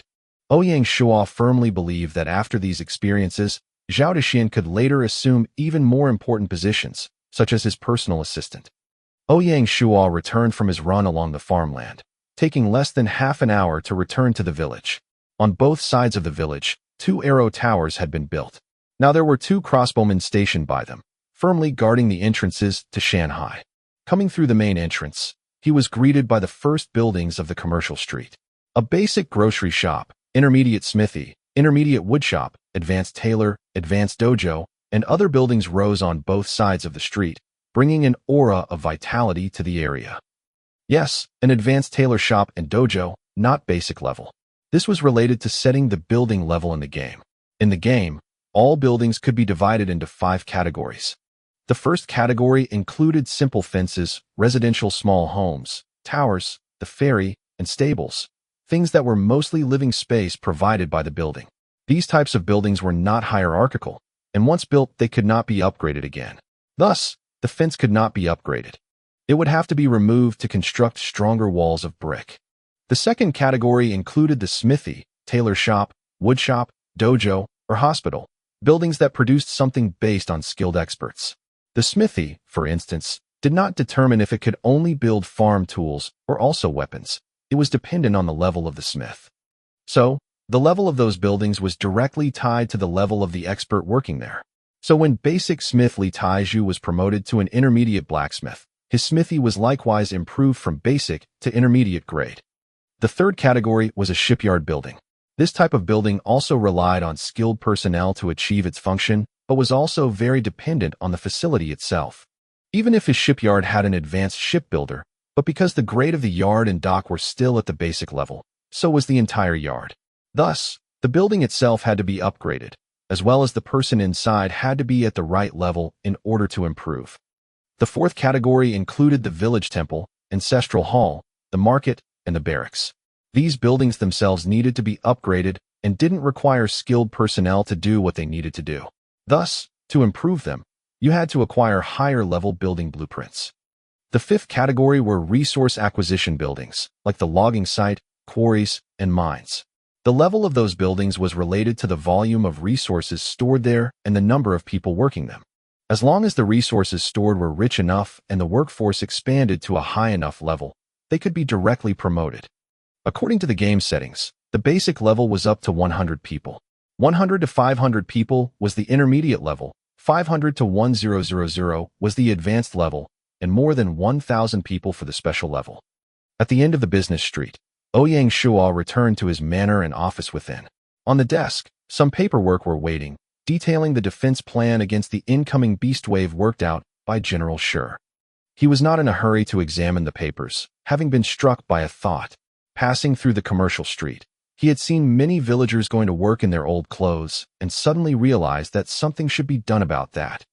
The villagers worked hard every day for the territory, yet the only thing he had done for them was ensuring they were well fed. He could still remember that when the Zhao villagers came to him, he had made them a promise to let the villagers have clothes to wear, food to eat, and room to live. The villagers were still wandering about in their original ragged clothes, and even Cui Yingyu, the lady of his household, had no decent clothes. But now, they had Mu Qingxi, an advanced tailor. His treasury had funds once again. It was time to improve everyone's living conditions. Erwazi, Ouyang Shuo shouted out the door. Lord, Erwazi was out playing in the courtyard and answered immediately when Ouyang Shuo called for him, scampering rapidly into the office. Go find Sister Cui and Sister Mu and bring them to my office. I have something to say to them. I have it covered. Erwazi shouted back energetically and trotted eagerly out of the office. Taking advantage of the time, Ouyang Shuo began to look at General Shuo's defense plan for the beast wave. In the plan, General Shuo gave a detailed description of the strategy that Shanghai needed to set up. Its core content, summed up nicely, was active defense, active attack. Active defense meant to expand the scope of the village out into the surrounding area. Specifically, to do a good job of defending the village, there should be layers of defenses located outside the village itself. After all, an animal was an animal, unlike a human army with intelligent commanders. When animals came in a wave, they must be in a violent and irrational state. Taking advantage of this point, Pits should be dug out and scattered randomly through the area, with sharpened stakes in the bottom. This would both hurt and trap many of the crazed wild animals, and encourage them to flee. They should also take the initiative to attack, taking full advantage of the potential of their mounted crossbowmen. Retreating defensively into the village was not appropriate. They should use the cavalry flexibly, taking advantage of their speed to seize the initiative with guerrilla warfare. Tactics. After reading the plan, Ouyang Shuo nodded his head, accepting the expertise of General Shi's strategy. 10 minutes later, Yu and Mu Qingxi walked in together. After these last few days, the two girls had become very close, almost like sisters. Big brother, you looked for me and my sister. You must have a big deal to discuss, Mu Qingxi said at the door, laughing at Ouyang Shuo. After a few days to get used to her new home, she now felt her new lord and big brother was quite approachable, and as a result, her shyness had gone away, becoming much more gracious and open. Naturally, I have something important to discuss with you, else I would not dare to disturb our young ladies, Ouyang Shuo replied, not to be outdone in the teasing. This little lady, since reaching an understanding with him, had become more daring. Although it was a deliberate teasing, he couldn't let her be too naughty. Seeing Ouyang Shuo returning such a joke, Mu Qingxi was finally a bit embarrassed. True to her nature, she whispered, "Big brother is bad, teasing a child like this." Mu Qingxi still had such a temperament. Ouyang Shuo couldn't help but think of his real sister, Binger. Although there was a definite age gap, the same air of innocence and carefree beauty was still touching. When Binger finally joined the game, the two of them would definitely be playing together. Ouyang Shuo ignored her whisper loftily, turning to look at Cui Yingyu. Yingyu, having the two of you come here is going to be the start of a major event for the territory. This matter requires both you and little sister to see to completion. Yingyu had a softly puzzled look on her face as she asked, I do not know what big brother intends. When we raided the bandit camp, we reaped a bounty of 32 gold coins. I took out 10 coins for building blueprints, leaving more than 20 coins behind. Plus, Mu Qingxi's tailor shop has already opened. I want to see if you can buy linen from the basic market and make a new set of clothes for every villager in the territory. It will be a special reward for the hard work everyone has done. Yingyu smiled all the way to her eyebrows, sincerely saying, Big brother, this is a great move. Does this move apply specifically only to the existing villagers, or also newcomers who arrive at the village? This plan is ready to be put forward as part of the basic welfare of Shanghai, so it is a long-term policy. On the day of Shanghai's founding, I promised the villagers this as their lord. I was unable to do so in the past, but now I am capable and naturally am not going to go back on my words. Mu Qingxi's big eyes started fluttering energetically as she heard this, her gaze flashing as she looked at Ouyang Shuo, her face full of hero worship. Wow, big brother, I am worshipping you more and more. How do you do this? Ouyang Shuo coughed, lightly saying, No need to worship me. I am just a legend. Fu, big brother is such a narcissist. Shame, shame. This little girl was getting more and more unscrupulous. Regardless, Ouyang Shuo asked her, Little sister, about these clothes. You are the advanced tailor and thus the most qualified to talk about them. Tell your big brother what you need to accomplish this, how much cloth, time, and so forth. Mu Qingxi pondered a moment. According to what this I know, a roll of cloth is around 30 meters long. Using an average of 2.5 meters per person, it can clothe 12 people. Based on the maximum population of 500 in a grade 2 village, we will probably need at least 42 rolls of cloth. With 4 apprentices, we can sew 20 sets of clothing per day. Ouyang Shuo nodded, looking at the pair of them. It seems this will be a long-term project, so I am going to set up a division of labor. I am responsible for the purchasing of cloth rolls to be tailored for the villagers. Qinger, you will be responsible for the sizing and sewing of clothes. You will be in charge of the distributions in an orderly manner of first come first serve. In addition, I will be buying another roll of fine silk. We will make a fine dress for both of you. Don't decline. Take it as a gift from the big brother. Girls were naturally more concerned about their images. Even they had refused to at first, but they eventually accepted this gift from him. Chapter 26. Prepare for War. Chapter 26. Prepare for War. Translator, Team 2. Editor, Red. Ouyang Shuo went to the basic market and opened the material trading platform. He first looked at the prices. A roll of linen was priced at 10 silver coins, fine silk at 50 silver coins. In this case, 42 rolls of linen and a silk roll totaled out to 470 silver coins, less than 5 gold coins. This reflected how tough it was to build up gold and its purchasing power. The materials arrived in the hut, and Yu came over with her material reserve division workers to take the cloth away. Taking this opportunity, Ouyang Shuo also cleaned up the beast furs in storage. The most precious were no doubt the 4 pieces of quality 8 king boar skin and the 2 quality 6 mutant boar hide. In addition, there were 30 pieces of damaged beast fur at quality 1, 40 quality 2 ordinary furs, and 10 quality 4 perfect furs. He took all the fur out and along with the cloth, had it all delivered to little sister Mu. After dealing with the cloth supply, he was ready to go to the blacksmith shop and check on the production of arrows. Arrow consumption was very fast.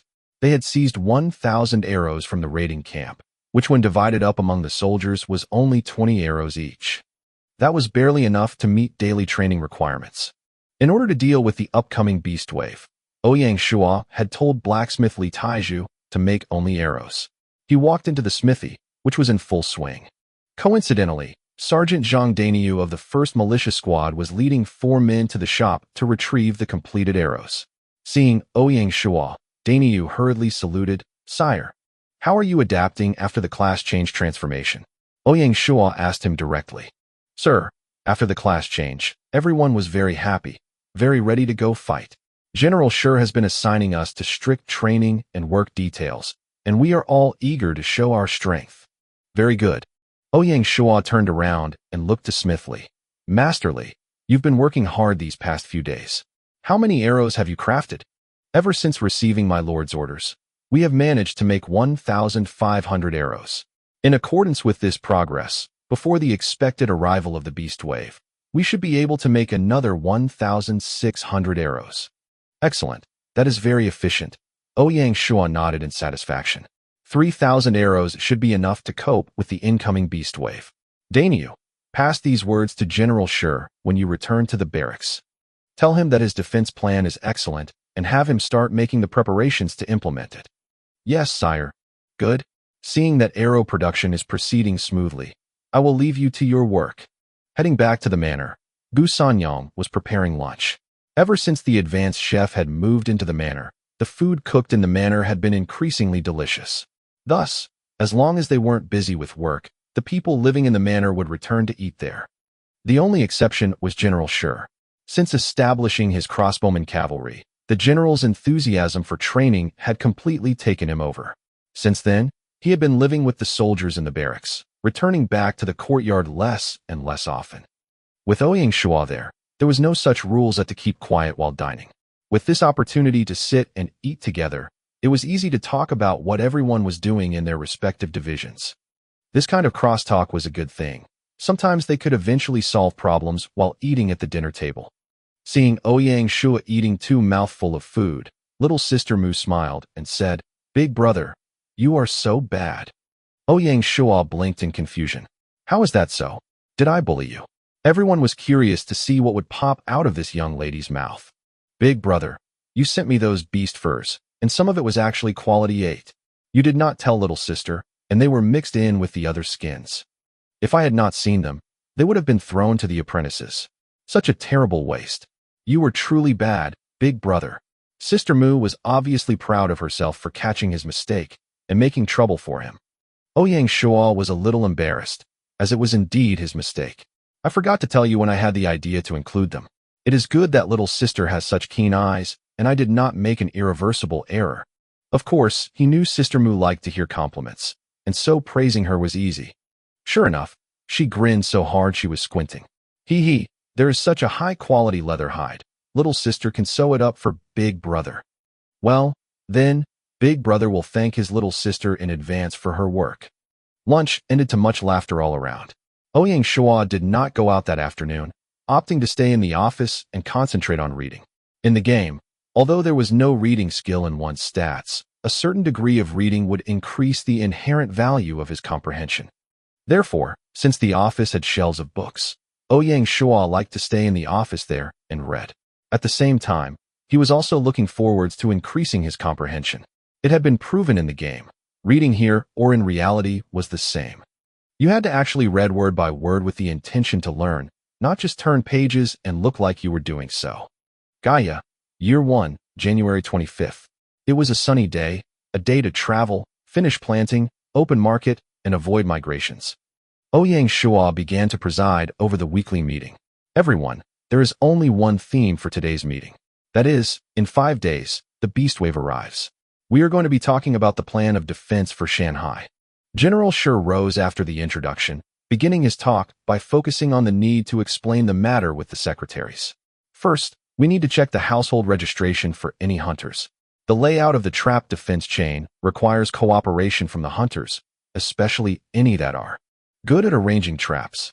Gu Xiuan stood up and smiled. There is no need to worry the general. I was about to report to Sire, 2 special talents have appeared among the new immigrants, and one of them is an intermediate hunter. General Shi laughed as he heard this. Just the right time indeed.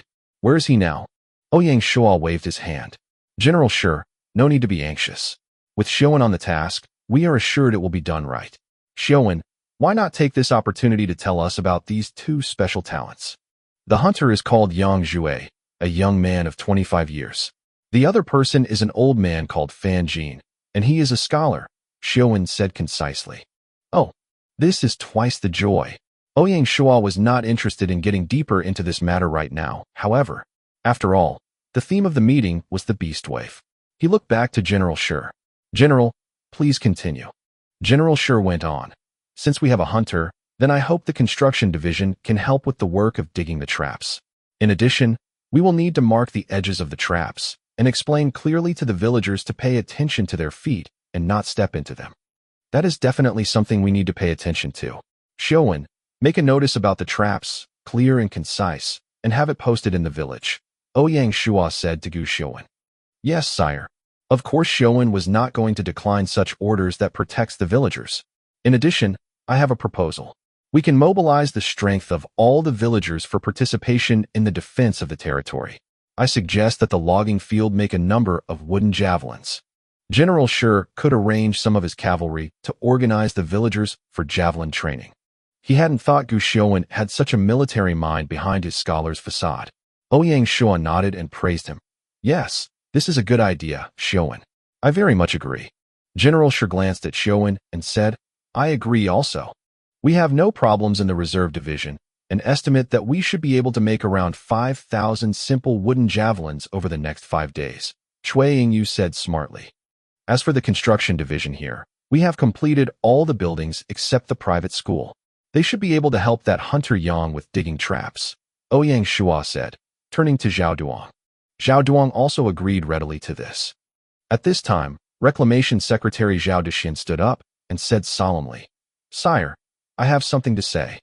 Please speak up. Sire, I worry about the beasts during the siege. If they intrude upon the farmland, will it cause the planted potatoes to go bad? This batch of potatoes, considered as the hope of the territory, was something he attached great importance to. This is a problem. Do we have any solutions? Ouyang Shuo asked. The farms are located on the edge of the river and at the edge of our territory. We can speculate that the animals will be directed towards the village and will not wander around, so the farms and fields should stay fairly clear, General Shi said. At the edges of the fields dig a trench, perhaps sprinkle some dung in there. By and large, the beasts should avoid the farmland. Even if there are some random stragglers straying into the farmland, the loss will not be much and can be remedied. Hearing this, Zhao Dexin laughed. The general's words are very good, and digging the trenches will not be a waste. They can be integrated into the irrigation system. Wonderful, wonderful. General Shi just smiled. He had not considered that point, having looked at it strictly from the military point of view. Seeing everyone talking about the event, Ouyang Shuo took advantage of the moment to end the proceedings. We all want a lot of good countermeasures to defend our territory. I hope everyone performs their duties as we prepare for war. In addition, Dr. Song has moved his quarters to the hospital. Please make temporary accommodations for Scholar Elder Fan in the courtyard. Yes, sire. Chapter 27, Private School.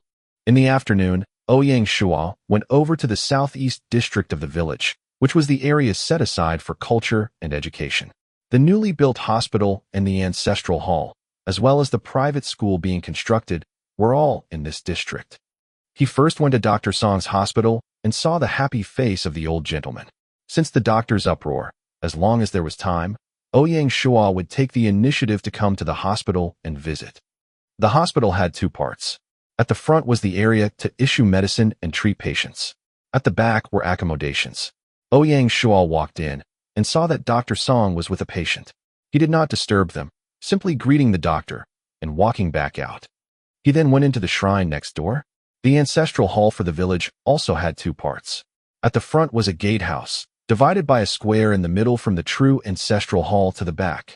Because Shanghai village was player established, the hall was not devoted to any one clan, and the surnames of the villagers were not the same. Consequently, Ouyang Shuo chose to focus on the Yellow Emperor, the ancestor of Chinese civilization, for general ancestral worship. Next to the ancestral hall was the Mazu Temple, now wreathed in incense. More than 80% of the people of Shanghai village had chosen to place their faith in Mazu. Not far away, the private school was being built. Zhao Duang was personally supervising it. Ouyang Shuo did not come forward to disturb him, instead returning to the manor. On the 27th of January, the private school was opened. A village-level private school was mainly there to provide basic education. The teacher taught literacy, the basic 1,000 words or so, and then the great classics of Chinese literature. The students basically consisted of the children of the village, including Erwazi, for a total of 12 people. More specifically, Ouyang Shuo had added an additional requirement. The school had also opened an adult literacy class, teaching some literacy to those talents Ouyang Shuo wanted to cultivate. Those talents included the logging field manager Zhao Yufeng, quarry field manager Chang Shanggu, and mining field manager Yuan Xiaoping, as well as some civil servants. Zhang Dainiu, San Guzi, Zhao Sihu, and Li Mingliang, the sergeants of his soldier squads, all needed this training to become officers. These people didn't know a single character. In order to cultivate their talents, Ouyang Shuo had enforced this command under order of death. No matter how busy these people were, they had to be in the school for half a day, every day, to learn the basics. At the same time, he specifically told Elder Fan to monitor their progress every day, and if they were falling behind, report to him immediately. He naturally had ways to motivate the recalcitrant. At the opening ceremony of the adult literacy classes, Ouyang Shuo said, "You are all very lucky. At this age, you have the chance to re-enter school. Most of you, before coming to Shanghai, were farmers. Maybe you had the dream of reading in your casual time, but attending a school was not something you can afford during your young age. Now that you are grown up, perhaps you think that reading is something that does not matter anymore. Even if you can't read, you are still alive, living and surviving like everyone else. I want to say you are wrong. The persons who came to this village is no longer the same people as you are now, the managers of the strategic resources of this territory. The things that you are doing now and that you will do in the future are far more important than the things you did before coming to Shanghai village. In these important positions, to enjoy the rights you must also fulfill your duties. Therefore, to go further, you must lay a foundation. I do not wish for you to fall behind because you are illiterate, and I am going to tell you very seriously that no one is going to wait for you. So, please cherish this opportunity. I can tell you very clearly that this is only a very small part of the territorial training program, just a starting point, and there will be many more advanced opportunities for future training. In time, I hope to see your faces and lecture you again." The 7 people sitting there had varied attitudes. Some were listening to him, some looked like they understood, and some seemed a little muddled. In the end, it was up to them to seize their own good fortune. After the lecture, Ouyang Shuo left the podium to Fan Jin. The old man had way past the age of ignorance, and what was left behind by time was only an elder filled with wisdom. Although old, he was still filled with spirited air, his bones were still strong, and he wasn't like the other professors, all talk and no actions. He was active and was a real scholar that teaches knowledge to the world. Ouyang Shuo had great respect for such a scholar, happily sitting at the back of the classroom with the other students, carefully listening to the first of the adult literacy classes. After the class, Ouyang Shuo walked out of the school, heading for the commercial street district. Yesterday evening, little sister Mu had told him that she had finished the leather made from the king boar hide that she had been making for him, and he had to remember to come by the tailor's shop. During this time period, little sister and her apprentices had been so busy that their feet hadn't touched the ground. To complete a goal of 500 sets of clothing was not an easy job. Although Qing'er was usually very playful, she was very focused and precise when she worked. Her expression was serious, and she was strict with the apprentices. Just watching her, her apprentices were afraid of her in the same manner as how mice are afraid of cats. Ouyang Shuo had not imagined that his little sister had such a side to her. But, in this world, success was not accidental. Talent was important, but her own efforts and dedication and love of tailoring were the more important than only talent. Sure enough, when Ouyang Shuo stepped inside the tailor shop, everyone's heads were down, busily sewing the clothes on the table. He stood at the door for 10 minutes, and none of them noticed him. Seeing little sister working so seriously, Ouyang Shuo could not help feeling soft-hearted. However, Ouyang Shuo was not prepared to be too nice to her. This little sister, she was really thick-skinned, and her ability to take advantage of him was also quite huge. If he spoiled her too much, Ouyang Shuo estimated that she'd become quite difficult to deal with. Cough. Little sister, brother is here, and you haven't come up to meet me, Ouyang Shuo deliberately teased her. Little sister raised her head and shot back. Well, bad brother. Can you not see your lovely sister is busy? Ouyang Shuo could only change the topic. Yesterday you told me that the leather armor you made is done, and I have stopped by to pick it up. This time I had made a gold-level armor out of a leather. Oh, my brother has such a good reward. What? Gold-level leather armor. In his estimation, a silver-level leather armor piece would have been quite satisfying. He really had not expected little sister to give him such a big surprise. It is the sincere truth, little Moose said, taking out a set of leathers from the side. In addition to the armor set, there was a pair of dark red boots and gloves. Ouyang Shuo took the armor and looked at it over carefully. As a whole, it was black, wrapping around the whole chest and stitched together with a multi-level leather chain. Everything was made of leather, except for the metal buckles. The leather had a very steady feel to it, fashionable without affecting its practical functions. The whole piece was very consistent with his preferences. Ouyang Shuo loved it and didn't want to put it down. Ouyang Shuo was amazed and realized that little sister really had a talent in tailoring. She was not only skilled, but could personalize items to each person's differences. He could hardly wait to see the properties of the armor. Name, Brutal Guardian, Gold. Type, Leather Armor. Weight, 3 kilograms. Defense, 45. Toughness, 50. Maker, Mu Qingxi, with equipment naming rights. Evaluation, made by senior tailor Mu Qingxi from quality 8 King Boar hide. Exquisite workmanship, practical design, excellent protection. Sure enough, 45 points of defense and 50 points of toughness, enough to ensure that without gold-level weapons, it would be difficult to break it. Seeing Ouyang Shuo's surprised expression, little sister Mu was extremely happy. I thought of the name for the leather armor as I wanted to be a good guardian for Big Brother. With her help, Ouyang Shuo put the leather on and immediately felt safer. Wearing it, he would no longer have to worry about danger from arrows. Yes, this is really good. Our family has a good child. At this moment, Ouyang Shuo could only appreciate little sister more. Well, of course, people call me the genius girl. Little sister had no modesty, responding the same way to all praise. Also, Big Brother, there is a set of gloves and boots. I made it from the quality 6 mutant wild boar hide. Although not as good as the armor, they are also silver class armor. Sister Mu handed the new treasures to Ouyang Shuo. Ouyang Shuo took the gloves and boots, looking at their properties. Name, Brutal Gloves, Silver. Type, Leather Armor. Weight, 1 kilogram. Defense, 30. Toughness, 40. Maker, Mu Qingxi, with equipment naming rights. Evaluation, made by senior tailor Mu Qingxi from quality 6 mutant boar hide. Exquisite workmanship, practical design, excellent protection. Name, Brutal Boots, Silver. Type, Leather Armor. Weight, 1.5 kilograms. Defense, 30. Toughness, 40.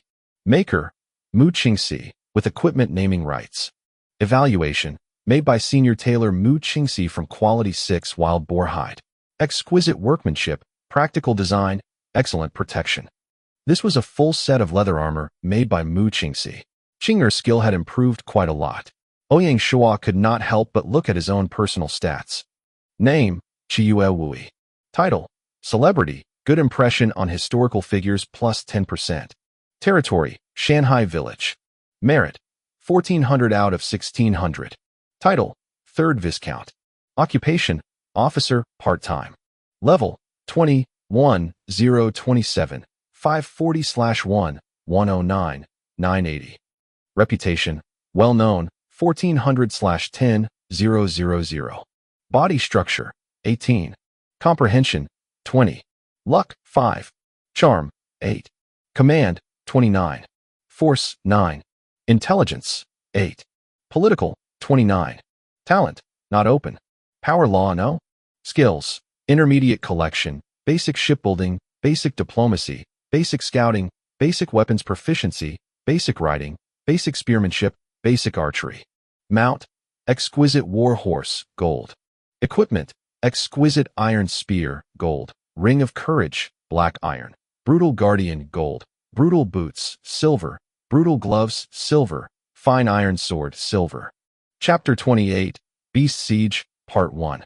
Chapter 28, Beast Siege, Part 1. Translator, Team 2. Editor, Red. Just as Ouyang Shuo came out of the tailor shop, there was a burst of sound from the system in his ears. World announcement. In the first month of the year, new people have come into the wilderness, overcoming all obstacles with weapons and toil, plowing up the soil and establishing their foundations. The beasts of the wilderness have suffered a great slaughter and been driven into a frenzy. In 3 days, on February 1st, under the leadership of the greatest of their kind, the animals will be attacking the territories of the player lords. They will repay their slaughter in blood and wash away their hatred in war. The lords need to prepare for war, sharpen your swords, and prepare for battle to defend your honor and dignity. World announcement. The Siege of Beasts, a mandatory global defense quest, has begun. If the beasts successfully raid the village of the territory, the village will be removed immediately. If you successfully defend your territory from the beast attack, you will receive additional incentives. The top 3 of the regional rankings, national rankings, and world rankings will receive massive rewards, and you can qualify in more than one list. During the period of this quest, non-lord players cannot stay in a lord's territory. World announcement. The top 10 rewards regionally are as follows. First place, 100 merit points. Each lower rank subsequently will receive 10 less merit points. World announcement. The top 10 national ranking awards are as follows. First place, 1,000 merit points, 100 gold coins. Each successive rank, 100 less merit points, 10 less gold coins. World announcement. The top 10 ranking awards in the world are as follows. First place, 3,000 points, 600 gold coins. Each successive rank, 200 less merit points, 50 less gold coins. In addition, first place will receive a random secret building, second place a random special item, third place a basic soldier token. There was a huge global uproar at the announcement from the system. The weak were worried that their territories would be completely destroyed. The powerful and the self-confident professional gamers were all completely tempted by the system incentives, their blood boiling with excitement. They were all gearing up to compete for the title of global leader. Even knowing the news in advance, Ouyang Shuo still found himself excited by the prospect of such a rich reward. His goal was to ensure that he made it into the global top 10 rankings and strive to enter the top 3. To achieve this goal, he had to have a secret weapon. That afternoon, Ouyang Shuo headed to the barracks. In the barracks, the soldiers that were not out patrolling or carrying out missions were practicing archery. Seeing him enter, they stopped their practice and lined up to meet him. Seeing the soldiers continue with their training, Ouyang Shuo said to General Shi, "General, I see you are still working hard." General Shi smiled proudly. "As an officer, this kind of military life is just what I love." "What are the levels of these soldiers now?" Ouyang Shuo asked directly. General Shi proudly said, "After this period of training, all of the soldiers have been promoted to the 2nd rank. In addition, the 4 sergeants have been promoted to 3rd rank." "Very good. The training is living up to our expectations. How are the trap layouts for the territory?" "The territory is large, and the plan is to have 4 layers of traps laid out in defense. After 2 days, we have completed 2 layers of traps. At this rate, we will have the rest of the layout finished in the next 2 days." General Shi was not vague, but direct and ambitious. Each layer of pit traps would consist of 1,000 or more of them. Ouyang Shuo nodded and asked him, "Have you heard of alchemical fire, General Shi? The magical black liquid oil that can ignite directly?" "Yes, I am well aware of it. General Shuo smiled in embarrassment. My lord asks about this fiery weapon, but why? If we could buy a lot of alchemical fire oil, would that help the general defense plan? The wild beasts are no different than we are, and are afraid of fire. If there is alchemical fire oil, we could arrange a fire array before the gates of the village, and I would be confident we could destroy a wave of beasts in one fell swoop. Excellent. These are the general's words. I am free of worries. Bring some soldiers. I am off to the basic market to procure some alchemical fire. Ouyang Shuo said happily. General Shuo immediately grabbed 2 squads of men, 20 soldiers, and along with Ouyang Shuo, they went straight to the basic market. Ouyang Shuo strode into the wooden hut and opened the trading platform, searching for alchemical fire oil. Fire oil was sold as a unit of barrels. Each barrel had 50 liters of oil and was priced at 1 silver coin. During the walk there, General Shuo estimated that to complete a fire array, they would need around 40,000 liters of oil, or 800 barrels. In order to be foolproof, Ouyang Shuo grit his teeth and spent 10 gold coins, directly buying 1,000 barrels of fire oil. In addition, in order to enhance the early warning capability of the territory, Ouyang Shuo spent another 10 gold coins and bought the outpost tower building blueprints. These towers were made all of stone and were difficult to destroy. At the same time, the top of the tower held a fire beacon, so early warnings could be sent out. Each station could accommodate 2 sentries. Stone outpost, basic military facility, with strong defense and early warning capabilities. Requirements: 20 timber, 200 stone. Build time 1 day. The barrels appeared in the wooden cottages in the front of the square. Grinning fiercely, General Shuo ordered the soldiers to bring the barrels to the barracks. These were dangerous goods, and he didn't want to worry about them if they were stored elsewhere. Ouyang Shuo also gave his just-purchased outpost tower blueprints to General Shuo, who turned around and transferred them to Zhao Duong in the construction division. As for where the towers would be put up and who would be posted there, that was naturally left up to General Shuo. According to his plans, it was best to build 3 or more outposts to ensure enough warning time. The key to victory or defeat in a war was nothing more than the battlefield. It was not an exaggeration to say that he had been preparing for this fight from the very first day he had grown to a grade 2 village. The other lords would have only 3 days of preparation time. He also had a geographical advantage. For rings of traps, supplemented by early warning outpost towers, coupled with the fire oil array getting ready, he truly had an extreme advantage in terrain. His last major advantage was people, and if anything, his advantage here was even greater. He had true soldiers, and was moving into the foundation of a territorial army and out of the militia era, jumping ahead of the normal sequence of things. Coupled with General Shuo's history of being one of the top 10 officers, there were simply no weaknesses. Finally, he had strong logistical support, adequate arrows, massive inventory of javelins, enough supplies to last for the battle. Back in his manor, Ouyang Shuo sat down and read for an hour before logging off. In the brick-and-mortar world, it was still winter time. The leaves in the gardens were slowly turning yellow, falling to the roads one by one. Ouyang Shuo ran on the gravel road, enjoying the fresh morning air, physically and mentally refreshed. Arriving back home, Xiaoya and Binger got up for breakfast. The big and small beauties, watching the breakfast in his hands, smiled and sat there quietly. Some people say that habit is a fearsome thing.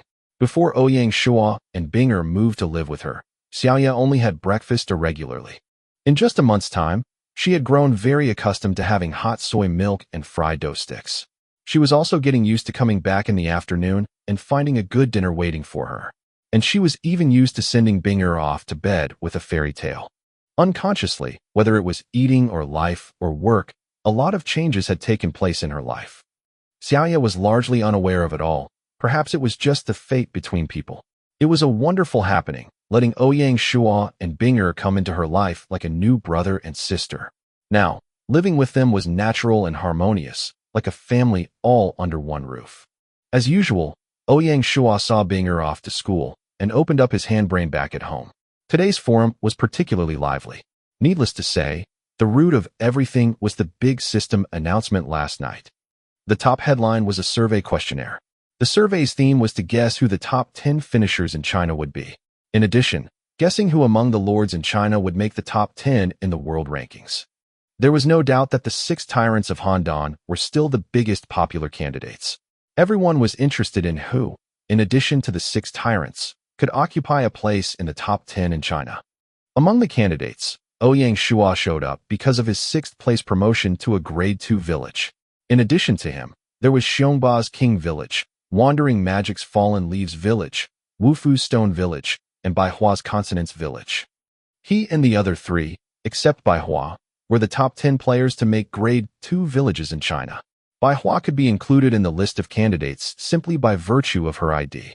She was a longtime occupant of the Chinese sports game Hall of Fame, first among the mystery players. How could attention not be paid to her? There were intense discussions and predictions about who in China could reach the top 10 list in the world. There was no doubt that Di Chun of the 6 tyrants of Han was the most popular candidate. As for other people, no one was sure.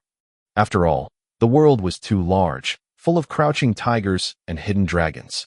A great many people boldly predicted that because of China's population, at least 2 people would make the world list. Ouyang Shuo looked at the players participating in the speculation, posting nothing. From what he remembered, in his past life, the only Chinese player to make the list was Di Chun, ranking 3rd in the world. The other world rankers were naturally not on the list. The other 9 places had been occupied by the United States, Canada, Russia, Korea, Japan, Britain, Germany, France, and India. No country had occupied 2 places, so the ferocity of the competition could be seen. This time, with Ouyang Shuo as the biggest variable, he didn't know what the eventual pattern would look like. Chapter 29, Beast Siege, Part 2. Gaia, Year 1, February 1st. Cloudy, a day for blessings, migrations, and making deals. An outing is discouraged. At dawn, 3 horsemen rode away from the barracks, going straight to the outpost towers outside the village. The construction division had built 3 outposts in the outlying areas, each of them 2 kilometers away. Because of limited manpower, only 1 soldier was assigned to each station. Their jobs were the same, watching the movement of the beast packs and raising smokes to warn the village when they saw them.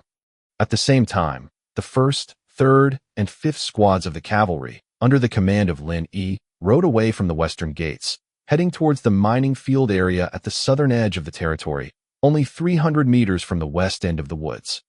Because of Shanghai's surrounding terrain, the beasts couldn't come from the south, as the foot of the mountain was there. Likewise, the east, where a wide river and the canyon were, would have so few animals it wasn't worth considering. Therefore, the main appearance of the packs would be from the west side of the woods and coming down from the north out of the wilderness, along the Friendship River. Of these 2, the west side of the forest was the main focus of their defense. A lot of beasts lived inside those woods, and it was the main training place for the militia. With this terrain, Ouyang Shuo was commanding the 2nd squad of cavalry at the northern gate of Shanghai. General Shi was commanding the 4th squad at the western gate. As for the eastern gate, Ouyang Shuo had entrusted it to Lin Yi's older brother. Master Lin was leading more than 20 avid martial arts students from his dojo in guarding that gate. In order to strengthen the western gate, the construction division had built towers on both sides of the gate. Their last trump card, the fire array, was placed in front of the western gate in the open ground there. The fire array was 100 square meters big. At its sides were 2-meter trenches, dug a couple hands deep.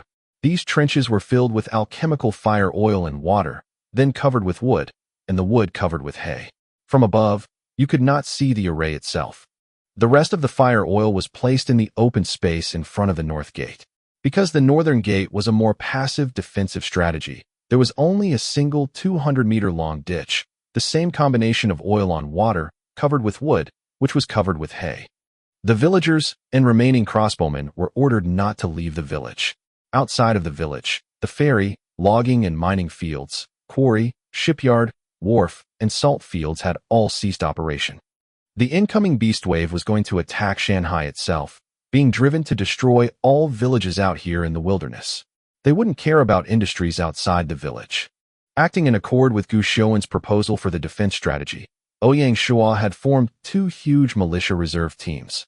All of the members of the reserve teams had been trained by the soldiers to be able to skillfully throw javelins. Militia Reserve Team A, a total of 120 people, was captained by the Secretary of the Reclamation Division, Zhao Dexian, with Quarry Field Manager Zheng Shanpao as temporary lieutenant. They were stationed at the Western Gate and responsible for any needed defense of the West. Militia Reserve Team B, a total of 100 people, had the Deputy Secretary of the Construction Division, Zhao Duong, as captain, with Mining Field Manager Yuan Xiaoping as his lieutenant. They were stationed at the North Gate and responsible for any fighting in the north.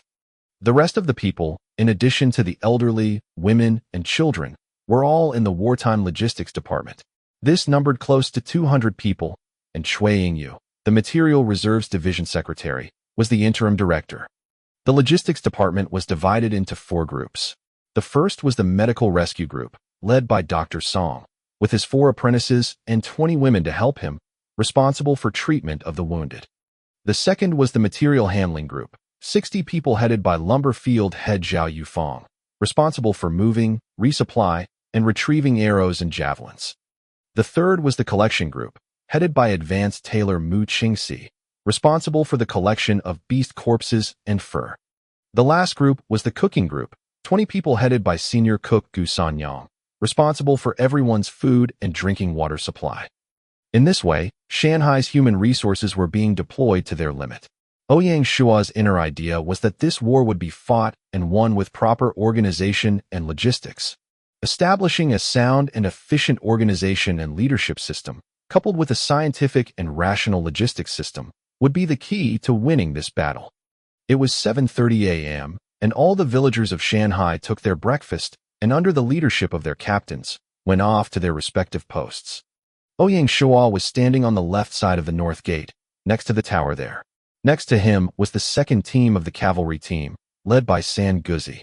"Sire, when will the beast wave start?" San Guzi asked, a bit edgy. "Soon, no more than half an hour before they appear at the edge of the territory." At 8 a.m., a system announcement burst out, right on time. World announcement: the mandatory Global Territory Defense Quest, Siege of Beasts, has officially opened. Regional, national, and global rankings are also opening at the same time. Best wishes to the Lords for victory. World announcement: the mandatory Global Territory Defense Quest, Siege of Beasts, has officially opened. Regional, national, and global rankings. World announcement: the mandatory Global Territory Defense Quest, Siege of Beasts. In less than a minute following the triple announcement, smoke was rising from the distant top of a sentry tower. At the edge of the territory where Ouyang Shuo couldn't see, thousands of wild dogs, under a wild dog king, were rushing out of the woods, heading down towards Shanghai Village to kill everyone. Wild dogs were only level 3 beasts, but were also the most numerous of the wild beasts. The elite dogs were level 5, while the wild dog king was a boss and level 8. The aggressive group of wild dogs had just entered the territory of Shanghai Village and smashed head-on into the first ring of defense. Countless traps were stepped on by the reckless wild dogs. Each pit was 3 meters long, a meter wide, and a full 3 meters deep, with the bottom filled with sharp wooden stakes. In their tight and intense formation, the wild dogs got their bitter fill of the defense rings, as each claimed 4 or 5 of them. From the edge of the village to the village, it was simply a road of blood and tears for the dogs. Every step along the way, another trap seemed to open up to claim a toll of flesh and blood. By the time they could see the gates of Shanghai Village, the nearly 2,000 wild dogs had been reduced to less than half of that. Fortunately, the dogs had no thoughts of escaping, showing how deep their resentment of the village and its lord ran. 400 meters away from the village, the surviving wild dogs split into 2 packs, heading towards the north and west gates. Ouyang Shuo hadn't expected this. The main force, under the wild dog king, headed straight for the western gate. The remaining 300 or so, under the leadership of elite wild dogs, headed for the north gate. Behind the fence of the northern gate, Militia Team 2's people stood as a team under the leadership of Zhao Duong, waiting for the command to attack. At the foot of each villager were javelins stuck in the ground, ready to be thrown. Ouyang Shuo stood on the tower, watching the huge pack of wild dogs close in. When they reached 150 meters out, he didn't hesitate to start shooting with his bow, directly hitting an elite wild dog. His move was the starting gun. The cavalry team lined up on both sides of the towers with drawn bows aimed at the elite dogs, and immediately shot as well. After a round of shooting, the number of elite dogs remaining was almost none. After shooting his first arrow, Ouyang Shuo lowered his bow, staring at the dogs and calculating their range. When the pack was only 60 meters away, he immediately waved his flag. Zhao Duong, watching Ouyang Shuo closely and seeing him wave the flag, immediately turned and shouted, "Throw!" The reserve team immediately hurled out the javelins waiting in their hands over the fence. Immediately, they picked up a second javelin stuck in the ground next to them, and did not hesitate to throw another volley. With repeated volleys, the dogs, barely 60 meters away, suffered 3 rounds of javelin attacks, and were almost wiped out. With this, the second team of the cavalry, led by Sanguzi, burst out of the north gate and went after the dogs in a burst of slaughter. In less than 10 minutes, the entire northern pack of wild dogs was annihilated. At this time, Ouyang Shuo could hear the sounds of the system announcement going off in his ears. Regional announcement. Liuzhou area Shaojing village failed to resist the beast attack. Its name is expunged. Regional announcement. Lianzhou area rich village failed to resist the beast attack. Its name is expunged. Regional announcement. Gilin area green water village failed to resist the beast attack. Its name is expunged. This was only the first wave of the attacking packs. Many villages did not manage to resist and were destroyed by the packs, their territories removed. After these players resurrected, they could only choose to reincarnate in personal adventure mode to continue their game career, the option of being a lord completely removed from them. Having no time to feel for the fate of luckless others, Ouyang Shuo told the logistics department to rush outside and collect as many of the javelins as possible so they could be thrown again. After that, he rushed alone to the west side to see the situation over there. By the time he reached the western gate, the fighting was almost over. Although nearly 700 dogs attacked, they were quickly eliminated, mainly by the cavalry waiting in ambush by the mining field. They had waited until receiving a signal from the sentinel in the tower, indicating when the dog pack had clustered around the western gate. Suddenly 30 cavalry led by Lin Yi hit the pack from behind, shooting and trampling the dogs as they surrounded the pack. Combined with the barrage from inside, the dogs were soon eliminated. The Wild Dog King was personally beheaded by General Shi, dropping a booklet. Shuo took it from him to look over, found it was a manual. It was a good thing, but unfortunately right now he had neither mulberry leaves nor silkworms, so it would be difficult to use in the short term. After this wave of attacks, Ouyang Shuo's level shot up like a rocket to 22, and that was with each level after 20 becoming more and more difficult to achieve. Seeing the western gate intact, Ouyang Shuo's heart eased. He rode over to the eastern door, finding that only 30 wild dogs had attacked there. With no pressure, the attack was easily solved. His inspection finished, Ouyang Shuo did not delay and rode back to the north gate quickly. He was expecting the second tide of the beast wave to begin soon. Chapter 30, Siege of Beasts, Part 3. Chapter 30, Siege of Beasts, Part 3. Translator, Team 2. Editor, Red. Back at the northern gate, the logistics department had done an excellent job cleaning up the area, and the door was closed again. Ouyang Shuo once again climbed to the top of the tower. In less than 2 minutes, he again saw smoke in the distance. The time it was wolves. Nearly 1,000 wolves under the leadership of their king quietly rushed out of the woods, heading to Shanghai village. Wolves were level 4, with a large population. Their elites were 6th level, while the pack king was a level 9 boss. Like the first wave of wild dogs, the wolves did not escape the nightmare of the defending traps. As the saying goes, even cunning prey cannot escape if a fine hunter sets a trap. Even with the wolves' cunning nature, they also sustained heavy casualties passing the 4 consecutive rings of traps. Eventually, the wolves remaining to attack the village numbered less than 600. However, the wolves were, in the end wolves, more cunning than the dogs. After reaching the village they did not divide their numbers, but went instead straight to the western gate together. This unexpected tactic once again gave Ouyang Shuo a surprise. Meet up with the other teams stationed by the mining field. Together, they would ambush the wolves in a bigger formation.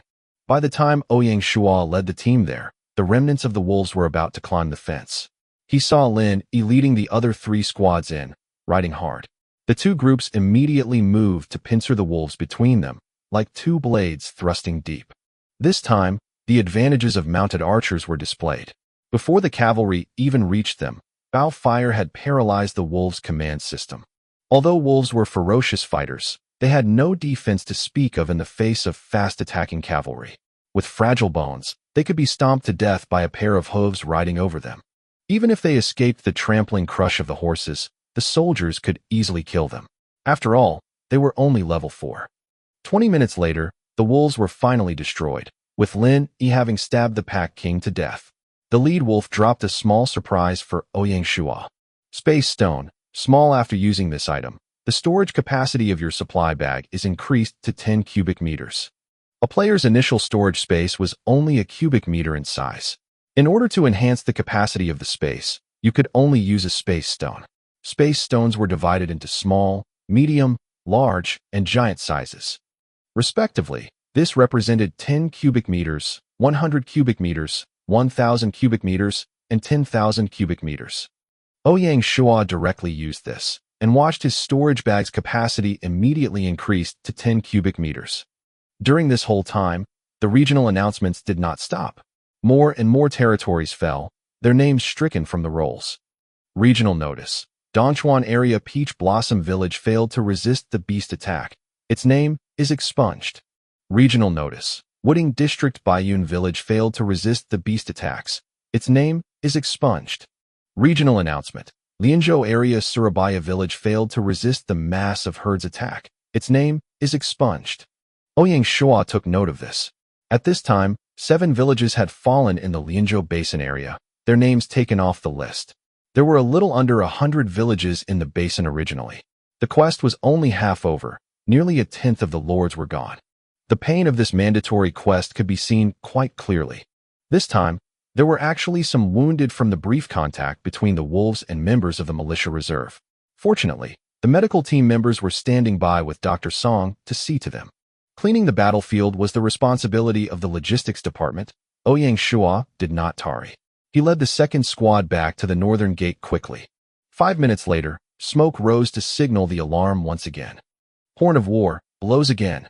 The third beast wave was the level 5 boar group. Their elites were level 8, while the wild boar king was a level 10 boss. Speaking of wild boars, this could be a big issue for Shanghai Village. Ouyang Shuo had killed the previous wild boar king, its mate, and stolen their entire group of piglets.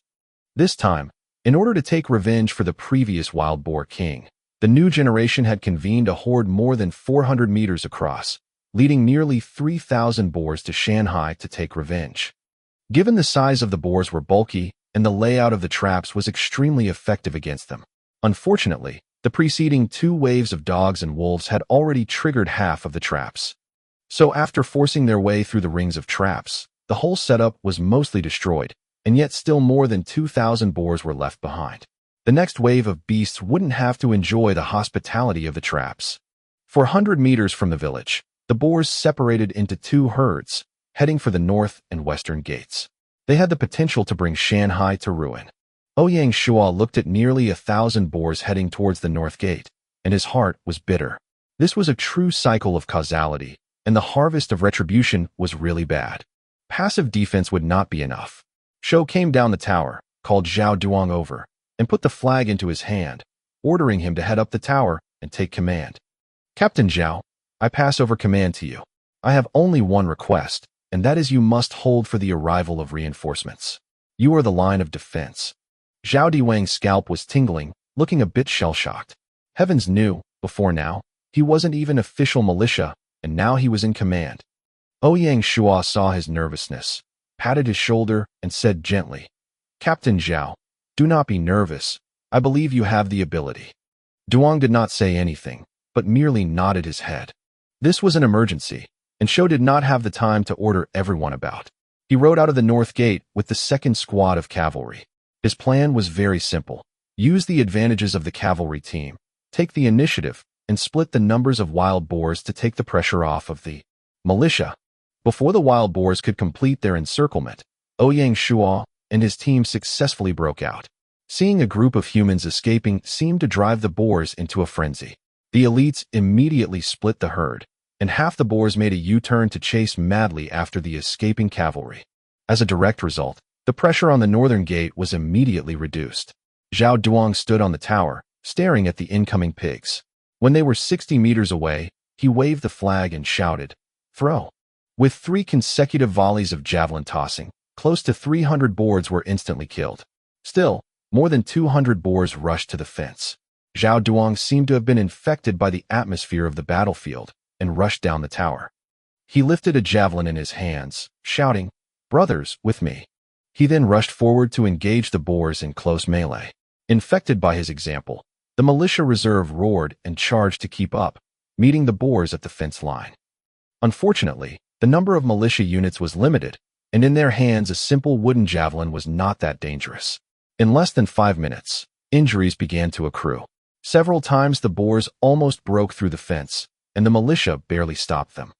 Zhao Duang felt they were running out of time very fast, when finally the figures of the cavalry appeared in the distance, nearly 50 of them. 2 volleys of arrows came streaking in, and the remaining wild pigs there were wiped clean away. Behind the cavalry was the wild boar group that Ouyang Shuo had lured away. The cavalry rushed into the village, dismounted, and readied arrows for the incoming boars. Seeing the rescue team arrive, the morale of the militia immediately rose, and they returned to their original positions. Once again, when the pigs arrived at the 60-meter mark, they did not hesitate to throw their javelins out. With close to 100 members of the militia, plus almost all of the cavalry, the fate of the boars was sealed. The remaining boars had no defense, and soon were shot dead. Ouyang Shuo finally breathed a sigh of relief. This wave had scared him too much. He walked over to Zhao Diwang's side, patted his shoulder, smiled, and said, "Captain Zhao, you did a great job. I heard your deeds have been heroic, just like a true man." Zhao Duang smiled in relief. "The situation was urgent. I did not think much. Anyways, we could not let those beasts rush into our village. Well, the fence is the last line of defense for our village. We must hold here." Ouyang Shuo agreed solemnly. He went to middle of the town to visit the injured. This time, more than 20 villagers had been injured, a heavy loss. In addition, one person was severely injured, his left hand bitten almost completely off by a wild pig. Ouyang Shuo told the medical group to help the truly wounded back to the hospital for treatment. As for the minor injuries, as long as it did not affect them throwing a javelin, after their injuries were dressed, they returned to their posts. Ouyang Shuo could not forget that they still had one more beast wave to deal with. Sure enough, after less than 10 minutes of rest, the distant smoke from a sentry tower rose again. The last wave of beasts was the most powerful. They were level 6 buffaloes, their elites were level 10, while their king was a level 12 boss. In front of this herd, most of the traps had already been destroyed. Except for an occasional loss, the traps didn't form much of a threat to the incoming herd. Still, even with a bull's huge and robust body, the pits could be a threat, but there simply weren't enough of them left. So, by the time nearly 1,000 head of buffalo had wandered through the 4 rings of pit traps, the herd still numbered more than 900. Similar to the previous waves, the buffalo divided their force to attack the north and western gates. The northern gate's force numbered less than 300 head. Although this last wave's herd was extremely strong, Ouyang Shuo was not worried. He still had his trump card of the killer fire array, but had not used it yet, leaving it ready for this last wave. In his ear constantly sounded the system announcements of territories fallen, but none that had resisted the siege of beasts. This showed that Shanghai's efficiency in eliminating the beast waves was actually pretty high. Ouyang Shuo stood on the tower, calmly watching the bulls charging towards the fence. When they reached 50 meters from the fence, he lit a readied fire arrow. Hissing fiercely, the fire arrow was accurately fired down into the trench filled with hot oil. It took merely seconds for the 200-meter ditch to fill up with fire. The foremost bulls charged right into the flames and bawled endlessly as they burned. Behind them, the rest of the buffalo pulled up in fright at the sight of the flames. At this time, the militia's javelins and the crossbows of the cavalry descended like a wave of death, volley after volley coming down on the cattle that had come to a complete stop. In less than 10 minutes, the buffalo outside the north gate were completely eliminated. As for the western gate, Ouyang Shuo was not worried at all. He knew there was an even more powerful fire array set up there. Sure enough, even before Ouyang Shuo could rush over to the western gate, a burst of pleasant system music sounded in his ear with another announcement. World announcement. Congratulations to Shanghai Village in China. Under the leadership of its lord, it has succeeded in resisting the siege of beasts and is now ranked first in the world. World announcement. Congratulations to Shanghai Village in China. World announcement. Congratulations. The triple announcement started a global outcry. This time, Ouyang Shuo was truly going to be famous. Chapter 31. Ranking. Even Ouyang Shuo couldn't believe that Shanghai Village turned out to be the first village in the world to successfully resist the siege of beasts. The alchemical fire oil had really wrought a miracle. Because it was a worldwide quest, the rewards would wait until all the lords had finished the quest before they were issued. With the free time, Ouyang Shuo went to the west gate to look over the situation there. Along the west side of the village near the gate, the fire array was still burning. The fire array had basically trapped the buffalo herd inside a large trap, albeit without using spikes. Cattle corpses with arrows and javelins sticking out of them were everywhere.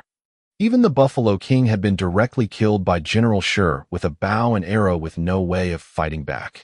Ouyang Shuo told the logistics department to fill the ditch of hot oil with soil and extinguish the fire. If they just waited for it to go out, he had no idea how long it might take. After the fires had been put out, he walked out in the array, stopping next to the body of the boss buffalo to see what items had fallen. Picking it up, a look told him that it was a manual. This was a really good thing. The animal breeding in his territory would usher in a whole new era of development. Ouyang Shuo immediately called Lin Yi, telling him to take 40 cavalry and fly along the path that the herd of cattle had come from. They were to take full advantage of the lack of danger in the wilderness and to capture as many small buffalo as possible, bringing them back to be domesticated. With the mobility of the cavalry, rounding up the smaller cattle and herding them into a group together to bring them back to the village should not be a problem. Similarly, he called on Sanguzi and had him lead the 2nd Squad and 30-team militia reserves and head back in the direction the wild boars had come from. They were to look for piglets. Although he already had a dozen of them, that was far below the numbers he would need to seriously establish a pig farm.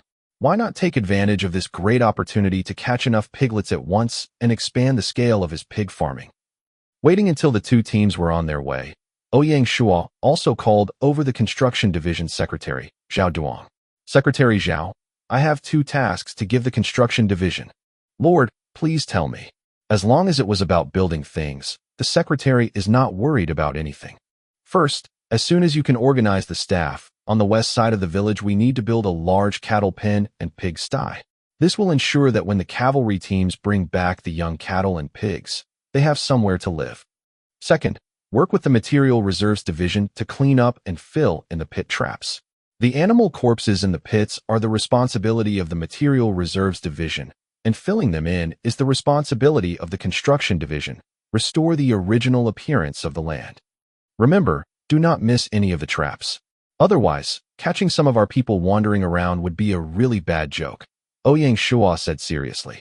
Zhao Duong looked serious and said firmly, I guarantee it will be done right. At this time, General Shuo came over to him, smiled, and handed him an object. It was the thing the wild boar king had dropped.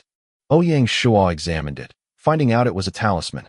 Such a talisman was a trump card, the kind of thing that if you used it at a key moment, it could save your life. Talisman of Bloodthirsting. After using this, you enter into a bloodthirsty rage. Your combat power is doubled for half an hour. After the rage expires, you will be weakened for 2 days. During this period of time, he was constantly hearing more system announcements. Most of the Lord players had failed, and their territories were removed from the lists. But then finally came another success, and one after another, names were filling the world ranking lists. World announcement. Congratulations to the Free Village of the United States. Under the leadership of their Lord Jeff Dawson, they have succeeded in fighting off the siege of beasts and are ranked 2nd in the world. World announcement. Congratulations to the Handan Village in China. Under the leadership of their Lord Di Chun, they have succeeded in fighting off the siege of beasts and are ranked 4th in the world. World announcement. Congratulations to the Vic Village of France. Under the leadership of their Lord Henry, they have succeeded in fighting off the siege of beasts and are ranked 10th in the world. In less than an hour, the top 10 of the world charts were set. Ouyang Shuo looked at the world list. The only difference in it from his past life was that Canada's Maple Leaf Village was not there, having been squeezed out of the top 10 as a direct result of his own appearance. First, China, Shanghai Village, Chiyue Wui. Second, the United States, Free Village, Jack Dawson. Third, Russia, St. Petersburg, Pushkin. Fourth, China, Handan Village, Dichun. 5th, Germany, Rhine Village, Manstein. 6th, Japan, Sanli Village, Honda Keisuke. 7th, India, Bangalore Village, Durava. 8th, Britain, Avik Fort, William. 9th, South Korea, Ulsan Village, Park Winds. 10th, France, Vic Village, Henry. Because of the emergence of Ouyang Shuo, the top 10 list of the world now had 2 lords from the same country. Suddenly, the Chinese scene looked very different. At this moment, near Handan Village, a handsome young man was staring at the world rankings, his expression gloomy. He was the lead of the Handan 6 tyrants, Dichun. Next to him was sitting a peerlessly beautiful woman named Juedai Fenghua. Nobody except Dichun was aware of her identity in reality. In the past life, out of the women on China's top 10 beauty billboard, she was ranked second from the top. The first was the only woman lord player in Handan 6 tyrants, Feng Qiuhuang. Juedai Fenghua was not a vase on a pedestal.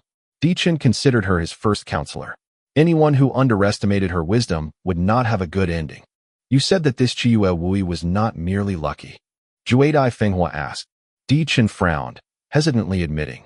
His identity, I am afraid no one knows yet. But for Shanghai Village, I have some conjectures. Oh? What kind of thoughts? Feng Huajue seemed a little surprised. I heard my father mention something about the village order. He said that in order to balance out your privileged players, gold-level village tokens were hidden in the village build task, Dichun told her uncertainly. After all, the news about the inner workings of the game were very confidential. Outsiders could only hear rumors. If you do not remember, he was the 7th in China to build a player village. From the opening of the game, it took him less than 2 hours. That is, he should be the fastest player to actually complete building a village. With that speed, his task completion rate should not be so high. Juedai Fenghua analyzed, somewhat hesitant. No matter what, this time Handan Village did not even enter the top 3 of the world. Instead, some nobody from nowhere had claimed the throne. This is a great blow to our prestige, and I am afraid that the rats, those who are ready to act, will become restless. Juedai Fenghua laughed gently. Those rats will never be enough for the real stage. Dichun was silent. This was truth, but difficult to swallow. Following this, China's rankings were also officially released. Unsurprisingly, almost everyone from the previous forecast on the forums was on the list. What left Ouyang Shuo dumbfounded was that the person he had stolen the gold-level village token from, Xuanlong Dianxue, was actually on the list, having been second on it in his previous life. Because Ouyang Shuo had entered the world list, Xuanlong Dianxue had come in 12th and received the 10th prize. How fate made it happen was difficult to say. First, Dali Shanghai Village, Chiyu Wui. Second, Jingdu, Handan Village, Dichun. Third, Xianyang, Pilsun Village, Chun Shinjun. Fourth, Chengdu, Swordsman Village, Feng Qingyang. Fifth, Luoyang, Fallen Phoenix Village, Feng Huajue. Sixth, Xianyang, Azura Village, Shapujuan. Seventh, Jianya, Blood Red Village, Zhanlang. Eighth, Xuanzhou King Village, Xiongba. Ninth, Chang'an, Fallen Leaves Village, Wandering Magic. 10th, Jingdu Stone Village, Wufu. 11th, Dali Consonance Village, Baiwa. 12th, Xuanzhou, Seeking Dragon Village, Xuanlong Dianxue. Description: because there are 2 China players in the world ranking, the rankings were automatically extended by 2. Out of the list of 12 lords, the one Ouyang Shuo was most concerned about was the other lord in Dali. Consonance Village Lord was the legendary Chinese electronic sports star, Baiwa.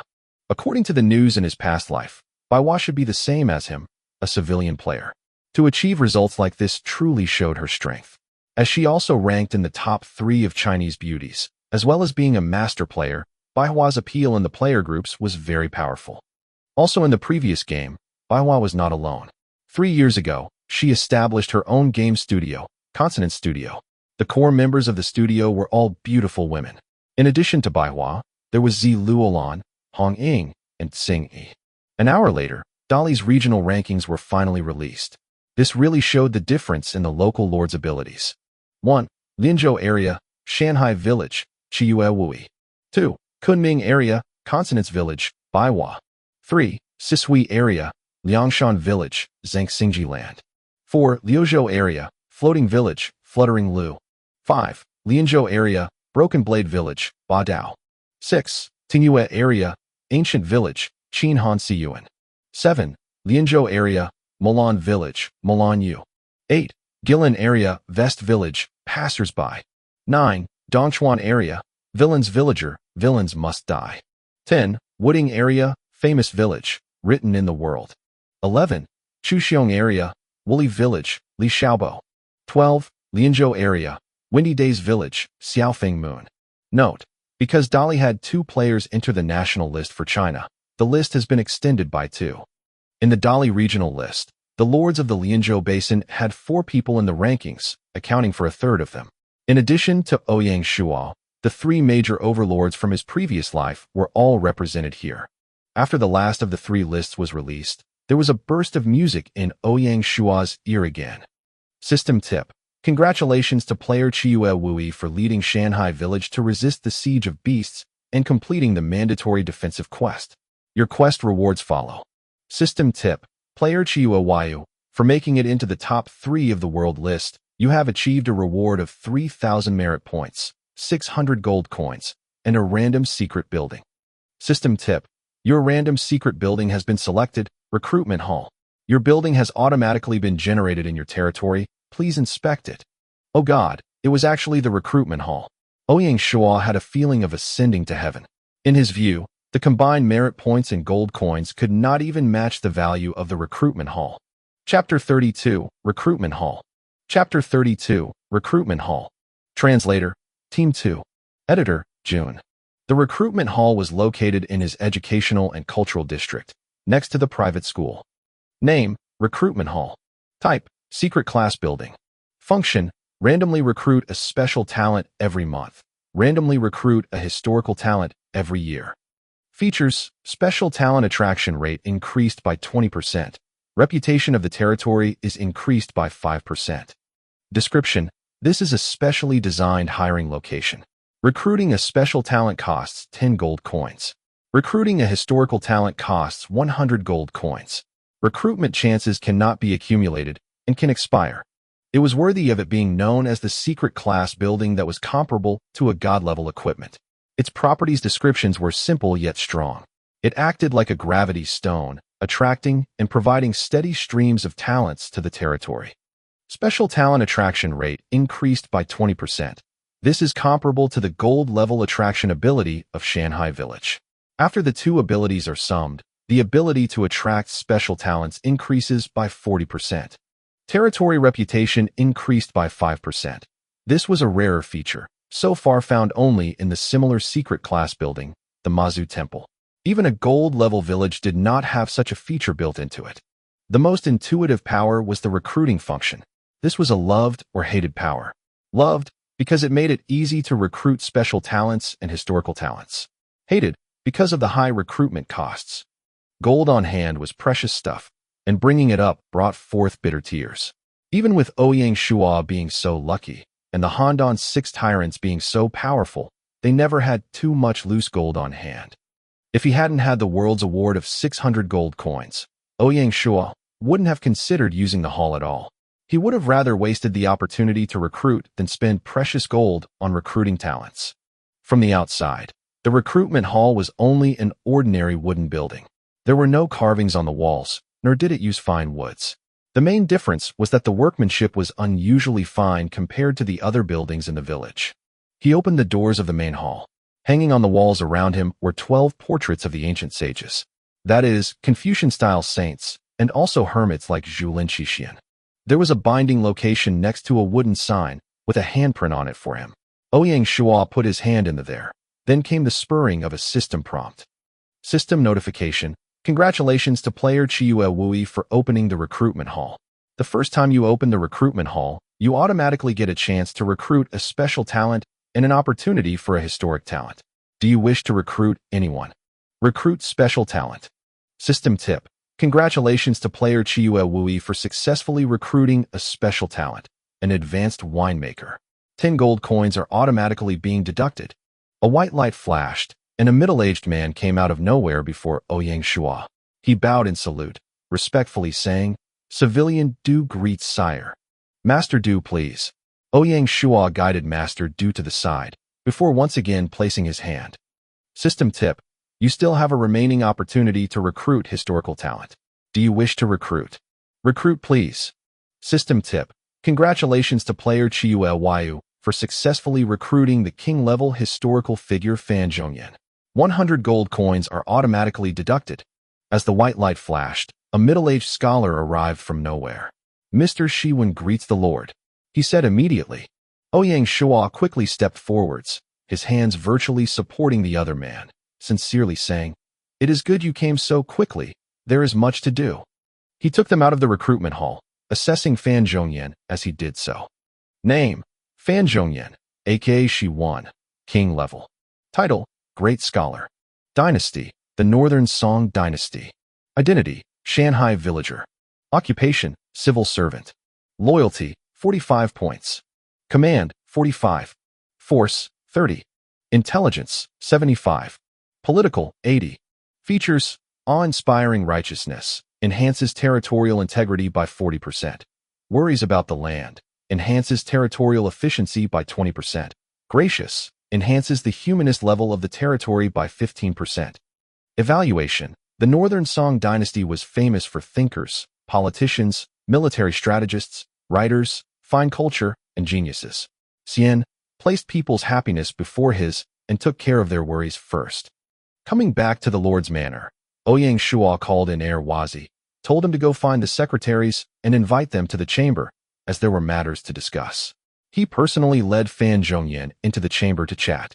Although Fan Zhongyan was a civilian, his literary attainments were high. Even at the level of a chat, Ouyang Shuo felt more than a little overwhelmed. His knowledge of the classics was not high enough. He could only keep up with the principle of staying silent and saying nothing wrong, while being a good listener. In less than 20 minutes the division chiefs had arrived. Mu Qingxi also followed Cui Yingyu in to join the fun. Ouyang Shuo cheerfully opened the meeting, saying, "The war to defend the village has just ended, and I know that you are very busy. In order not to delay everyone, I will cut a long story short." He took a look at Fan Zhongyan. "Sitting next to me is Mr. Fan Zhongyan, Shiwan, man of wide knowledge. Let us welcome him and get to know each other." Everyone greeted him naturally. There was naturally a great respect for scholars of his caliber from the secretaries. Except for Gu Xiuwen and Cui Yingyu, the others were basically born as peasants. Zhao Dexian, who was more knowledgeable, could only recognize a few words, let alone the others. "I have decided to set up an administration department to take charge of all of the day-to-day governmental affairs in the territory. The Material Reserves Division will still operate independently. The Construction Division, the Reclamation Division, the Salt Pan Division, and the Household Registration Office will all be moved under the jurisdiction of the Administration Department. I am appointing Mr. Zhongyan as the Director of Administration, managing the daily affairs of the active territory as Chief of the Civil Service. At the same time, I will also be moving the post of the Secretary of the Salt Fields Division to him." Fan Zhongyan had the experience of managing salt pans in the past. Therefore, Ouyang Shuo was rest assured with him managing the salt fields. After all, he himself couldn't leave the territory, while the salt pans would be slowly expanding outside the territory. He really had no way to manage the salt pans himself. Fan Zhongyan flew to his feet. "Shiwen thanks the Lord for his trust. I will not disappoint you. Gu Xiuwen, I hereby appoint you as the Director Assistant. Your main duty is to assist the Director of Administration in handling the day-to-day government affairs, and will still be in charge of household registration," Ouyang Shuo went on. His arrangements were naturally made in the hope that Gu Xiuwen would be learning from Scholar Zhongyan of his ability and experience in government affairs. "Zhao Duong, Deputy Secretary of the Construction Department. In this battle for our village, you have had an outstanding performance and fought well. You are officially promoted to Secretary of Construction." Zhao Duong excitedly voiced his thanks and gratitude. His office finally matched his duties. Wearing the title of Deputy Secretary while doing the job of a secretary did not sit well with him. Now, the load was off his shoulders.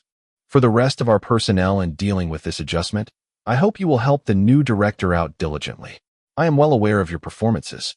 For those who have done well, I will never be stingy in rewarding you."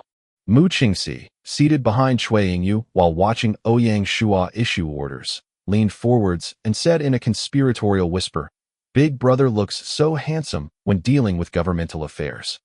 Cui Yingyi inadvertently blushed as she swept Ouyang Shuo a glance.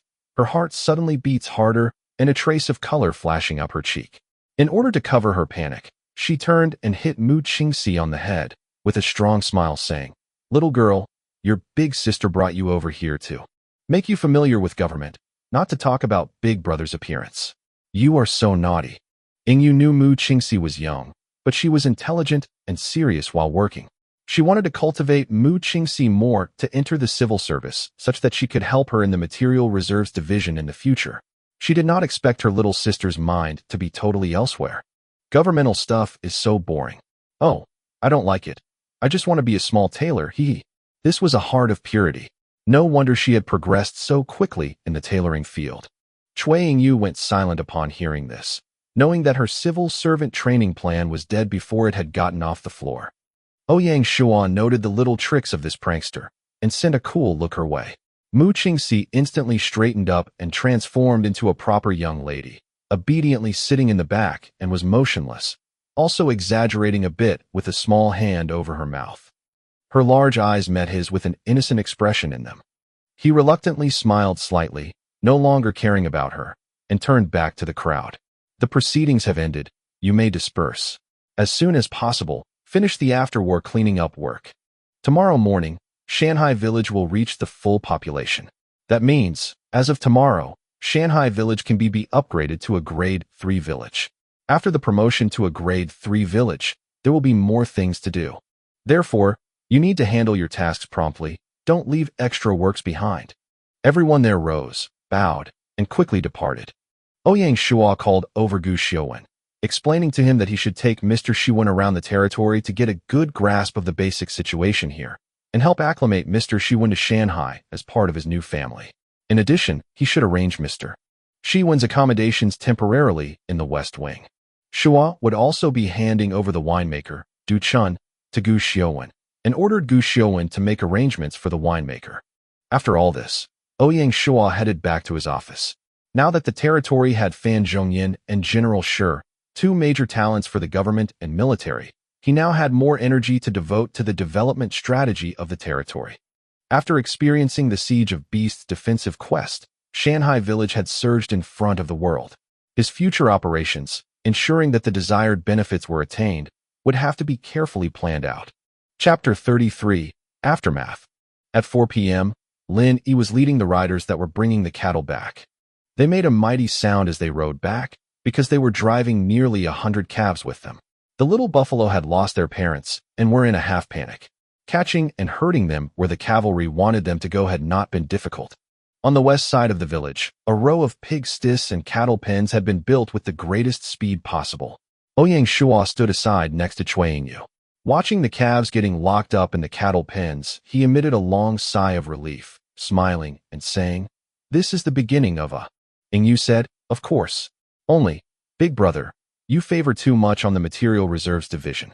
I am afraid the other divisions might have opinions." "What manner of views are you talking about?" "These are an important source of meat in the territory, and it should be under the Material Reserves Division as a type of counterpart management." "Big Brother, you know that is not what I am saying. The Material Reserves Division now manages the lumber field, quarry, iron mine, granary, fishery, and animal husbandry, basically the entire supply chain of the territory. And in your adjustment this morning, the other divisions are now under the jurisdiction of the newly established administration department. Only the Material Reserves Division operates independently. I am afraid of such a special status, and that some people will be jealous." With you saying this, Ouyang Shuo naturally considered things along her lines. Others would think that this arrangement was a result of their relationship, instead of why he had truly done these things. He hadn't communicated with her clearly enough and considered the implications. "So this is what you are worrying about. Well, I don't see it as important. The territory is still in the stage of a mixed big pot. Everything we produce is unified by the territory, so as to store and distribute everything by degree of importance and need, instead of favoritism. This requires a trustworthy person, and I trust you. But this ends on the day the territory is privatized. At that time, the days of the Material Reserves Division will come to an end. At that time, I will readjust the Material Reserves Division. Some of the duties will still be independent of the Administration Division. Therefore, It is not advisable to simply allocate the Material Reserves Division to the Administration Division to avoid future conflicts.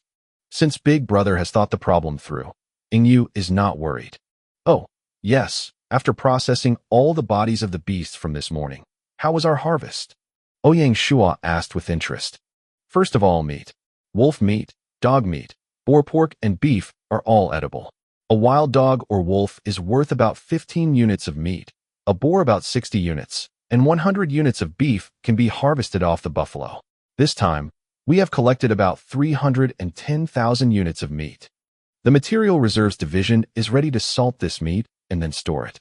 For a year's time, we will not lack meat, and will even have a surplus. The second harvest was skins and furs. We collected more than 6,500 animal skins. Damaged hides, we collected 4,000. Ordinary hides were 1,500 in number, 800 exquisite hides, and 200 perfect hides. A thought struck her suddenly. Oh, yes, little sister asked me before, how do you wish to deal with these hides? Ouyang Shuo smiled. This is easy to handle. The fine and delicate hides are to be handed over to Mu Qingxi to deal with, as she wishes. The rest, first put into the warehouse to store them, and wait until we privatize in the future, they will be distributed directly to the villagers.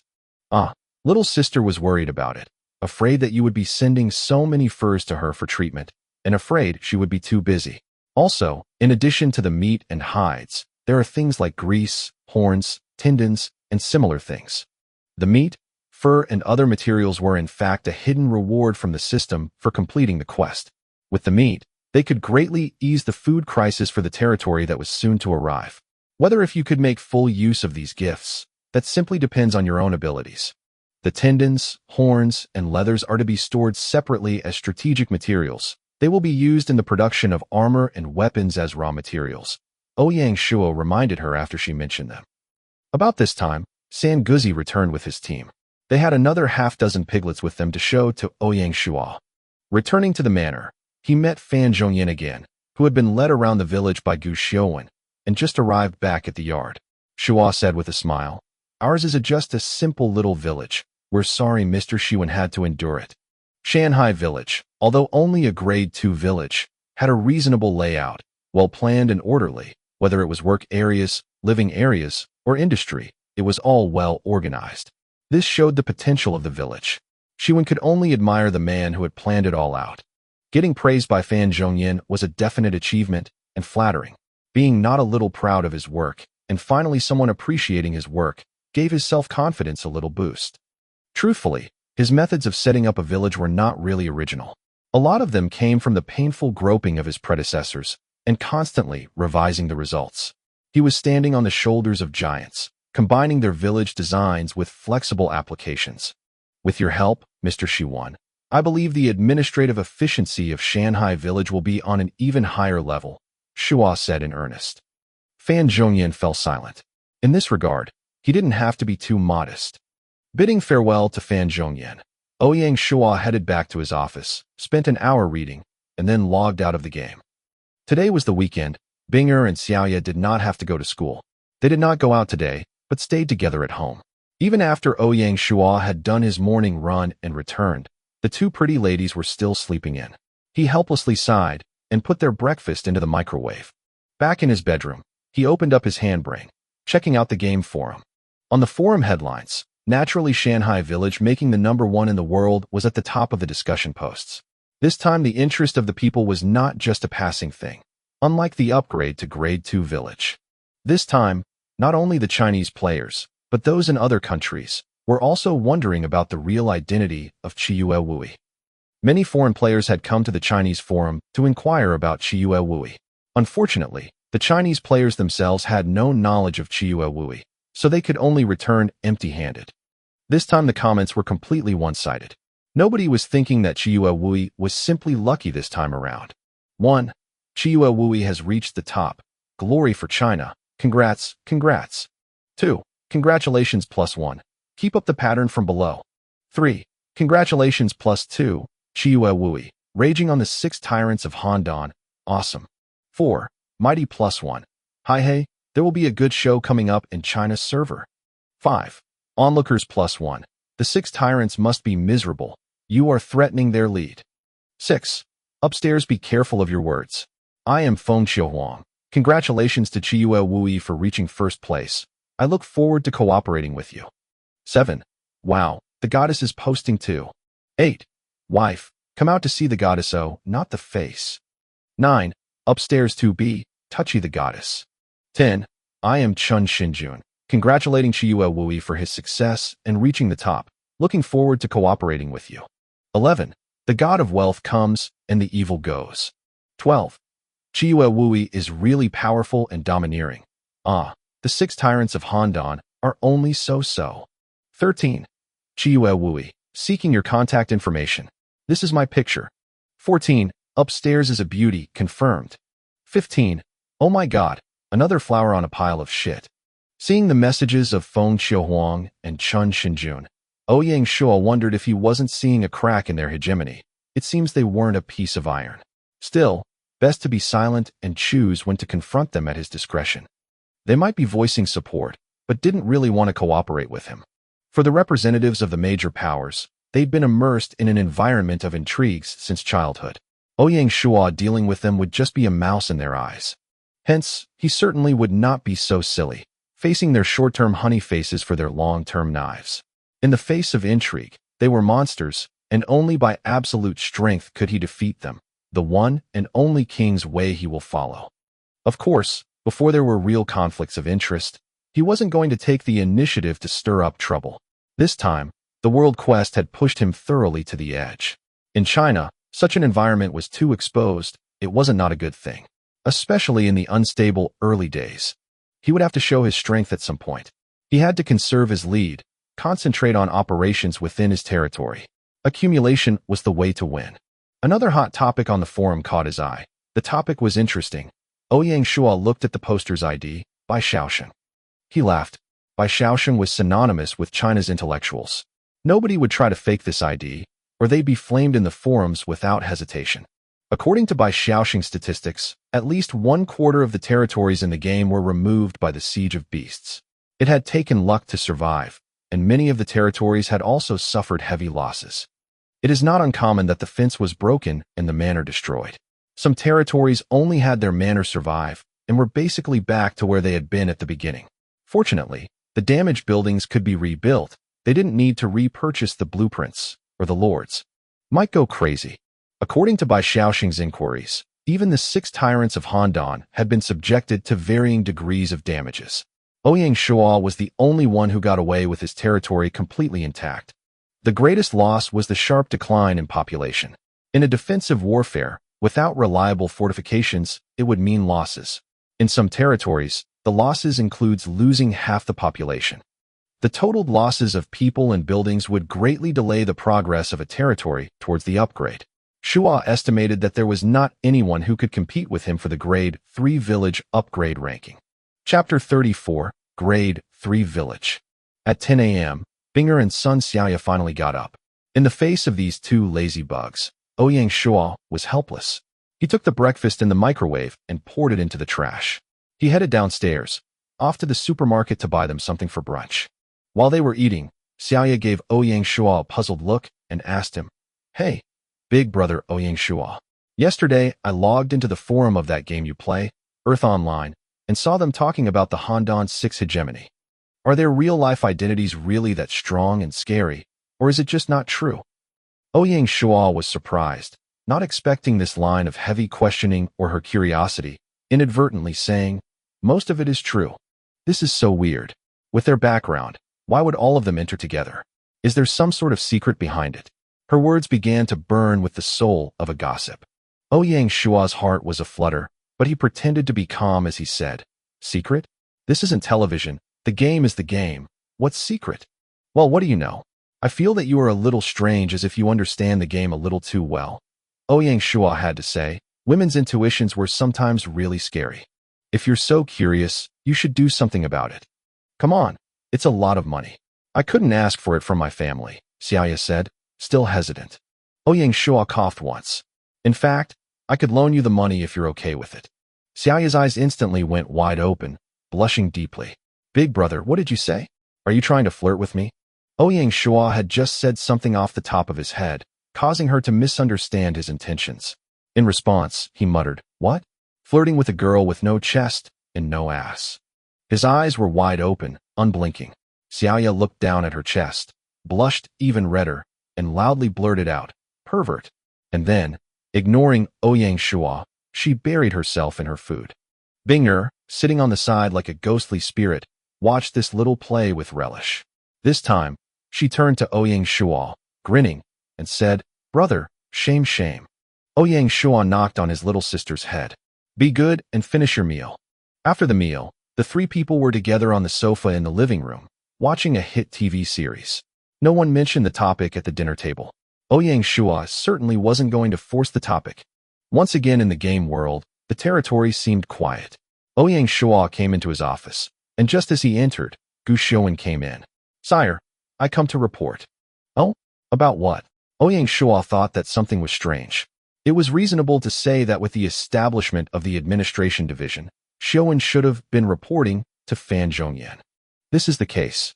The influx of immigrants today was not the previous number of 15 people, but a full 52, suddenly jumping the population up over the 500-person ceiling.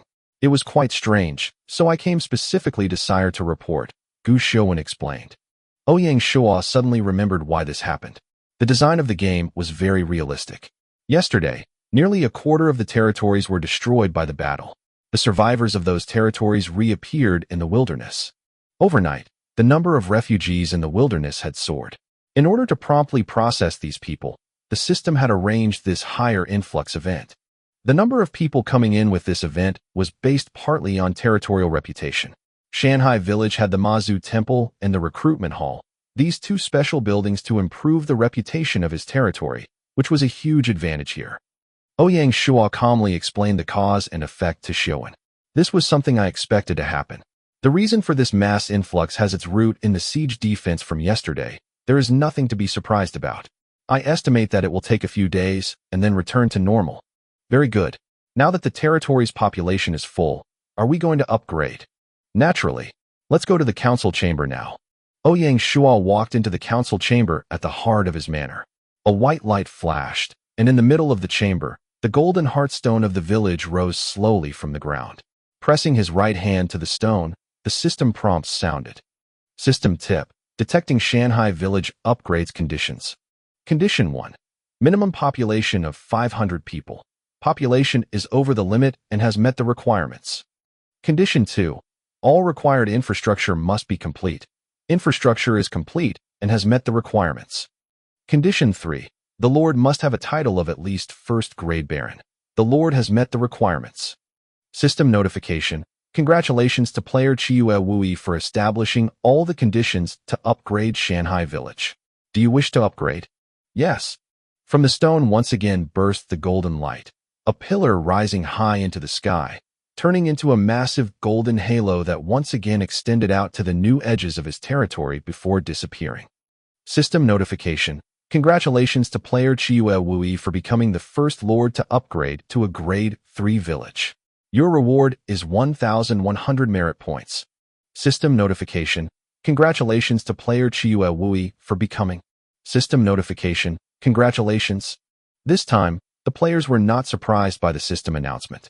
Compared to the miracle Shanghai Village had completed yesterday, this upgrade to a grade 3 village was nothing. System tip. Congratulations to player Chiyu Wui for upgrading Shanghai Village to a grade 3 village. The Lord's Manor will upgrade automatically. In addition, you can select one of 3 randomly selected buildings to add to your infrastructure. System notification. The selection of random buildings is completed. You may choose from the Weapons Workshop, the Basic Pottery Workshop, or the Wine Workshop. Please choose. I choose the Wine Workshop. System notification. Building automatically generated. Please take a look. A white light flashed, and with a quiet hum the gold heartstone once again slowly sank into the ground. Territory, Shanghai Village, Grade 3 Village. Lord, Chiyu Wyu, First Class Viscount. Title, None. Morale, 85. Security, 80. Territory population, 540/1000. Flow rate of immigrants, 10 asterisk, 1 plus 50% equals 15/day. Territory area, 100 square kilometers. Territorial characteristics: 50% increase attracting migrants, 20% increase in attracting special talents, 50% increase in crop production, 20% increase in production capacity of residents, 20% increase in military promotion, 10% increase in talent breakthroughs. Treasury: 490 gold coins, 96 silver coins, 25 copper coins. Territory resources: 1,100 units of grains, 5,200 units of wood, 900 units of stone, 500 units of iron ore. Territorial army: crossbow cavalry, 50. Territory industry: northern salt pan, 500 mu. Political index: 35/100, determines administrative efficiency and relationship with the people. Economic index: 15 out of 100, determines trade prosperity and ability to pay taxes. Cultural index: 20/100, represents the degree of educational development and quality of life of residents. Military: 30 out of 100, indicates military strength and morale. Existing buildings: village level lord's manor, basic market, simple fence, village dining hall, public bathroom, wooden residential small courtyard, 25, intermediate blacksmith, basic grocery, basic logging, basic quarry, simple farmland, 2,000 mu, intermediate barracks, pigsty, cattle pen, wood. Workshop: village level ancestral hall, advanced hospital, village private school, advanced martial arts dojo, village granary, advanced tailor shop, basic mining field, basic arrow tower. 8. Stone sentry outpost, 3. Stables, 2. Special buildings: ferry, wharf, basic shipyard. Secret buildings: Mazu Temple, sealed, the recruitment hall. List of capital construction buildings. Village temple: the villagers believe in the land. This enhances their reverence. Requirements: village temple building blueprints, for 100 wood, 350 stone. Build time: 2 days. Note: built. Weapons workshop: comprehensive weapons and armor manufacturing workshops, able to make ordinary weapons and armor. Requirements: advanced blacksmith, weapons workshop building blueprints, for 100 wood, 200 stone. Build time: 2 days. Basic pottery workshop, can bake simple pottery products used in daily life. Requirements: simple potters, pottery workshop building blueprints, 200 wood, 500 stone. Build time: 2 days. Mill, a place for grinding grains. Requirements: 150 wood, 100 stone. Build time: 1 day. Mulberry sheds, planted mulberry plants. Requirements: mulberry seedlings, for 100 wood, 100 stone. Build time: 2 days. Wine workshop, uses various kinds of food to brew all kinds of drinks. Requirements: basic winemaker, wine workshop building blueprints, for 100 wood, 200 stone. Build time: 2 days. Note: this building has been randomly generated. Stone sentry outpost, basic military facility with strong defense and early warning capabilities. Requirements: 40 wood, 200 stone. Build time: 1 day. Note: built. Stables, where horses are quartered. Requirements: stables building blueprints, 200 wood, 50 stone. Build time: 1 day. Note: built. It looked like he had most of what he needed to build for a grade 3 village, but the mulberries would be a little more trouble. He would need to find mulberry seedlings, which was not something he could acquire through the market. He would have to go out into the wilds and find wild mulberries, then transplant them. The rest of the buildings, Shanghai shouldn't have much of a challenge to make. It would seem that promoting to a township would be quite smooth. Of course, it was not so simple. Ouyang Shuo knew that the village upgrade to a township was a major jump for the territory. In addition to the normal upgrade conditions, there were additional conditions. Namely, the 4 political, economic, military, and cultural index indicators had to reach at least 30 points each. Otherwise, the territory couldn't be upgraded. Chapter 35, Privatization, 1/2. Chapter 35, Privatization, 1/2. Translator, Team 2. Editor, June. After viewing the village stats, Ouyang Shuo told Gu Xiuan to convene the principal officials to the meeting room to discuss something. The officials who were to attend the meeting, in addition to the chiefs and their deputies, were also to include all 5 cavalry sergeants and all the advanced technical talent of the territory. After he left, Ouyang Shuo went to the administrative office. Many of his ideas would need to be processed through administration department. Therefore, before the commencement of the meeting, he and Fan Zhongyan needed to talk about some things. The two of them spoke about military reform, privatization, and other important matters, and they had a sincere and effective conversation. Ouyang Shuo had to admire Mr. Shiwen's experienced ability in handling governmental matters. Many of the decision-making details of his instructions had problems, which were pointed out and immediately amended and improved upon. Half an hour later, in the new meeting chamber, Ouyang Shuo sat himself down in the middle of the gathered people and began to host the first meeting since the upgrade to third-grade village. After upgrading the territory, more challenges await us ahead. To ensure the safe and orderly development of the territory, our primary task will be to expand the army. In yesterday's defensive battles, the cavalry team played the greatest role. Therefore, I have decided to expand the cavalry to a full 100 men. General Shi will act as the captain of the cavalry squadron, with the 1 SD cavalry platoon under his command. In addition, 3rd Squad Sergeant Lin Yi performed outstandingly in yesterday's battles, and will be promoted to the rank of lieutenant, leading the 2nd Cavalry Platoon. Lin Yi bowed from his seat. My lord's trust will not be broken. Shuo nodded in reply. The Cavalry 1st Platoon is to be mainly composed of soldiers from the current cavalry team. The 2nd Platoon will need to start new admissions. Admitting new recruits will be done by General Shi and Lin Yi. My suggestion is to choose from the current militia that performed well during the defense warfare. Accordingly, the new military system will be rearranged. Former 4th Squad Sergeant Zhao Si, who will be transferred to the 2nd Platoon, 1st Squad. Former 2nd Squad Sergeant San Guzi will have his duties lifted. I have other plans for him. 5th Squad Sergeant Li Mingliang will be transferred to the 1st Platoon, 2nd Squad. Ouyang Shuo said to General Shi, the cavalry will need 7 more sergeants. After General Shi and Captain Lin Yi have inspected and appointed them, report them to me. Lin Yi should also have the right to recommend the people for his 2nd platoon. General Shi nodded his head, indicating that he understood Shuo's meaning. In view of the further expansion of the size of our territory, the external environment is becoming more complex. In order not to be caught by surprise, I think it is necessary to set up a military intelligence division, with the former 2nd Squad Sergeant San Guzi as the secretary. San Guzi, who had been apprehensive since he had lost his previous duties, sighed in relief as he heard about his new duties. I will not disappoint the Lord's faith in me, he called out. The new division will have 20 people allocated to it, formed by the former 2nd Cavalry Squad members with additional new recruits coming in. The new division will be operating independently. It will operate autonomously and will be led by both the cavalry team and myself. These will be the adjustments to the military. Are there any questions? General Shi stood up and straightforwardly said, My lord, I have something to say. Expanding the army, I am naturally in favor of. The problem is, as the Lord has just said, the number of troops will reach more than 120 soldiers. Now, the barracks cannot hold so many, and there are only 53 slots left for the change of jobs of basic soldiers. We cannot meet the demand for all the new soldiers. In order to alleviate these problems, I am going to upgrade the barracks to an intermediate barracks, Shuo replied quickly. Excellent. Then I have no more worries. General Shi said, clearly pleased. About military matters, other than General Shi, nobody had anything else to say. The issue of military reform is closed.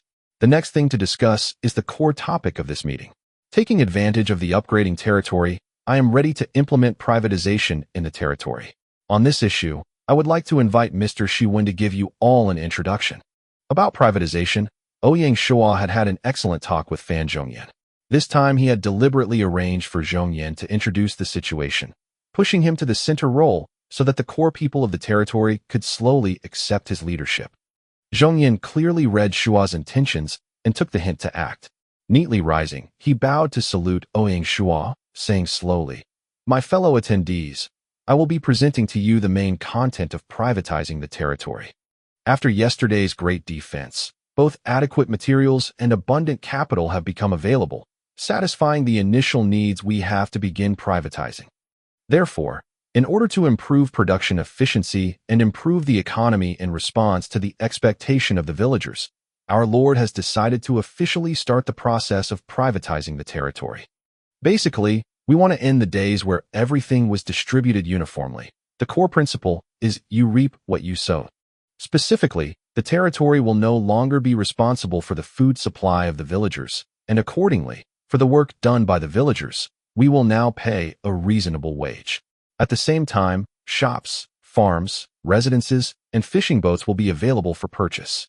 However, strategic resources such as the logging fields, quarries, mines, and salt pans will still be directly controlled by the lord. In order to protect the basic livelihoods of the villagers and to help make the transference from a feudal government to self-sufficiency, and also rewarding the villagers for their hard work so far, the lord has arranged a basic welfare package for the citizens. There will be a coupon for 100 units of grain, 20 units for meat, 1 animal hide, 1 set of ordinary linen clothes, and a coupon for 20 silver coins. The whole process of privatization will be achieved through the establishment of an official bank, which will provide low-interest loans and will be open to all villagers who meet the requirements. The specific rules of the bank will be set up by the bank's manager after it has been formally established. When Fan Zhongyan had finished, his words had created quite a stir. There was a lot of whispering, warmly discussing the generosity of the lord. The newly appointed cavalry captain Lin Yi smiled at his big brother, Master Lin Yu, saying, "Big brother, this time you can buy your own dojo and own your own business." Lin Yu frowned, saying, "Don't talk nonsense. I do not have that much money." "Big brother, you are worrying too much. The lord has thought it through, thinking of everyone's situation. Didn't you heard what Mr. Shiwen said? The lord said he was setting up a bank to provide low-interest loans." Lin Yu was very wary, answering hesitantly, "But we don't know about the conditions to access the loans. I am afraid I will not meet the requirements." "Big brother, you are really skeptical. Think about it. You are an advanced martial arts instructor. If you cannot get the loan, then pretty much nobody in the whole territory will be able to meet the loan requirements. Everyone will become angry, and privatizing will be useless." Lin Yi glanced at Shuo several times, apparently more understanding of Ouyang Shuo's intentions than his brother. Lin Yu slowly nodded in silent agreement. After everyone had calmed down, Ouyang Shuo said, "Just now, Mr. Shiwen has introduced the content of the privatization," said Shuo, waiting a moment before continuing. "To achieve the goal of privatizing the economy, we must accomplish at least 6 things. First of all, we have to establish a bank. Secondly, we need to determine to residents the price and rent of the small homes, shops, and other assets.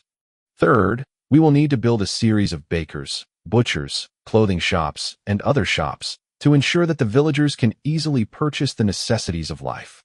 Fourth, to develop wage levels and price levels in order to pay them their wages. Fifth, someone will need to be responsible for distribution of the basic welfare package. Lastly, we need to establish the taxation system. For these 6 things, we need to discuss them one by one. First, let's have a discussion about the name of the bank. Does anyone have any ideas? Simply call it the Shanghai Bank." Zhao Dexian said tentatively. "Too casual, not a good name." "Hey, I think Wantong Bank is a better name. It has momentum." This was the opinion of Zheng Xiaopao. Stealing someone else's name, even worse. "We are in the Lianzhou Basin, call it the Lianzhou Bank." Zhu Xiuwen asked confidently. "It's narrow and bad." Ouyang Shuo shook his head. The names were not satisfactory. At this time, Cui Yingyu opened her little mouth and said, "I think it can be called the Four Seas Bank, of the same line as One Shanghai Village, and also brings the meaning of gathering golds from the 4 seas." Shuo's eyes lit up. For seas, for treasures, that is simple and low-key, with hidden ambitions. He was very satisfied. He smiled and said, "That is very good. Anyone else?" "Very good, very good." This time, everyone's opinion was quite consistent. So, Shuo directly said, "Okay, it is named so. It will be called the Four Seas Bank. For the first phase of funds for the bank, I am prepared to inject 200 gold coins. As for the manager of the bank, Cui Yingyu will serve there." Discerning eyes could clearly see the importance of the Four Seas Bank. It was not only the core of the privatization. In the future, it would play the role of the territorial treasury. So the key position in it could only be someone in whom Ouyang Shuo placed extreme trust to. Therefore, everyone was silent. Just looking at Cui Yingyu conveyed deep understanding of what the appointment meant. They could only hope to earn that same level of trust. Yingyu naturally understood people, and for Ouyang Shuo's trust, she was very grateful. She was also very happy for the job as manager of the Four Seas Bank. However, she was now serving as secretary of the Material Reserves Division, and was aware of some jealousy of her.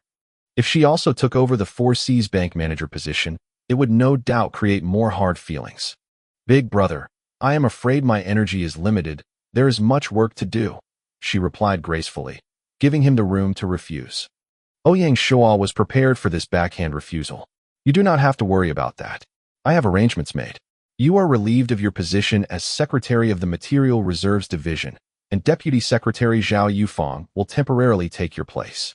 At the same time, Du Xiaolan is promoted to the assistant to the Secretary of the Material Reserves Division to help Zhao Yufang in dealing with affairs there." Zhao Yufang was still lacking somewhat in qualifications or ability for the position, so Ouyang Shuo did not directly appoint him to the post of secretary. As for Du Xiaolan, she was one of Ying Yu's apprentices and had been officially appointed. Shuo had marked her as a reserve talent, and now had the opportunity to boldly promote her to an important job with her experience. Such a personnel arrangement was something that nobody could understand.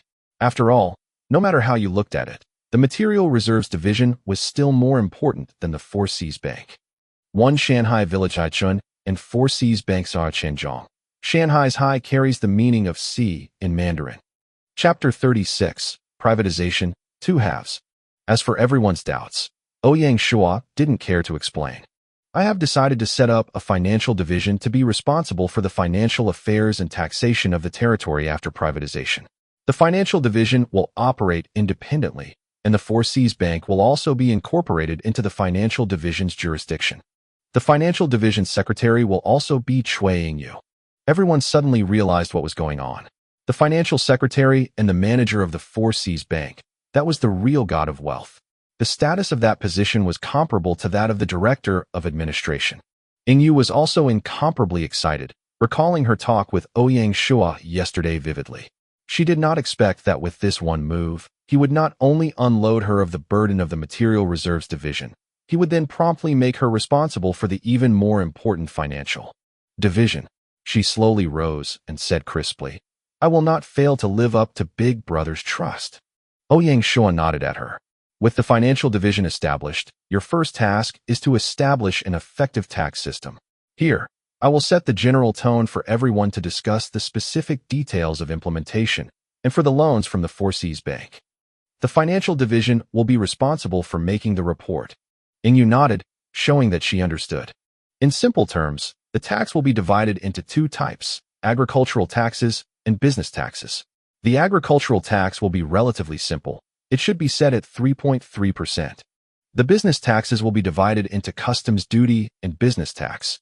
For tariffs, we have to expand the territory and have business contacts with the outside world. Only then can we set up checkpoints for tariffs. Hence, at this stage, we will be focusing more on business tax. In order to encourage handicrafts and commerce, we will also set the business tax at 3.3%. Tax will be an important financial source of the territory in the future. We must maintain the stability of the tax rate to foster growth. If you have any comments, you can speak freely. Fan Zhongyan stood up and said quietly, "The Lord is generous and loves his people. This tax rate is already the lowest in history. My only fear is that such a low tax rate cannot maintain our daily expenses and military spending. The two low-level tax rates are more conducive to the rapid development of the territory's economy. As long as we make the cake bigger, even if we only have a small share, that share can still be very impressive. On the other hand, if the cake is small, even if we take half the cake, it is still not much. Most importantly, in the territory, there are industries that were not privatized, a source of income whose profits will all be turned over to the financial secretary, so that the government will not have to worry about the financial affairs of the territory." Ouyang Shuo replied to him. Hearing Ouyang Shuo says that the salt and other industries' profits would be turned in to the financial secretary, Fan Zhongyan calmed down. As someone that worries about the country, his wish for the low-level tax had been met just as he wanted. He was actually worried that Ouyang Shuo would claim ownership over the industries, but Ouyang Shuo said he would not hold on to certain industries. Otherwise, if the territory was short on money, then, in the end, they could only grab it from the hands of the common people. This was one of the limitations of historical figures. Even with the wisdom of Fan Zhongyan, he did not understand that the strength of a territory was the strength of a player. Ouyang Shuo, as a player lord, simply didn't care if he didn't have his own massive treasury. After Fan Zhongyan was done, Zhao Dexian rose. Lord, I have a question. For farmers, do we need to pay the agricultural tax at the same time as paying rent on the farmland? The Secretary of Agriculture will be dividing the farmland among the farmers and providing free property to be worked by them in the form of farmland rights that they own themselves to ensure their own interests. They are not, however, allowed to annex new lands. We will not allow new farmlands to be cultivated privately. Only the Land Reclamation Division may do this, Ouyang Shuo explained briefly. As for the number of mu of farmland that each farmer can get, it is necessary for the department to discuss among themselves. Zhao Dexian nodded his head, understanding clearly. Hearing Ouyang Shuo finish with the arrangements for the farmers, the temporary secretary Zhao Yufang stood up. Lord, we also want to know, how will we collect the taxes from hunters and fishermen? First of all, the fishermen. There are two ways to tax the fishermen. One is to tax the sale of the fish directly on the market. In order to ensure that the tax is smooth and there is no evasion, the fish must be sold at a fixed stall, not privately. The other method is that they can sell it directly to the Material Reserves Division. They will be charged based on the business tax. However, sporadic tradings will not be taxed. The taxation of herdsmen works similarly to that of fishermen. The buffalo will be a restricted animal and cannot be slaughtered for sale. It can only be sold to the Material Reserves Division, and the ranch controlled directly by the territory is not taxable. Ouyang Shuo knew that with such provisions there were still loopholes, and some tax evasion tricks were not blocked. For example, a cunning shepherd might think of keeping his livestock in the territorial ranch, thus avoiding the taxes. But right now, the financial secretary was new and the staff was undertrained. It was not advisable to carry out too complex of an operation, otherwise, it would be self-defeating. Waiting until Zhao Yufang was done, Mu Qingxi stood up and said happily, Little sister has a question to ask. If I had acquired the tailor workshop, then will the terms of one set of clothes per person in the territory basic welfare package continue on? If it will continue, who do I go to for compensation? There are two options for compensation this way. 1. The territory will provide you raw materials for the cloth. The tailor shop will only be responsible for processing them. For producing clothing, the territory will pay you for your work. You can also, of course, buy your own cloth, make your own clothing, and the territory will buy the clothes from you at market price. This kind of market-oriented cooperation applies to all types of privatization after the shops open. Of course, after the privatization, certain military goods like arrows and leather armor cannot be arbitrarily made. Only the government weapons workshop can produce such military goods. The discussion about taxation lasted nearly an hour and a half. During this period, representatives of the various industries all spoke up about problems in their own areas. Ouyang Shuo answered all of their questions. Yingyu was sitting there feeling the mountain-like pressure. Writing all these questions and answers down, she did not have time to think about them, nor know how to answer them. She could only diligently write down Ouyang Shuo's answers one by one. After she had some time, she could sort out the answers and write them down into the guidelines for the financial division. She didn't know what else to do. With the taxation and bank problem done, the remaining items would be much easier. Ouyang Shuo said a bit lazily. On the development of wage levels and price levels, I leave the administration department with full responsibility of a detailed program, present to me for approval. As for all kinds of shops and basic welfare distribution and implementation, naturally, the material reserves and construction divisions will take full responsibility. To these orders, Fan Zhongyan, Zhao Yufang, and Zhao Duong nodded, showing they understood the orders. We will also discuss the pricing of shops and real estate, Ouyang Shuo went on.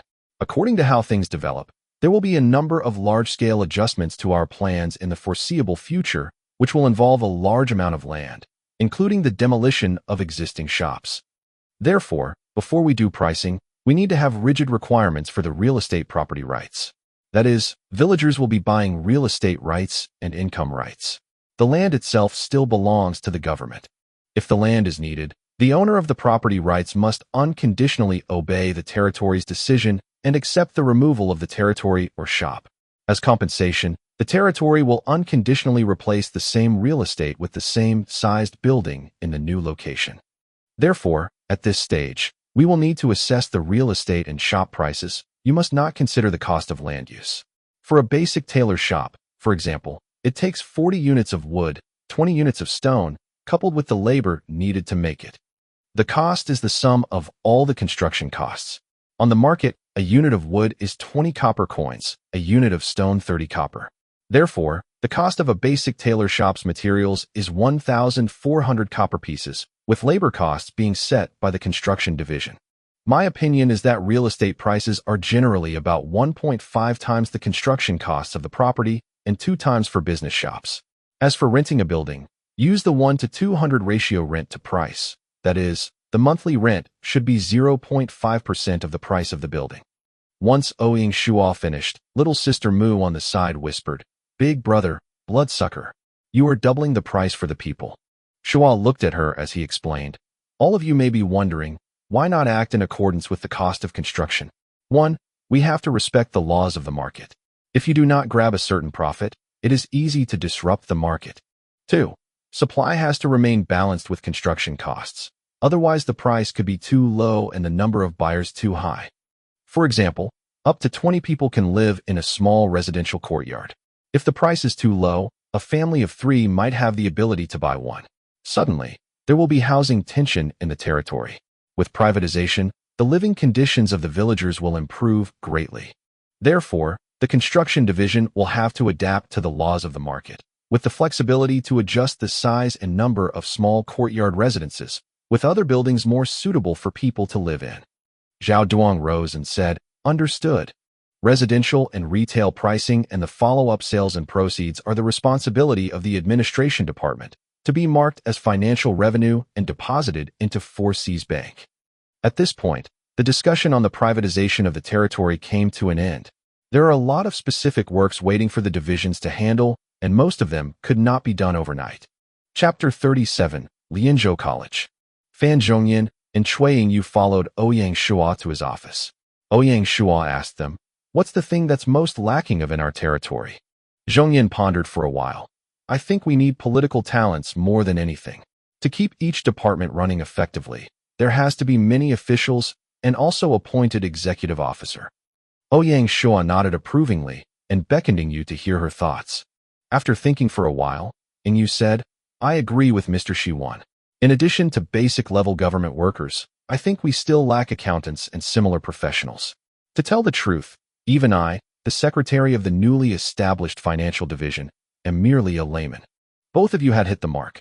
And overall, our bureaucracy is very weak, like a bare old tree with only branches and no leaves. At the village stage, the affairs are simple and each executive can hold the departments on their own. But once we reach the township stage, the shortage of talents would leave us stretched. The training of the talents is a long-term process and cannot be achieved overnight. Therefore, it is very necessary for us to begin a process of developing talents for the territory from now on. I opened the adult literacy classes at the private school just for this reason." Ouyang Shuo knew deeply that the 6 tyrants of Handan would not have many problems in talents. They were like the great families in the 3 kingdoms, which possessed a rich reserve in talents themselves. Whether it was a family member or a subordinate group member, they could quickly build an effective bureaucracy as long as they appointed the players loyal to them to the right positions. Individual players wanting to compete with them was almost impossible. Even a reincarnated person like Ouyang Shuo must go through step by step, could he have a small chance to win. Fan Zhongyan nodded. "The Lord is right.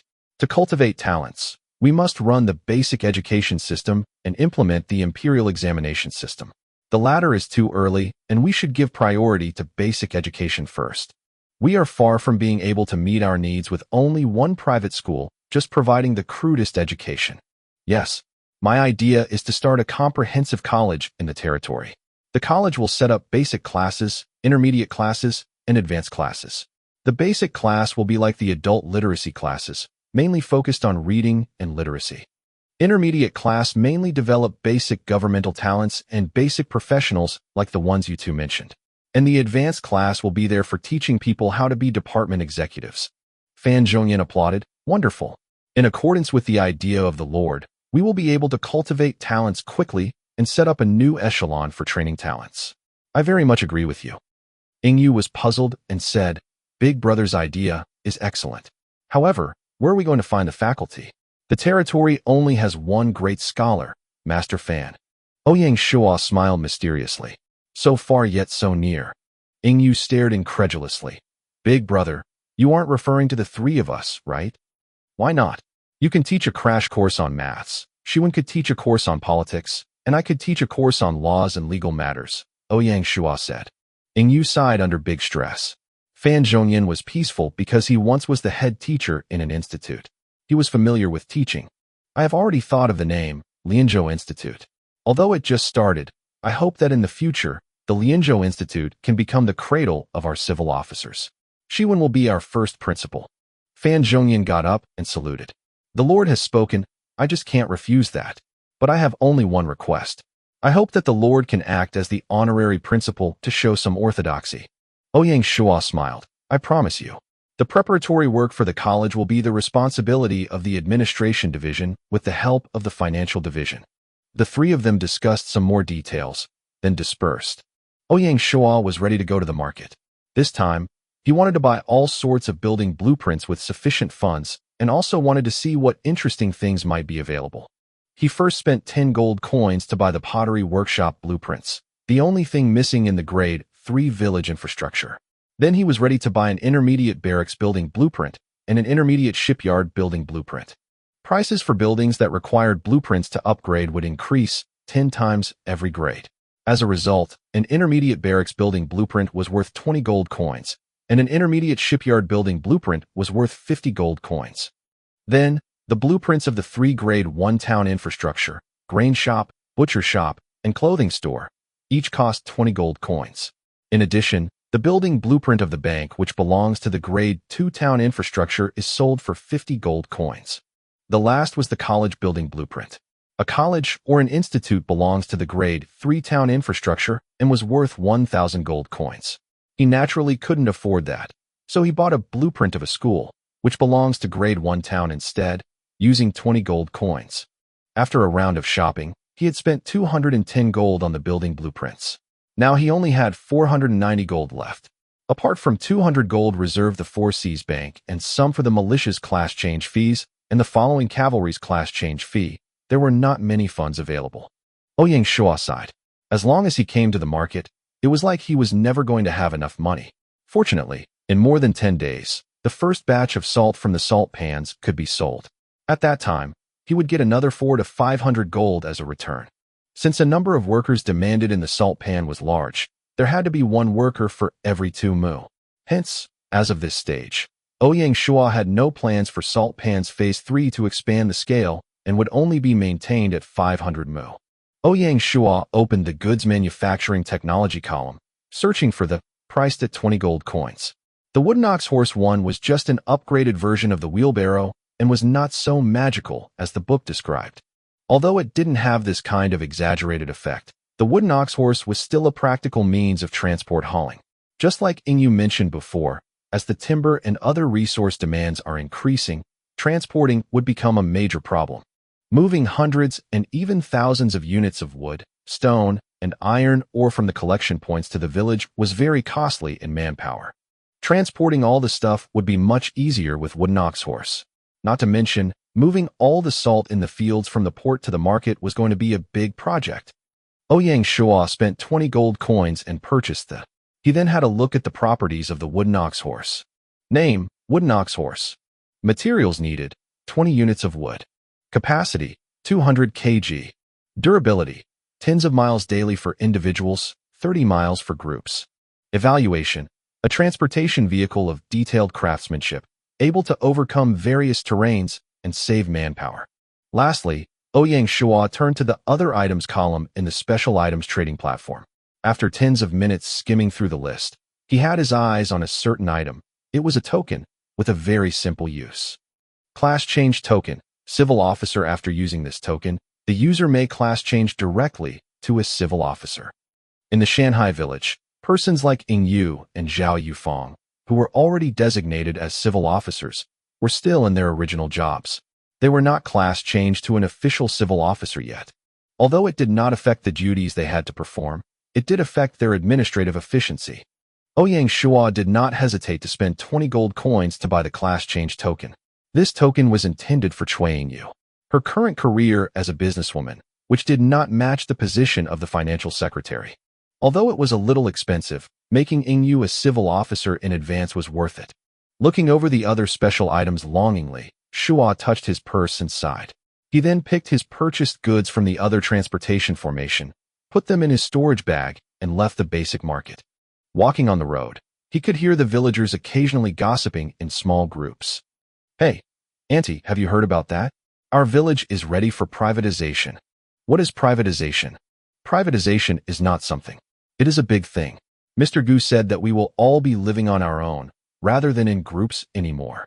Oh, how can we do that? Does the Lord not want us? There are 4 people in my family. We have nothing but some old clothes. If we were going to live our own lives, what could we count on? Auntie, you misunderstand the mercy of our Lord. He will not leave us. I hear that after privatization, the Lord would give us some food and meat, and a new set of clothes for everybody. Oh, that is wonderful. At least we will not go hungry. The benefits are far more than not being hungry. Mr. Gu said that after the privatization, the Lord would start paying us wages. As long as we work hard and save some money, we can buy our own house to live in. The Lord will give the farmers some land as long as you hand in some grains at the time of harvest. Thinking about this, I think that we can live better if we are more diligent. Mazu's blessing, this is indeed a big thing. Where did you get this information? I have to see it for myself. It's just in the square in front of the Lord's house. Mr. Gu posted a bulletin notice there. Oh, then I will go there to take a look with my husband. Hurry up. I have to go home and talk to my other half. I hear even the shops will be selling off this time. I want to talk to my family to see if we can borrow some money to buy a smithy. Good luck. Listening to the villagers talk, Ouyang Shuo laughed with pleasure. The administration department was quick to post the notice, letting people be active about this in advance. Wooden ox horse 1 Munguma, lit. Wooden ox and flowing horse, a mechanical transportation vehicle created during the ancient China era of the 3 kingdoms. Shortened for the sake of simplicity of the text. Chapter 38, Entrustment Agreement. Ouyang Shuo came out of the basic market and walked down the commercial street, heading into the area of the woodworkers. Thinking of the south-pointing chariot from before, he walked into the carpentry workshop. The woodshop was full of excitement, very different from the mood from last time. Lu Guangji saw Shuo coming in, stepped forward and smiled, saying, "Guangji greets the Lord." "Master Lu, you have some good news?" Master Lu couldn't even open his mouth before his apprentice on the side, giddy with joy, blurted out, "Lord, this morning we succeeded in making a south-pointing chariot." Yes, and just as the Lord predicted, Master Lu ranked up to an advanced carpenter now. Another apprentice exclaimed. Master Lu stared at both apprentices for being so rude before their lord. He turned back to Shuo and apologetically said, "They are still young, and yet to know anything of courtesy. Please do not blame them for their words, sire." Ouyang Shuo waved the event off, indicating that it was all right. "It seems I should really be congratulating Master Lu. This is all due to the blessings of the territory, when the upgrading gold rays swept the whole village in the morning. Something in my mind broke free. It gave me the insight to the most important part of the south-pointing chariot. Oh, there was such a thing?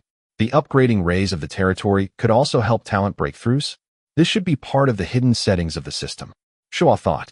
After all, in his last life, he hadn't played in Lord mode, not knowing that some obscure details could be considered normal.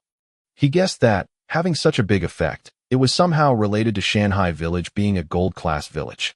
Otherwise, this hidden fact would have been more exposed and well known by the public. Shuo nodded his head. "Has Master Lu heard about the privatizing of the territory?" "I have heard of it. My apprentice has told me." "So, about the privatization, especially the effects on the carpentry workshop, what do you think?" Ouyang Shuo asked him. Master Lu hesitantly said, "Sire, to tell the truth, I do not yet have the plan to acquire the carpentry workshop." "Oh, why not?" Ouyang Shuo was surprised. Since the establishment of the woodshop, except for the south-pointing chariot, there has not been much else to do. I am worried that once I have to buy the woodshop, we will not be able to maintain our livelihood. Ouyang Shuo smiled and took out from his storage bag and smoothly handed it to Master Lu. "Take a look at this manual. Do you believe you can make this?" Master Lu took the manual and looked it over carefully. He was so attracted by the contents that he forgot Ouyang Shuo was standing there, waiting for him to answer. Ouyang Shuo stood there leisurely, patiently waiting. As to what Master Lu had said about the woodworking business dilemma, he had a few thoughts. Earth Online, although known to be very realistic, still had some blurry and vague areas early in the game, mostly to ensure that the Lord players could actually build out in the wilderness. The most direct manifestation of that was in the building constructions. Take the small courtyard residences as an example. In addition to the speed that the residences could be put up, there were also a lot of accessories included. Simply put, for the people to live in a completed courtyard, they would need furniture, and it was automatically generated. If it didn't appear after the house was built, having to sleep and live on the ground would have been rather embarrassing.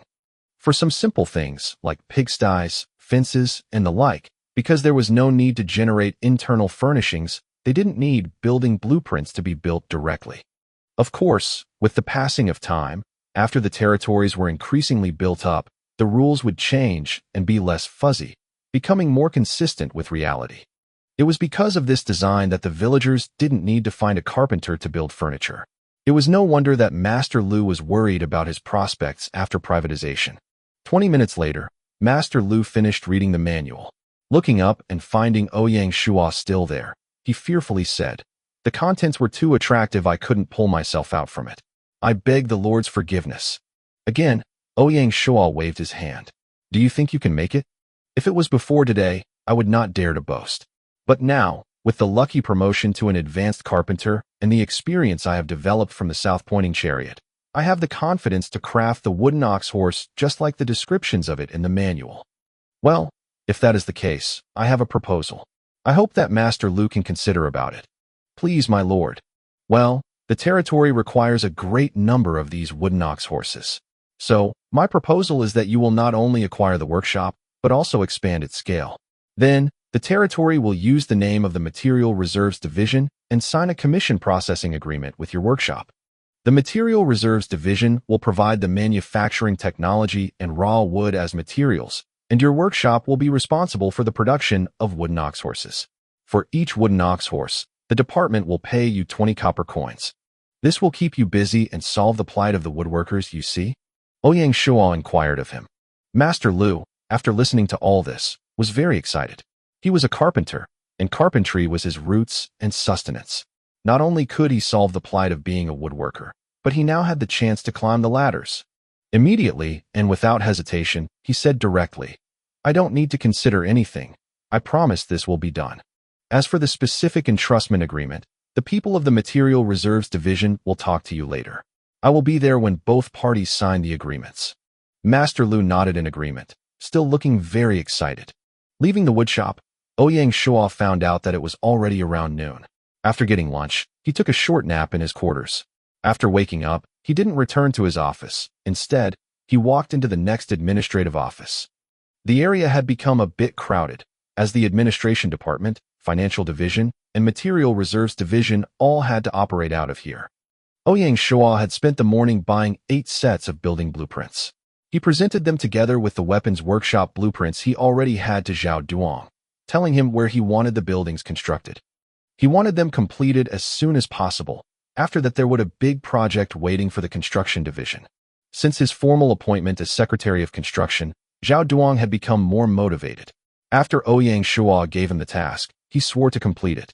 Indeed, he patted his chest and said he would be the quickest to turn the blueprints into reality. Ouyang Shuo gave him more encouragement, taking the opportunity to win people's hearts. Although he had given leadership of the administration department to Fan Zhongyan, it didn't mean that he would let all the departments under the administration leave his control. As the saying goes, no one is ever perfect. Ouyang Shuo knew that even Fan Zhongyan had considered some ideas that were too radical, and that some would fail. Therefore, he had to ensure that the administration was still under his control so that Fan Zhongyan would stand down and wouldn't have the chance to implement those radical changes to Shanghai Village. He didn't think himself as the protagonist of a young adult novel with an invincible aura. As long as the historical figures worked for the good of the territory, he could feel at ease walking away, and everything would be harmonious and smooth. In this way, the territory would still be running according to his will, without any deviation from his plans. Then, Ouyang Shuo went to Material Reserves Division head Zhao Yufeng, telling him about the woodshop proposal from the morning and scheduling Yufeng's follow-up. This kind of entrustment agreement will be one of the main modes of cooperation between the future Material Reserves Division and the shops, or private workshops. Therefore, the Material Reserves Division must do some preparatory work on the commission agreement. Director Fan and I will review the agreement to ensure that it does not have any loopholes. In addition, before the tailor makes up the linen clothing for everyone, we need to have a similar agreement. I suggest that both of these people hold a signing ceremony at the same time, and we invite all the talented people in the territory to join in. Let them realize the benefits of privatization to help improve their enthusiasm. Zhao Yufeng heavily nodded his head, watching Shuo with worshipping eyes. He said excitedly, I truly admire how Lord is seeking to remove any obstacles to privatization. The talented people will no longer have to worry about privatization affecting their livelihood. We won't even have to urge them. They will even take the initiative to collect apprentices. Zhao Yufeng knew how much effort and conditions Ouyang Shuo was forced to expend to get the skilled people to recruit apprentices. Ouyang Shuo nodded and expressed his admiration for Zhao's insight. Yes, this is the magic of privatization. Only by appealing to the vital interests of the individual can we inspire their enthusiasm and stimulate the rapid development of the economy. There is a lot of progress in you, as you can now see the meaning behind this entrustment agreement. It seems like working in the Material Reserves Division has made you grow up a lot. It is the Lord's wisdom to assign me to the Material Reserves Division. I am not to be praised. Zhao Yufeng said respectfully, still excited in his heart. Ouyang Shuo waved his hand and said, Well, you do not have to be too modest. About the lumber field, you can recommend a new foreman and present the recommendation to Fan Zhongyan for approval. You need to get familiar with the affairs of the Material Reserve Division, so learn more about them as soon as possible. If you don't understand something, don't be shy. Take the initiative and go right to Secretary Cui and Director Fan and ask how things work. Or, of course, you can come directly to me. Also, do not slack off on the literacy classes and the homework on that side of things. You cannot fall behind and must still put in more hard work. This was the first time Ouyang Shuo had given such personal instructions to Zhao Yufeng. It was plain to see that he had high expectations for Yufeng. Yufeng was also clearly aware of this and was grateful to Shuo for the advice. At this moment, no longer able to contain the excitement in his heart, he declared, What the Lord had given me, I will never forget. From now and thereafter, I will improve myself and will not disappoint my Lord. Ouyang Shuo patted his shoulder, smiling, and said no more. Chapter 39, Transfer. Ouyang Shuo went over to Cui Yingyu's side. He took the civil service class change token out of his storage bag and said, Yingyu, I have a good thing for you. Yingyu saw the token and opened her mouth in surprise, making her look lovely. What was strange was, her face showed a happy look, and then immediately turned a bit melancholic.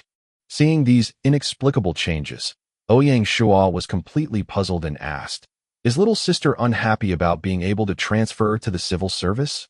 Yingyu's expression was a little complicated as she said softly, It is natural to wish to move, and I am naturally happy. But suddenly I thought about my original job disappearing after the transfer, and that is the only link between Yingyu and her family. So, I'm a little sad and unwilling. Ah, a touching scene. Yingyu was homesick. Yes, a lot of the time, Ouyang Shuo ignored this point. He had almost forgotten that this seemingly strong little sister of his had such a miserable experience originally. In this world, in addition to Shanghai Village, she has another home, the house of Cui and Dolly. There, she still had living family. Ouyang Shuo gently touched her head and whispered, Silly girl, do not think too much of this. Big Brother assures you that once the territory has the strength to go through the wilderness to Dolly, I will help you reunite with your family. Until then, you are with us, and we will be your family. Yingyu, flushing from her emotions, smiled strongly and said, Big Brother has to keep his promises, hee. However, when I really leave, I do not think Big Brother can bear it and miss me, hee. Yingyu was a strong and sensible girl, never letting the people around her worry or feel bad for her. Perhaps only in front of her big brother Ouyang Shuo would she sometimes reveal her weak and passionate female side. Why? Don't tell me if you leave you aren't my sister? Well, that is in the future. Let's not assume too much now. Quickly now, use the transfer token and let me have a look at your new job. Hearing this command, Yingyu directly opened the arms of the class change token. There was a hum, The token turned into a white light that vanished into her eyebrows. Shuo quickly used the assessment technique to see her stats. Name, Yu Gold. Identity, Shanghai Village Financial Secretary and Manager of the Four Seas Bank. Occupation, Civil Service. Loyalty, 90 points. Command, 25. Force, 10. Intelligence, 50. Political, 58. Expertise, Careful Planning, Enhanced Territorial Trade Profits 1%. Heartfelt, Enhanced Territorial Tax Revenue 5%. Evaluation, a woman from the Chui business family, gentle temperament, proper businesswoman, not haughty. Tough and strong, a gentle heart, smart and studious, a polished jade with good talent. Ouyang Shuo was really surprised. He had no idea when Yu had been promoted to gold talent grade. Not only that, but the new heartfelt ability was a perfect fit for financial secretary. This was what would solidify her position as the Shanghai Village Goddess of Wealth. After the class change, even her character evaluation had improved a lot. Before it was only a single sentence, and now it even described her jade-like beauty, letting him see the shadow of her potential for further promotion. Ouyang Shuo smiled. Congratulations to little sister. Yu smiled happily. Oh, but thank you also to Big Brother for the class change token. Yu gave him a slightly sour smile, pretending to be angry. Well, Big Brother really has the potential of a businessman, thinking all the time on how to exploit us. Well then, Big Brother will stop bothering you and let you get back to work then. Ouyang Shuo shamelessly ended the conversation.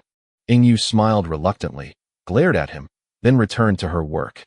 The leveling up of skilled men was the same as the leveling up of special talents. Ouyang Shuo would not get any notification. Seeing Yu getting promoted to a gold talent, he didn't worry about other things for the moment. Directly using the assessment skill, going to the office of Gu Xiuwen and Zhao Dixin to examine them. Name, Gu Xiuwen, Silver. Identity, Shanghai Village, the Assistant Director of Administration and the Household Registration Secretary. Occupation, Civil Service, Tongxing 1. Loyalty, 85 points. Command, 25. Force, 15. Intelligence, 45. Political, 55.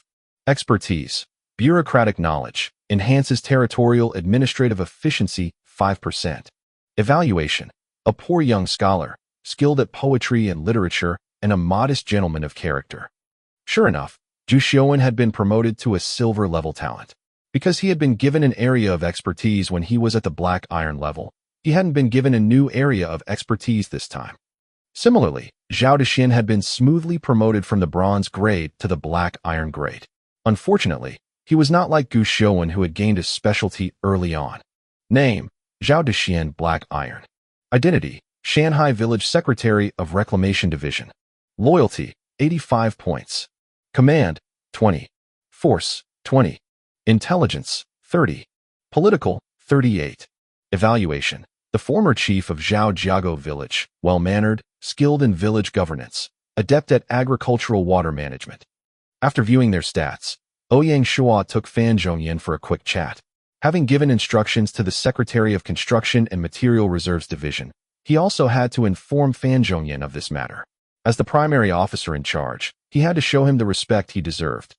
He could have easily bypassed Fan Zhongyan, going right to Construction Division, and nobody would have said anything. However, if he dealt directly with the Construction Division and not their superior, he was destroying the hierarchy he was setting up. This would be a blow to Fan Zhongyan over time, which Ouyang Shuo did not want to see. After leaving the administrative offices, Ouyang Shuo returned to his own office. This time, he didn't read as he normally did, but instead took out a pen and paper and began to write. Taking Yu's abilities into account, she had political experience but had no understanding of taxation. Ouyang Shuo, of course, wasn't going to throw his financial secretary under the bus.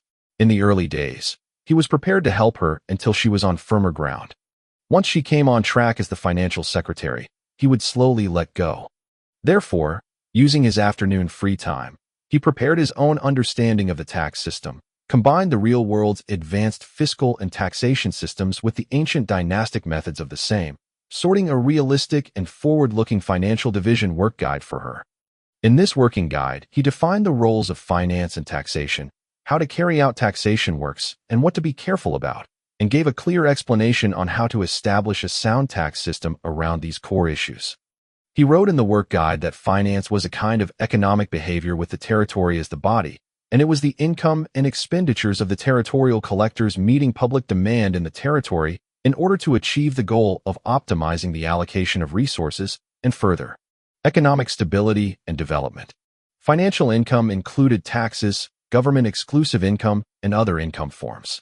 To improve their revenue, the most fundamental way to do so was to develop the economy. The fundamental factors that affected fiscal revenue the most were at the level of economic development. Therefore, only by vigorously developing the economy and encouraging the development of handicrafts and commerce would the economy continue to grow steadily and fiscal revenue increase. Ouyang Shuo believed that with this guide and Yu's ingenuity, as long as he pointed the way, she could take the financial secretary job and run with it. Of course, there would be bumps in the road along the way. That was inevitable. After writing the work guide, Ouyang Shuo logged off of the game. Yu had experience for managing the Four Seas Bank. The Chui were a business family of Dali. They had their own banks. Yu learned much in that environment, and he didn't worry about that. Back in reality, it was still the weekend. Sun Xiaoya and Bing didn't want to stay at home today, so both of the young women had gotten up early to get dressed and go out. After eating breakfast, they pulled Ouyang Shuo out to go shopping. That was like telling him he could have fun and relax, but in truth, they only needed people to carry their bags. The mall was fully integrated. It had places to eat and drink and do everything. Shopping was a natural talent for women, and even little Binger, under the influence of big sister Xiaoya, grew eager. And so, a little girl in a blueprint dress came out from the dressing room, turned around in place, and with a pair of big lovely eyes watching Ouyang Shuo very closely, said sweetly, "Brother, is the skirt Binger is wearing beautiful?" Xiaoya was already on her 7th skirt. Ouyang Shuo was trying to maintain a composed and interested face, but in fact, his smile was rather stiff as he praised, "Beautiful. It is too beautiful. You must wear this skirt. It's like a little blue goddess fallen into the mortal world." He was so effusive. Binger's eyes were squinting from her happiness. She jumped back to the dressing room to pack up her new clothes. At this time, Xiaoya came out of the next dressing room wearing a short-sleeved, slim silk dress. It gave her a fresh and elegant look that was fairly mind-blowing. This look on Xiaoya was really amazing. Ouyang Shuo couldn't help but blurt out, "Too beautiful." Looking at him in the mirror, Xiaoya was shocked, blushing hotly. Ouyang Shuo also felt suddenly uncomfortable and looked away in embarrassment. Coming out of the clothing store, Ouyang Shuo had 5 or 6 bags in his hands. He'd lost count. In order to express his apologies, he had spent more than 4,000 credits on beautiful clothes for the both of them. At this time, 2 girls spotted them and came charging over after screaming excitedly, "Wow, Xiaoya, we did not expect to see you here. What a coincidence." Xiaoya was also very happy, but did a complete facial change and began pretending to complain. "Well, you will just have to blame my 2 boyfriends over best friends. The 2 of you left, and now I don't have anyone else who will accompany me while shopping." These 2 girls were Xiaoya's original roommates. Xiaoya had not expected to meet her in the mall at all. Now that they had, the 3 young women started chatting non-stop. Tong Shen Wentong, lit, child student, an entry-level examinee who had passed the county/prefecture exams in the ancient China imperial examination. Wikipedia. Chapter 40, Misunderstanding. Sun Xiaoya turned to Ouyang Shuo with an apologetic smile, saying sweetly, "Big brother Shuo, these are the 2 roommates I told you about from before." On her left side was the smaller of the 2, wearing a black sweater and tight pants, a lovely girl called Pan Xiaoqiao. On the right side was Qin Ru, a temperamental beauty with a slender body, pale yellow face, and was wearing a lotus-colored chiffon skirt. For those whom he just got to know, Ouyang Shuo wasn't very forthcoming, simply greeting them politely and then standing on the side to be a good listener. Compared to Shuo's calm disposition, Xiaoqiao and Qin Ru were very curious about him. They looked at Ouyang Shuo, wanting to see who he was exactly. Qin Ru was more subtle, shooting light glances his way.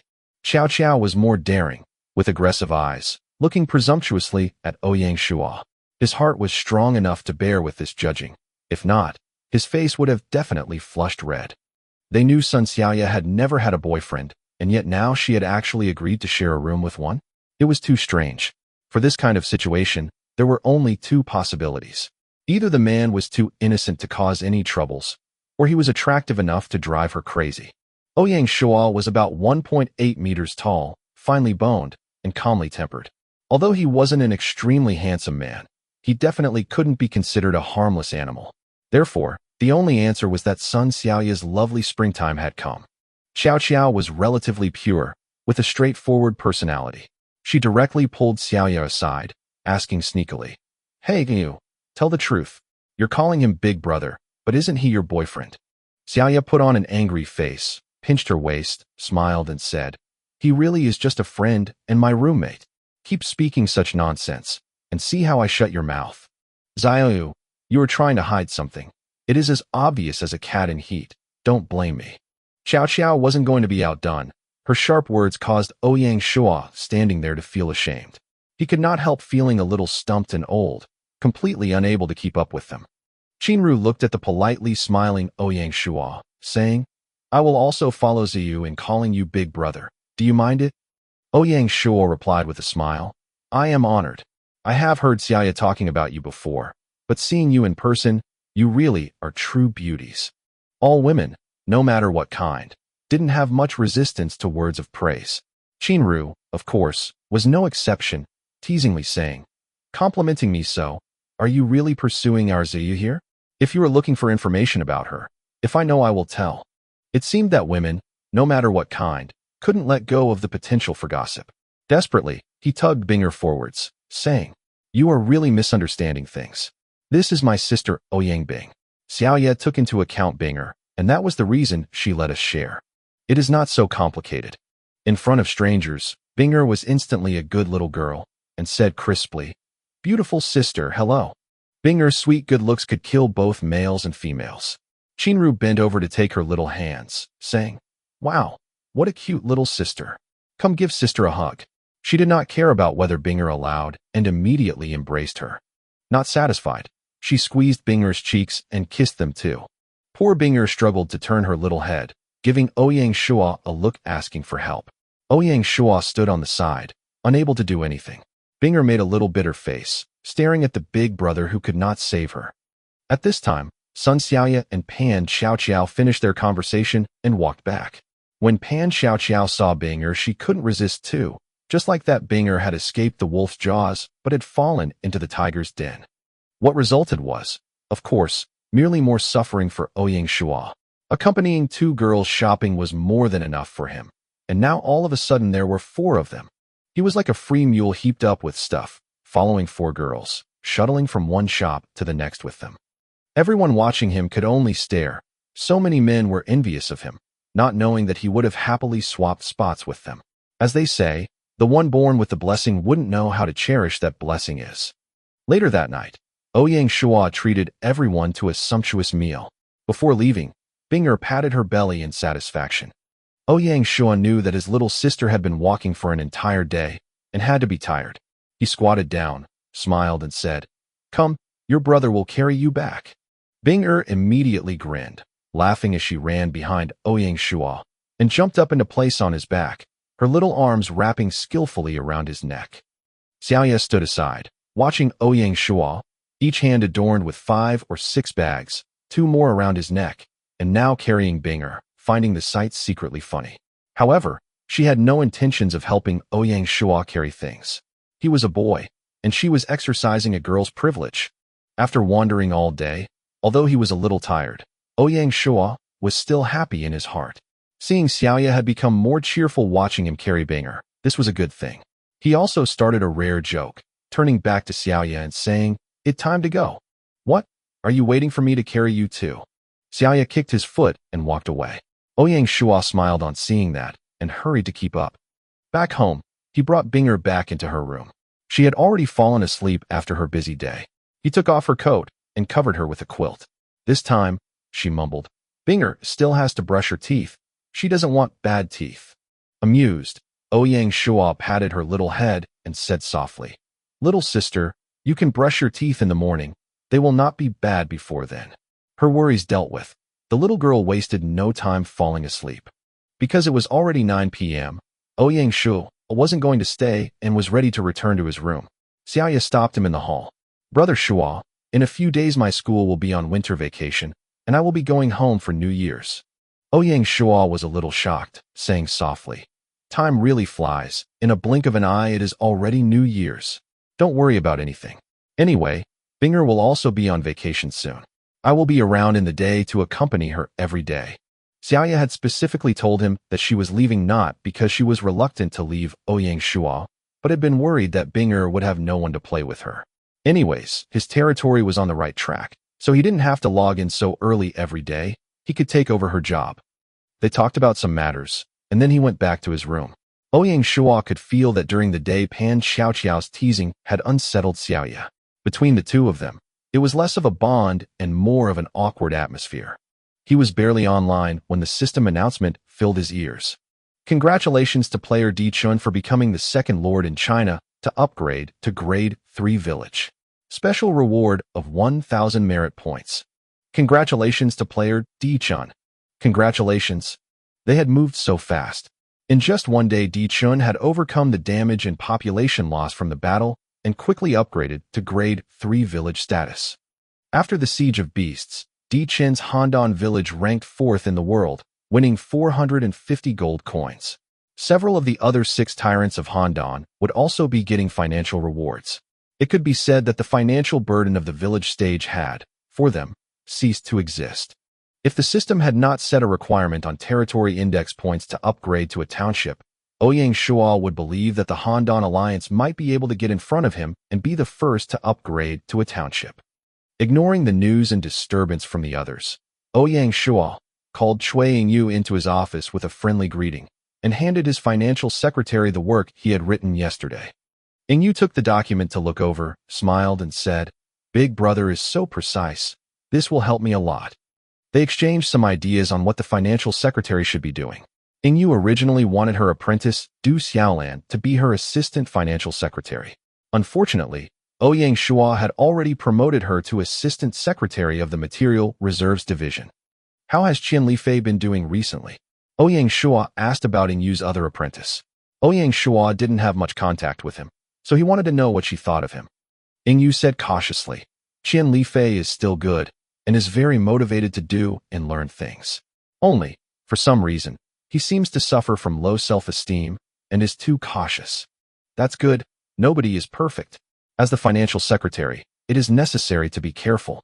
As long as they can do their best, do not blame them much," Ouyang Shuo said with a smile. Cui Yingyu nodded in agreement. "As for the rest of the staff, it will be necessary to find them slowly. My strategy is, rather than overdoing it, it's better to wait until the establishment of the Lianzhou College. After the first batch of students graduate, select appropriate staff from the graduates to add to the financial division and the Four Seas Bank. That seems to be the only way." Yingyu agreed helplessly. With Yingyu leaving, Gue Xuan immediately came in. Ouyang Shuo smiled and said, "Xuan, what kept you waiting at my door? I have good news to report to you."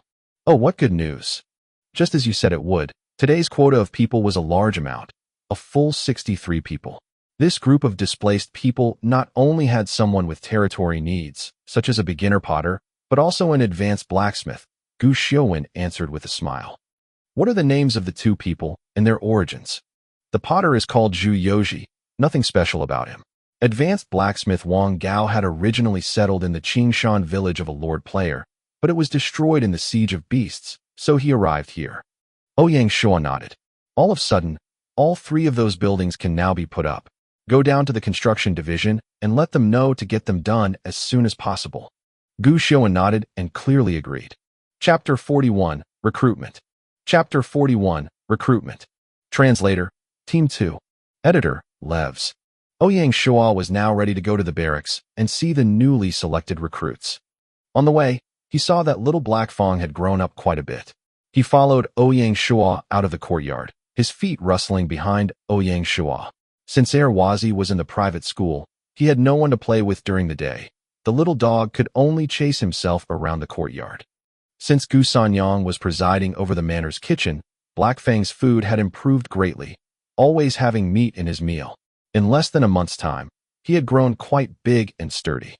Ouyang Shuo, as the master, every time he wasn't managing the affairs of the territory, he was back in his room reading, never playing, and spending time with Black Fong.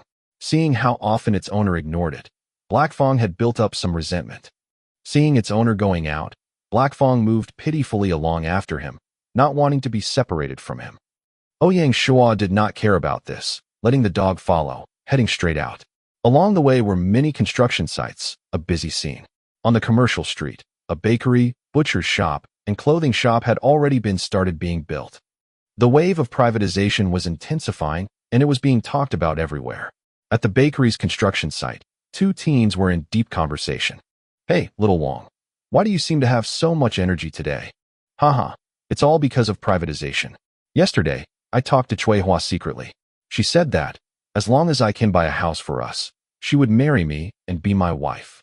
"Hey yo, boy, that's amazing. Usually, you're like a dull kid. How did you suddenly hook up with such a pretty girl like Chui Hua? You really hide your skills deep, you kid." "What? What hook up? We love one another. Do you understand? Others aren't sure of you, but I'm very sure. You little brat have so many flowery tricks. I see, those little ladies all fall for your tricks. Usually so serious and honest, and at the crucial time, your methods are aplenty. What? Do not discredit my image. You are just jealous of me. Jealous of your good luck? Ah, you are my good brother. You find a wife. I am only happy for you. Even so, brat, teach me a couple moves, so I can find myself a beautiful girl, live with her, and lead a happy life. That's called bliss." "What kind of move?" "It's called moving her heart with sincerity. If you don't know, go worship in the temple to Mazu and pray earnestly. She will help you." "Bah, what nonsense. Mazu is the goddess of the sea. She doesn't control marriages. If you do not believe, then forget what I said. Let's quickly finish our work. Later, I have to ask about how much a small courtyard cost." Ouyang Shuo, listening to the two talk about their love lives, moved towards them and asked, "What is your name, and where do you belong to?" Answering the Lord, "This is Wang Er. I belong to the craftsmen, and I am a mason," one of the young men answered stiffly. Mason is a good craft. You wanted to know the price of a small courtyard? I can tell you now, it is about 600 copper coins. As long as you want one, you will be able to get one sooner or later." "Thank you, Lord," Wang Er said excitedly. "Do not thank me. This is what you deserve. Did you say you wanted to take a wife? Very good. Wow, this is a big thing. When you marry, I will personally be there as a witness." Wang Er was so excited words could not describe it. Ouyang Shuo patted his shoulder, smiled, and said, "Okay, get back to work. Remember my words. When you have your wedding, make sure you come to the manor and invite me." Wang Er rapidly nodded his head, his companions giving him envious looks all around. Yesterday, the construction division had begun to upgrade the barracks, working overtime, and it had been successfully completed this morning. The new barracks had 5 times the area of the old one, and even if it is fully staffed, it would no longer appear crowded. On the brand new training field, General Shi was out there with Lin Yi, busy picking out troops. This time around, he needed 73 recruits to expand the military, and so his workload was large. Yesterday, the recruitment announcement had been posted. After defending the town during the Siege of Beasts, the general was more enthusiastic than ever. Ouyang Shuo estimated a bit. The total force of the army would be about 120 people. Without any surprise, he found out most of the candidates were from the ex-militia reserves team. Because of the demands on soldiers, in order to select the best out of the best, General Shi set guidelines for height, weight, vision, and physical fitness. Only by meeting all the minimum requirements could one be admitted. Height could not be less than 173 centimeters. In ancient times, such a height was already a high standard. Body requirements were strong legs and an athletic body that could develop power. Strength came from sturdy legs, and wide shoulders and a narrow waist were important. In addition to this, strength requirements were mainly tested by arm strength. Arm strength was a requirement for using the crossbow. They were recruiting more crossbow cavalry, requiring each soldier to be able to arm a crossbow. The arm strength test was very simple. As long as you could use one hand to lift a 50-kilogram stone block, then you were considered strong enough. A weak person with weak arms could not lift it. Crossbow cavalry, in general, had high vision demands. Night blindness and myopia patients were eliminated first, and then from the rest of them, those with the best vision were picked. The last one was the physical test, which required the candidates to run 10 laps around the training field to pass. The field was close to 400 meters around, so they would have to run nearly 4 kilometers to pass. Ouyang Shuo stood aside to observe the tests, watching with great interest. After every test was completed, some people were happy, others were sad. When a test was passed, there were cheers. If there was a failure, naturally they were dejected. It took until 3 p.m. before all the new troops were selected. 73 people that passed lined up near the barracks, and the rest were eliminated. Ouyang Shuo nodded his head, expressing his satisfaction over General Shi's handling of this recruitment.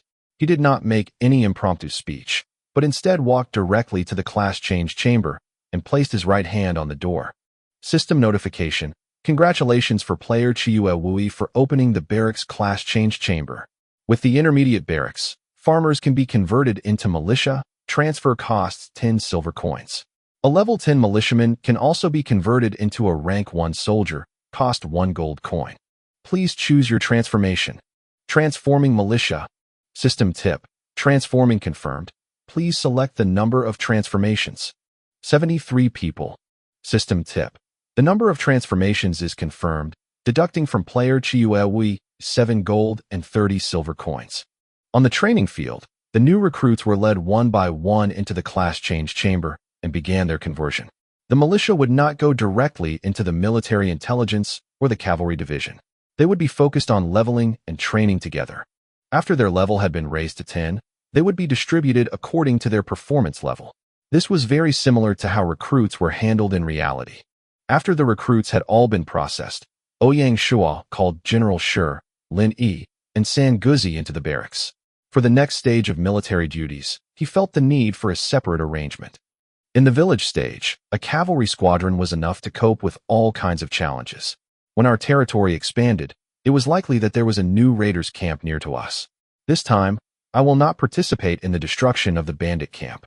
I hand full responsibility to the cavalry squadron and intelligence division. I have only one request. As far as possible, without risking casualties, include as many of the recruits as possible. Let them see the blood of a fighting army and what death is like. Let them fight. General Shi and Captain both nodded their heads, saying they understood. We cannot relax on their daily training. I suggest that General Shi presides over the preparation of a military conduct code, training systems, and discipline. Discipline is the soul of an army. From the beginning, it needs to be strict and unremitting. I'll write a guide on military discipline and day-to-day training for reference. General Shi had a solemn expression as he nodded seriously. This fierce general was naturally adept at the battle, but in the daily management of the army, he was still somewhat lacking. Fortunately, the army was still in its infancy. He had time, and he had Lin Yi on the side to help him, so Ouyang Shuo felt that this would be a very good thing. In addition to the raider camp, you cannot be soft to beast hordes. If we need to destroy them, then we must do so. We cannot let them form another siege like the last one, leaving a hidden danger behind. Long ago, the general met some wild goats, but they mysteriously disappeared. I was thinking they might have gone up the mountain to hide. Let the cavalry and intelligence division join forces and increase search efforts to find them and add another kind of livestock to the territory. After mentioning the wild goats, General Shi was a bit embarrassed. It had been so long, and they'd found no trace of the beasts. He shook his fists secretly and vowed to find them. Ouyang Shuo turned to San Guzi. Military intelligence is just starting to be formed. I will not ask too much of it. Your task is outside. We cannot wait until after the territory upgrades to passively check the territory for security risks. There, the intelligence division is to take the initiative to explore the situation outside the territory to find out the distribution of the bandit camps, or even find the territories of other lords. In addition, I'll give you a task attached to the scouting process. While you are out scouting, look around and see if you can find some mulberry tree seedlings. They are directly related to the village being able to upgrade to a township. Ouyang Shuo looked back to General Shi. This task is equally applied to the cavalry squadron. The officers all nodded and acknowledged the order. Well then, I look forward to good news from you in the future. Ouyang Shuo neatly ended the conversation. There were a lot of things he would have to wait until their situation was clearer before discussing them further. Chapter 42 Rift. Ouyang Shuo returned to his office, picked up his paper and pen, and began to integrate the real world's federal discipline and military training code in preparation for setting the territory's military behavior code for General Shuo's reference. The next day, after coming online, a burst of system announcements exploded in Ouyang Shuo's ears. System notification: congratulations to player Chun Xinjun for becoming the third lord in China to upgrade to Grade 3 Village. Special reward of 900 merit points. System notification: congratulations to player Chun Xinjun. System notification: congratulations. So it was Chun Xinjun. This was hardly surprising. Wealth was a very strong advantage in the early game. There was no pause for Ouyang Shuo to recover his senses before another announcement went off. System notification: congratulations to player Xiongba for becoming the fourth lord in China to upgrade to the Grade 3 Village. Special reward of 800 merit points. System notification: congratulations to player Xiongba. System notification: congratulations. This announcement caused an immediate uproar in China. First one surprise, and now another one had appeared. Nobody thought that the status of the 6 tyrants of Handan would be challenged again. A dark horse could be considered as lucky. 2 dark horses weren't luck, but instead the inability of the horses in front. The 6 tyrants of Handan who used custom game cabins, the imposing forces behind their backs, and their slowly built-up hegemony, were now starting to be threatened. Hence, Xiongba from King Village announced himself in such a domineering manner. Even more interesting was that the names of King Village and the 6 tyrants were like dead rivals, meant to oppose one another. Suddenly, the calm air of China was getting filled with smoke. At that moment, as if dropping this bomb wasn't enough, someone suddenly decided to toss out some propaganda on the formerly quiet All China channel. Chun Xinjun, you are awesome. Congratulations, congratulations. Xiongba, back at you. Back at you. The national channel required 1 gold for every single word. It was a luxury service, and this was the first time someone had used it. However, no one was paying attention to the luxury behavior. Instead, what they were curious about was the hidden meaning which was revealed by those simple words. Chun Xinjun and Xiongba both had upgraded to a Grade 3 Village, and then through the national channel gave one another congratulatory calls, which was sort of strange. One of them was one of the 6 tyrants of Handan, the god of wealth and backbone of the group. The other was a challenger to the 6 tyrants, and should have been an enemy of them. Strange that both of them should be on opposing sides, but yet they were on friendly terms. Was this a coalition? What it meant was something everyone was hungry to know. Everyone could not help but wonder if the coalition of the 6 tyrants, the strongest in China, was ready to fall apart. Truthfully, Ouyang Shuo couldn't read the situation either.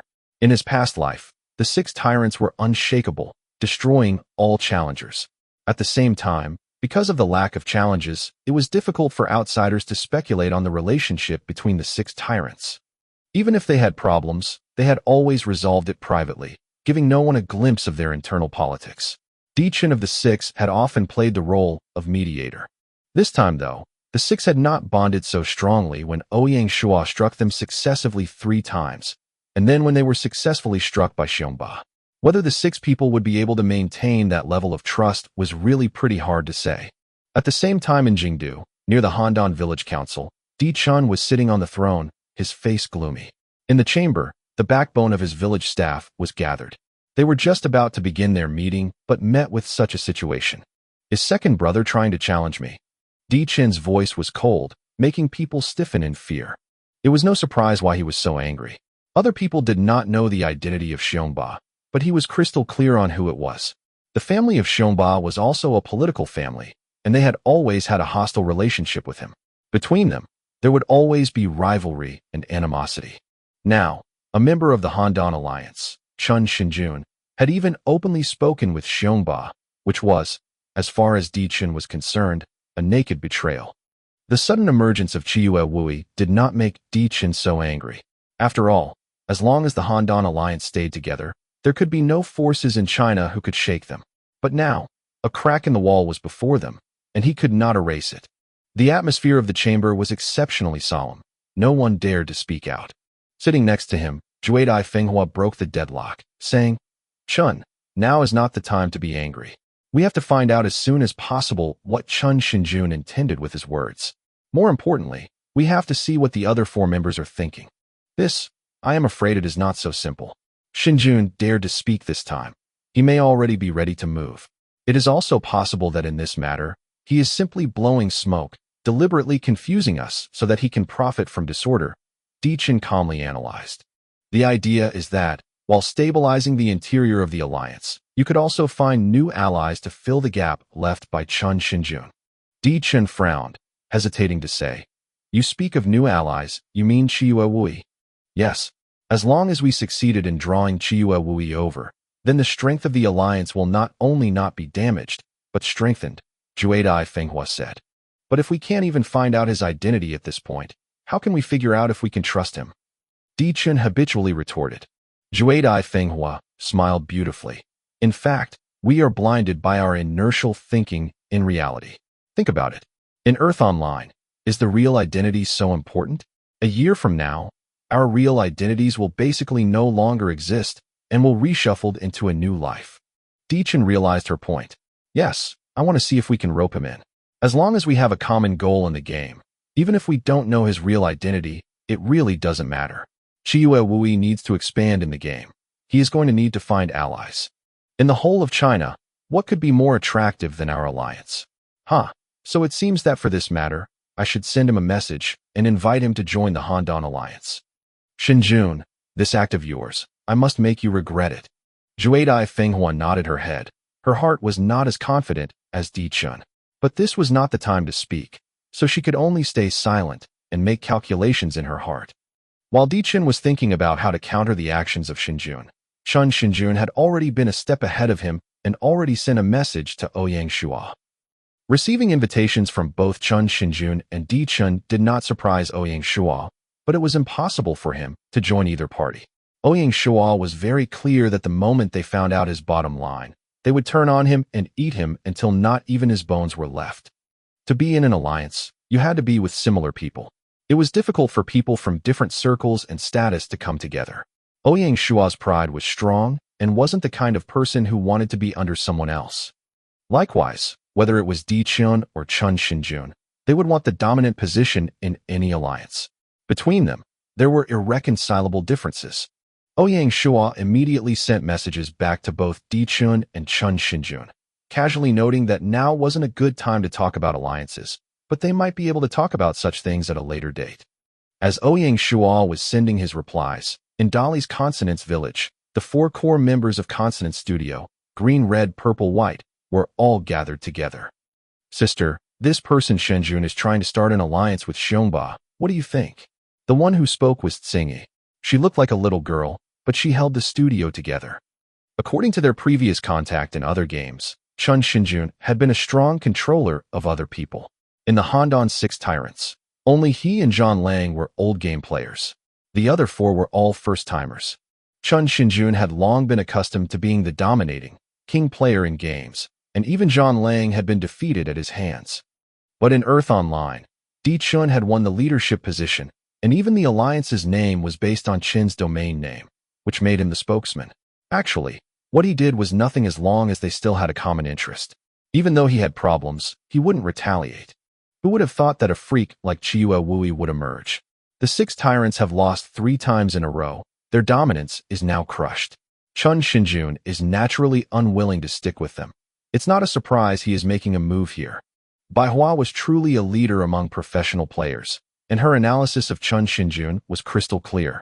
It was like the old saying went, the person who understood you best was often your enemy. In previous games, Consonance Studio and Chun Shinjun had many conflicts.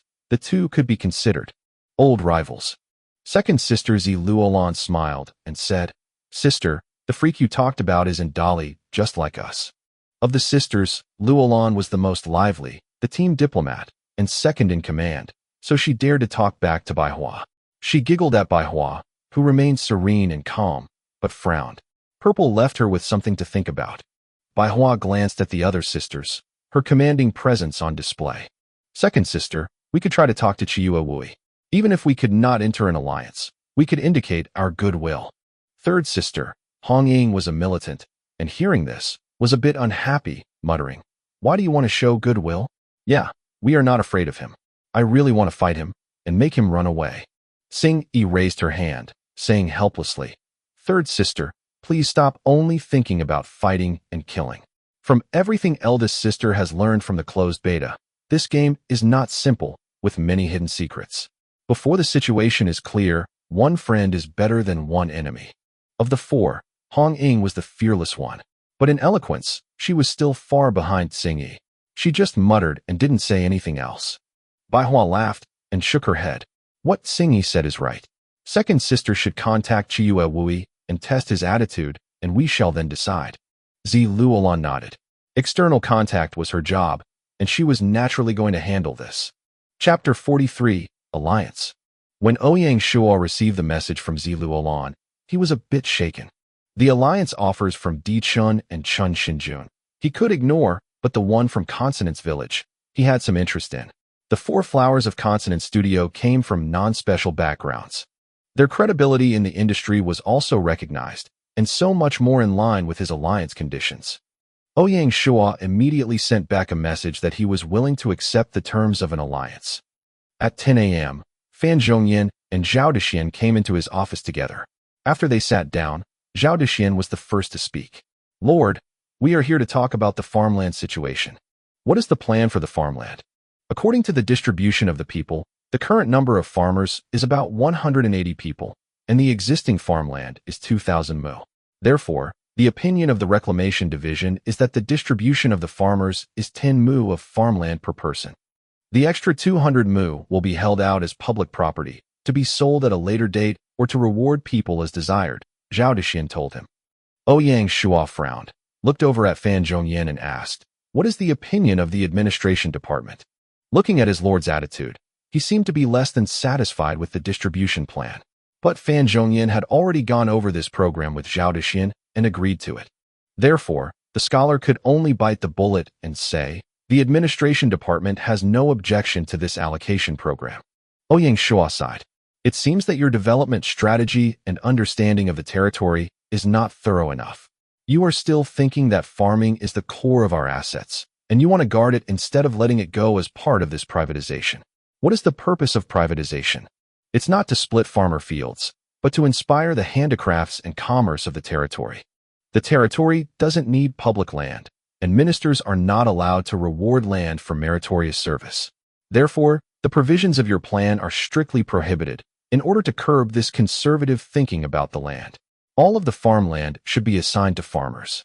The transformation of these thoughts must be done by you, and only if your thoughts are changed can you guide the villagers to also change their minds.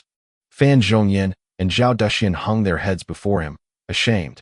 As for the allocation of farmland, I agree with the plan generally. However, raise the number of farmers to 200.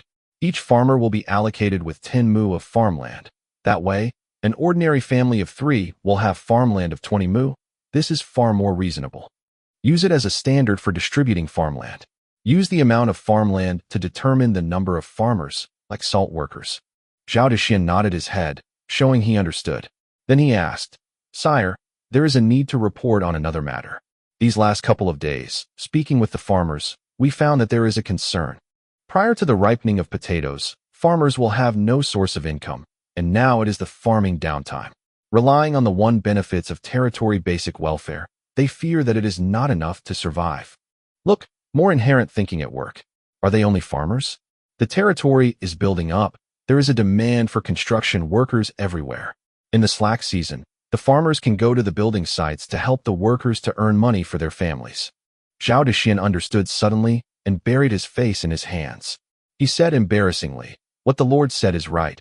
It seems our thinking needs to change, or we won't be able to keep up with the development and improvements to the territory. I am sorry. Ouyang Shuo was pleased that they finally understood. This privatization is not only here to break the reliance on the Lord for everything. We want to recognize the magic of the market, to recognize everyone's pioneering spirit. To reach that point, you must have a correct understanding. Fan Zhongyang, still showing his shame, solemnly said, as the director of the administration department, I am ashamed to say I still have an inferior understanding of Sire's intentions.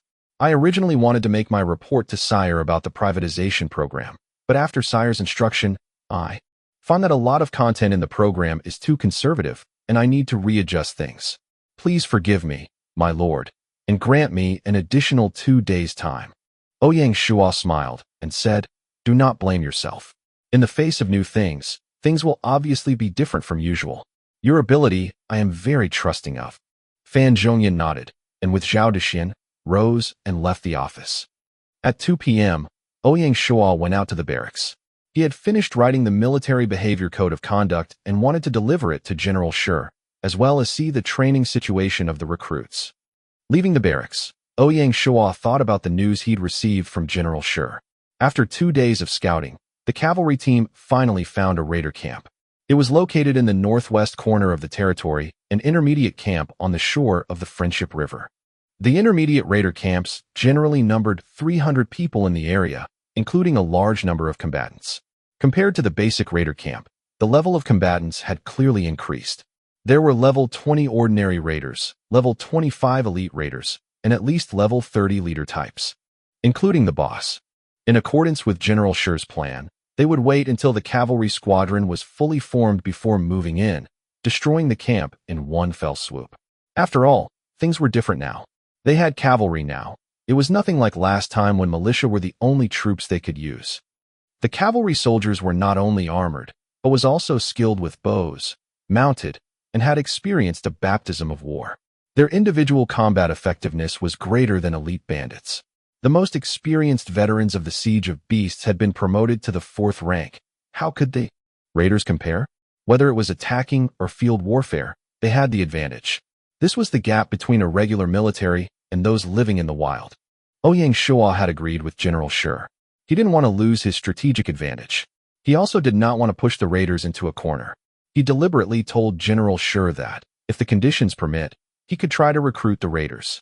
With some screening, surrendered raiders could be recruited into the army. As long as they were bound by strict military discipline, they would make qualified soldiers. Coming back to the manor, he just received an alliance request from Manhwa. He removed the Lord's handbook from his storage bag and opened the territory column. He found Consonance Village. Its lord was Manhwa. After confirming, an alliance application automatically came up. He clicked to confirm, and a contract popped up. Ouyang Shuo read it carefully from beginning to end, a total of 4 major terms. First of all, if anyone wanted to cancel the covenant, they had to give 3 days advance notice. Termination did not require the approval of the other party and could be done unilaterally. Second, they could negotiate through the advanced market platform for cross-regional trade. In order to encourage free trade between allies, the system would reduce the tax by 10%. Third, when the territory is upgraded to a county, you could transfer people between allies using the teleportation formation. If one side was having problems, the other party could support them by sending people using the formation. The cost would be 1 gold coin per person. Fourth, after the opening of the battlefield maps, allies can choose to select the same side. In the process, you can team up and complete war quests. After reading the covenant, Ouyang Shuo took the Lord's official seal out of his storage bag and touched the contract with it. At that point, Consonance Village and Shanghai Village officially formed an alliance. At the same time, in the Consonance game studio, the 4 flowers were together, staring at the screen. When they saw that the contract had been signed, they started jumping around excitedly. Sister, this Jiue Wui is not so difficult to work with. He agreed so readily to an alliance. Ziluolan spoke up first. Yes, it seems the charms of Big Sister are really different. Bah, one shot. You won over the #1 lord in the world so easily. He promptly countered her. It seems Big Sister will have another admirer under her skirt. Third sister Hong Ying also joked. In the face of her 3 joking sisters, Manhwa did not move, pulling back her long hair and saying lightly, Jiue Wui was able to have today's achievements. How could he be superficial? According to his email return, he has rejected alliances from Shunjun and Dichun. Seems like he did so for a reason. He nodded her head. I say he probably had a couple of reasons for doing so. Probably, he is not like what the online rumors were saying, the successor of some secret family, but he's only a civilian player just like us. So, he turned down a big force like Chun Shinjun, and instead picked our Consonance game studio. In addition, his ambition is as big as Chun Shinjun, but he isn't such a jackass. Hong Ying whispered, You mean that Jiue Wui wants to eat our Consonance village since he is stronger than us? I do not know how will it go on at the end of the day, but at least if we compare strength now, then that's the case. Ziluolan gave a teasing smile, touched the sulking Hong Ying, and said, don't think such bad things. He already politely refused Chun Shinjun and Di Chun, rather than a direct rejection. This tells us that he is not a person who is too dominant, and our alliance is more or less from the perspective of a mutually beneficial cooperation. Although Tsing Yi was smart, Ziluolan was definitely better at grasping human nature. Therefore, she accepted the judgment of her, nodding in recognition of her point. Bai Hua smiled, pleased. I think both of your analysis is very reasonable. Whether Chiyu Wui is or is not the descendant of a secret family, or what kind of ambition he has, right now he has only one known identity. He is an ally of us and our consonance village. This alliance with Shanghai, we will keep confidential between the four of us. This is too high profile. It will draw too much interest and attract too much trouble. The other three nodded, understanding that point. Ouyang Shuo did not know that his motives had been guessed by the other side. At this point in time, he was simply reading in his office again. Chapter 44, Breakdowns. Over the next 3 days, China's top 10 grade 3 village ranking filled up. A new round of the contest officially kicked off. Chun Shinjun and Xiongba's alliance created a storm that was still brewing. Just yesterday afternoon, the tyrants of Handan had officially split into 2 factions. The first was composed of Di Chun, Zhan Lang, Feng Xiuhuang, and Sha Pejuan, forming a new Handan alliance, which was promptly dubbed the Handan Force Xia, which was a homophone for shrimps. Di Chen's prestige suffered a major blow, and Ouyang Shuo, who had done nothing, was blamed and hated by Di Chun. Chun Shinjun had successfully brought over Feng Qingyang, in addition to allying with Xiongba and Wandering Magic. Together, they had formed the Chuanqiu Alliance. Chun Shinjun successfully won the top spot in their alliance, with Xiongba and Wandering Magic also now getting access to compete at the top level in the game. It was the best of both worlds for them. As for Feng Qingyang going into the alliance, Ouyang Shuo wasn't surprised. As the descendants of a martial arts family, Feng Qingyang had the least amount of shared interests with the other 5 Handan tyrants, so breaking off from them was relatively easier. But Sha Pejuan staying in the former alliance did surprise him. As the representative of underworld forces, Sha Pejuan naturally did not get along well with the other tyrants who were political families and ancient clans. The only reason that could explain his decision to stand along Di Chun was probably because he and Chun Shinjun had ran a deep rivalry that could never be resolved. Xiongba was really wily, successfully pulling a knife on the 6 tyrants, and provoking Di Chun and Chun Shinjun into a confrontation. In one fell swoop, he broke their alliance. Everything that he did before was just for show. What was even more alarming was that Ouyang Shuo knew that in his past life, Wandering Magic and Xiongba were allies. This time, Xiongba bringing Wandering Magic into the Chuanqiu Alliance could be truly intriguing. It looked like Xiongba had kept Chun Shinjun in the dark, truly an old fox. With these moves, China's domination by the 6 tyrants of Handan had suddenly evolved into the Handan Alliance and the Chuanqiu Alliance. Secretly, Shanghai Village and the Consonance Village were also in an alliance, and could faintly be considered the third pole in the challenge for hegemony. Even though Ouyang Shuo had instigated all of this with his butterfly effect, he hadn't thought that change would come so fast or so hard.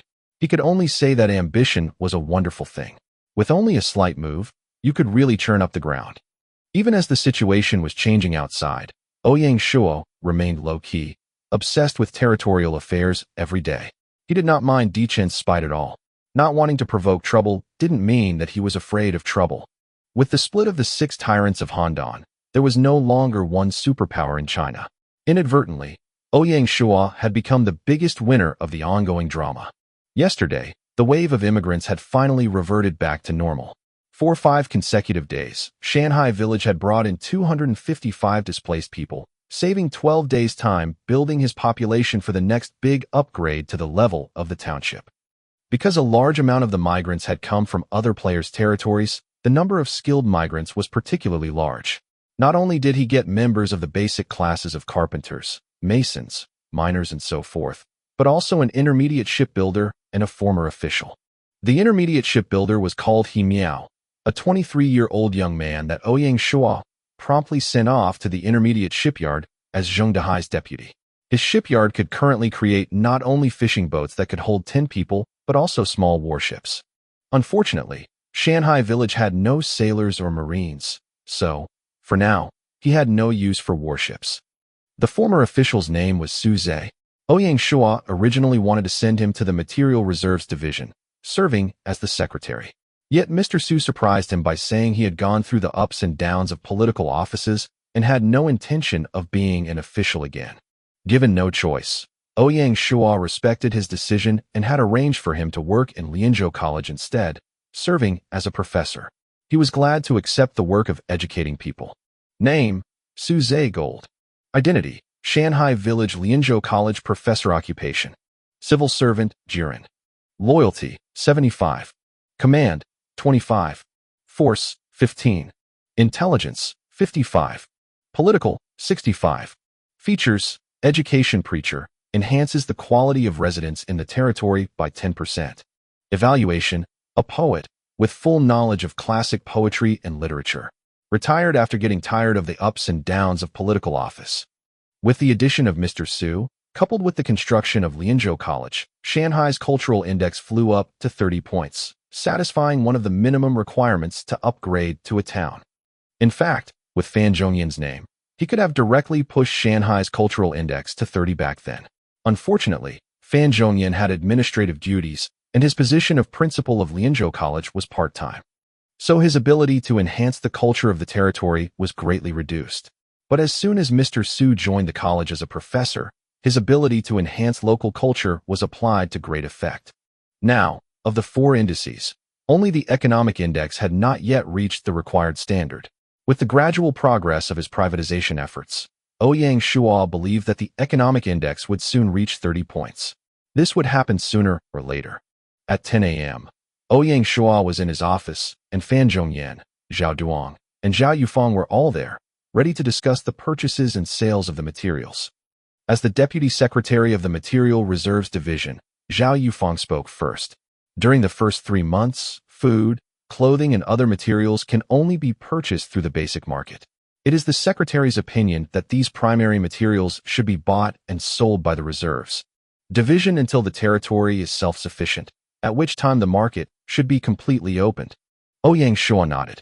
In that case, not only do we need to build a bakery, butcher shop, and clothing store, we also need warehouses to store goods. In addition, we need the training in place for staff to run those shops once they are in place. The 3 shops will be run directly by the Material Reserves Division. We are ready to recruit the staff for them from the villagers, Zhao Yufang replied. You must be careful about the arrangements for the staff. I do not want the shop staff to collide with people who work in the department. That will start raising questions about potential theft. Once privatized, it would be easy for greed to take root. Ouyang Shuo had to walk a tight line here. Especially in the Material Reserves Division, when the profits were high, it was easy to have corruption. Zhao Yufang nodded vigorously at the command. In addition, the other materials should not be self-sufficient at the moment, except possibly the fish. On this point, how does the division wish to proceed? Complete purchase and resale? Ouyang Shuo wasn't too happy with that idea, considering it too rigid. Hearing Ouyang Shuo's words, Yufang was unsettled, thinking that Ouyang Shuo was not satisfied with their work. He didn't know how to answer. Fortunately, Fan Zhongyan spoke up about his solution for the problem, smiling and taking over. At this stage, the amount of fish sold locally is small. It is mainly for export. As I see it, we don't even need to build any fish market. Simply just set up 2 to 3 stalls in the butcher's shop for fish and allow the fishermen to rent them. This will make it convenient to sell the fish and facilitate the collection of the booth tax by the financial division. Ouyang Shuo smiled, relaxing the atmosphere. He turned to Zhao Duong and asked, the price of properties, has the construction division identified what they should be? Yesterday afternoon, the construction division and the financial division discussed the salary levels and had come up with a pricing formula for the various types of properties. We wanted Sire to approve before we release it. Hearing Zhao Duong raising the issue of wages, Ouyang Shuo unconsciously smiled. Right now, for the purposes of price guidance and setting price levels, the administration department hadn't said much, and the financial division had passed it on. When Fan Zhongyan had sent on the first drafts of the proposals to the financial division, Cui Yingyu had flatly rejected them. The wage level was too high and the price levels were far too low. Fan Zhongyan had been angry enough to choke from the rejection. The two were at opposite ends. One was always worrying about the people, everything was for their benefit, while the other one was watching the treasury like a hawk, born to spend money wisely. Finding no compromise, they'd had to trouble Ouyang Shuo. Ouyang Shuo had come down firmly on the side of Yu, rejecting the first drafts of the administration department. Some of the things Fan Zhongyang wanted to implement in his proposals were simply outrageous.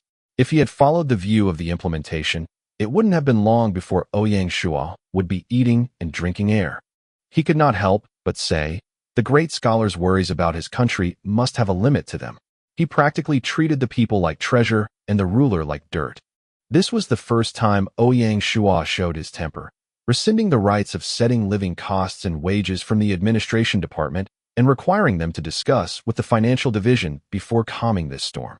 Through this test, Fan Zhongyan himself also realized that Ouyang Shuo was not the kind to just accept whatever was presented him blindly, like a good boy. No matter how talented you were, if you lost your reason, you wouldn't get things accomplished. Shanghai Village, in the end, was Ouyang Shuo's private territory, not some idealized country. Pure idealism would simply not work. Seeing Ouyang Shuo's thoughtful expression, Fan Zhongyan was clearly embarrassed.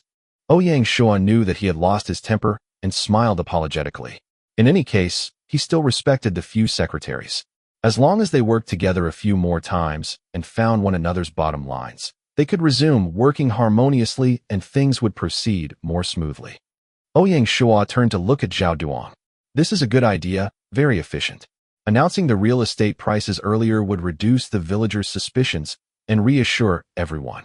Zhao Duong smiled agreeably in his honest manner and did not say anything, agreeing with his words. On the other side, Zhao Yufeng seemed preoccupied, having not yet recovered from Ouyang Shuo's earlier criticism. When the meeting was over, Ouyang Shuo specifically patted Zhao Yufeng's shoulder to show him some encouragement. He could not afford to neglect his people.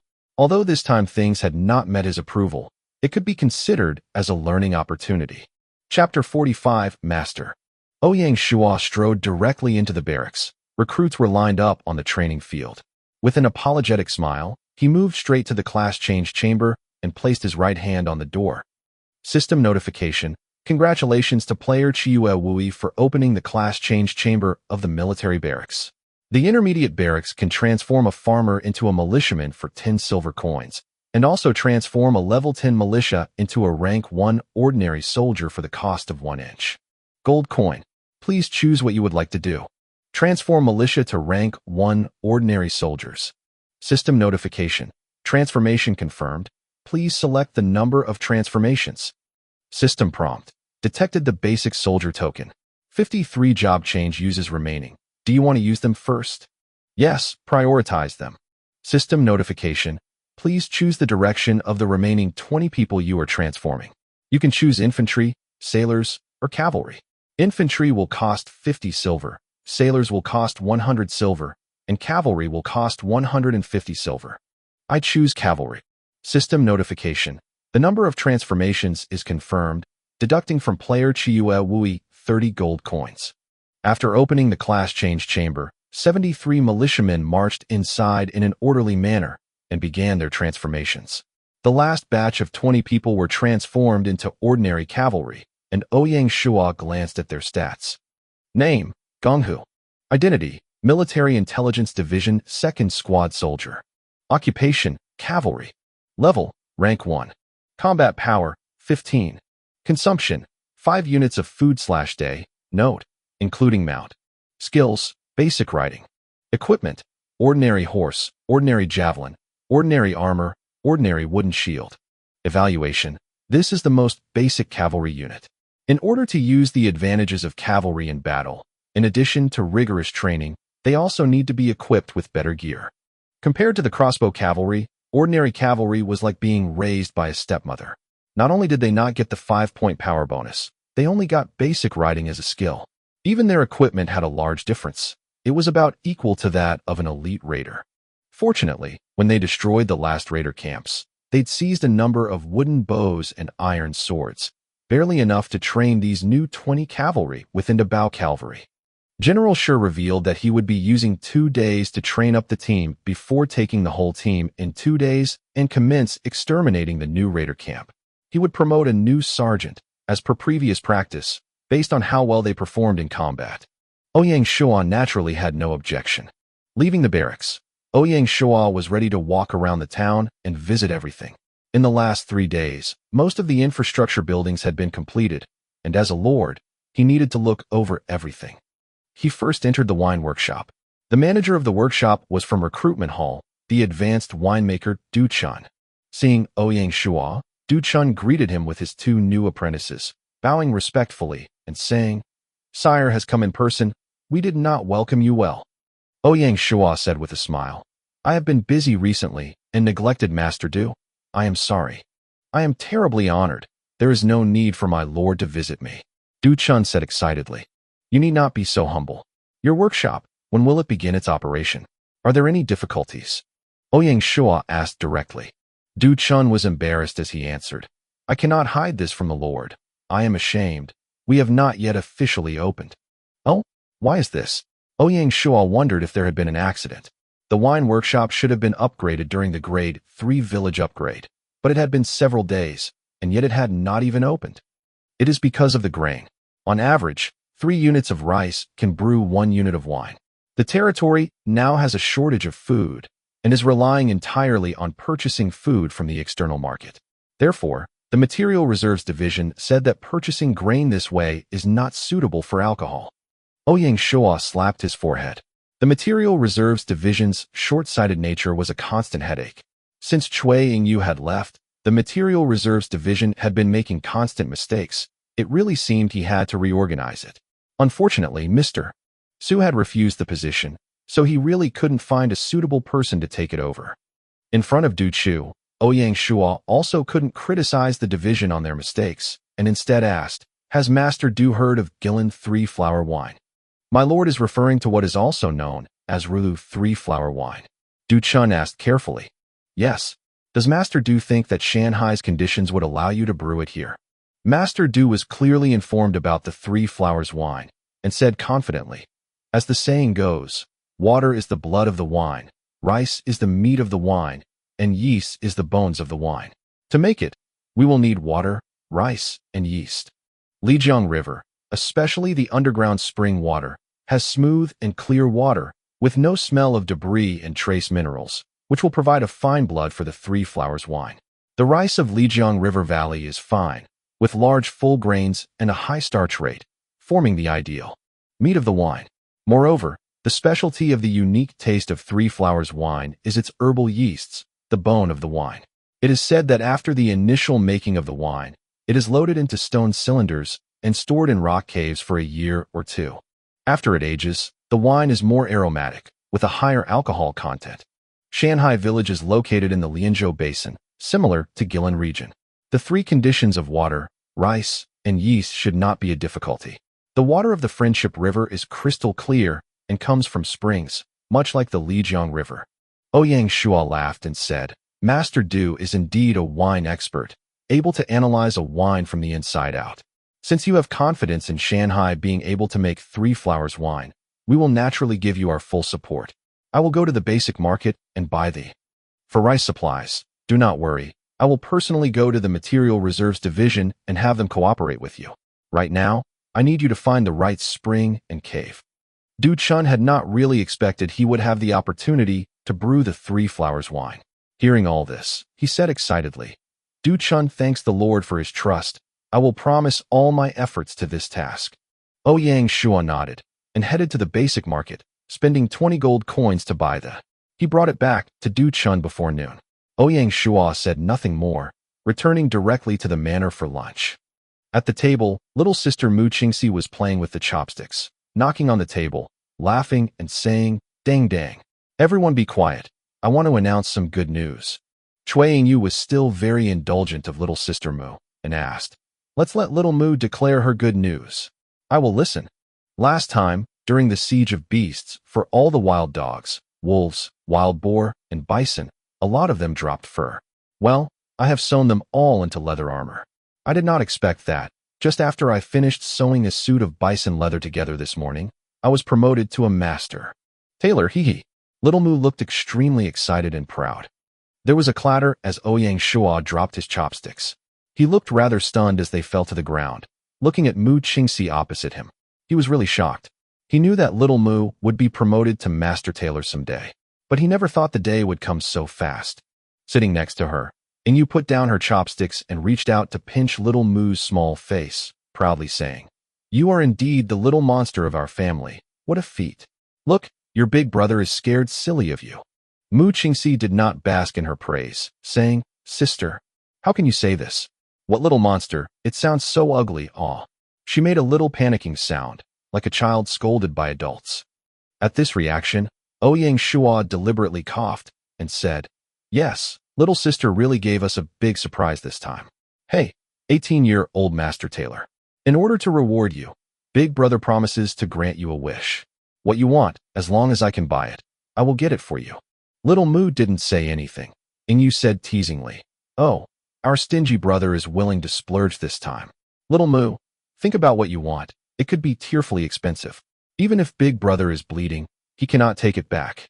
Little Mu thought hard, eyes moving, as if looking for a ghost.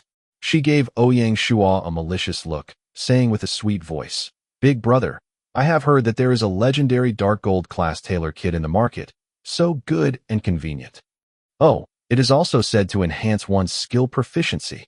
Ouyang Shuo's eyes immediately opened wide. Little Mu really had a big appetite. Although he didn't know the specific price, dark gold level equipments were rare technical equipments. He could easily predict what the price would be. Giving her a fond look, Ouyang Shuo smiled and said, "Okay, brother will send you a dark gold tailor kit. But if it is too expensive for now, we will have to wait a week until I can sell the sea salt, and will have the capital to work with before I honor my promise." Little Mu had no hope that he would actually accept her wish, but was deliberately teasing him. She totally did not expect that he would grant her wish. She immediately cheered, bouncing up and running around to his side, giving him a big hug while laughing and saying, "Thank you, big brother." Ouyang Shuo tapped her little head, telling her to pay attention to her image, and she couldn't be too daring. Chapter 46, Opening Ceremony, Part 1. Taking a little nap after the meal, Ouyang Shuo went to the basic market for the second time that day. He wanted to check and see how much the dark gold tailor kit that he'd promised Qing Er was actually going to cost. He went into the wooden hut and clicked on the other items in the special items trading platform, looking for the tailor kit. They had everything, starting from the lowliest bronze level stuff to the black iron, silver, and so forth. There were many items. At the highest gold level, items were relatively rare. There were only 10 of them. And as for the dark gold item Qing Er had asked for, there was only one set, sitting there alone in the search results, with no one interested in it. Ouyang Shuo looked at the price, and his face paled. Good heavens, a full 120 gold coins. He had never bought such an expensive thing. No way, there was no way to afford it now.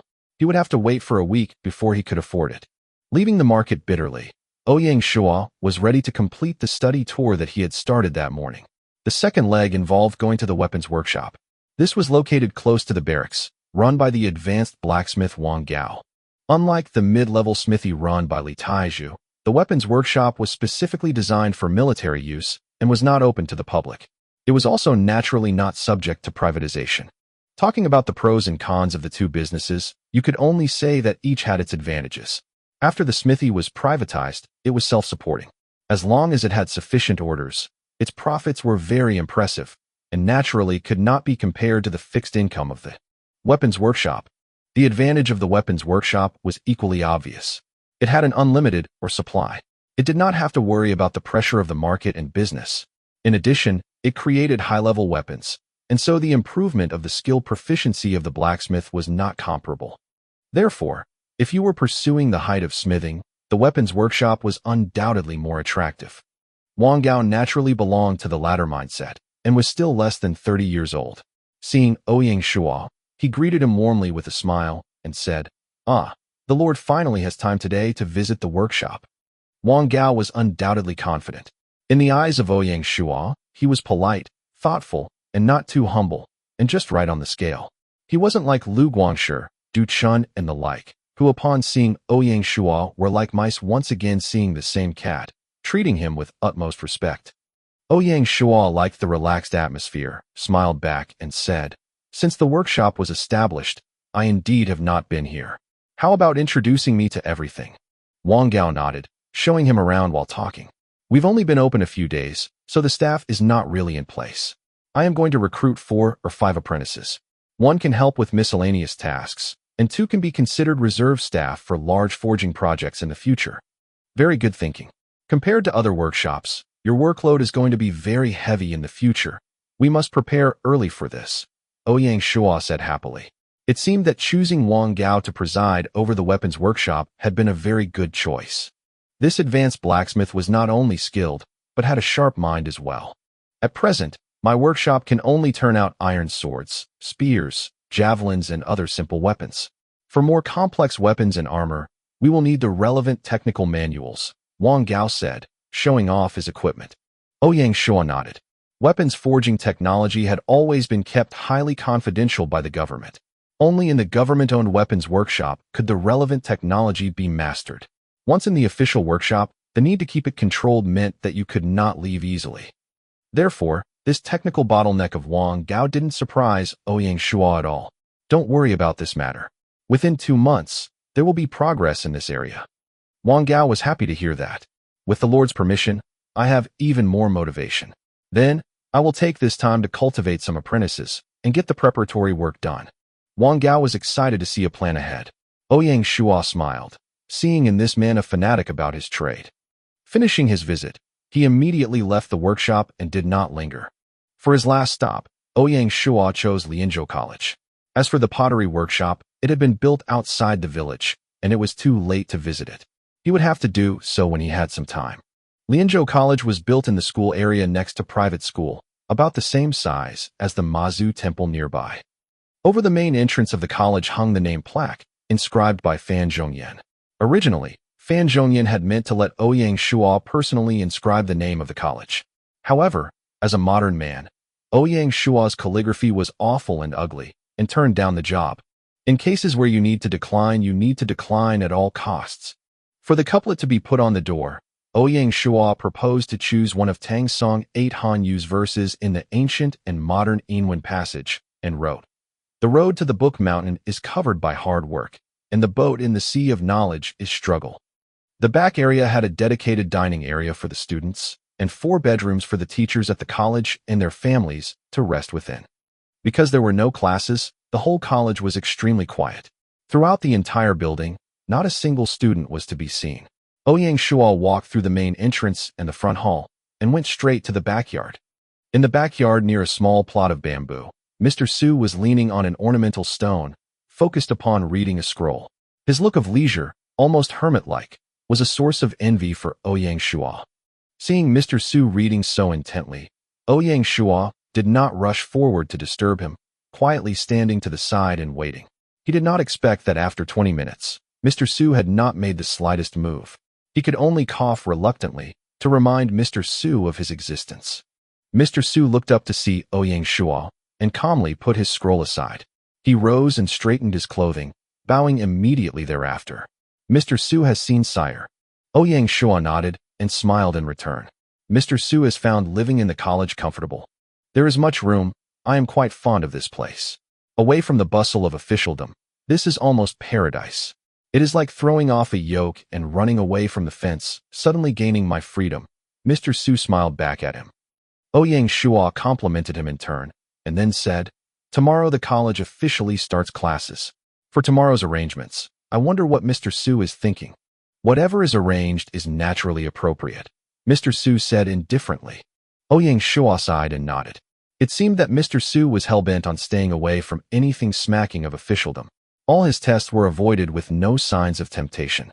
That being the case, after chatting a bit, Ouyang Shuo took his leave. The next morning, Ouyang Shuo arrived at Lianzhou College, this time to attend the opening ceremony. The ceremony took place in the largest classroom in the front half. On the rostrum were Ouyang Shuo, Fan Zhongyan, Cui Yingyu, Mr. Su, and Gu Xiuwen, followed by the students sitting in attendance. The first batch of students was sitting on the floor. Among them were the adult literacy class graduates Zhao Yufang, Zhang Tainu, and other older students, as well as the first group of new students.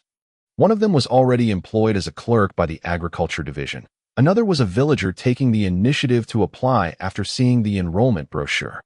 The ceremony was chaired by Fan Zhongyan. In the opening remarks, he elaborated on the Lianzhou Institute's purpose of running a school, making clear the college's rules, regulations, and management methods, and focused on management's requirements for the students. I know that most of you here paid for the school, but please bear the burden. Studying at the same time as working your jobs will be hard, I know, but I want to say this. When you enter the college gate, you need to forget your identity, your position.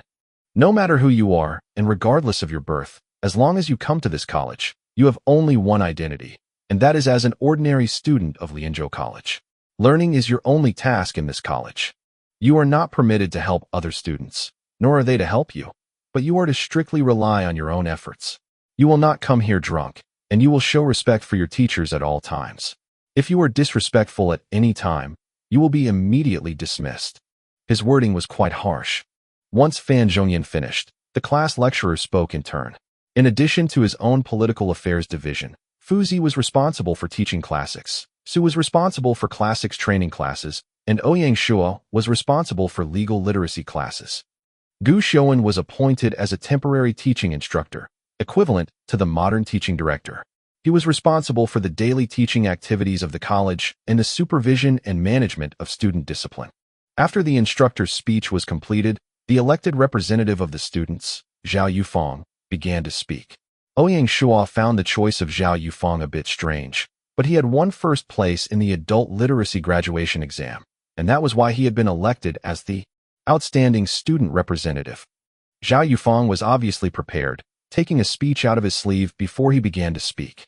Teachers, ladies, and gentlemen, I hope everyone is well. I, Zhao Yufeng, was fortunate enough to be allowed to speak as the student representative today. Today, such a grand scene. I cannot help but think of 10 days ago in the adult literacy class, and our Lord talking about what we were being taught. At that time, I, Zhao Yufeng, did not know one character. I was completely illiterate. Sire told us that we must be responsible, and that to go farther, you must lay your own foundation. In but 10 days, after our baptism in the adult class, I was able to write this speech with the help of my teacher. In the past, this was simply unthinkable, but now I have done it. I never dared dream that with my peasant background that I would be able to write on my own. I am very fortunate to be able to sit here again and listen to the teachings of the Lord. I am finished and thank you all. There was warm applause. Even Ouyang Shuo did not expect that Yufeng would be able to write such a fine speech. Fuzi was truly a good teacher. Ouyang Shuo simply made a summary speech, and with that the opening ceremony was over. Chapter 47, Opening Ceremony, Part 2. After the ceremony, Ouyang Shuo rode Black Whirlwind outside the village to the pottery workshop. Zhu Yoji was responsible for the pottery workshop, located in the northeast corner of the territory, close to the Friendship River. They had built the workshop here because they had found high-quality red clay in this area. The clay was soft and was able to withstand heat, without cracking. It can be kept for a long time, making it very suitable for making pottery. Zhu Yoji was with his 3 new apprentices arranging the clay. Seeing Ouyang Shuo, he stopped working and bowed to greet him. Ouyang Shuo talked with him for about an hour, making a plan for the future and asking about their living conditions. Heading back to the manor house, it was already 4 p.m. He read a book for a while, then took the opportunity to leave the game a little early. Sun Xiaoya was leaving back home for vacation today, and he wanted to send her off. After coming out of the game cabin, Ouyang Shuo ran a few laps as he normally did and bought breakfast while out in the district. After more than a month of exercises, Ouyang Shuo found his physical fitness actually improving, instead of falling after all the long-term lying down in the game cabin. At home, both of the young women had gotten up and were getting dressed. Binger knew that big sister Xiaoya was leaving today. Her eyes were a little red, and she even brushed her teeth together with big sister. After breakfast, Xiaoya set off to the station, with the Ouyang siblings there to see her off. On the way back, Binger was gloomy, with no spirit. Ouyang Shuo hadn't expected that in just 1 month Binger would develop such a strong dependence on Xiaoya. At 10 p.m., Ouyang Shuo finally got Binger to sleep and hurried online. According to plans, today was the day General Shi would lead the cavalry team to destroy the raiders' camp. Just as he sat down in his office, Cui Yingyu came in and smiled, saying, "Big brother, the Four Seas Bank has been completed this morning. You cannot miss the unveiling ceremony." "Oh, that is quite fast. I'll definitely go." He hadn't expected that in just a week's time, Yingyu would have the bank up. She is truly from a business family's background. "Ah, yes, The specific terms of the loans, how is the financial division setting it? Cui Yu gave him a sour look, saying, Big Brother really does not care about the financial division.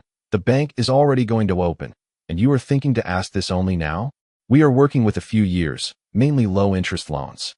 The interest will be 2%, compounded monthly, and limited to the purchase of real estate. Ouyang Shuo nodded. What is the financial division's consideration for the provision of loan services for privatization, which is only part of the function of the banks, and more importantly, the provision of commercial loans to private owners? According to the lender's credit and assessment of assets, the amount of the loan is determined. If it is a shop that is going to enter into the entrustment agreement with the Material Reserve Division, the Material Reserve Division may issue a guarantee. People can expect to obtain a large number of loans from the bank, Yu answered crisply. Very good. For the provision of villagers depositing funds in the bank. Ouyang Shuo followed up. In accordance with conventional practice, there is no interest for the savings account. For large amounts of deposits, we can also charge a certain amount of custody fees. This is not to make money, but in response to Big Brother's policy of stimulating the private economies. Term deposits can be made and earn small interest amounts recorded monthly. Yu's understanding of Ouyang Shuo's privatization concept was very thorough. Many of her practices weren't even personally instructed by him, so she was very comprehensive in application. It is only a few days after you have taken over the position of secretary, and my decision is a good one, Ouyang Shuo told her happily. He was under pressure when he placed Yu into both the secretary of the financial division and manager of the Four Seas Bank positions.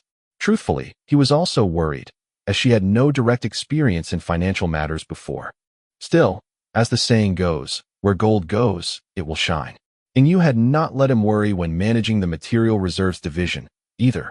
Now changing her over to the financial division. In just 1 week, she had gotten used to the job. Seeing Ouyang Shuo affirm this move, Yu's heart was also happy. Her face didn't show much emotion as she said, Big Brother, stop praising me so much. There's not much time left. Let's go join the unveiling ceremony. Ouyang Shuo smiled and nodded to her, getting up and walking out of the office with her. In the administration department office next door, Fan Yongyu was taking a bunch of administrative staff and seemed ready to leave as well. Ouyang Shuo greeted everyone before taking the lead to leave the Lord's Manor. The building was located on the west side of the square, next to the commercial street. From the manor, it was just less than 100 meters away. The Four Seas Bank was currently a single-level building with a simple wooden floor, divided to the front and back. Compared to the surrounding buildings, it was actually rather stylish. The lobby had a counter for the savings and loan businesses. The staff was already at the counter, and in the back was a heavily guarded vault. Before the opening ceremony, Ouyang Shuo followed Yu into the empty treasury. Money would be stored in the form of gold coins. With little time, it could be freely switched between copper and silver forms as well. In order to facilitate the business of the bank, Ouyang Shuo had issued 200 gold coins as reserves, and now divided that into 20 gold, 15,000 silver coins, and 300,000 copper coins. All of a sudden, the empty vault was full of money. Coming out of the treasury, Ouyang Shuo had become penniless, having only 3 gold coins left in his bag. His spare silver and copper coins were also thrown into the vault without thinking. His spendings now were using gold coins as its unit. If an adventurer-class player knew what Ouyang Shuo was doing, they would be so envious that they would be vomiting blood. Most of them probably hadn't even seen a gold coin at this point. This was still the main stage for silver coins, and he was actually indifferent to them. They would be spitting fire to hear it. Coming back to the front hall, the opening ceremony was ready. At the front door, the Four Seas Bank plaque was covered with red silk cloth. Ouyang Shuo took the lead to get under the plaque, and once everyone had arrived, he ripped off the red silk cloth, thus officially opening the Four Seas Bank. The front door opened, and the villagers were gathered there for this grand occasion. This was the long-awaited formal beginning of the privatization, after all. Taking advantage of everyone's attention and interest, Ouyang Shuo drew out 3 tickets from his storage bag, namely the vouchers for 100 units of rice, 20 units of meat, and 20 silver coins.